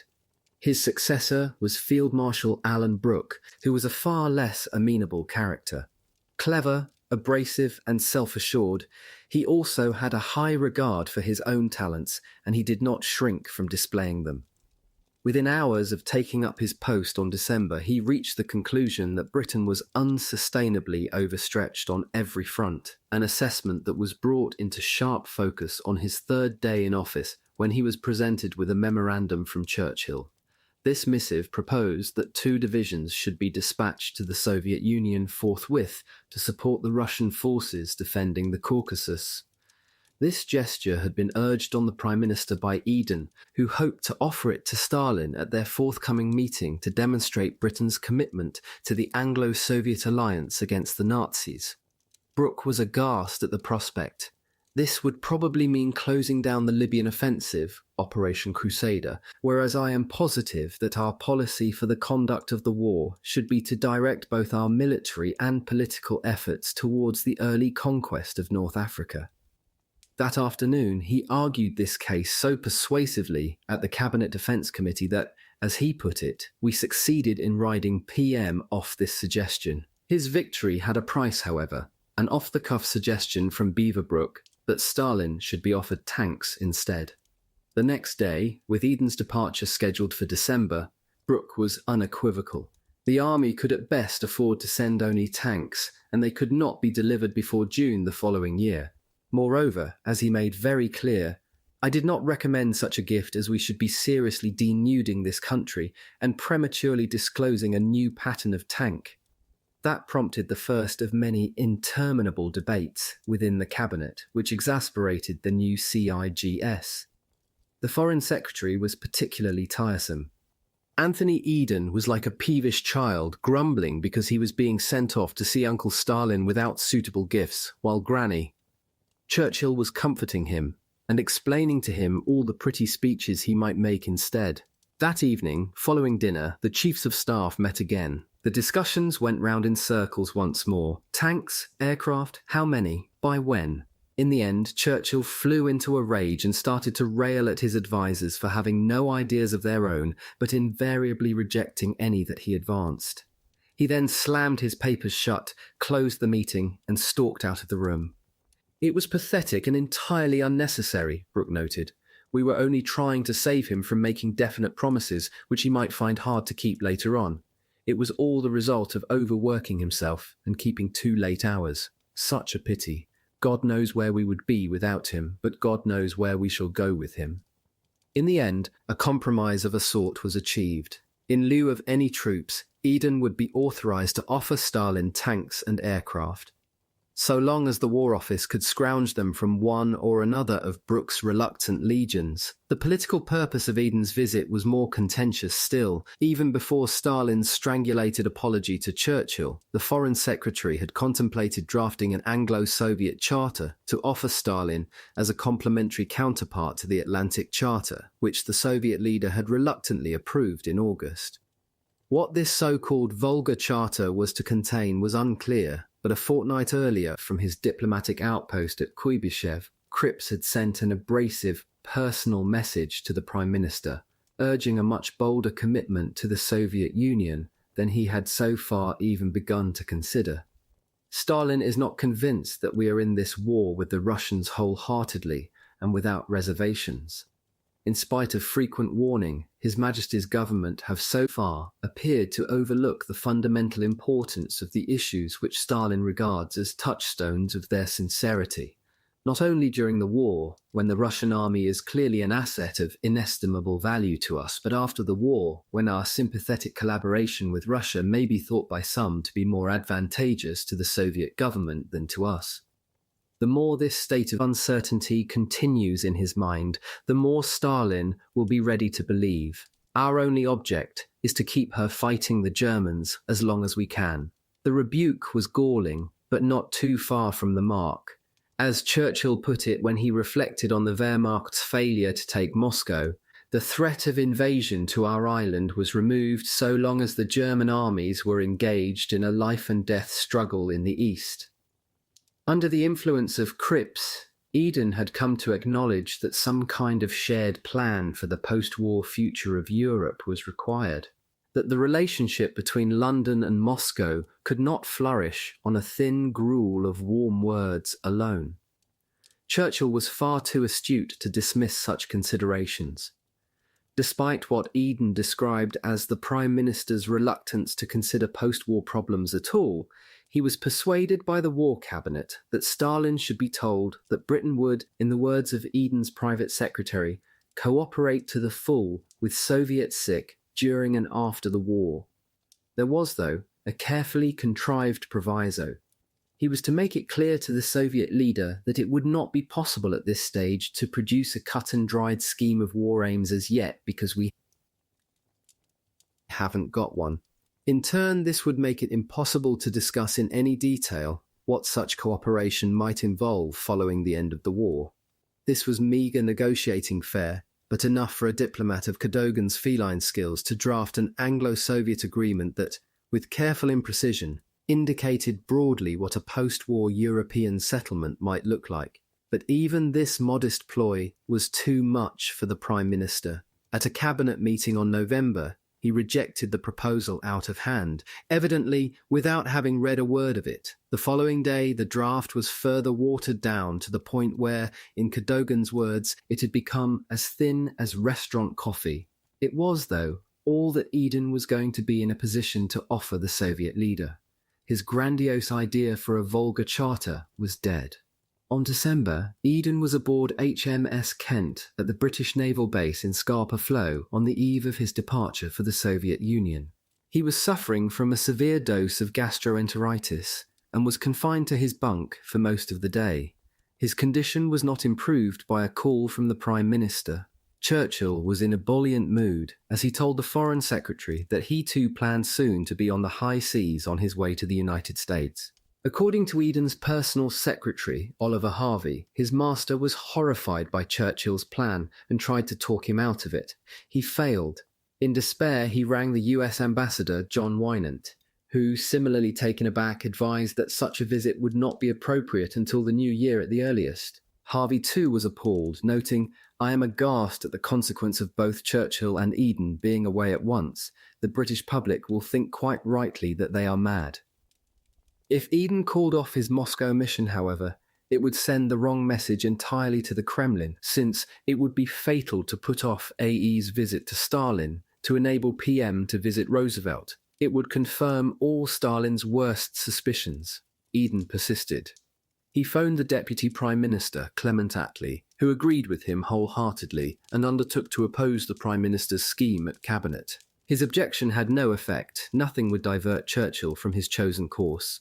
When Cadogan spoke to him later that evening to explain that Eden was distressed at the idea of their both being out of the country at the same time, Churchill brushed him aside, saying, "That's all right, that'll work very well. I shall have Anthony where I want him." Though he did not put it quite so bluntly when discussing this personally with Eden, Churchill left him in no doubt that a complete understanding between Britain and the United States outweighed all else. This conviction was reinforced by the Japanese attack on Pearl Harbor and, according to the new CIGS, Brooke, the pressing need to ensure that American help to this country does not dry up in consequence. Eden's opposition to Churchill's visit had genuine diplomatic validity, but neither was he entirely disinterested. For, as Harvey put it, the prime ministerial trip would take all the limelight off the Moscow visit. The unfortunate Foreign Secretary was not only unwell, but also disconsolate as HMS Kent set off into rising seas and darkening weather. The British party of Eden, Cadogan and Harvey, accompanied by Lieutenant General Sir Archibald Nye, the newly appointed Vice Chief of the Imperial General Staff, and a phalanx of officials, set foot on Russian soil on December. Their arrival gave Cadogan, who was not a seasoned traveller, an opportunity to cast his patrician eye over his strange surroundings and its even stranger inhabitants. One of these, an official from the Soviet Foreign Office, was alleged to speak English, but it must have been some local dialect unknown to me, he noted disparagingly. Cadogan decided to call him Frog-Face. However, he was not entirely devoid of aesthetic sensibilities. Although he was disconcerted by an unknown lady swathed in fur who leapt into their car for the trip from the port into Murmansk saying, "I come with you." The view of the town from the top of a hill gave him rare satisfaction. The glow on the horizon on the far side of the town was still just sufficient to light the snow on the ignoble roofs, and it looked really fairy-like. Eden was similarly and somewhat more elegantly entranced by the view of the harbour from the same vantage point. The colour of a pale pearl grey, quite indescribable and unpaintable, the air crisp and fresh. This Arctic scenery has a beauty which is the exact antithesis of the Christmas card of tradition. Soft melting halftones, nothing brittle or garish. The train journey from Murmansk to Moscow lasted 44 hours. This afforded the British delegation more than enough time to relish the snow-covered forests and, more pertinently, to study the implications of 2 telegrams from Churchill that had arrived while they were still at sea and as he was preparing to board HMS Duke of York and embark upon a zigzag crossing of the U-boat-infested Atlantic Ocean. In the first message on December, the Prime Minister advised his Foreign Secretary that the room for diplomatic manoeuvre in Moscow would be even less than Eden had hoped, several factors. Among them, the decision by the US Navy to withdraw all its battleships from the Atlantic following Pearl Harbor, the prospect of heavy fighting in Libya, and the urgent need to reinforce the RAF against a possible Japanese attack on Malaya, had created such uncertainty that you should not offer 10 squadrons, as he had agreed a week earlier, at present time. Churchill's second cable, 2 days later, contained dire news. The Japanese had sunk the battleship HMS Prince of Wales and the battlecruiser HMS Repulse, kilometres off the coast of Malaya, with the loss of crew. This was distressing enough in itself, but more worryingly from Britain's strategic perspective, the Americans, under the shock of Pacific disaster and war declarations, Germany and Italy against the United States, have embargoed everything for the present. I hope to loosen this up, but in present circumstances, with a Russian victory, the successful defence of Moscow, and our new dangers, we cannot make any promises beyond our previously agreed quota of supplies. Eden was to arrive in Moscow bearing no presents with which to appease Uncle Stalin. With his political room for manoeuvre similarly circumscribed by the Prime Minister, the auguries for what were supposed to be the most important high-level talks between the British and Soviet governments since the start of the war were not promising. 30. The retreat. Much had changed in the Soviet Union while Eden had been at sea. The Red Army had not only arrested the German assault on Moscow, but also forced Army Group Center into an ignominious retreat before a full-scale counter-offensive. The speed and ferocity of the Soviet counterattack, which began on December. The same day that Bock finally conceded that Operation Typhoon had failed, took the exhausted German armies by surprise. Zhukov had presented his plan to Stalin a few days earlier, on November. The Soviet leader annotated it in the margin simply, "Agreed, J. Stalin." Reinforced by the Siberian divisions and those of the reserve armies which had not been thrown into the defence of Moscow, Zhukov had more than 1 million men to launch at an enemy who was demoralised and running out of armour, fuel, weapons and supplies. His plan was to drive panzer groups out of Istra and Klin, to evict Guderian's 2nd Panzer Army from Tula, and to split Kluger's 4th Army in two to the west of the capital, with the eventual goal of opening the way for the Red Army to retake Smolensk. With the support of more than 75,000 guns and mortars, tanks and, crucially, 1,370 warplanes, which for the first time gave the Russians dominance in the air, Zhukov had marshalled an attacking force that was more than a match for Bock's armies. Army Group Center was drained of resolve by a toxic combination of defeat, hunger, and extreme cold. Men who had lain in foxholes watching their comrades freeze to death and who themselves had lost fingers and toes to frostbite had little stomach for anything except flight. Some could barely move.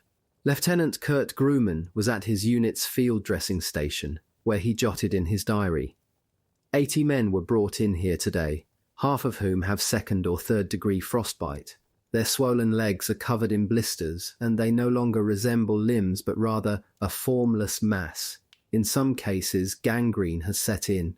He added, "What is it all for?" In December alone, according to the Wehrmacht's own estimates, the Ostheer suffered 90,000 casualties from causes other than enemy action. Already tested beyond endurance by their failed attempt to take Moscow, some German units stampeded. Out of the snowstorm, soldiers were running back, scattering like a panic-stricken herd of animals, infantryman Albrecht Lintzen would recall. One lone officer stood against this desperate mass. He gesticulated, tried to pull out his pistol, and then simply let it pass. Our platoon leader made no attempt to stop people at all. As he joined this Gadarene rush, Lintzen was hit by shrapnel from a shell which crashed a few feet away from him. He felt a searing pain in his right thigh. I thought I am going to die here, 21 years old, in the snow before Moscow.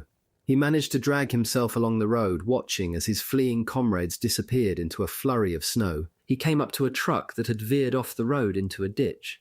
The driver had fled, leaving 3 or 4 men behind, who were too seriously wounded to move. They waved their hands uselessly in the air, as if to attract attention. Linson limped on. As dusk fell, he stumbled past other stalled vehicles. He saw the lights of A village, which turned out to be occupied by a detachment of troops who had not yet joined the rout. One of their number tended his wound, and he was handed an official form testifying that he was no longer fit for service. What a wonderful piece of paper! After the hell I had gone through, I felt as if I had received an absolution. Hellish images of death and suffering on a scale that might have tested the imagination of Hieronymus Bosch horrified even those responsible for them. 2 months earlier, Horst Langer's 56th Infantry Division had formed part of the encircling operation at Vyazma. He had then been contemptuous of the Red Army and of the growing number of prisoners falling into their hands, observing that he could see few intelligent faces among them. By contrast, as they advanced from Smolensk towards Moscow, he had looked with pride on the ceaseless, uninterrupted flow of our reinforcements, the orderly marching columns, the tangible motion and function of our machinery, organized down to the last detail 6. Gradually, though, after seemingly endless days on the march, his spirit, like his body, had started to flag. By the time his unit had reached the approaches to Krasnaya Polyana, he was already weary of battle and appalled by visions of the underworld he witnessed in the charred ruins of one victorious struggle. We pass Russian emplacements, bunkers, tank traps, and see the bodies of their soldiers. Their grey complexions with a greenish hue are encrusted in dark red blood. The corpses have been plundered by our soldiers and are without trousers or boots. We are seeing more and more horrendous things, glimpsing terrible images. 7. Now, as his division retreated from Krasnaya Polyana, he became a semi-detached witness of the gratuitous destruction wrought by an army in retreat. We have received an order to burn everything before we leave, and buildings are going up in flames. One house is full of refugees. Women and crying children, and they are all absolutely terrified. Another infantryman, Werner Host, was unnerved by the misery of the civilians whose homes and lives they had been ordered to destroy. Red tongues of flame shot greedily upwards as if they wished to devour the heavens. The world is on fire. Stooping old men and mothers with tiny children hasten by, a small bundle on their backs, carrying their last belongings. Back home somewhere there is a Christmas tree, twinkling with familiar decorations. Much-loved people are singing beautiful carols. It is better not to think about it. Langer noted on December, "We are losing our self-confidence and self-belief. It is eroding rapidly, even among our officers. The Russians have firmly grasped the battle initiative as our troops move back. The triumphalism with which we began our advance on Moscow has completely evaporated. Instead, we are conscious of a growing fear of the Russians, and it is verging on hysteria. Barely a division across the entire front from the north to the south was spared a similar breakdown of morale in one or another unit. Panzer Group 3's official report stated, "Discipline is breaking down. More and more soldiers are heading west on foot without weapons, leading a calf on a rope or pulling a sled loaded with potatoes. The road is under constant air attack. Those killed by bombs are no longer being buried. A psychosis, bordering on panic, has gripped the baggage trains. Service troops, too, are without rations. They are retreating in utter confusion. The Panzer Group's most difficult hour has begun." To the south of Moscow, the 2nd Panzer Army began the retreat from Tula on December, its temporary headquarters at Yasnaya Polyana abandoned. Heinrich's 43rd Army Corps was withdrawing southwards to Kaluga. Like many of his peers, the general was drawn irresistibly to make painful comparisons with Napoleon's decision to retreat from Moscow years earlier. His gloom was profound. "We experienced the same conditions as in 1812, deep snow, almost impassable roads, drifting snow, storms and freezing temperatures. I do not know what will become of it. I can only hope that we will succeed in eventually stopping the enemy. But none of us has the slightest idea how to do it. Our supreme leadership thought we could ignore the circumstances, which defy human power and control. They will finally break us. Colonel Adolf Hitler noted, "Men are in a state of shock. The sudden collapse of the offensive, followed by a disorderly retreat westwards, is difficult for our soldiers to understand. Everyone is thinking about the fate of Napoleon in 1812, and some even say our army has been cursed." Lieutenant Hoss, retreating with Eberbach's Panzer Brigade, reflected on the mournful experience of defeat. "We formed a ghostly struggling line, a long worm winding westwards. A full moon hung over the winter landscape, making everything colder. I saw the pole star. It had marked our direction when we sped eastwards." Like automata, the retreating forces had no choice but to adhere to one of the basic tenets of the battlefield: kill or be killed. If some still fought for Hitler's version of the fatherland, or for Lebensraum, or to destroy Bolshevism and the Jewish bacillus, their voices were rarely, if ever, heard. Heinrich Harper recalled that his comrades fought blindly and without asking questions, without wanting to know what lay ahead of them. And when the soldier's mind had become numb, when his strength, his discipline, and his will had been used up, he sank into the snow. If he was noticed, he was kicked and slapped into a vague awareness that his business in the world was not finished, and he staggered to his feet and groped on. But if he lay where he had collapsed until it was too late, as if forgotten, he was left lying at the side of the road, and the wind blew over him, and everything was levelled indistinguishably. The cold was unendurable. In Harper's makeshift sick bay, long rows of victims waited to have their boots cut off and to discover whether their frozen limbs could be massaged back into life or would require amputation. Strong boots were in such demand that when a unit stumbled across a dead Soviet soldier, they amputated his legs, or rather hacked them off below the knees, before putting them, with boots still attached, into the ovens. It was the only way to separate a pair of precious boots from a frozen corpse. The men who brought box armies to this pass had themselves paid a terrible price. Between June and December, the Red Army endured more than 4.3 million casualties. Yet this was barely discernible from the surviving memoirs, diaries, and letters of those serving at the front, which were far fewer in number and generally thinner in content than those on the German side. The overriding task of the military censors was to prevent any inconvenient facts penetrating the carapace of the Kremlin's propaganda. The ominous oversight of the NKVD ensured that any soldier unwise enough to try circumventing these guardians of the truth would risk the ultimate sanction. Even after the war, when German veterans were free to write as they wished, their Soviet counterparts, living under the yoke of Stalinism, had no such privilege. Nonetheless, such letters as were permitted to trickle home during those blood-soaked months provide a touching and often tender insight into the preoccupations of their authors. In July 1941, Dmitry Tkachenko wrote to his two daughters, "My dear girls, Vita and Lyusia, I am so far from you. Perhaps you have already started to forget your daddy. Girls, so many children here are living in fear of air raids. Please, I want you to help your mummy and look after her. Don't be lazy. Anything can happen to me. Maybe I'll never see you again. Perhaps you will be left with just mummy. I would love so much to be with you for just one day, to look at you and to play with you. Please make sure that the house is always clean, both the rooms and the kitchen. Hugs and kisses, your daddy." A while later, he was wounded. On September 1941, he wrote to his wife, "My dear beloved Anya, I am feeling much better. My leg is no longer in pain. It is autumn. I am worried about you. You often catch cold. How are the girls' studies? Why did your parents never arrive from Leningrad? What happened? Are you eating all right? Once again, thank you for the parcel. We have already received 1 or 2 collective presents for soldiers and officers. I got a handkerchief, a few sweets, socks, and a bar of chocolate. It felt great to know that people don't forget us. A very sad thing happened today. My battle horse got killed. The first one was killed a month ago. They cannot hide from a shell. They are used to shelling by now.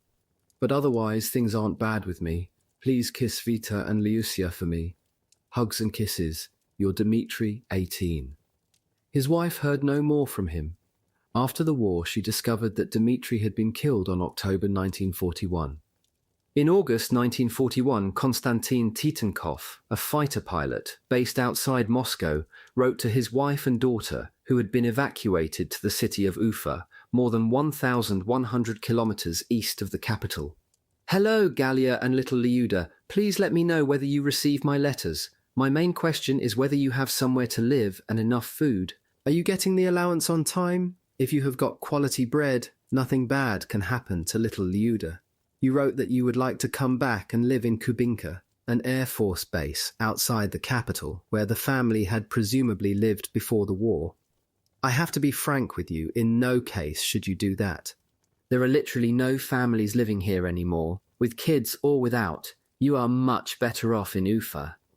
I kiss you many, many times, Kostya." The family did not hear from him again. His plane was shot down on October 1941. His body was never recovered. More than 30 years later, a schoolboy stumbled across a shell crater on the edge of a forest outside Moscow. He picked up a medal. It was the Order of Lenin. The serial number on it, 6776, was traced back to squadron leader Titenkov. On September 1941, Lieutenant Pavel Komyakov, serving in a tank regiment near Kalinin, wrote to his sister Maria. "Hello, Maura. I will tell you about my battles when I see you. And if I don't get a chance to do this, please remember that your brother Pashka did not disgrace his family. Your brother Pavel." That was the last she heard from him. 6 months later, she received a letter from his friend, Alexander Yegorov. His unit and mine were at the front line. On September, we were ordered to attack the enemy. Pavel and I crawled around the area in front of the enemy trenches, studying their defense line and looking for places where tanks could pass. His unit was stopped before the attack began, while I led my tanks to attack and was wounded. I will never forget the moment when he came to the medical truck where I was lying, and his face was very sad. He said, "Farewell, Sasha." He probably had a foreboding. I couldn't help crying.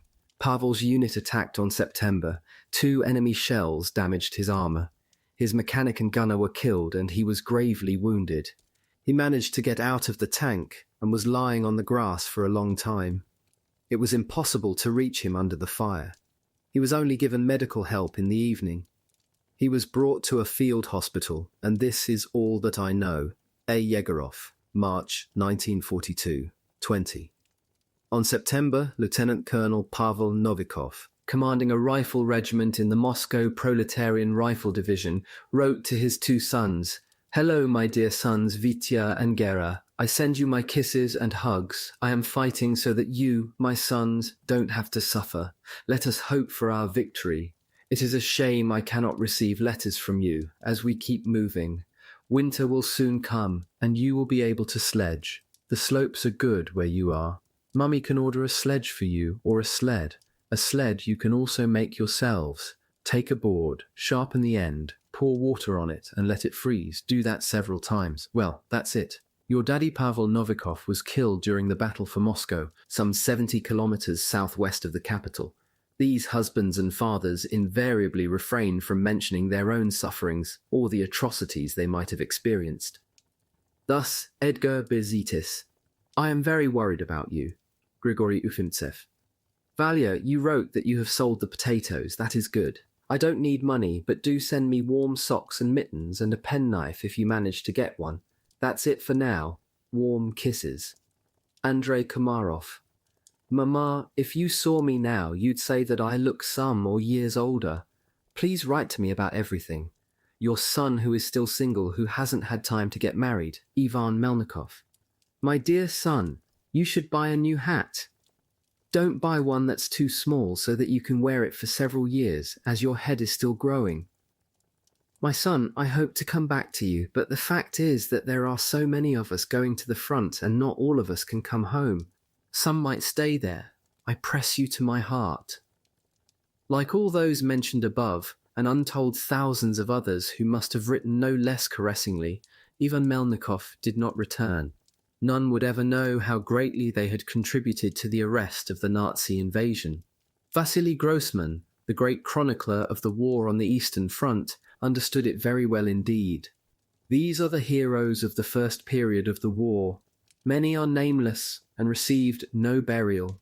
It is to them, in large part, that Russia owes her salvation. The Führer's armies were on the retreat, but their supreme commander was still in denial. Barbarossa was not permitted to fail. On December, he had insisted that, if we have lost % of our fighting power, the Russians have lost far more of theirs. So saying, he instructed Halder that Army Group South should prepare for a further offensive towards the Caucasus, and that Army Group North should hold a critical salient kilometers to the east of Leningrad to forestall any attempt by the Red Army to lift the siege. As for Army Group Center, he was unequivocal. The Russians have not abandoned any place voluntarily. We cannot do so either. In principle, no thought of shortening the line. But his field commanders knew this to be an absurd demand. Bock's greatest fear was that Zhukov would use the superior firepower of the Soviet armor to smash a way through his disorientated forces before they could establish themselves behind secure defensive positions. Were this to happen, Army Group Center would face a major encirclement and the prospect of a catastrophic defeat. On December, with a significant proportion of his forces already in disorderly retreat, he warned Halder that the army group is not anywhere in a position to check a concentrated attack. Halder agreed, acknowledging that the consequences would be incalculable. Hitler was at war with himself. On the one hand, utterly determined to advance whatever the cost, while at the same time reluctantly coming to realize that Army Group Center could no longer do so. For a moment, what passed for common sense prevailed, choosing to cite the adverse weather conditions, the only force which was conveniently beyond his control. He issued Directive No. 39. The Wehrmacht was to abandon immediately all major offensive operations and to go over to the defensive. There was, though, rather less to this directive than met the eye.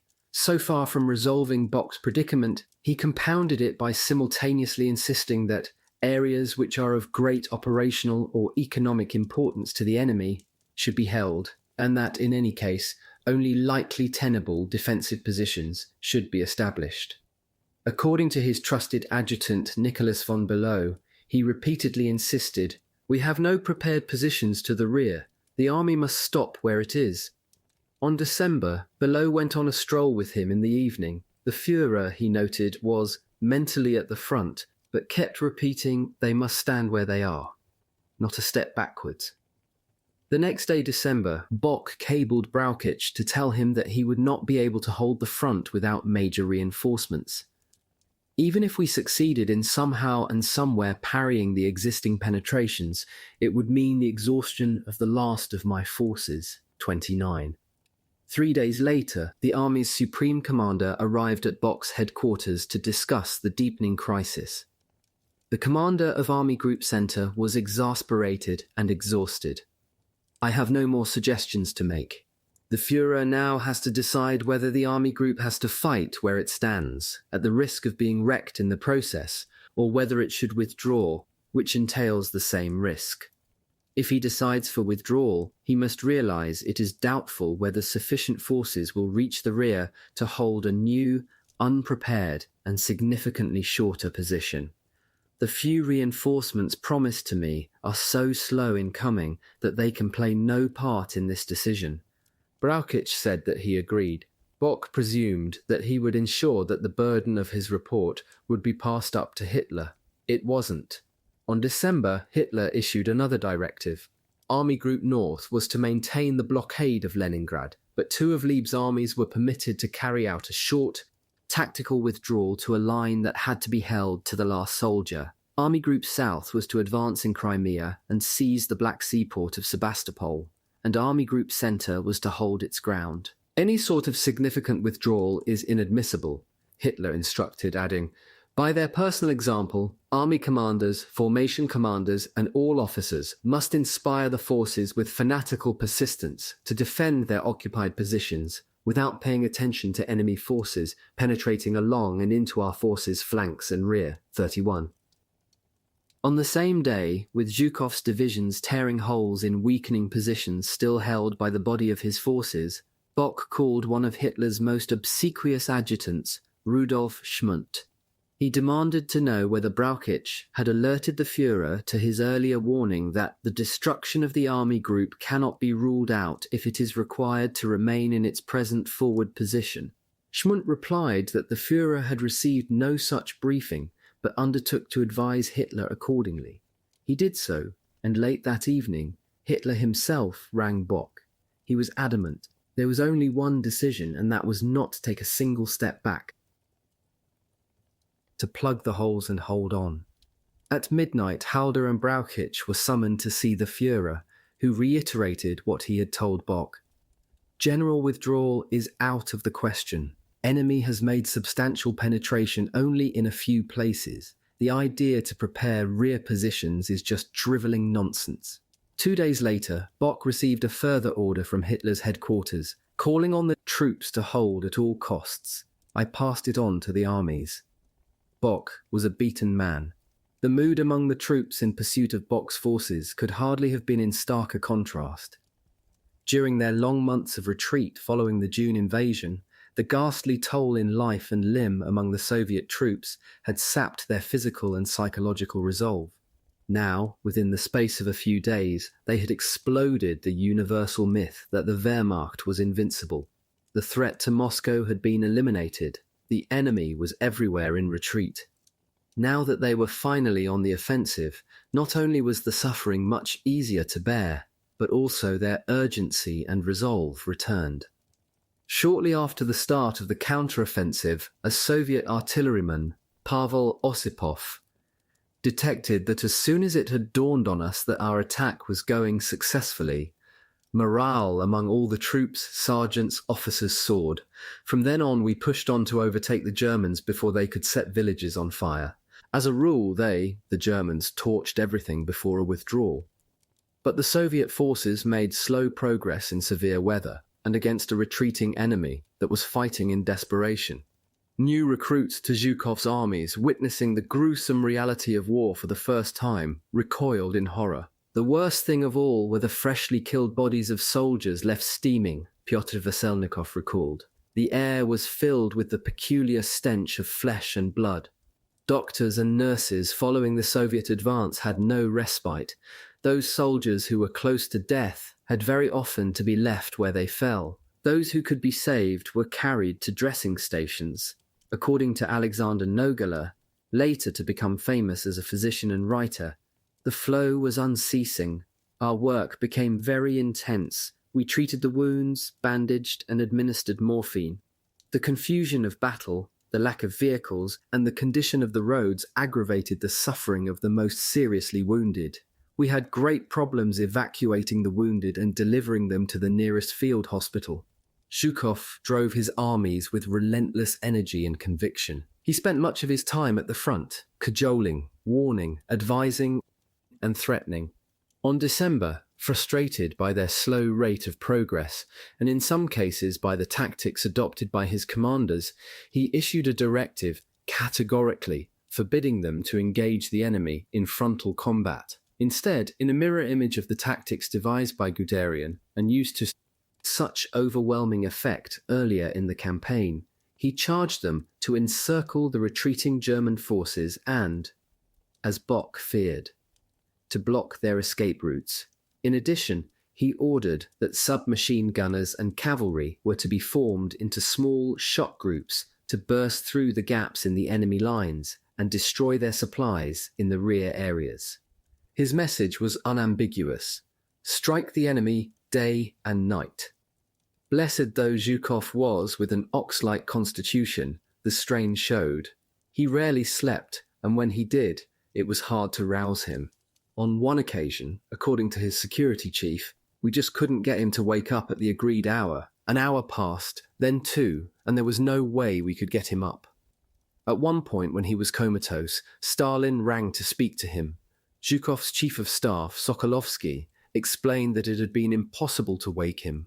With uncharacteristic solicitude, the imperious dictator responded, "Don't wake him then, let him sleep." The Soviet forces fought from not only patriotism or fear of Zhukov's wrath, but also an eager hatred. They had multiple scores to settle with an enemy that, for nearly 6 months, had ravaged and raped their motherland. All about them was evidence of the ruination wrought by the invaders, the ransacked homes, razed buildings, livestock stolen, and families murdered. We saw a lot of dead civilians, old women and children. It was awful, Osipov recalled. The mood of the soldiers was shockingly captured in Alexei Surkov's popular prose poem, A Soldier's Oath. Mine eyes have beheld thousands of dead bodies of women and children lying along the railways and the highways. They were killed by German vultures. The tears of women and children are boiling in my heart. Hitler, the murderer, and his hordes shall pay for. These tears with their wolfish blood, for the avenger's hatred knows no mercy. During the bitter days of the Soviet counteroffensive, there was abundant evidence of that truth. In the early hours of December, Dr. Harp and his team were snatching some sleep when they were alerted by unearthly, agonized cries. They stumbled through the dark towards the sound with loaded rifles, fearing it was a trap. They reached the edge of a wood, where they saw a man staggering towards them, crying, "For God's sake, help me!" They grabbed his arms and shone a torch in his face. Blood was pouring down from the empty sockets where his eyes had once been. They took him back to the sick bay. He told them that his 4-man squad had been surprised by a unit of Siberians. He was the only one of the 4 not to be killed. Instead, one of his captors brought out a knife and threw him to the ground. There was a terrific flash of light and a sharp pain, and then the same with the other eye. Then total darkness. Both eyes had been gouged out. One of the men whispered in his ear, "There, go straight forward to your brothers, the other German dogs, and tell them we'll destroy them all. We'll cut out their eyes and send what's left to Siberia. That will be Stalin's revenge." Ilya Ehrenberg, whose articles in the Red Army's Krasnaya Zvezda attracted a huge following, did not shrink from inciting this mood. Close to what had previously been Guderian's front line north of Tula, he entered villages which had only recently been put to the torch. Near the town of Maloyoroslavets, the site of Napoleon's last battle as he began his fateful retreat from Moscow, he was intrigued rather than disconcerted by the sight that met him. The bodies of dead Germans lay on the ground or here and there stood propped up against trees. In the frosty air, the faces of the dead men were flushed and seemed alive. The officer who was with me cried in happy excitement, "Look what a lot have been done for! They'll never see Moscow!" I have to confess that I shared his joy. Ehrenberg acknowledged that hate was an evil and heartless emotion that freezes the soul, but in one of several articles he told his readers, "We hate the Germans for the vile and brutal murder of our children, but we also hate them because we are obliged to kill them, because out of the whole treasury of words in man's possession, we have been left with only one, kill." Those words were written for public consumption, but he readily acknowledged that he might as easily have written them to a friend or in his diary. While visiting the front line, Ehrenberg was approached by numerous villagers, eager to tell him their stories. One farmer said, "I thought the German was an educated man that he'd leave us alone, but the parasite took my cow and fouled up our pots and pans, washing his damned feet in them.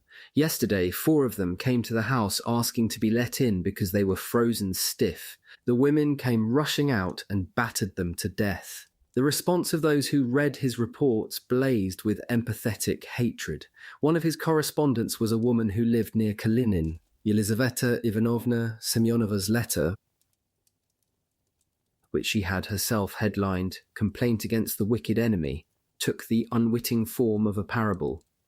"When the enemy came to Kozitsino, they took my cow away from me before anybody else's. Then they took my geese. When I tried to prevent them, a man slapped my face, and he stamped his foot and said, 'Go away!' The next day they came to take my last sheep. I cried and would not give it up. Then the German stamped his feet and shouted, 'Go away, woman!' When I looked back, he fired. I fell into the snow out of fright, and he took away my last sheep after all. When they were retreating from our place, they burnt down my house. They burnt all my belongings. and I was left without anything and my 3 children in a stranger's house. I have 2 sons in the Red Army, Kruglov, Alexei Yegorich, and Georgy Yegorich. Sons, if you're alive, fight the enemy without mercy. Ehrenberg's colleague Vasily Grossman detected a similar mood. The population of the liberated villages burns with hatred, he wrote in a private letter to Ehrenberg. I have spoken to hundreds of peasants, old men, old women, who are ready to die themselves, to burn down their own houses if that would bring destruction to the Germans. Yes, a great change has taken place. It is as if the people had woken up. As he followed the course of the Soviet advance, Ehrenberg could not help but relish the appearance of the German prisoners of war he passed on the way. Frozen, snivelling, they reminded one of Napoleon's soldiers in 1812 with the inevitable icicle at the tip of the nose, as depicted by our painters. In the village of Borodino, he was shown the museum that celebrated General Kutuzov's heroic, though unsuccessful, stand at the famous battle on that site. On this occasion, the Germans had set the building alight before leaving. It was still ablaze when Ehrenberg arrived. Late in the day, he sat with a group of officers, drinking vodka and eating sausage. As they drank and chewed, they talked themselves into believing that victory would soon be at hand. They were not alone. Grossman identified a similar optimism among the soldiers he met. He shared it as well. The men seem to have changed. They are animated, full of initiative, bold. The roads are littered with hundreds of abandoned guns. Clouds of staff documents are blown across the steppes by the wind. German corpses lie about everywhere. This, of course, is not yet the retreat of Napoleon's army, but there are indications that such a retreat is possible. It is a miracle, a marvellous miracle. Like Ehrenberg, Grossman was not given to flights of fancy, but unwittingly foreshadowing the British Prime Minister's declaration following the Battle of El Alamein in November 1942, he was tempted. Of course, this is not the end, he wrote, but it is the beginning of the end. By the middle of December, by which time Zhukov's forces had recovered Istra, Klin, Kalinin and Tula, it was not entirely fanciful to suppose not only that the enemy was on the run, but also that he would soon be expelled from the motherland altogether. 31. Eden meets Stalin. The turnaround in the fortunes of the Soviet Union percolated through the censor's mesh to the Russian people well before it was announced officially. The capital city was still under a state of siege, but Muscovites sensed that the threat had been lifted. Fear and dread gave way to relief and even jubilation. The city had started to return to a semblance of normality soon after the Great Panic was quashed. The Moscow Art Theatre was thriving, Chekhov's The Three Sisters and Sheridan's The School for Scandal proving especially popular. Other venues staged a repertoire of Shakespeare plays, and the Children's Theatre performed a propaganda piece called 20 Years On. Tchaikovsky's comic opera, Cherevichki, was playing to enthusiastic audiences at the concert hall named after him. Another comic operetta, Les Cloches de Corneville, by the now long-forgotten French composer Robert Planquette, was in performance at the Stanislavski Theatre. The theatres in the Hermitage Gardens provided a rich variety of plays, musicals and comedies. At the semi-open-air theatre there, the National Symphony Orchestra of the Soviet Union drew large audiences in search of grander fare from the likes of Glinka and Rimsky-Korsakov. Audiences also flocked to the cinemas, where, by late November, at least 15 films were showing at different venues throughout the city. Even more compellingly, 8 Soviet grandmasters began the first round of a chess championship. The matches were played on Tuesdays, Thursdays and Saturdays at a variety of venues, including the Central House of the Workers of Art, the Writers' Union and the House of Journalists. To begin with, play was obediently suspended when air raid warnings drove the competitors to hurry to the nearest underground shelter. This provoked unexpected tension, however, as players feared their opponents would use the lull to plot a successful countermove and regain the initiative. After a while, though, they ignored the warnings and played on regardless. The championships were extensively covered on the radio as well as in newspapers and magazines. Rather in the manner of Bob Hope and Bing Crosby entertaining Allied soldiers, the chess stars also played multiple games in military units or with patients in hospitals. Listeners and readers sent fan mail from all over the Soviet Union. The final was eventually won by Lieutenant Isak Mazel, whose career was unhappily extinguished 3 years later when he died of typhus fever. On December, the Soviet authorities formally announced that the Germans were on the run. Newspaper headlines across the Soviet Union blazoned the news in triumph. The collapse of the German plan to surround and capture Moscow. Defeat of German forces on the approaches to Moscow. The newspapers were instructed to pay appropriate homage to the generals responsible for this great victory. For the first time, the ubiquitous portrait of Stalin that had hitherto adorned the pages of every newspaper almost every day was joined by the unfamiliar faces of Zhukov, Rokossovsky, fully restored to favour, and 7 other prominent commanders who had met the approval of the Stavka. On the same day, at Stalin's command, the demolition charges that had been placed in the city's factories and public buildings and on its bridges were removed. A decision of practical as well as symbolic value. 3. The jubilation was restrained. There were still acute shortages of basic foodstuffs such as flour and milk. With the evacuation of at least factories, jobs were hard to find. 2 million Muscovites had left the capital. Families had been separated and stranded. And Moscow was not alone. The Nazi invasion had breached the Soviet border to a depth of up to 1,200 kilometers along a 1,000-kilometer front. The Nazis had corralled up to % of the Soviet population, depriving them of some % of the state's productive capacity, as well as losing 20,500 tanks, 101,000 guns and mortars, 17,900 aircraft and more than 1 million rifles. The Red Army had suffered between and million casualties. The anguish was widespread and deeply felt. In distant Ashgabat, Andrei Sakharov, who had just restarted the studies that would lead him to become one of the world's foremost physicists, was not alone in counting the cost of the Red Army's victory. The news of our counteroffensive made me realize as never before the anxieties of the recent months, and as I listened to the solemn enumeration of armies, divisions, and generals participating in the battles, I shuddered at the thought of the countless persons, dead and alive, who had been engaged in the defense of Moscow. The relief of the Soviet capital was a triumph shrouded in a tragedy. The British Foreign Secretary arrived in Moscow late on December. Cripps, who had been liberated from Kuibyshev for this visit, had joined. Their train earlier in the evening to brief the British party on the change in Soviet fortunes and on the worsening food shortages in the capital. At midnight, they stumbled onto the platform to be greeted by bright lights, newsreel cameras, a guard of honour, and Molotov. The formalities over, they drove through the blackout to the National Hotel overlooking Red Square. Harvey thought the rooms they had been allotted were magnificent. Cadogan noted a grand piano, but also that the tap in his bathroom squirts water impartially into the basin and onto the operator. And Eden went straight to bed, thinking about the challenge ahead. The following day, the British delegation was preparing for Eden's first meeting with Stalin, scheduled for 7 o'clock that evening, when they were interrupted at lunchtime by a sharp reminder that the war was far from over. Air raid sirens blared a warning, and they were hustled out of the hotel down to the palatial bowels of the nearby metro station. They were given the all-clear 30 minutes later. In his curmudgeonly way, Cadogan concluded that the thing was a fake, just to show us what would happen if necessary. More problematically, Eden had only the most threadbare proposals to pull out of his diplomatic bag at his meeting with Stalin.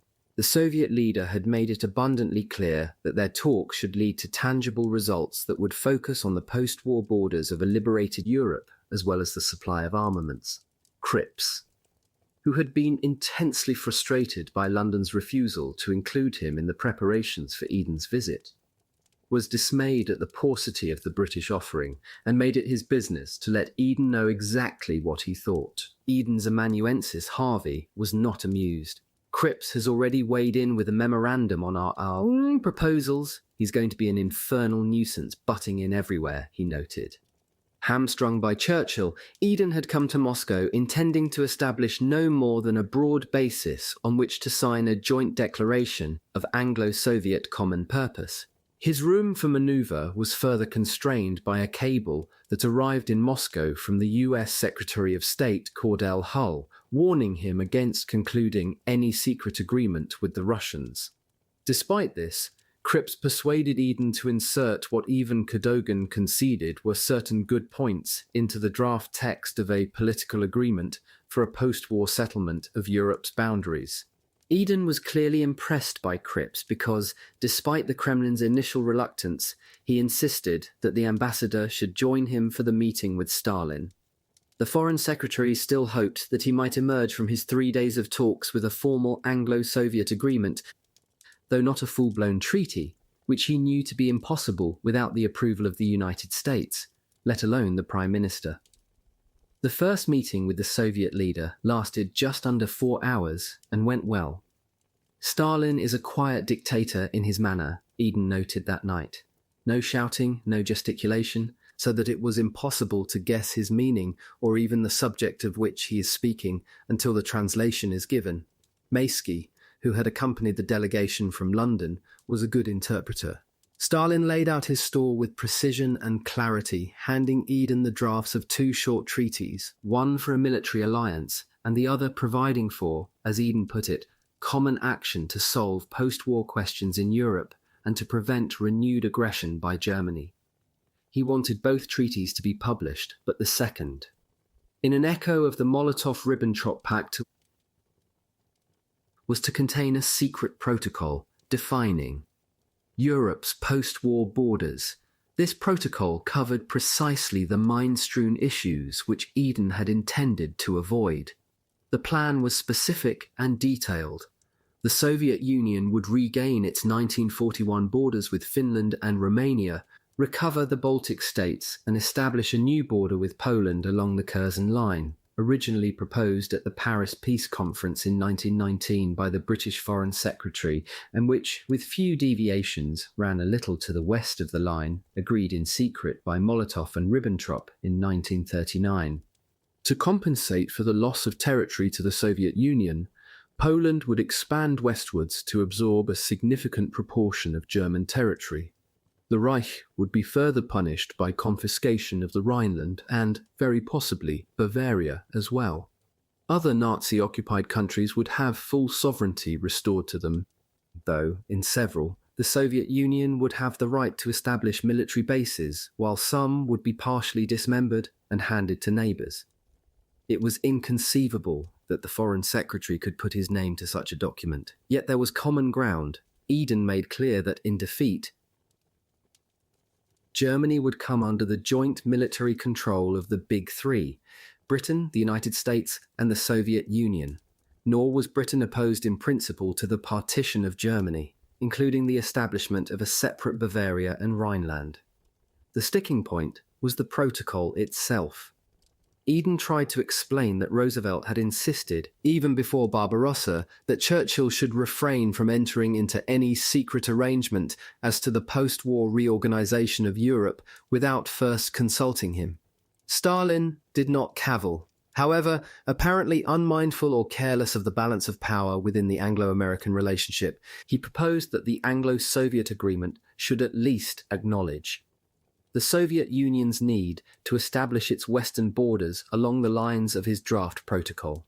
Again, Eden demurred, explaining that he could only do this with Churchill's approval and the support of the United States. Stalin appeared to understand. To Eden's relief, the Soviet leader also seemed unconcerned when he was told that the 10 air squadrons earmarked for the Soviet Union had been rushed to the defense of Singapore. "I fully understand and I have no objection," he replied. The meeting appeared to have gone remarkably smoothly. Cripps, who was prone to veer between extremes, emerged from the Kremlin so elated that on the following morning he noted, "Yesterday was a most important day in the history of the world," though he was careful to add, "At least that is how it may turn out in the long run." The second meeting was again scheduled to start at PM, but was delayed for 5 hours because Stalin was apparently locked in conclave with his Stavka commanders.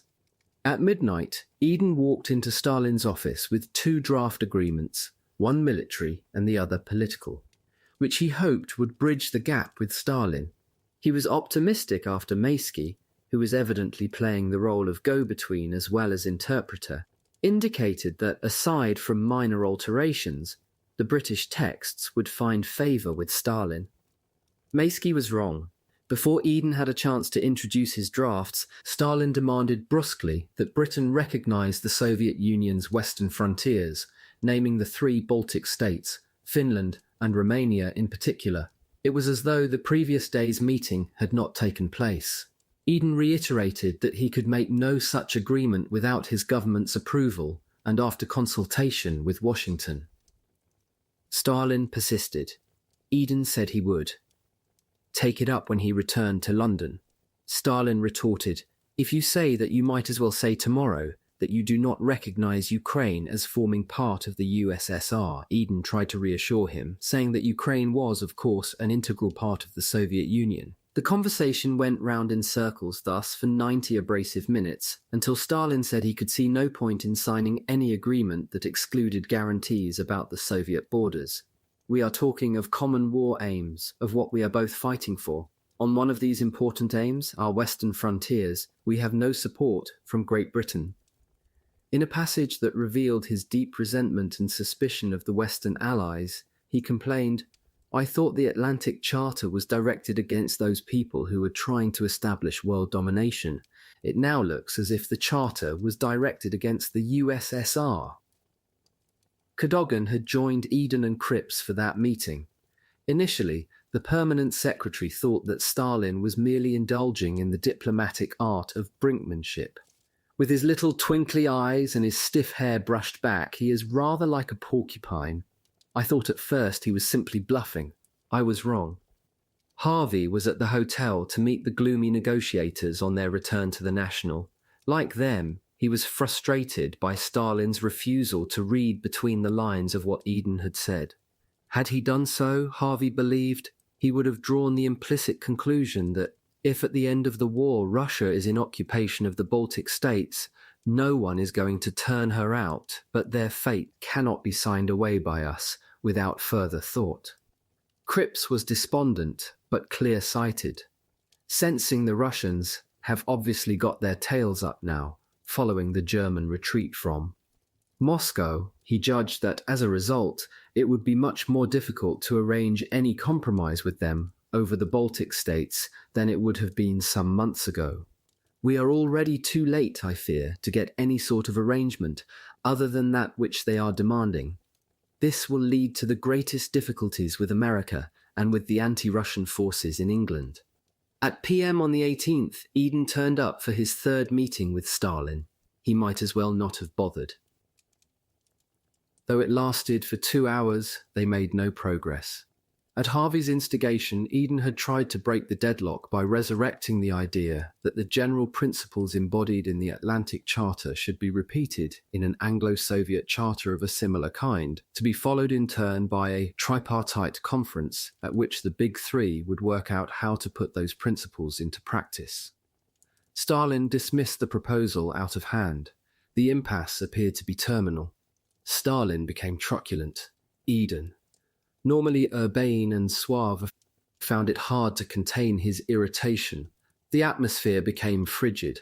As Harvey put it, the British negotiators had had a complete lemon from Stalin. Like Cripps, Harvey also sensed that Stalin's insistence on binding Britain to a recognition of his proposed post-war borders sprang from renewed confidence about the outcome of the war.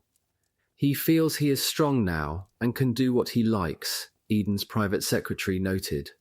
Harvey, from whom the Foreign Secretary absorbed a great many ideas, was frustrated at Eden's inability to break through. "We can't give any such recognition without the USA. The PM is on the high seas. The cabinet without the PM consists of washouts. In rejecting any agreement that excluded mention of the 1941 borders, Stalin, he noted, was missing a golden opportunity to make use of the fact that Eden, more than anyone else, was able to put the Soviet case effectively to the anti-Russian Churchill and his contemptible cabinet, notably its violently anti-Soviet Labour members Ernest Bevin, Clement Attlee, and Herbert Morrison.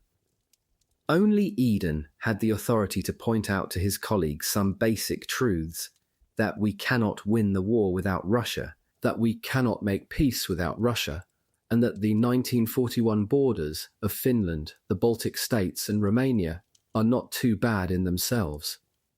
Harvey was confident that if Stalin were to sign the proposed agreement without insisting on the inclusion of the 1941 clause, the Foreign Secretary would be able to talk the Prime Minister round. The cabinet would then fall into line, and Churchill would get Roosevelt to tackle the whole question. Cripps was even gloomier than Harvey. His elation after Eden's first meeting with Stalin had tipped to the edge of despair. I think the situation is little short of disastrous, as I think the chances of getting HMG and the Americans to agree upon the frontiers of 1941 at this stage are not good, and until that is done, we shall have a worse state of affairs here than ever, if that is possible. All the hostile forces in England and America will be delighted at the failure, and it will strengthen them and weaken those who are in favour of further collaboration. It is all a muddle and a tragedy of another missed opportunity. That evening in the hotel, presuming their rooms to be bugged, the British negotiators put on a pantomime for the NKGB's eavesdroppers. Eden stormed up and down his room, complaining furiously about Stalin's intransigence. Cripps and Cadogan provided a chorus of sympathetic criticism as he gave vent to keen regret at his decision ever to come to Moscow. They enjoyed the charade greatly. Whether or not their performance made any impression on the Kremlin was uncertain. Old stone-arse Molotov proved to be at his most intransigent in a meeting with Cripps the next day, telling the British ambassador in his blunt way, "In the absence of a settlement of the frontier question, no sound basis would be created for relations between Great Britain and the Soviet Union." Negotiations with Stalin were on hold for that day, while Eden awaited a response from the War Cabinet to his account of the Soviet leader's obduracy, which he had presented to the Kremlin as consultation with London. The War Cabinet, powerfully endorsed by Churchill, who had just arrived in Washington, duly approved this description of the diplomatic impasse. There would be neither an Anglo-Soviet treaty, nor an agreement, nor even a declaration. All that was left was the possibility of concocting a plausible Anglo-Soviet communique. On the 20th, Stalin's ability to wrong-foot his visitors was once more on display. His demeanour had changed utterly. No longer churlish and rough-tongued, he greeted Eden at their evening meeting as though they were friends and partners. Perhaps the pantomime in the hotel had proved effective after all, or perhaps Maysky had been a constructive go-between. More probably, it was because the bullying dictator knew that he had achieved his primary objective. The British government could no longer be in any doubt that he would insist on securing the Soviet Union's 1941 borders in any post-war settlement. There was no point in further damaging an uneasy, opportunistic, but important alliance by allowing the talks to founder entirely. With his customary cunning, he therefore reverted to the genial Uncle Joe posture with which he had so often captivated his guests in the past. Graciously acknowledging that it was not in Eden's gift to concede the border issue without further consultation, he also handed over a draft joint communique, which Cadogan judged to be much better than the colourless draft he and Cripps had cobbled together in the hotel. In the event, the agreed text was not entirely devoid of content. The communique confirmed the need for not only the utter defeat of Germany, but also the adoption thereafter of measures to render completely impossible any repetition of German aggression in the future. Their exchange of views about post-war peace and security had made an important contribution to the future elaboration of concrete proposals to secure this purpose. The words were bland enough, but between the lines it was possible to detect the faint outlines of those future negotiations that were to shape the destiny of Europe. In his meetings with Eden, Stalin had proposed a vision of a post-war settlement which, the Foreign Secretary conceded, sprang from the dictator's urge to secure the most tangible physical guarantees for Russia's future security. On his return to London, Eden cabled Churchill to advise him, in Harvey's summation, of the necessity for recognizing Soviet 1941 frontiers if we are to have any useful collaboration in future. He also suggested that the Prime Minister should take it up with Roosevelt. The timing was not propitious. Churchill had just been accorded the homage due to a global superstar by Congress, and he was still enjoying the unstinting hospitality of the White House. More significantly, he had also secured a diplomatic triumph. Roosevelt had reaffirmed his commitment to the Europe First doctrine, which for Churchill was synonymous with the Middle East and North Africa First. They had also agreed to set up the Combined Chiefs of Staff, which, under their joint leadership, would be responsible for the conduct of the war against the Axis powers. The Soviet Union was not even on their agenda, let alone at the centre of their thoughts. Eden's message was more than untimely. It was an irritant that provoked Churchill to a response that verged on the splenetic. In a point-blank refusal to countenance any such notion, he rebuked the Foreign Secretary for forgetting that the 1941 borders had been acquired by acts of aggression, that there could be no question of settling frontiers until the peace conferences, and that Roosevelt held the same view as strongly as I do. One passage was especially revealing. No one can foresee how the balance of power will lie, or where the winning armies will stand at the end of the war. It seems probable, however, that the United States and the British Empire, far from being exhausted, will be the most powerfully armed and economic bloc the world has ever seen, and that the Soviet Union will need our aid for reconstruction far more than we shall then need theirs. On this single issue, the disagreement between the elder statesman and his protégé could hardly have been more stark. A few weeks later, in a memorandum for Cabinet, Eden was to write an implicit rejoinder. On the assumption that Germany is defeated and German military strength is destroyed, and that France remains for a long time at least a weak power, there will be no counterweight to Russia in Europe. Russia's position on the continent will be unassailable. Russian prestige will be so great that the establishment of communist governments in the majority of European countries will be greatly facilitated. It was to avoid that outcome that he wanted to secure a deal with Stalin from the position of relative strength enjoyed by the Western Allies in 1941, rather than in the less favourable conditions he foresaw once the Nazis had been defeated.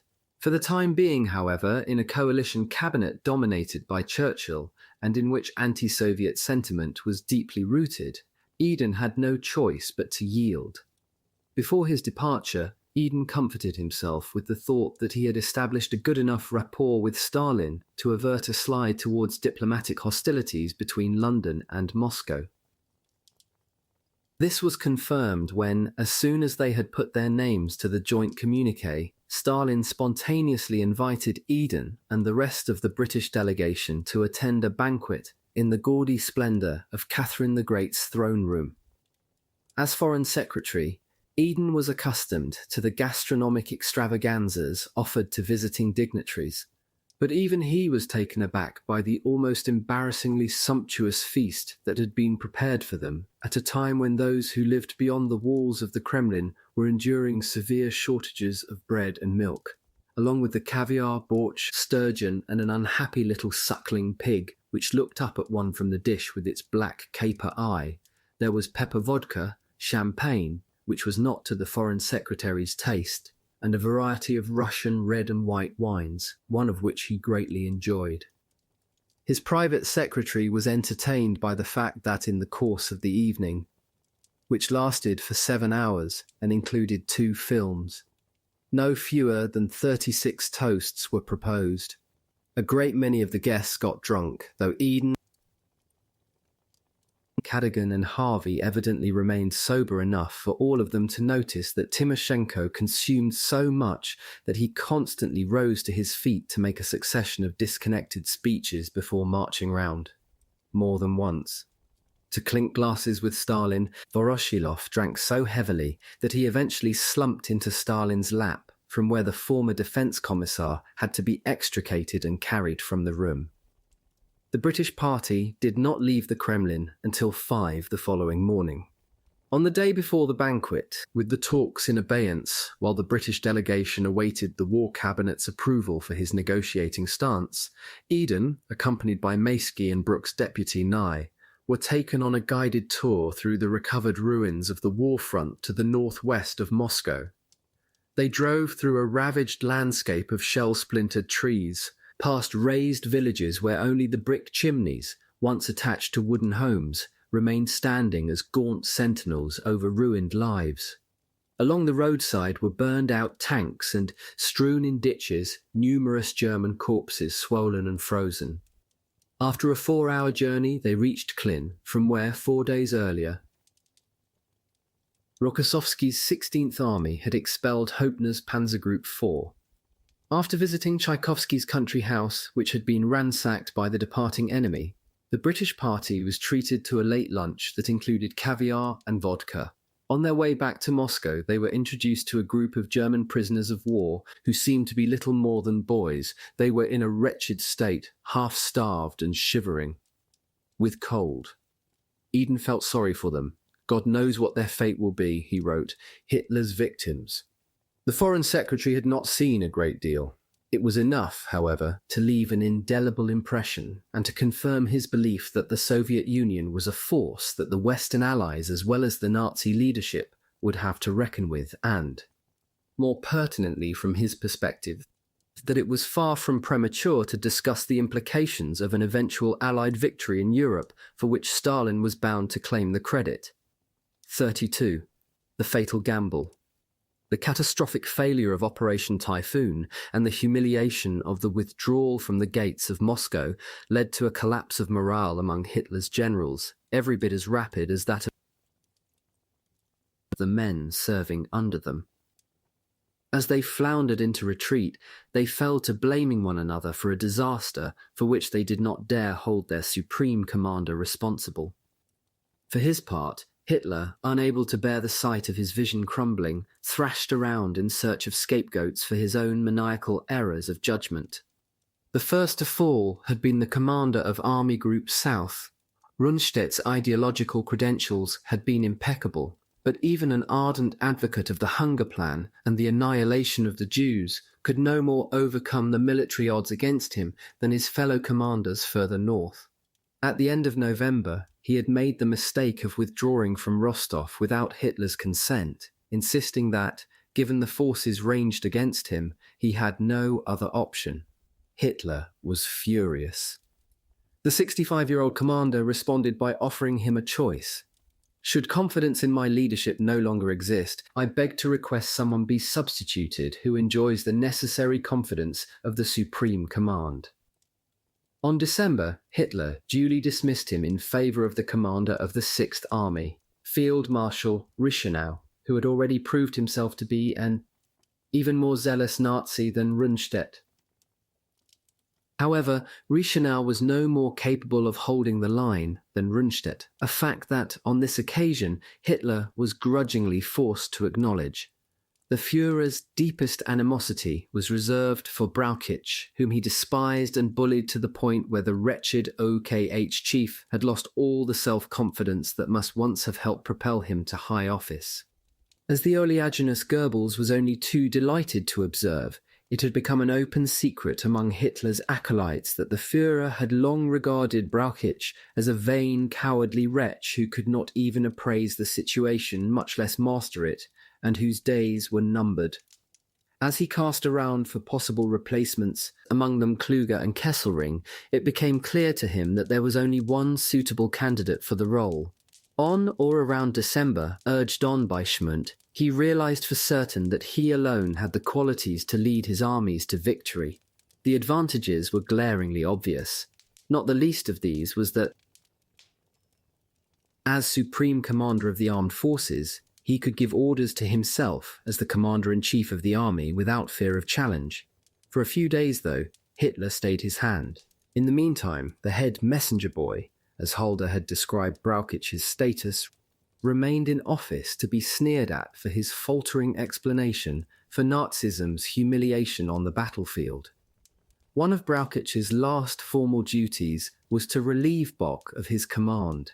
In his conversation with Schmundt on December, warning that Army Group Center was close to collapse, Bock had also advised the adjutant that his own health was hanging by a silk thread. If the Führer wished to replace him, he said, he would quite understand.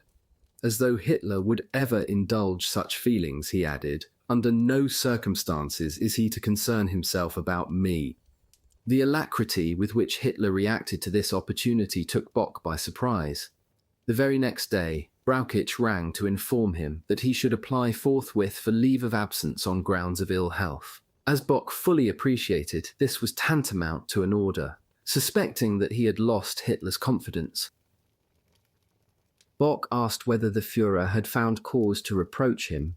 The messenger boy assured him this was not so. Bock was not comforted.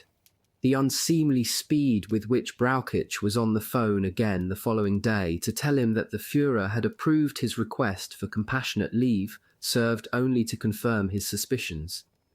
To eliminate any doubt, the commander of the Fourth Army, Kluge, arrived at Bock's headquarters to replace him that very day. Within hours, it was also announced that the Führer had appointed himself as the new OKH Commander-in-Chief in place of Brauchitsch, who was dispatched to the military graveyard of the officer reserve. In his new operational role, Hitler did not allow military realities to challenge his ideological fantasies or to qualify his fury at the sight of the men under his command retreating before the Bolshevik armies. His first action on taking command was to issue a furious injunction to Kluge at Army Group Center. His stand-fast order insisted the fanatical will to defend the ground on which the troops are standing must be injected into the troops with every possible means, even the toughest. When this is not fully present, the front will begin to crumble without any prospect of stabilizing it. Talk of Napoleon's retreat is threatening to become reality. The troops were to hold the line down to the last man. The ruthlessly ambitious Kluge immediately aligned himself with this draconian diktat. Our soldiers must realize that beginning a large-scale retreat is a certain death sentence. The Russians will harry our forces mercilessly and will not allow them any breathing space to regroup, he told his senior commanders, including the two panzer leaders, Guderian and Höppner, neither of whom trusted or respected him. During his recent incarnation at the Fourth Army, they had come to regard Kluge with disdain as an overcautious commander who put his own narrow interests above their need for support from his infantry. The animosity was mutual. A few days earlier, Guderian's retreating forces had come under severe pressure from units of Boldin's 50th Army and the recently formed 10th Army in a series of flanking operations, which bore a notable resemblance to the heyday of the Panzer Blitzkrieg. These two armies were threatening to break through the gaps between the 2nd Panzer Army's widely scattered divisions. Some units had already been encircled. Kluge had been asked to send a full infantry division to Guderian's support as a matter of urgency to shore up his left flank. Only 4 battalions had arrived. The situation was so perilous that Guderian, in his headstrong way, drove along snow-covered roads through a blizzard to Roslavel for a meeting with Brauchitsch, who was at that point still in post, at which Kluge, still commanding the Fourth Army, was also present. Guderian arrived on December. It had taken him 22 hours to drive some kilometers, which may have helped to explain why he was at his least tactful, seeing that Kluge was. There, he went on the offensive at once. Protesting that the Fourth Army commander had sent him a totally inadequate force, he demanded that the other half of the division be sent at once. Kluge listened, but gave no such undertaking. Brauchitsch failed to resolve that issue, but offered Guderian some compensation by placing the 2nd Army under his command to ease the threat to his right flank. He also appeared to approve Guderian's plan for both armies to retreat to a defensible line in front of Kursk, along an axis from Alexine, 70 kilometers northwest of Tula, towards Oriol, 170 kilometers southwest of Tula. Guderian reflected ruefully that he presumed this order would be passed on to Hitler. That evening, Guderian met Schmundt at Oriol airport to report on the crisis facing his forces in what he described as the gravest terms. He was exhausted and demoralized. I frequently cannot sleep at night, and my brain goes round and round while I try to think what more I can do to help my poor soldiers who are out there without shelter in this abominable cold, he wrote later that night. It is frightful, unimaginable. The people at OKH and OKW who have never seen the front have no idea what conditions here are like. They keep on sending us orders which we cannot possibly carry out, and they ignore all our requests and suggestions. A while later, as he had half expected, he received a call from Hitler, who had finally been briefed by Schmundt. Over a line so static-filled that he had to repeat his words, Hitler reiterated that further withdrawals were forbidden, that his men should hold their ground. As one of the very few commanders willing to stand up to Hitler, Guderian asked for a face-to-face meeting. This was agreed. He duly presented himself at Wolfschanze on December. The auguries were not good. Hitler was impatient. When Guderian started to explain that his two armies were withdrawing to defensive positions that had been fortified in the autumn, Hitler interrupted, shouting, "No, I forbid that."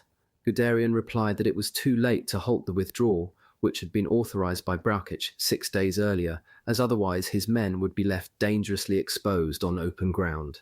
Hitler retorted that they should dig in where they were. Guderian remonstrated that the ground was frozen to a depth of 5 feet, and their picks could not break it open. Hitler told him that howitzers should be used to blast craters. Guderian tried to explain that to adopt such positional tactics would lead to a useless and irreplaceable loss of precious lives. Hitler reiterated that they should hold their ground. In an increasingly abrasive exchange, in which no other general would have dared to engage, the two men were soon trading historical analogies featuring the First World War and Frederick the Great to no discernible purpose. Guderian then complained that his soldiers had yet to receive adequate winter clothing and that frostbite was cutting a swathe through their numbers. The greater part of the infantry, he told Hitler, were still dressed in denim, while their boots, vests, gloves and woolen helmets were either non-existent or worn out. At this, Hitler burst out again. "That is not true. The Quartermaster General informed me that the winter clothing had been issued." Guderian did not back off. Wagner was summoned, and, when asked, he apparently confirmed that Guderian was right. The supplies had been held up in Warsaw. Including a break for dinner, the meeting lasted for 5 truculent hours. As he looked at the Führer's acolytes, Keitel and Schmundt among them, sitting stony-faced around the table, it became clear to Guderian that, like the Führer, they thought he was exaggerating when he described the unspeakable conditions facing his men at the front. None of them gave any indication that within hours Goebbels, who only a month earlier had forbidden the press to print photos of German soldiers without winter clothing, would be instructed to launch a nationwide plea for families to ransack their wardrobes for overshoes, if possible lined ones or fur-lined ones, warm woolen clothing, socks, stockings, heavy underwear,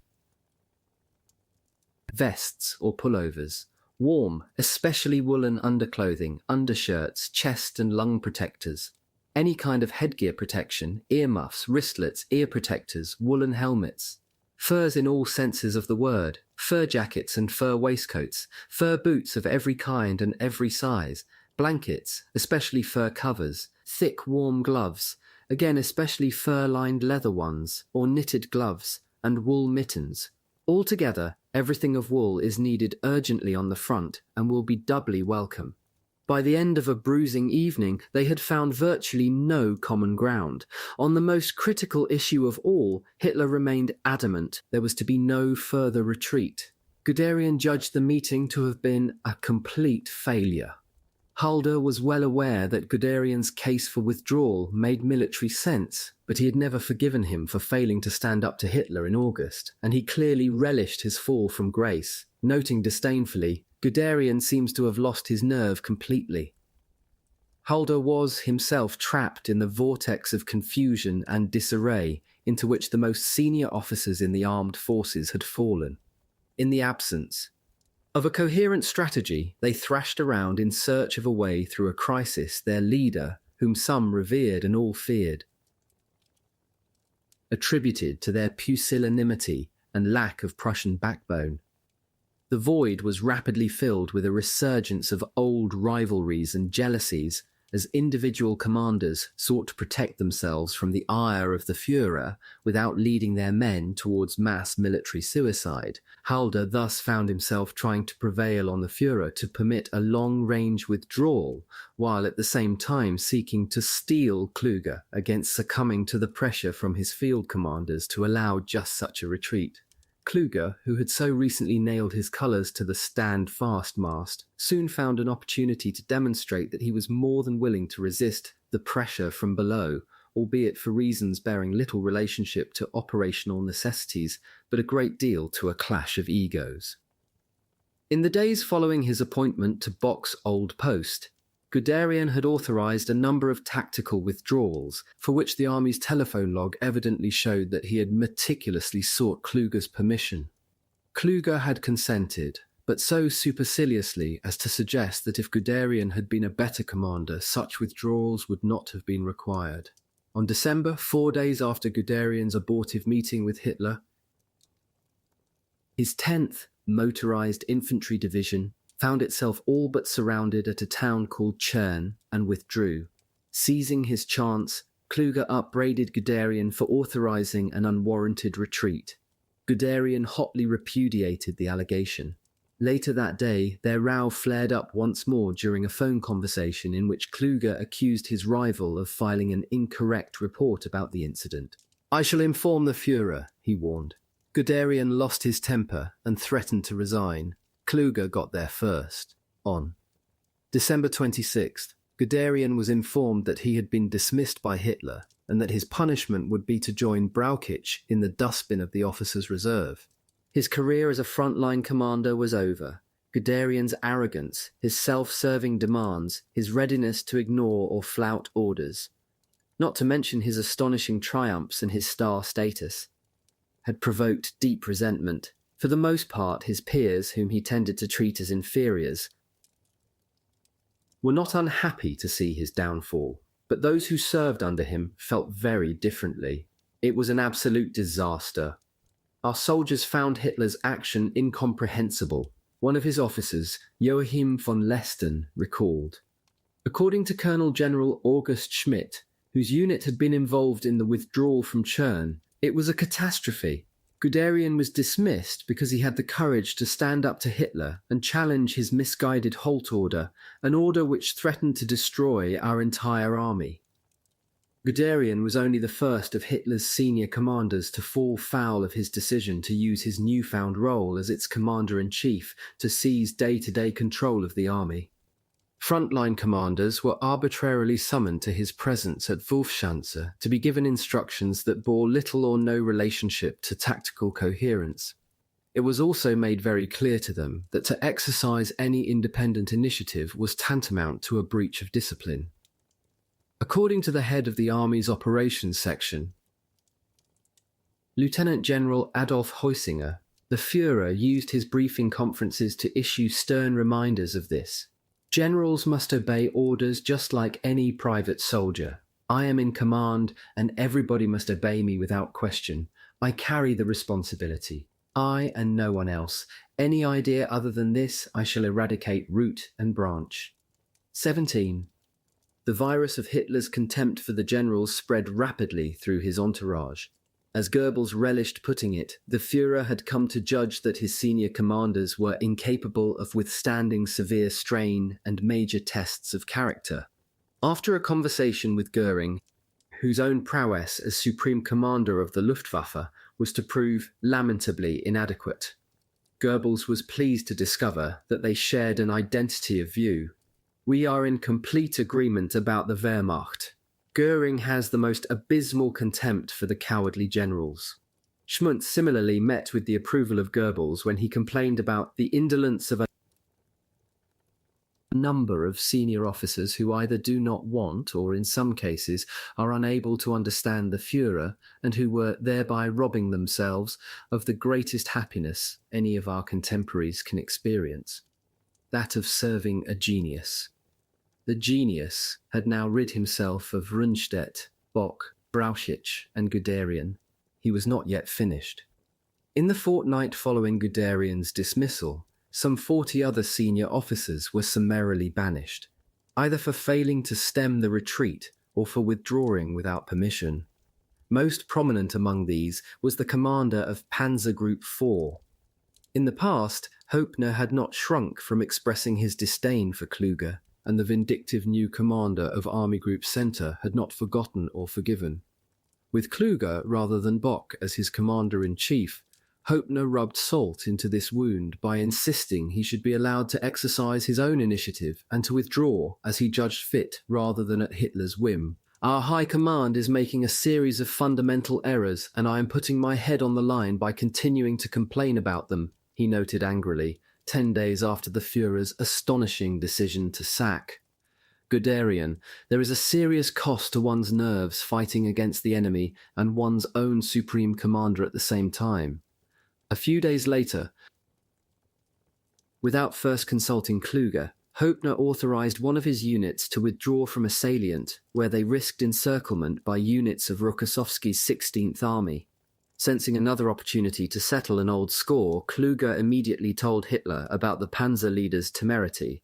The Führer was moved to a terrible rage. In an act of what the Wehrmacht's deputy chief of operations, Walter Warlimont, described later as little short of unbridled tyranny, he declared, "Generaloberst Hoepner has endangered my authority as Commander-in-Chief of the Wehrmacht and as head of state of the Greater German Reich. Generaloberst Hoepner is dismissed from the Wehrmacht with all the consequences that implies." Hoepner, who had been one of the most zealous advocates of a merciless war to exterminate Jewish Bolshevism, was not only deprived of his right to wear his uniform, but also, at Hitler's insistence, barred from receiving his pension. By a quirk of the Nazi constitution, however, he was able to file a lawsuit to reclaim his pension rights. A case that, to the Führer's further fury, he won. It was a brief reprieve. 2.5 years later, he was implicated in the July plot to assassinate Hitler.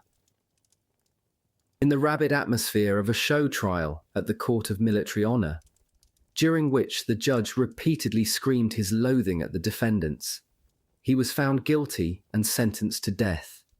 At his Führer's specific instruction, he was hanged from a meat hook in a whitewashed cell alongside his fellow conspirators, while Goebbels' cameras whirled for posterity, and as a warning to anyone else who might contemplate ridding the Third Reich of its supreme commander. Following Rundstedt, Bock, Brauchitsch, Guderian and Hoepner, the commander of Army Group North was the next on Hitler's list. Lieb, who had authorized a number of his units to make tactical withdrawals to avoid encirclement, had become so frustrated by the stand-fast order that he was emboldened to offer Hitler a back me or sack me choice. Either he should be permitted to exercise his own judgment, or he should be relieved of his command. For Hitler, the decision was simple. Lieb forthwith joined Brauchitsch and Guderian in the swelling ranks of the officer reserve, where he languished until the end of the war. In Lieb's case, though, there was significant compensation. In the arbitrary way of dictators, the Führer decided to reward the 65-year-old general for his long years of military service by giving him a large country estate to add to the one he already owned. In addition to those who were sacked or cashiered by Hitler, many other commanders, veterans of the First World War, men who were now in their late 50s and 60s, were broken by what Richard J. Evans has described as the severe mental and physical strain of a campaign that even its most zealous advocates agreed had reached the point of no return. Quite literally when the retreat failed. A litter of nervous breakdowns, strokes, heart attacks, and other ailments provided symbolic as well as tangible evidence that Hitler's fantastical project was disintegrating. As commanders along the crumbling front sought frantically to plug the ever-widening gaps between their units, Hitler issued a further directive that uncannily echoed Stalin's order number. Of 2 months earlier, every piece of territory which is forced to be left to the enemy must be made unusable to him as far as possible. Every place of inhabitation must be burnt down and destroyed without consideration for the population to deprive the enemy of all possibility of shelter. Nothing was to be spared. No village, no hut, and no barn. All wells and feedstuffs were to be destroyed. Though it gave him no pleasure whatsoever, Harper recorded that his battalion did not hesitate to follow these instructions. "The night shone red," the surgeon wrote. "We marched with the flames licking our footsteps, marched day and night, with only short halts, for we well knew that we were the rearguard of the army that had fallen back from Kalinin. There were no troops between us and the pursuing Russians." Hitler's scorched earth directive added greatly to the suffering of the civilians who found themselves once more trapped between two armies, but was of negligible tactical advantage as division after division fell back before the Soviet counterattack. Harper's unit, with which he had reached a tram stop only 16 kilometers from the capital a mere 3 weeks earlier, fell steadily back, town by town, village by village, street by street, until it reached Staritsa, some 50 kilometers from Kalinin and kilometers northwest of Moscow. It was not permitted to voice such heresies, but General Heinrici was aghast at the Führer's obstinacy. Repeatedly forbidden to withdraw his 43rd Corps despite the sustained ferocity of the Soviet onslaught, on December he noted, "The consequences for the future will be much worse than withdrawing 200 kilometers now. Sleeping, eating, drinking, everything is over. Only our whipped-up nerves keep us awake, but this is beyond our strength, to run for our lives day after day and no hope of a turnaround. And 2 days later, we are going to our doom, and the highest authorities in Berlin do not want to see it. Whom the gods want to ruin, they strike with blindness. In their blindness, they tumble into the abyss. They do not want to admit failure, and this will end with the loss of their army, and afterwards with the loss of the war. Day after day, we feel the noose around our neck is tightening. The Führer does not want to believe it. For us who see the situation, it is grueling to have been slaughtered piece by piece. Had those words been spoken in public, he would have been fortunate to have been consigned to the officers' reserve, rather than facing a firing squad. As it was, they were written for his wife's eyes only, and, since he was a senior officer, his diaries and letters were not subject to censorship. Halder's bewildered dismay at the Führer's obduracy grew in parallel with the worsening situation. His diary entries for the closing days of the year charted the crisis facing the entire Ostheer. On December, a very bad day. 30 December, again a very bad day. 31st December, again an arduous day. The Army Chief of Staff was at a loss. By this time, so too was Kluge. Within 3 weeks of declaring his unwavering commitment to Hitler's stand-fast order, ridding himself of both Guderian and Hoepner in the process, Kluge found himself forced to execute a sharp U-turn by seeking the Führer's approval for a strategic withdrawal along Army Group Center's entire front to secure defensive lines. Hitler was enraged. After enduring what Halder described as very stormy discussions with the Führer, in the course of which the new Supreme Commander indulged in mad outbursts, ravings interspersed with utterly baseless accusations against his most senior commanders, Kluge appeared to be at the end of his wits and talks of utter loss of confidence. As Husinger noted, the chaos at the head of affairs is becoming greater every moment. By New Year's Eve, Staritsa was already ablaze as the retreating Germans hurriedly prepared to move out before the Russians arrived. Harper's unit had to commandeer trucks, sledges and gun carriages from panicked units at pistol point so that hundreds of wounded men might be evacuated, even as they felt the breath of the Red Army on their backs. As they waited for midnight to chime, Harper and his team uncorked a bottle of champagne in the smouldering ruins of the town. None of them said a word. There was nothing to say. We were sadly mindful of the missing faces, and 1942 did not strike us as having entered on a particularly well-omened note. Up and down the line, the bewildered and exhausted instruments of Hitler's malign but implacable will huddled in forlorn silence to mark the passing of a terrible year. Few of them had any expectation that the next one would be better. On the same evening, Hitler, who was still at Wolfschanze, invited his staff to join him to celebrate the new year. They drank beer and listened to the intoxicating strains of Strauss and Wagner, which emanated from a newly acquired gramophone. In another room, Hitler spent 3 hours on the phone to Kluge, insisting yet again that the front should be held at all costs. Well after midnight, when he had finished his harangue, he summoned them to join him for a late-night cup of tea and promptly fell asleep. The celebrations came to an abrupt halt. The smiles disappeared. There was, as they all knew, very little to smile about. By the end of December 1941, according to OKH's own statistics, the German armies on the Eastern Front had lost a total of 804,148 men killed, wounded, or missing in action in the 6 months since the launch of Barbarossa. Later estimates would put the total number of German casualties at over 1 million. In the same period, Soviet casualties numbered at least 4.5 million, and very possibly much higher than that.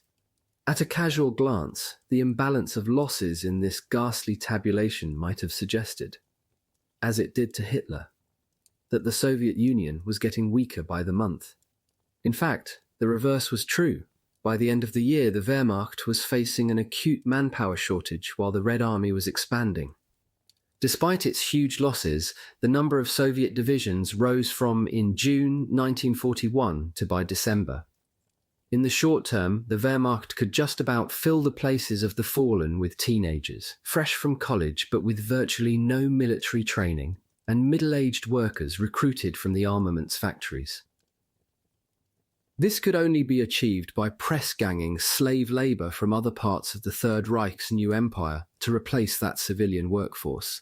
And even these extreme measures could not for long offset a sustained hemorrhage of battlefield casualties. As telling as the shifting balance of manpower was the balance of mechanized power. By the end of 1941, Operation Barbarossa had cost the Wehrmacht an estimated 2,700 tanks, 41,000 trucks, 13,600 artillery pieces, 4,900 aircraft, and more than 200,000 horses. In the same period, the Red Army's losses, 20,500 tanks, 17,900 aircraft, and 101,000 pieces of artillery and mortars 36 were far higher but had relatively less impact. In the first half of 1941, when the Soviet Union was not yet on a war footing, its factories turned out 1,800 modern tanks, 3,950 aircraft, and 15,600 pieces of artillery and mortars. In the second half of the year, despite the massive disruption caused by Barbarossa, the destruction of % of its productive capacity, and the relocation of entire industries, they managed to produce 4,740 tanks, 8,000 aircraft, and 55,500 artillery pieces and mortars. This astonishing surge meant that even in the first year of the Great Patriotic War, the Soviet Union produced more military hardware, 6,540 tanks, 11,950 aircraft, and 70,600 artillery pieces, than the Third Reich, which in the same period produced just 5,200 new tanks, 11,776 aircraft, and 7,000 artillery pieces. These growing imbalances were significant, but they did not alone explain the course of the campaign or its outcome. The collapse of Barbarossa owed more, far more, to a catalogue of self-delusions, false assumptions, and miscalculations that flowed directly from the arrogance of the German High Command and the folly of its supreme commander, the Führer. Lulled into complacency by the lamentable performance of the Red Army in the Winter War against Finland, the Nazi generals allowed themselves to believe that the Bolshevik enemy would crumble within a few weeks before the shock and awe of the initial blitzkrieg. They were taken aback by the ferocity with which day after day, even when they were in the direst straits and taking huge casualties, the Soviet troops fought back against apparently overwhelming odds. In their contempt for the Untermenschen against whom they were fighting, they also discounted the will of the Russian people to defend the motherland, and as die-hard patriots rather than zealous communists to support a repressive regime by which they were routinely terrorized. In every relevant respect, the Nazis underestimated the strength and resolve of the Soviet Union. Paradoxically, it was the lightning successes in the early weeks of the invasion that began to lay bare the folly of Barbarossa. By high summer, a chronic shortage of crucial supplies, replacements and reserves had already become apparent. Likewise, the enervating effect on the troops of grueling marches interspersed with vicious battles. By early August, Hitler's commanders in the field were already having doubts. Bock had fallen to worrying about the slowly sinking fighting strength of our constantly attacking forces as they faced the savagery of the Soviet counterattack at Smolensk. If the Russians do not collapse somewhere soon, then it will be very difficult to hit them so hard as to eliminate them before winter sets in, he noted. It was in those dog days, too, that Halder noted, "It is becoming ever more apparent that the Russian colossus has been underestimated by us." Operation Barbarossa did not go to plan. A vainglorious strategy, based on the assumption of a rapid victory, slowly gave way to a myopic imperative which insisted that advancing was synonymous with winning. Blinded by Hitler's insistence that the Soviet Union had to be destroyed by the end of the year, the Wehrmacht's most senior generals came to regard the Ostheer as a zombie army, capable of perpetual motion in any direction under any conditions, marching and fighting like automata until the Führer's will had been realized. If the writing was already on the wall in August, by October it was flashing in neon lights. The Wehrmacht's original hubris was now compounded by a series of disastrous oversights and errors which flowed directly from the reckless presumption of an easy victory. In a devastating indictment of German negligence and omission, the commander of 43rd Corps, General Heinrici, who was to become a renowned defense analyst, identified numerous ways in which the German High Command sealed Barbarossa's fate. Tellingly, he did not mention the growing imbalance of military power between the Ostheer and the Red Army. Nor did he identify General Winter as a principal source of the collapse at Moscow. Instead, he focused on the failure to provide the front-line armies with the resources to fight a sustained campaign, from the lack of motorized units and air transport formations to the absence of the required fuel reserves for such an operation in the depths of Russia. He cited, too, the complete dependence on the railroads for supply and the inevitable delays caused thereby to the delivery of vital provisions, delays aggravated by the few good roads, the wide unregulated river courses, and the wide marshes and impassable regions, the great primeval-like forests. In the latter stages of the campaign, he had complained bitterly about the appalling weather conditions that his men had to endure. But in retrospect, he judged that the climate and terrain had merely complicated matters, rather than blaming either the natural topography or meteorological conditions, both of which were predictable and beyond human control. He observed tartly that the coming of the Russian winter did not correspond with German expectations. Against the background of a deteriorating economy, falling output, a shortage of manpower and weaponry, and a host of insuperable logistical challenges, this was tantamount to charging the High Command with a fatal lack of judgment, foresight, and planning. 43. Operation Barbarossa had been a massive gamble. Until August, it looked as though it might just succeed, but there could be only one surprise attack and only one blitzkrieg. Hitler had sown the wind, and by October, he had started to reap the whirlwind. The odds against taking Moscow by Christmas were shortening rapidly. By November, it was clear the gamble would fail. By December, it had failed utterly. The invaders were on the run, never again to threaten Moscow.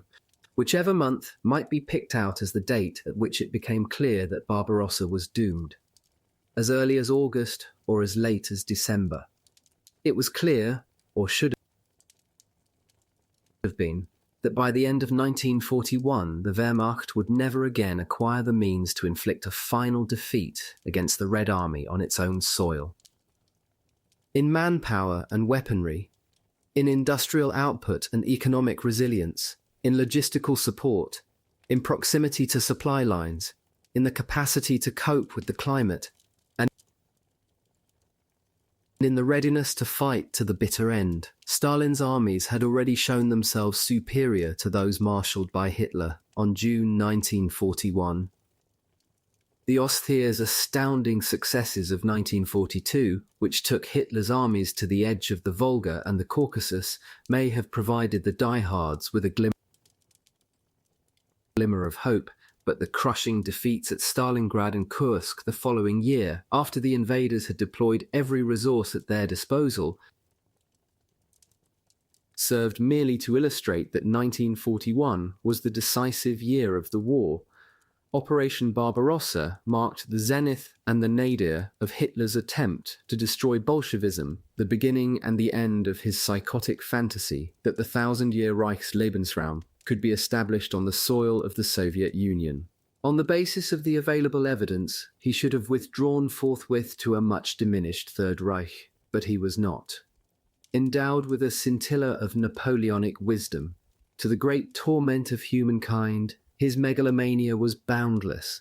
In the months and years ahead, the Soviet Union would be drenched with yet more human blood, the savagery of the war on the Eastern Front, which became as pointless and as terrible as any war of attrition could ever be, would result in the deaths of tens of millions of soldiers and civilians, and the wanton destruction of countless thousands of human habitations.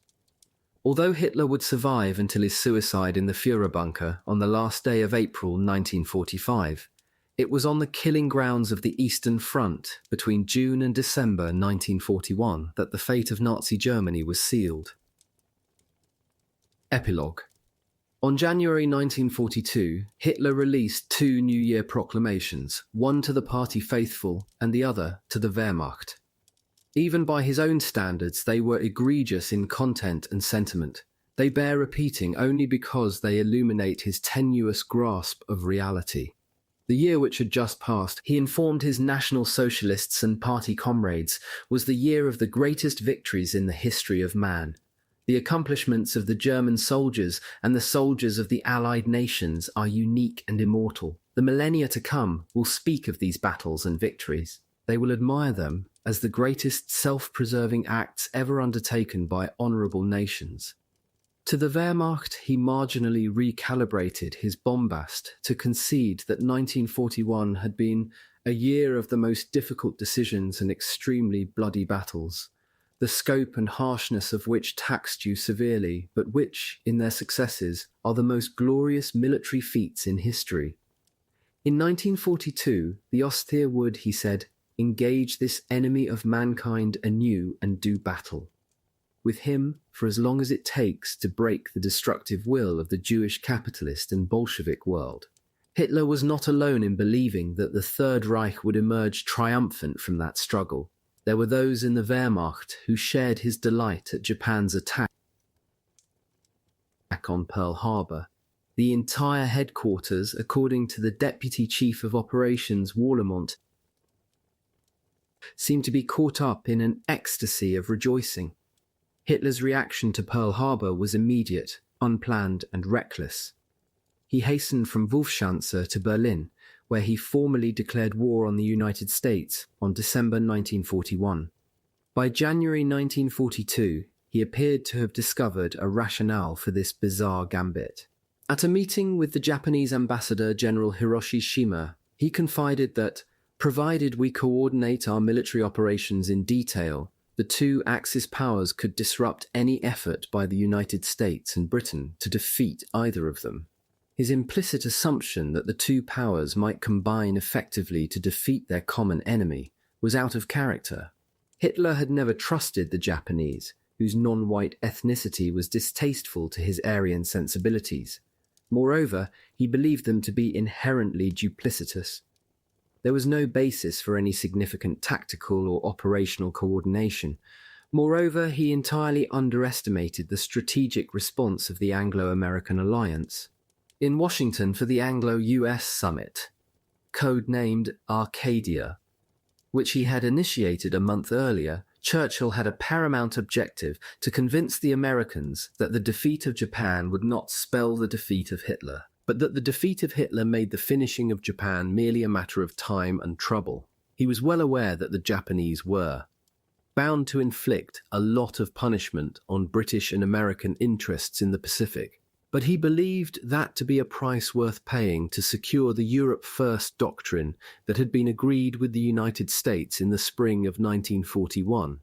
In the aftermath of Pearl Harbor, American public opinion, thirsting for revenge, was overwhelmingly in favor of treating Japan as the prime and major foe, an attitude that also prevailed in Congress.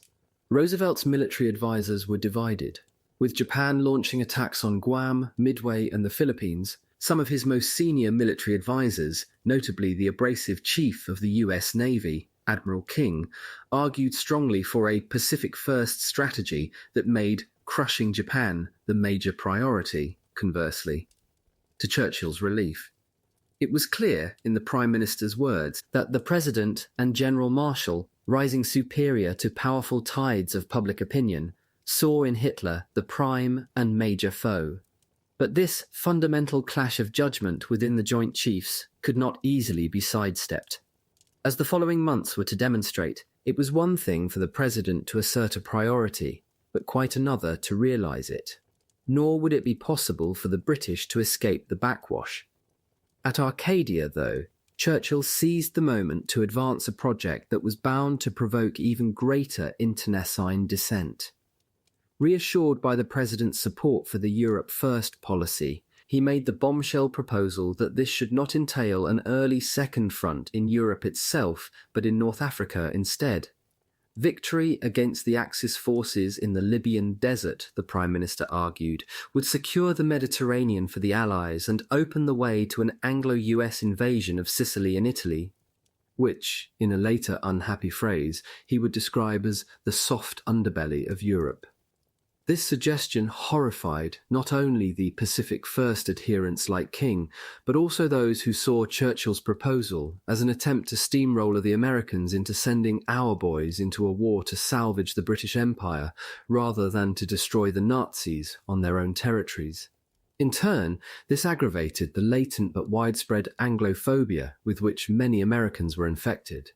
Even Roosevelt thought fit to remind Churchill at a formal dinner party in the White House that Britain's empire still inspired dislike, even hatred, in many American hearts. Among the most prominent of these was the influential General Joseph Vinegar Joe Stilwell, who wore his Anglophobia as a badge of honour, complaining, "The limeys have his Roosevelt's ear, while we have the hind tit." More importantly, it set the British Joint Chiefs against the majority of their US counterparts, who supported Europe First, but, like Marshall, believed that it should mean what it said, an early invasion of Europe rather than landings on the continent of Africa. These differences and animosities were subsequently played out in a sustained and often acrimonious debate in the meetings of the combined Chiefs of Staff. There were to be several showdowns. The first of these was prefaced in a personal letter from Roosevelt to the exiled Queen Wilhelmina of the Netherlands on April 1942. It summarized his views with rare brevity and precision. "I think we realize that the principal danger in the next 6 months is German success against Russia. For if Russia is driven to her knees this summer, Germany will be able to release very large forces against the Near East and the Middle East and seek to join hands with Japan. Our major strategy must be the defeat of Germany in her Russian effort, for the very simple fact that if this can be accomplished, the probability is that Germany cannot survive another year." On June 1942, after 3 days of talks at the White House with Molotov, Roosevelt committed the United States to the urgent tasks of creating a second front in Europe in 1942. A few days later in London, the Prime Minister had little choice but to give Molotov the same undertaking in the same words. However, he added an escape clause in the form of an aide memoire advising the Soviet Foreign Minister that it was impossible to say in advance whether the situation will be such as to make this operation feasible when the time comes. We can therefore give no promise in the matter. Pressure in favor of a second front was growing on both sides of the Atlantic. In New York, Beaverbrook, who had recently resigned from the government, was so carried away by his own rhetoric that before an audience of his fellow publishers in New York, he declaimed, "Strike out to help Russia, strike out violently, strike out even recklessly." There were campaigns and demonstrations to the same end. Churchill was unmoved. His second front was to be in North Africa. The denouement came in late July 1942 when Hopkins, Marshall and King flew to London. The two chiefs argued forcefully for the invasion of Europe and, simultaneously, that victory against Japan should precede any military landings in North Africa. Quite why they were so insistent remains unclear. The French coast was well defended, the Luftwaffe was still powerful, and victory over the U-boats in the Atlantic, without which no seaborne landings would be sustainable, had yet to be achieved. As it was, after 3 days of acrimonious discussion, Churchill intervened decisively. He told Marshall bluntly that there were no circumstances in which the British would land troops on European soil in 1942. The US Secretary of War, Henry L. Stimson, had been an advocate of Sledgehammer, as this operation had been codenamed, and he was furious. Britain, he fumed, was led by a defeatist government which had lost its initiative, blocking the help of a young and vigorous nation whose strength had not yet been tapped. The president, however, was unruffled.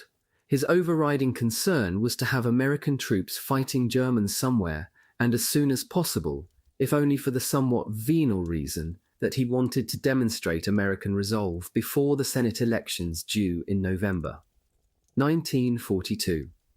In an emollient note to Churchill, he affirmed his support for the Hoare Prime Minister's favoured option, the Allied invasion of Axis-occupied North Africa. With a chutzpah few of his peers would have essayed, the grateful Prime Minister responded by reassuring Roosevelt not only that his plan offered the best chance for effecting relief to the Russian front, but also that it should therefore be seen as the true Second Front of 1942. That settled the matter.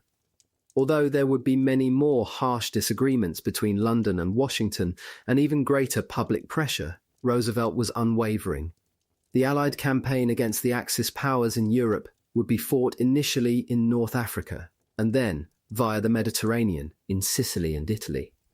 In an unusually prolix and tortuous telegram to Stalin, Churchill sought to soften the blow, but inevitably, the Soviet leader saw only the salient fact that there would be no second front in Europe in 1942. He reacted with barely controlled fury at what he regarded as an act of bad faith. Complaining that the Allies had not treated the issue with the seriousness it deserved, he protested, in the most emphatic manner, that the Soviet government cannot acquiesce in the postponement of a second front until 1943. In truth, Stalin could do little more than protest. Relations between London and Moscow reached a new low. On August 1942, Churchill flew into Moscow for the first time in an attempt to reassure the Soviet leader that the invasion of North Africa would be no less effective than a cross-channel invasion of France. Stalin's response was icy as he accused the Prime Minister openly of a breach of faith. Churchill could not stomach this rebuke, and for a while it looked as if the talks would founder in the quicksands of mutual recrimination. But just before the Prime Minister's departure on August, the combination of a fine suckling pig and copious quantities of wine helped to restore a degree of personal amity. On his return to London, Churchill told Maysky that during his late-night session with the dictator, "I saw Stalin's soul, 15, by which he presumably meant the brighter side of a very dark spirit. It is probable that Stalin's anger was synthetic, and that Moscow never really expected a second front in 1942, and certainly not until the Germans were on the run from the Red Army when, as Maysky pointed out at the time, there would be a scramble to get to Berlin." Many years later, in 1976, as David Reynolds and Vladimir Pechatnov have noted, Molotov, asserted bluntly that neither he nor Stalin believed in such a possibility, and said that they had pressurized the Anglo-Americans on the matter only to gain moral advantage and obtain concessions on other issues. In the meantime, the only direct military assistance that the Soviet Union received from its Western allies took the form of materiel delivered initially by the Arctic convoys, and latterly overland via Persia as well. The provision of these supplies was to prove no less contentious than the Second Front. Moscow was to be persistently aggrieved by the failure of London and Washington to meet its aggressively insistent demands for planes, tanks, trucks, jeeps, and ammunition, as well as communications equipment, clothing, and more. And though Churchill knew he could not escape this commitment, he greatly resented the diversion to the Soviet Union of precious armour and weaponry that could otherwise be used by Britain's hard-pressed forces in the Middle East and beyond. Britain and the Soviet Union thus found themselves in fierce competition for the limited supplies that could be released to them from Roosevelt's arsenal of democracy, which also had to supply the US Navy, Army, and Air Force. As the American service chiefs were also scrambling competitively for the same weapons, the tensions within the US Anglo-Soviet alliance were persistent and acute. American largesse through the Lend-Lease scheme was constrained not only by the size of the arsenal, but also by an acute shortage of merchant shipping to convey US supplies across the Atlantic and through the equally perilous Arctic Ocean to the Soviet ports of Murmansk and Archangel. Britain's very survival as a functioning modern state, let alone its ability to wage war, depended on American supplies of oil, raw materials, and food. For this reason, Churchill was haunted by the threat of the German U-boats, which consistently appeared to be on the verge of severing Britain's Atlantic lifeline. In early 1942, when a posse of German U-boats began to wreak havoc along America's Atlantic seaboard, he became so alarmed by the rate at which they were sinking Britain-bound oil tankers that he was moved to write an urgent note to Hopkins demanding drastic action to prevent Britain running out of this crucial resource. A year later, the British Admiralty came close to panic, fearing that the U-boats were very close to disrupting communications between the New World and the Old. The Russians would never understand how critical this was from London's perspective. As Roderick Braithwaite has pointed out, the U-boats posed an existential threat to Britain, as great in its own way as the Ostseer posed to the Soviet Union. By May 1943, though, in an abrupt change of fortune, the Royal Navy and the RAF contrived to scatter the U-boat packs away from the transatlantic sea lanes which opened the way not only to Britain, but to Russia as well. Until that point, the U-boats had been sinking merchant ships more rapidly than they could be replaced. Victory in what Churchill called the Battle of the Atlantic coincided fortuitously with the arrival of the 10,000-ton Liberty ships, which had started to come off the American production lines at the rate of 3 every 2 days. With an abundance of freighters and the shipping lanes virtually free of U-boats, Washington and London could finally start planning the invasion of Nazi-occupied France in earnest, secure in the knowledge that the armadas of men and materiel required to sustain the Second Front would not face any significant threat on their transatlantic crossings. By this point, the Red Army's ascendancy over the Wehrmacht was beyond question. In the middle of January 1942, even Hitler was forced to acknowledge reality. Kluge was at last authorized to withdraw the body of Army Group Center to defensive lines up to kilometers west of Moscow. On January, a Luftwaffe pilot, Paul Stahl, observed the full-scale retreat from his aerial vantage point. "We are offered a sorrowful view, long columns of our own soldiers strenuously stumbling back. Everywhere one can see abandoned vehicles, some half covered with snow, and others just recently abandoned. As we fly past the columns and small groups of soldiers at low altitude, it is evident that they are half unconscious out of fatigue. They pay no attention to us. We pass by burning villages. The entire horizon is filled with columns of black smoke. It is a merciless war." Harried by Zhukov's advancing forces, the retreat from Moscow, which had cost some 90,000 casualties by the end of January, was an expensive illustration of the Führer's winter folly. but those who believed that Hitler's defeat at the gates of Moscow would force him, like Napoleon, to retreat from the Soviet Union altogether were horribly mistaken, indifferent to the Ostseer's enormous casualty rate, which, by March 1942, the Wehrmacht itself estimated at 1.6 million men. Hitler continued to defy the odds in the apparent belief that his invincible will would lead on to victory. The Red Army's initial success in forcing the Germans to call off the attack on Moscow provoked Stalin to similar hubris. In January 1942, he issued a directive instructing the Red Army to mount a full-scale offensive along the 1,500-kilometer front from the far north to the far south of the Soviet Union. Zhukov protested, arguing that a narrowly targeted attack against the main body of Kluger's Army Group Center would be the most effective way of shattering the enemy, and thereby forcing the Ostseer into a retreat of Napoleonic proportions. He was overruled. As a result, there was no Soviet breakthrough, while key salients at Kursk, Oryol, Bryansk, Vyazma, and Smolensk remained in German hands. Moreover, Army Group Center was given respite, a chance to dig in, refresh, rebuild, reorganize, and redeploy behind the so-called Königsberg Line. The campaign on the Eastern Front turned into a war of attrition that would cost tens of millions more lives and provoke an untold number of further atrocities. In June 1942, while holding the line in the north and the centre, Hitler was emboldened to mount a summer offensive, codenamed Case Blue, in southern Russia. It was to be a two-pronged assault, one against the Caucasus to seize the Baku oil wells, and the other to reach the Volga at Stalingrad. The attack was launched in late June.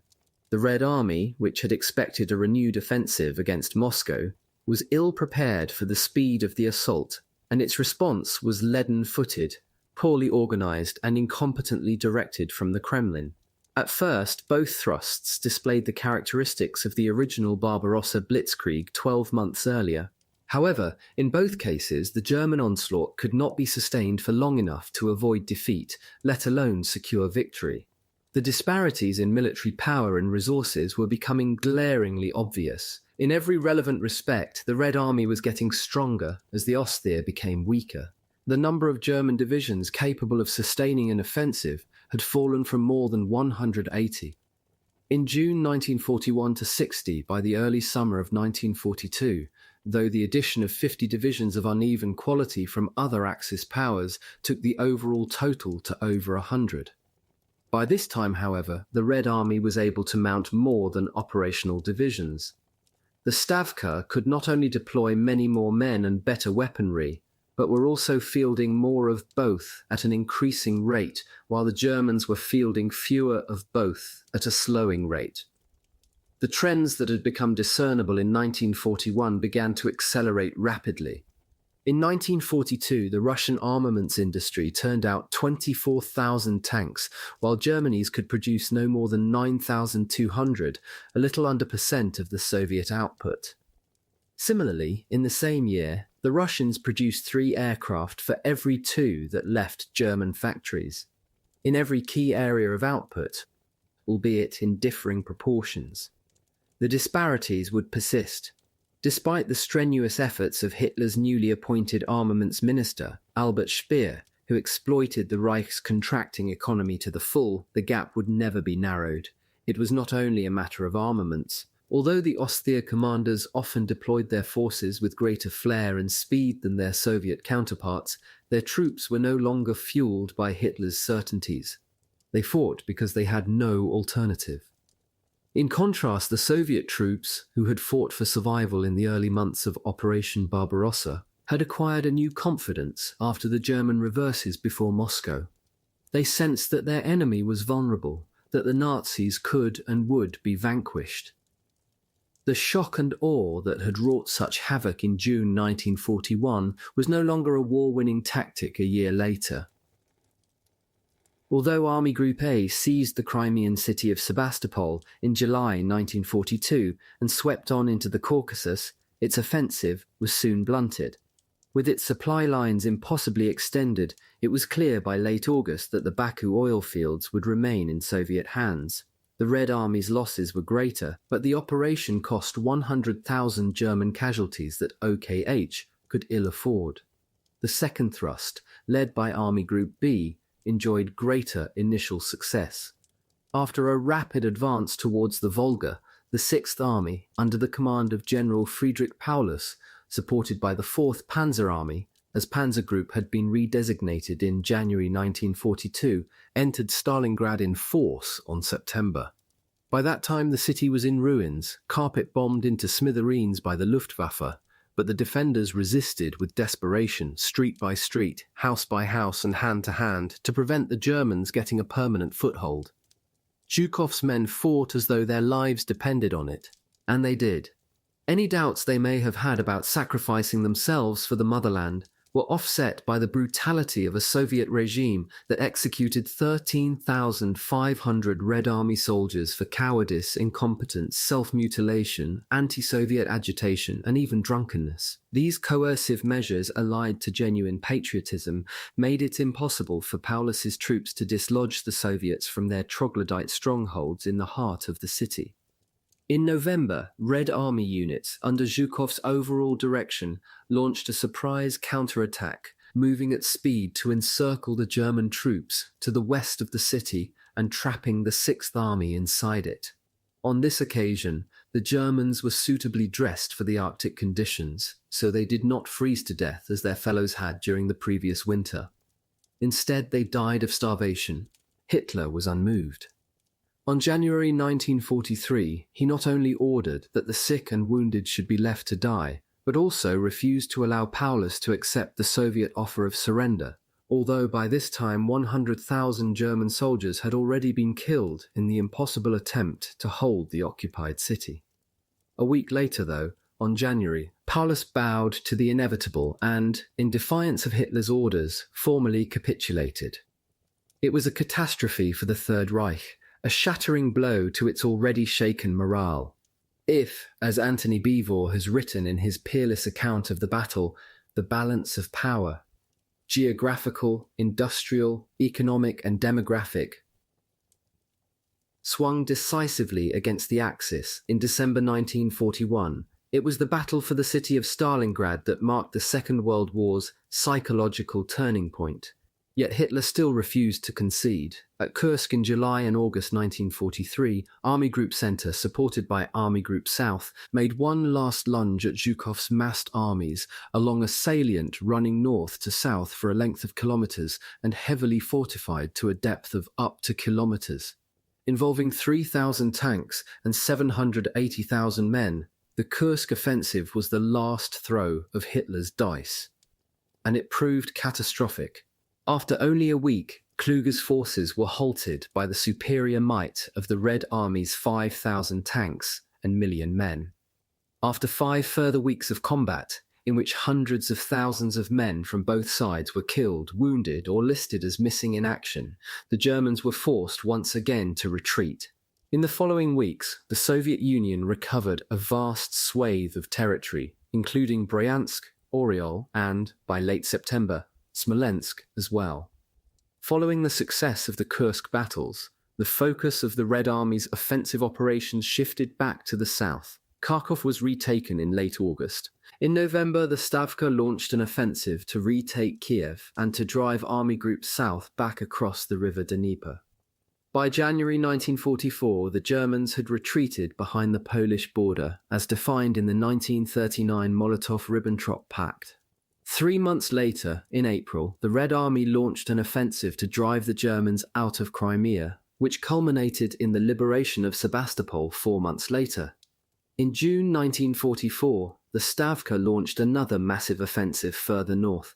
Codenamed Operation Bagration, the campaign lasted from June to August, by which time the Red Army had retaken Minsk, Kaunas, and Brest-Litovsk, which Guderian's forces had seized in the opening days of Operation Barbarossa. In the course of 8 weeks, the Red Army destroyed 28 of Army Group Center's 34 divisions, a coup de grace during which both sides endured hundreds of thousands more casualties, and from which the Wehrmacht had no hope of making even a partial recovery. The price in blood was almost beyond the capacity of the human mind to absorb.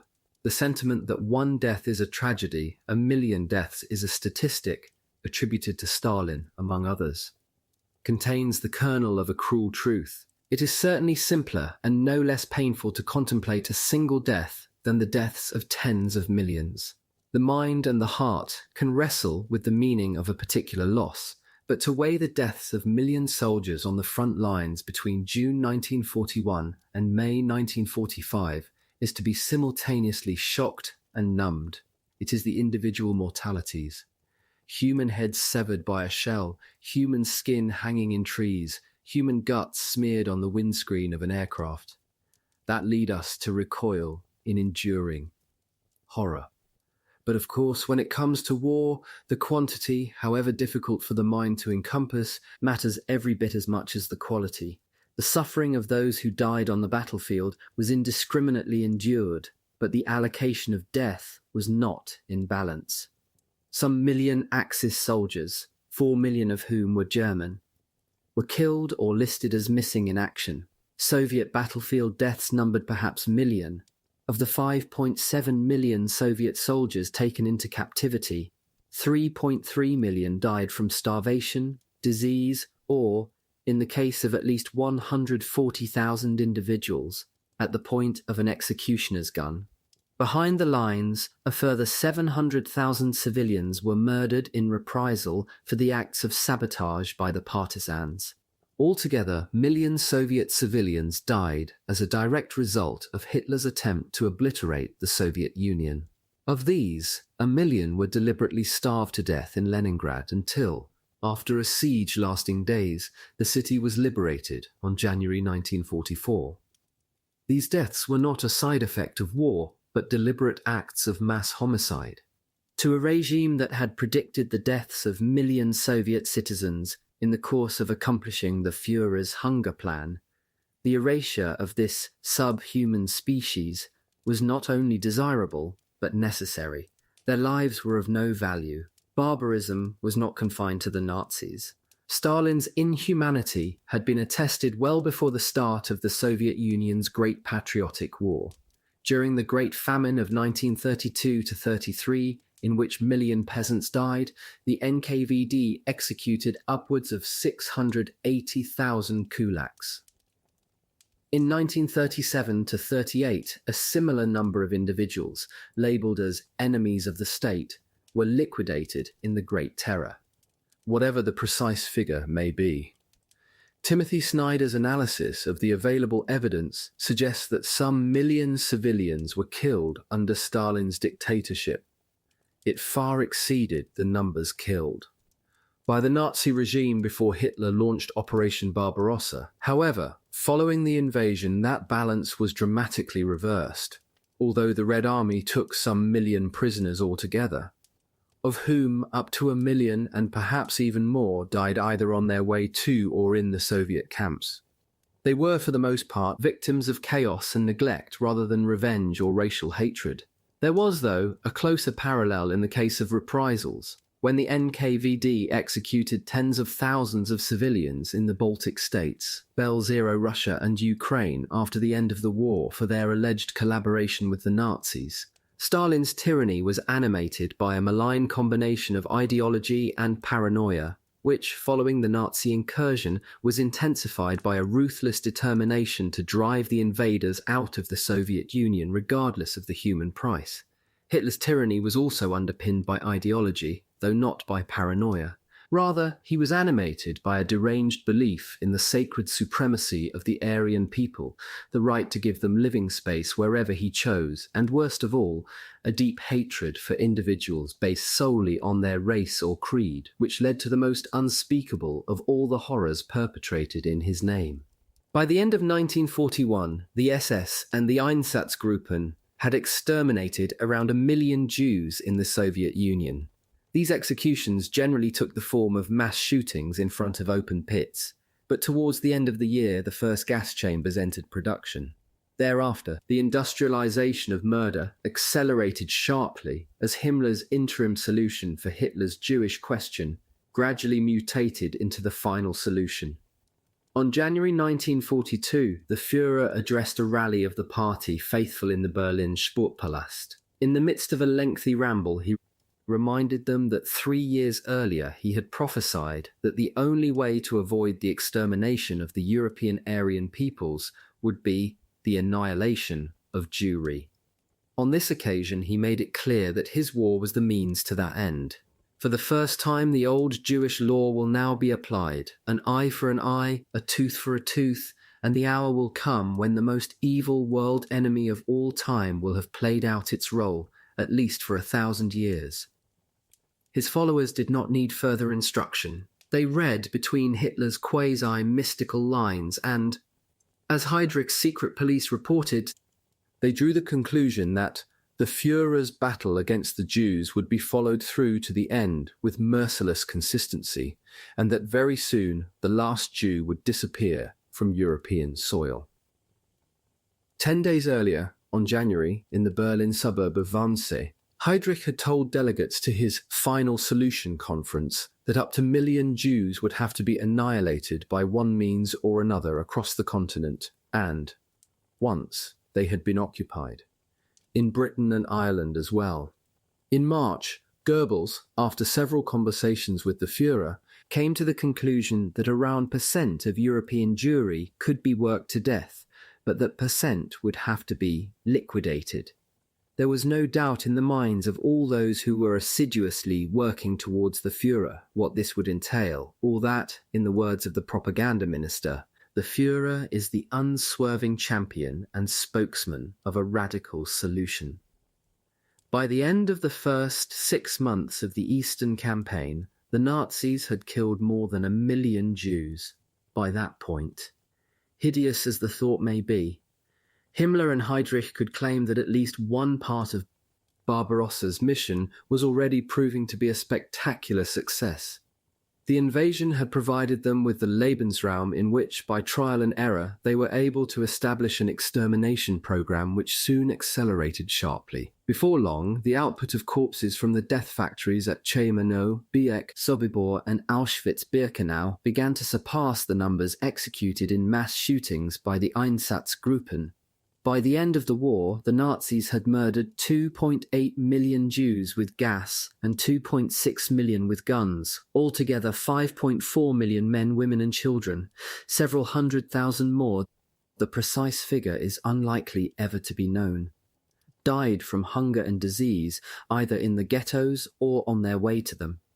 A further 300,000 or so were slaughtered by Germany's close ally Romania, working in collaboration with the Nazis. Such statistics are too horrifying for the imagination to absorb, but a simple epitaph for the horror of the Final Solution may perhaps be found in the anguished words of 12-year-old Unita Wisniewskaja as she waited her turn to die when the SS ran amok in the small town of Byton near Białystok on July 1942. In a note to her father, she wrote, "I'm saying goodbye to you before I die. I'm so afraid of this death because they throw small children into the mass graves alive. Farewell forever. I kiss you. I kiss you." 27. By the spring of 1943, Hitler's armies were not only on the retreat from the Soviet Union, but had been comprehensively defeated in North Africa. At the Battle of El Alamein in November 1942, Rommel's forces had been routed by the British 8th Army under General Bernard Montgomery. Rommel was forced to retreat to Tripoli, pursued more tentatively than necessary by the British. A few days later, the first wave of 100,000 allied troops under the overall command of General Dwight D. Eisenhower landed on the shores of Morocco and Algeria to launch Operation Torch, Churchill's true second front. The US troops met much stiffer resistance than they might have expected from the Vichy French, and it was not until early December that the Allies were able to consolidate their hold on both Morocco and Algeria. Realizing the threat to the Axis presence in the region, Hitler dispatched an entire panzer army across the Mediterranean to Tunisia to shore up Rommel's forces, which had withdrawn from Libya into the mountainous terrain in the west of the country. For the Americans, it was a baptism of fire for which they were ill-prepared. On more than one occasion, a number of US units retreated in disarray. and at the Battle of Kasserine Pass they were comprehensively defeated by Rommel's reinforced panzer divisions. The arrival of General George Patton to take command of the US troops in the field shored up their resolve, and in March the Anglo-American pincers began to close around the Axis forces. Rommel advised further retreat, but was overruled by Hitler. Apparently on the grounds of sickness, he then flew back to Germany. On May 1943, the Axis forces surrendered, handing over 270,000 prisoners to Patton and Montgomery. The Allies now were not only unassailably in control of North Africa, but had eliminated the Axis threat to the Middle East, and thus put themselves in a position to dominate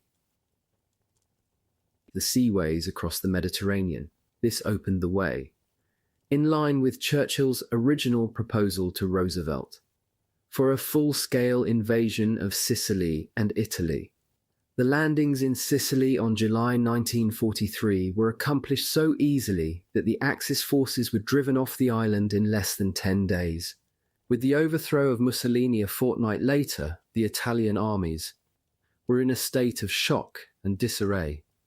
In September, the Allies came ashore at the Italian port of Salerno, forcing Hitler once again to withdraw units from other fronts, including Kursk, to shore up the Third Reich's soft underbelly. For the Anglo-US armies, it was the start of what would be a long, hard-fought slog to the north. This attritional battle became a major distraction for the Wehrmacht and was therefore of significant, if indirect, benefit to the Soviet Union. As the Allies began to close in on the weakening Third Reich, the flow of aid to the Soviet Union surged. This was due to several factors. First, victory in the Mediterranean allowed merchant ships to reach Egypt and so, via the Suez Canal, to access the Red Sea and the Persian Gulf directly rather than making the 12-week voyage around the Cape of Good Hope. That in turn made it possible to open the overland route from Basra and other ports to southern Russia. Added to these were successes against the U-boat menace in the Atlantic, a sharply reduced Luftwaffe threat over the Arctic passage to Murmansk and Archangel, and the soaring output of US armaments from Roosevelt's arsenal of democracy. As a result, Anglo-US supplies to the Soviet Union more than doubled, from 2.74 million tons to 6.96 million tons, between 1942 and 1944. Competing estimates of the impact of this aid, which by 1945 would amount to more than $11 billion, $160 billion in 2020 figures, on the Red Army's warfighting capacity were to range from percent, Soviet figures, to percent, US figures. Whichever figure is nearer to the truth, a continuing source of friction, recrimination and dispute between the Soviet Union and the Western Allies. The supply of tanks, aircraft, motor vehicles, communications equipment, high-octane fuel, and much, much more made a greater contribution to the performance of the Soviet armies than Moscow would ever concede, though significantly less than some in the West were wont to believe. While Zhukov was to concede grudgingly that Lend-Lease was of certain help, while claiming that it was insignificant against the overall requirements of our country, General Marshall was preposterously to claim, as late as 1944, by which time Hitler's armies were stumbling back to Berlin. If Russia suddenly lost Lend-Lease, the Nazis could still probably defeat her. Perhaps the most balanced assessment came from the secret conclusions of the Joint Chiefs of Staff, who judged that it was the mobilization of Soviet industry, aided by the critical marginal imports under Lend-Lease, that allowed the Soviet Union to maintain its fighting strength. Western aid undoubtedly facilitated and perhaps accelerated the Red Army's successes in 1943 and thereafter, but Hitler's fate had already been sealed in 1941, at a point when, even though the Wehrmacht was at its strongest and the Red Army at its weakest, Hitler's armies proved themselves incapable of defeating the Soviet Union. By the end of that year, aid from the West had barely made any impact on the outcome for both genuine reasons, scarce shipping, a shortage of supplies, competing priorities, and less sound ones, the widespread belief that the Soviet Union was doomed. Britain had managed to deliver a total of only aircraft, tanks, and other vehicles, while the United States contributed a mere aircraft, armoured vehicles, and 1,506 other vehicles. It is not to dismiss the fortitude of those who offered and gave their lives to deliver that aid across enemy-infested oceans, to point out that the main motive behind the delivery of Western aid to the Soviet Union was not altruistic, but the unwarranted fear that, in the absence of such commitment, Stalin might have been tempted to sue for peace with Hitler. As both Washington and London recognized, defeat for the Soviet Union on the Eastern Front would have been catastrophic for the Allies.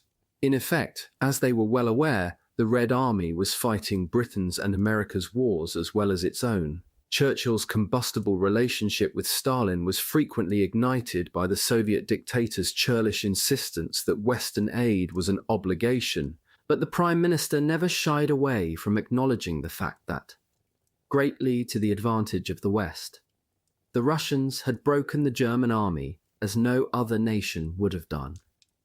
In 1941, as Army Group Center began the retreat from Moscow, Churchill and Roosevelt had forbidden the Foreign Secretary to discuss the future shape of Europe at his meetings with Stalin, except in the vaguest terms. When Eden argued that a Soviet victory over Hitler's armies would make Russia's position in Europe unassailable, and that serious talks should begin before that point, Churchill had slapped him down, insisting that the United States and the British Empire would emerge from the war so militarily and economically powerful that the Soviet Union would have no choice but to become a supplicant for Western largesse. Only then would it become necessary to discuss the future contours of the map of Europe. By 1943, by which time it was abundantly clear, even to the Jeremiahs in London and Washington, that the Soviet Union would prevail on the Eastern Front. The Prime Minister's stance had ceased to be tenable, and he knew it. On the back of the Red Army's victories at Stalingrad and Kursk, Stalin was in an immeasurably stronger position to set his own terms, and he did. So, thus, at the Tehran Conference in November 1943, the Big Three agreed. As Stalin had demanded during his discussions with Eden a little under 2 years earlier, that the Curzon Line should become the post-war border between Poland and the Soviet Union. They further agreed, as Stalin had also demanded, that the Baltic states should be reincorporated into the Soviet Union, though they added a codicil to the effect that this assimilation should be subject to referenda in all three countries. In the harsh world of Europe's emerging realpolitik, this was tantamount to acknowledging that Stalin had the right, from might, to establish a Soviet sphere of influence in Eastern Europe. It was during the Tehran Conference that Churchill and Roosevelt alerted Stalin to their decision that the long-postponed European Second Front was to be opened in the late spring of the following year. Operation Overlord, launched on June 1944, D-Day, was the greatest amphibious invasion in history. Its military purpose was clear: to destroy Hitler's armies in the West and, via the liberation of Paris, to join up with Stalin's armies in Berlin. It was more than 1,000 kilometers from the Normandy beaches to the German capital, a long and arduous struggle against skilled, experienced, and latterly fanatical resistance. It was an expensive campaign. In September, Operation Market Garden, the poorly conceived brainchild of General Montgomery, cost almost 17,000 Allied casualties. Nonetheless, though the Wehrmacht won that battle, it was a Pyrrhic victory. Even so, it was not until January 1945, after a 5-week battle that cost some 89,000 US and 1,400 British casualties, that the Allies could claim with confidence that at the Battle of the Ardennes they had well and truly broken Hitler's stranglehold on Western Europe. If there was no doubt about the eventual outcome of Operation Overlord, there was likewise none about its strategic purpose. Knowing that the fate of the continent would be decided on the battlefield as much as in the conference chamber, the Allies were resolved not only to play their part in the final overthrow of the Third Reich, but also to ensure that in the process they would secure their share of what was bound to be a broken and divided Europe. Although Operation Overlord was not exclusively designed to prevent the Soviet Union from bestriding too much of the European continent, in addition to completing the downfall of a murderous dictator, it had that purpose as well. In either case, it was deemed important to reach Berlin at much the same time as the Russians, warm words on typed pages being no substitute for tough boots on firm ground. In October 1944, as the Allies closed on the German capital, the Prime Minister flew to the Soviet Union for his second Moscow conference, accompanied by the Foreign Secretary Eden. The CIGS, Sir Alan Brooke and Avril Harriman, appointed US ambassador to Moscow a year earlier, were in attendance as observers. However, it was a private session between the Prime Minister and Stalin that was later to garner the most attention. In the midst of discussing the contours of post-war Europe, Churchill seized a scrap of paper and jotted down a list of East European nations, each with a percentage allocation, as though to confirm that the Big Three should carve up the continent between them. It was a dramatic gesture, but far less significant than Churchill would choose to believe. Stalin only gave the proposal cursory attention, while Roosevelt, who had not been consulted beforehand, refused to endorse it. It therefore merely confirmed Britain's status as the junior partner in their alliance, while reinforcing the unpalatable fact that virtually nothing could prevent Stalin from calling the political as well as the military shots in the territories soon to be liberated by the Red Army. At the Yalta Conference in February 1945, just before the final collapse of the Third Reich, the Big Three appeared to circumvent the formal division of the continent into spheres of influence mooted at Tehran by making an agreement allowing the people of every country of liberated Europe to hold free elections that would create democratic institutions of their own choice. If this was an attempt to stymie the creation of a Soviet-dominated Eastern Bloc, it could hardly have served Stalin's purpose better. He happily agreed, in the full knowledge that the repressive power of the Soviet Union could be deployed to bluff and bully the nations of Eastern Europe into succumbing to Moscow's menacing embrace. As the Foreign Secretary had forewarned more than 3 years earlier, when he advised negotiating the borders of Europe well before Stalin was in a position to dictate terms, the establishment of communist governments in the majority of European countries was indeed greatly facilitated at Yalta. As the world would soon discover, Stalin had no qualms about violating either the spirit or the letter of the Declaration of Liberated Europe, as the Yalta Accords were grandiosely entitled, and he would do so with impunity, while the West watched on with frustration, but without the means, military or diplomatic, to prevent it. By the time of the Potsdam Conference 5 months later, when the European war was over, the Soviet Union, which had by then retaken Ukraine, was in occupation of the Baltic states, Poland, Czechoslovakia, Hungary, Bulgaria, and Romania. Eastern Europe was at that point not only within Moscow's sphere of influence, but was trapped behind what became known as the Iron Curtain.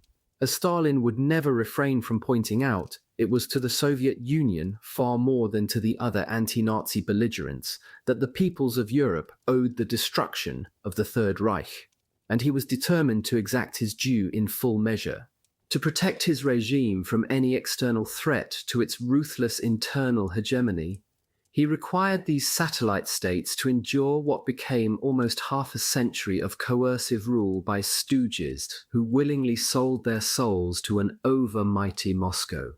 The principles of freedom and democracy, which were supposed to have been restored to those benighted nations following the defeat of Nazism, were stifled in the name of a socialist solidarity that became indistinguishable from tyranny.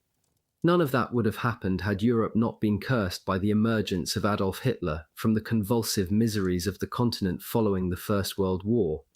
What might have transpired if the Führer's worldview had been bounded by a modicum of reason or humanity, or if Britain and the Soviet Union had found common cause before Ribbentrop and Molotov put their names to that eponymous pact in August 1939, leads to fruitless speculation. It is similarly futile to wonder what might have happened once the Red Army had the Wehrmacht on the run if Britain and the United States had failed either to take up arms against the Third Reich or had launched the Second Front before June 1944.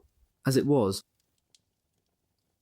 their intervention on the ground at that point was crucial to the restoration of freedom and democracy in Western Europe.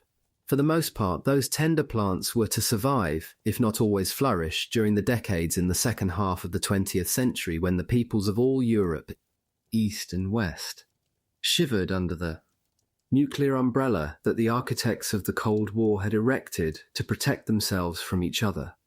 That virus was incubated in the European conflagration of 1939 to 45, during which tens of millions of soldiers and tens of millions of civilians of many nationalities died in hideous circumstances. The ultimate responsibility for that carnage lay with Adolf Hitler. If there is any small comfort to be drawn from the cataclysm that engulfed the continent in those years, it is that his decision to invade the Soviet Union on June 1941 led directly to the annihilation of the Third Reich and the demise of both Nazism and, by his own hand, the Führer himself. The German invasion of the Soviet Union was strategically ill-conceived, tactically ill-planned, and operationally incoherent. The criminal venture of a monster, Operation Barbarossa, was indeed how Hitler lost the war.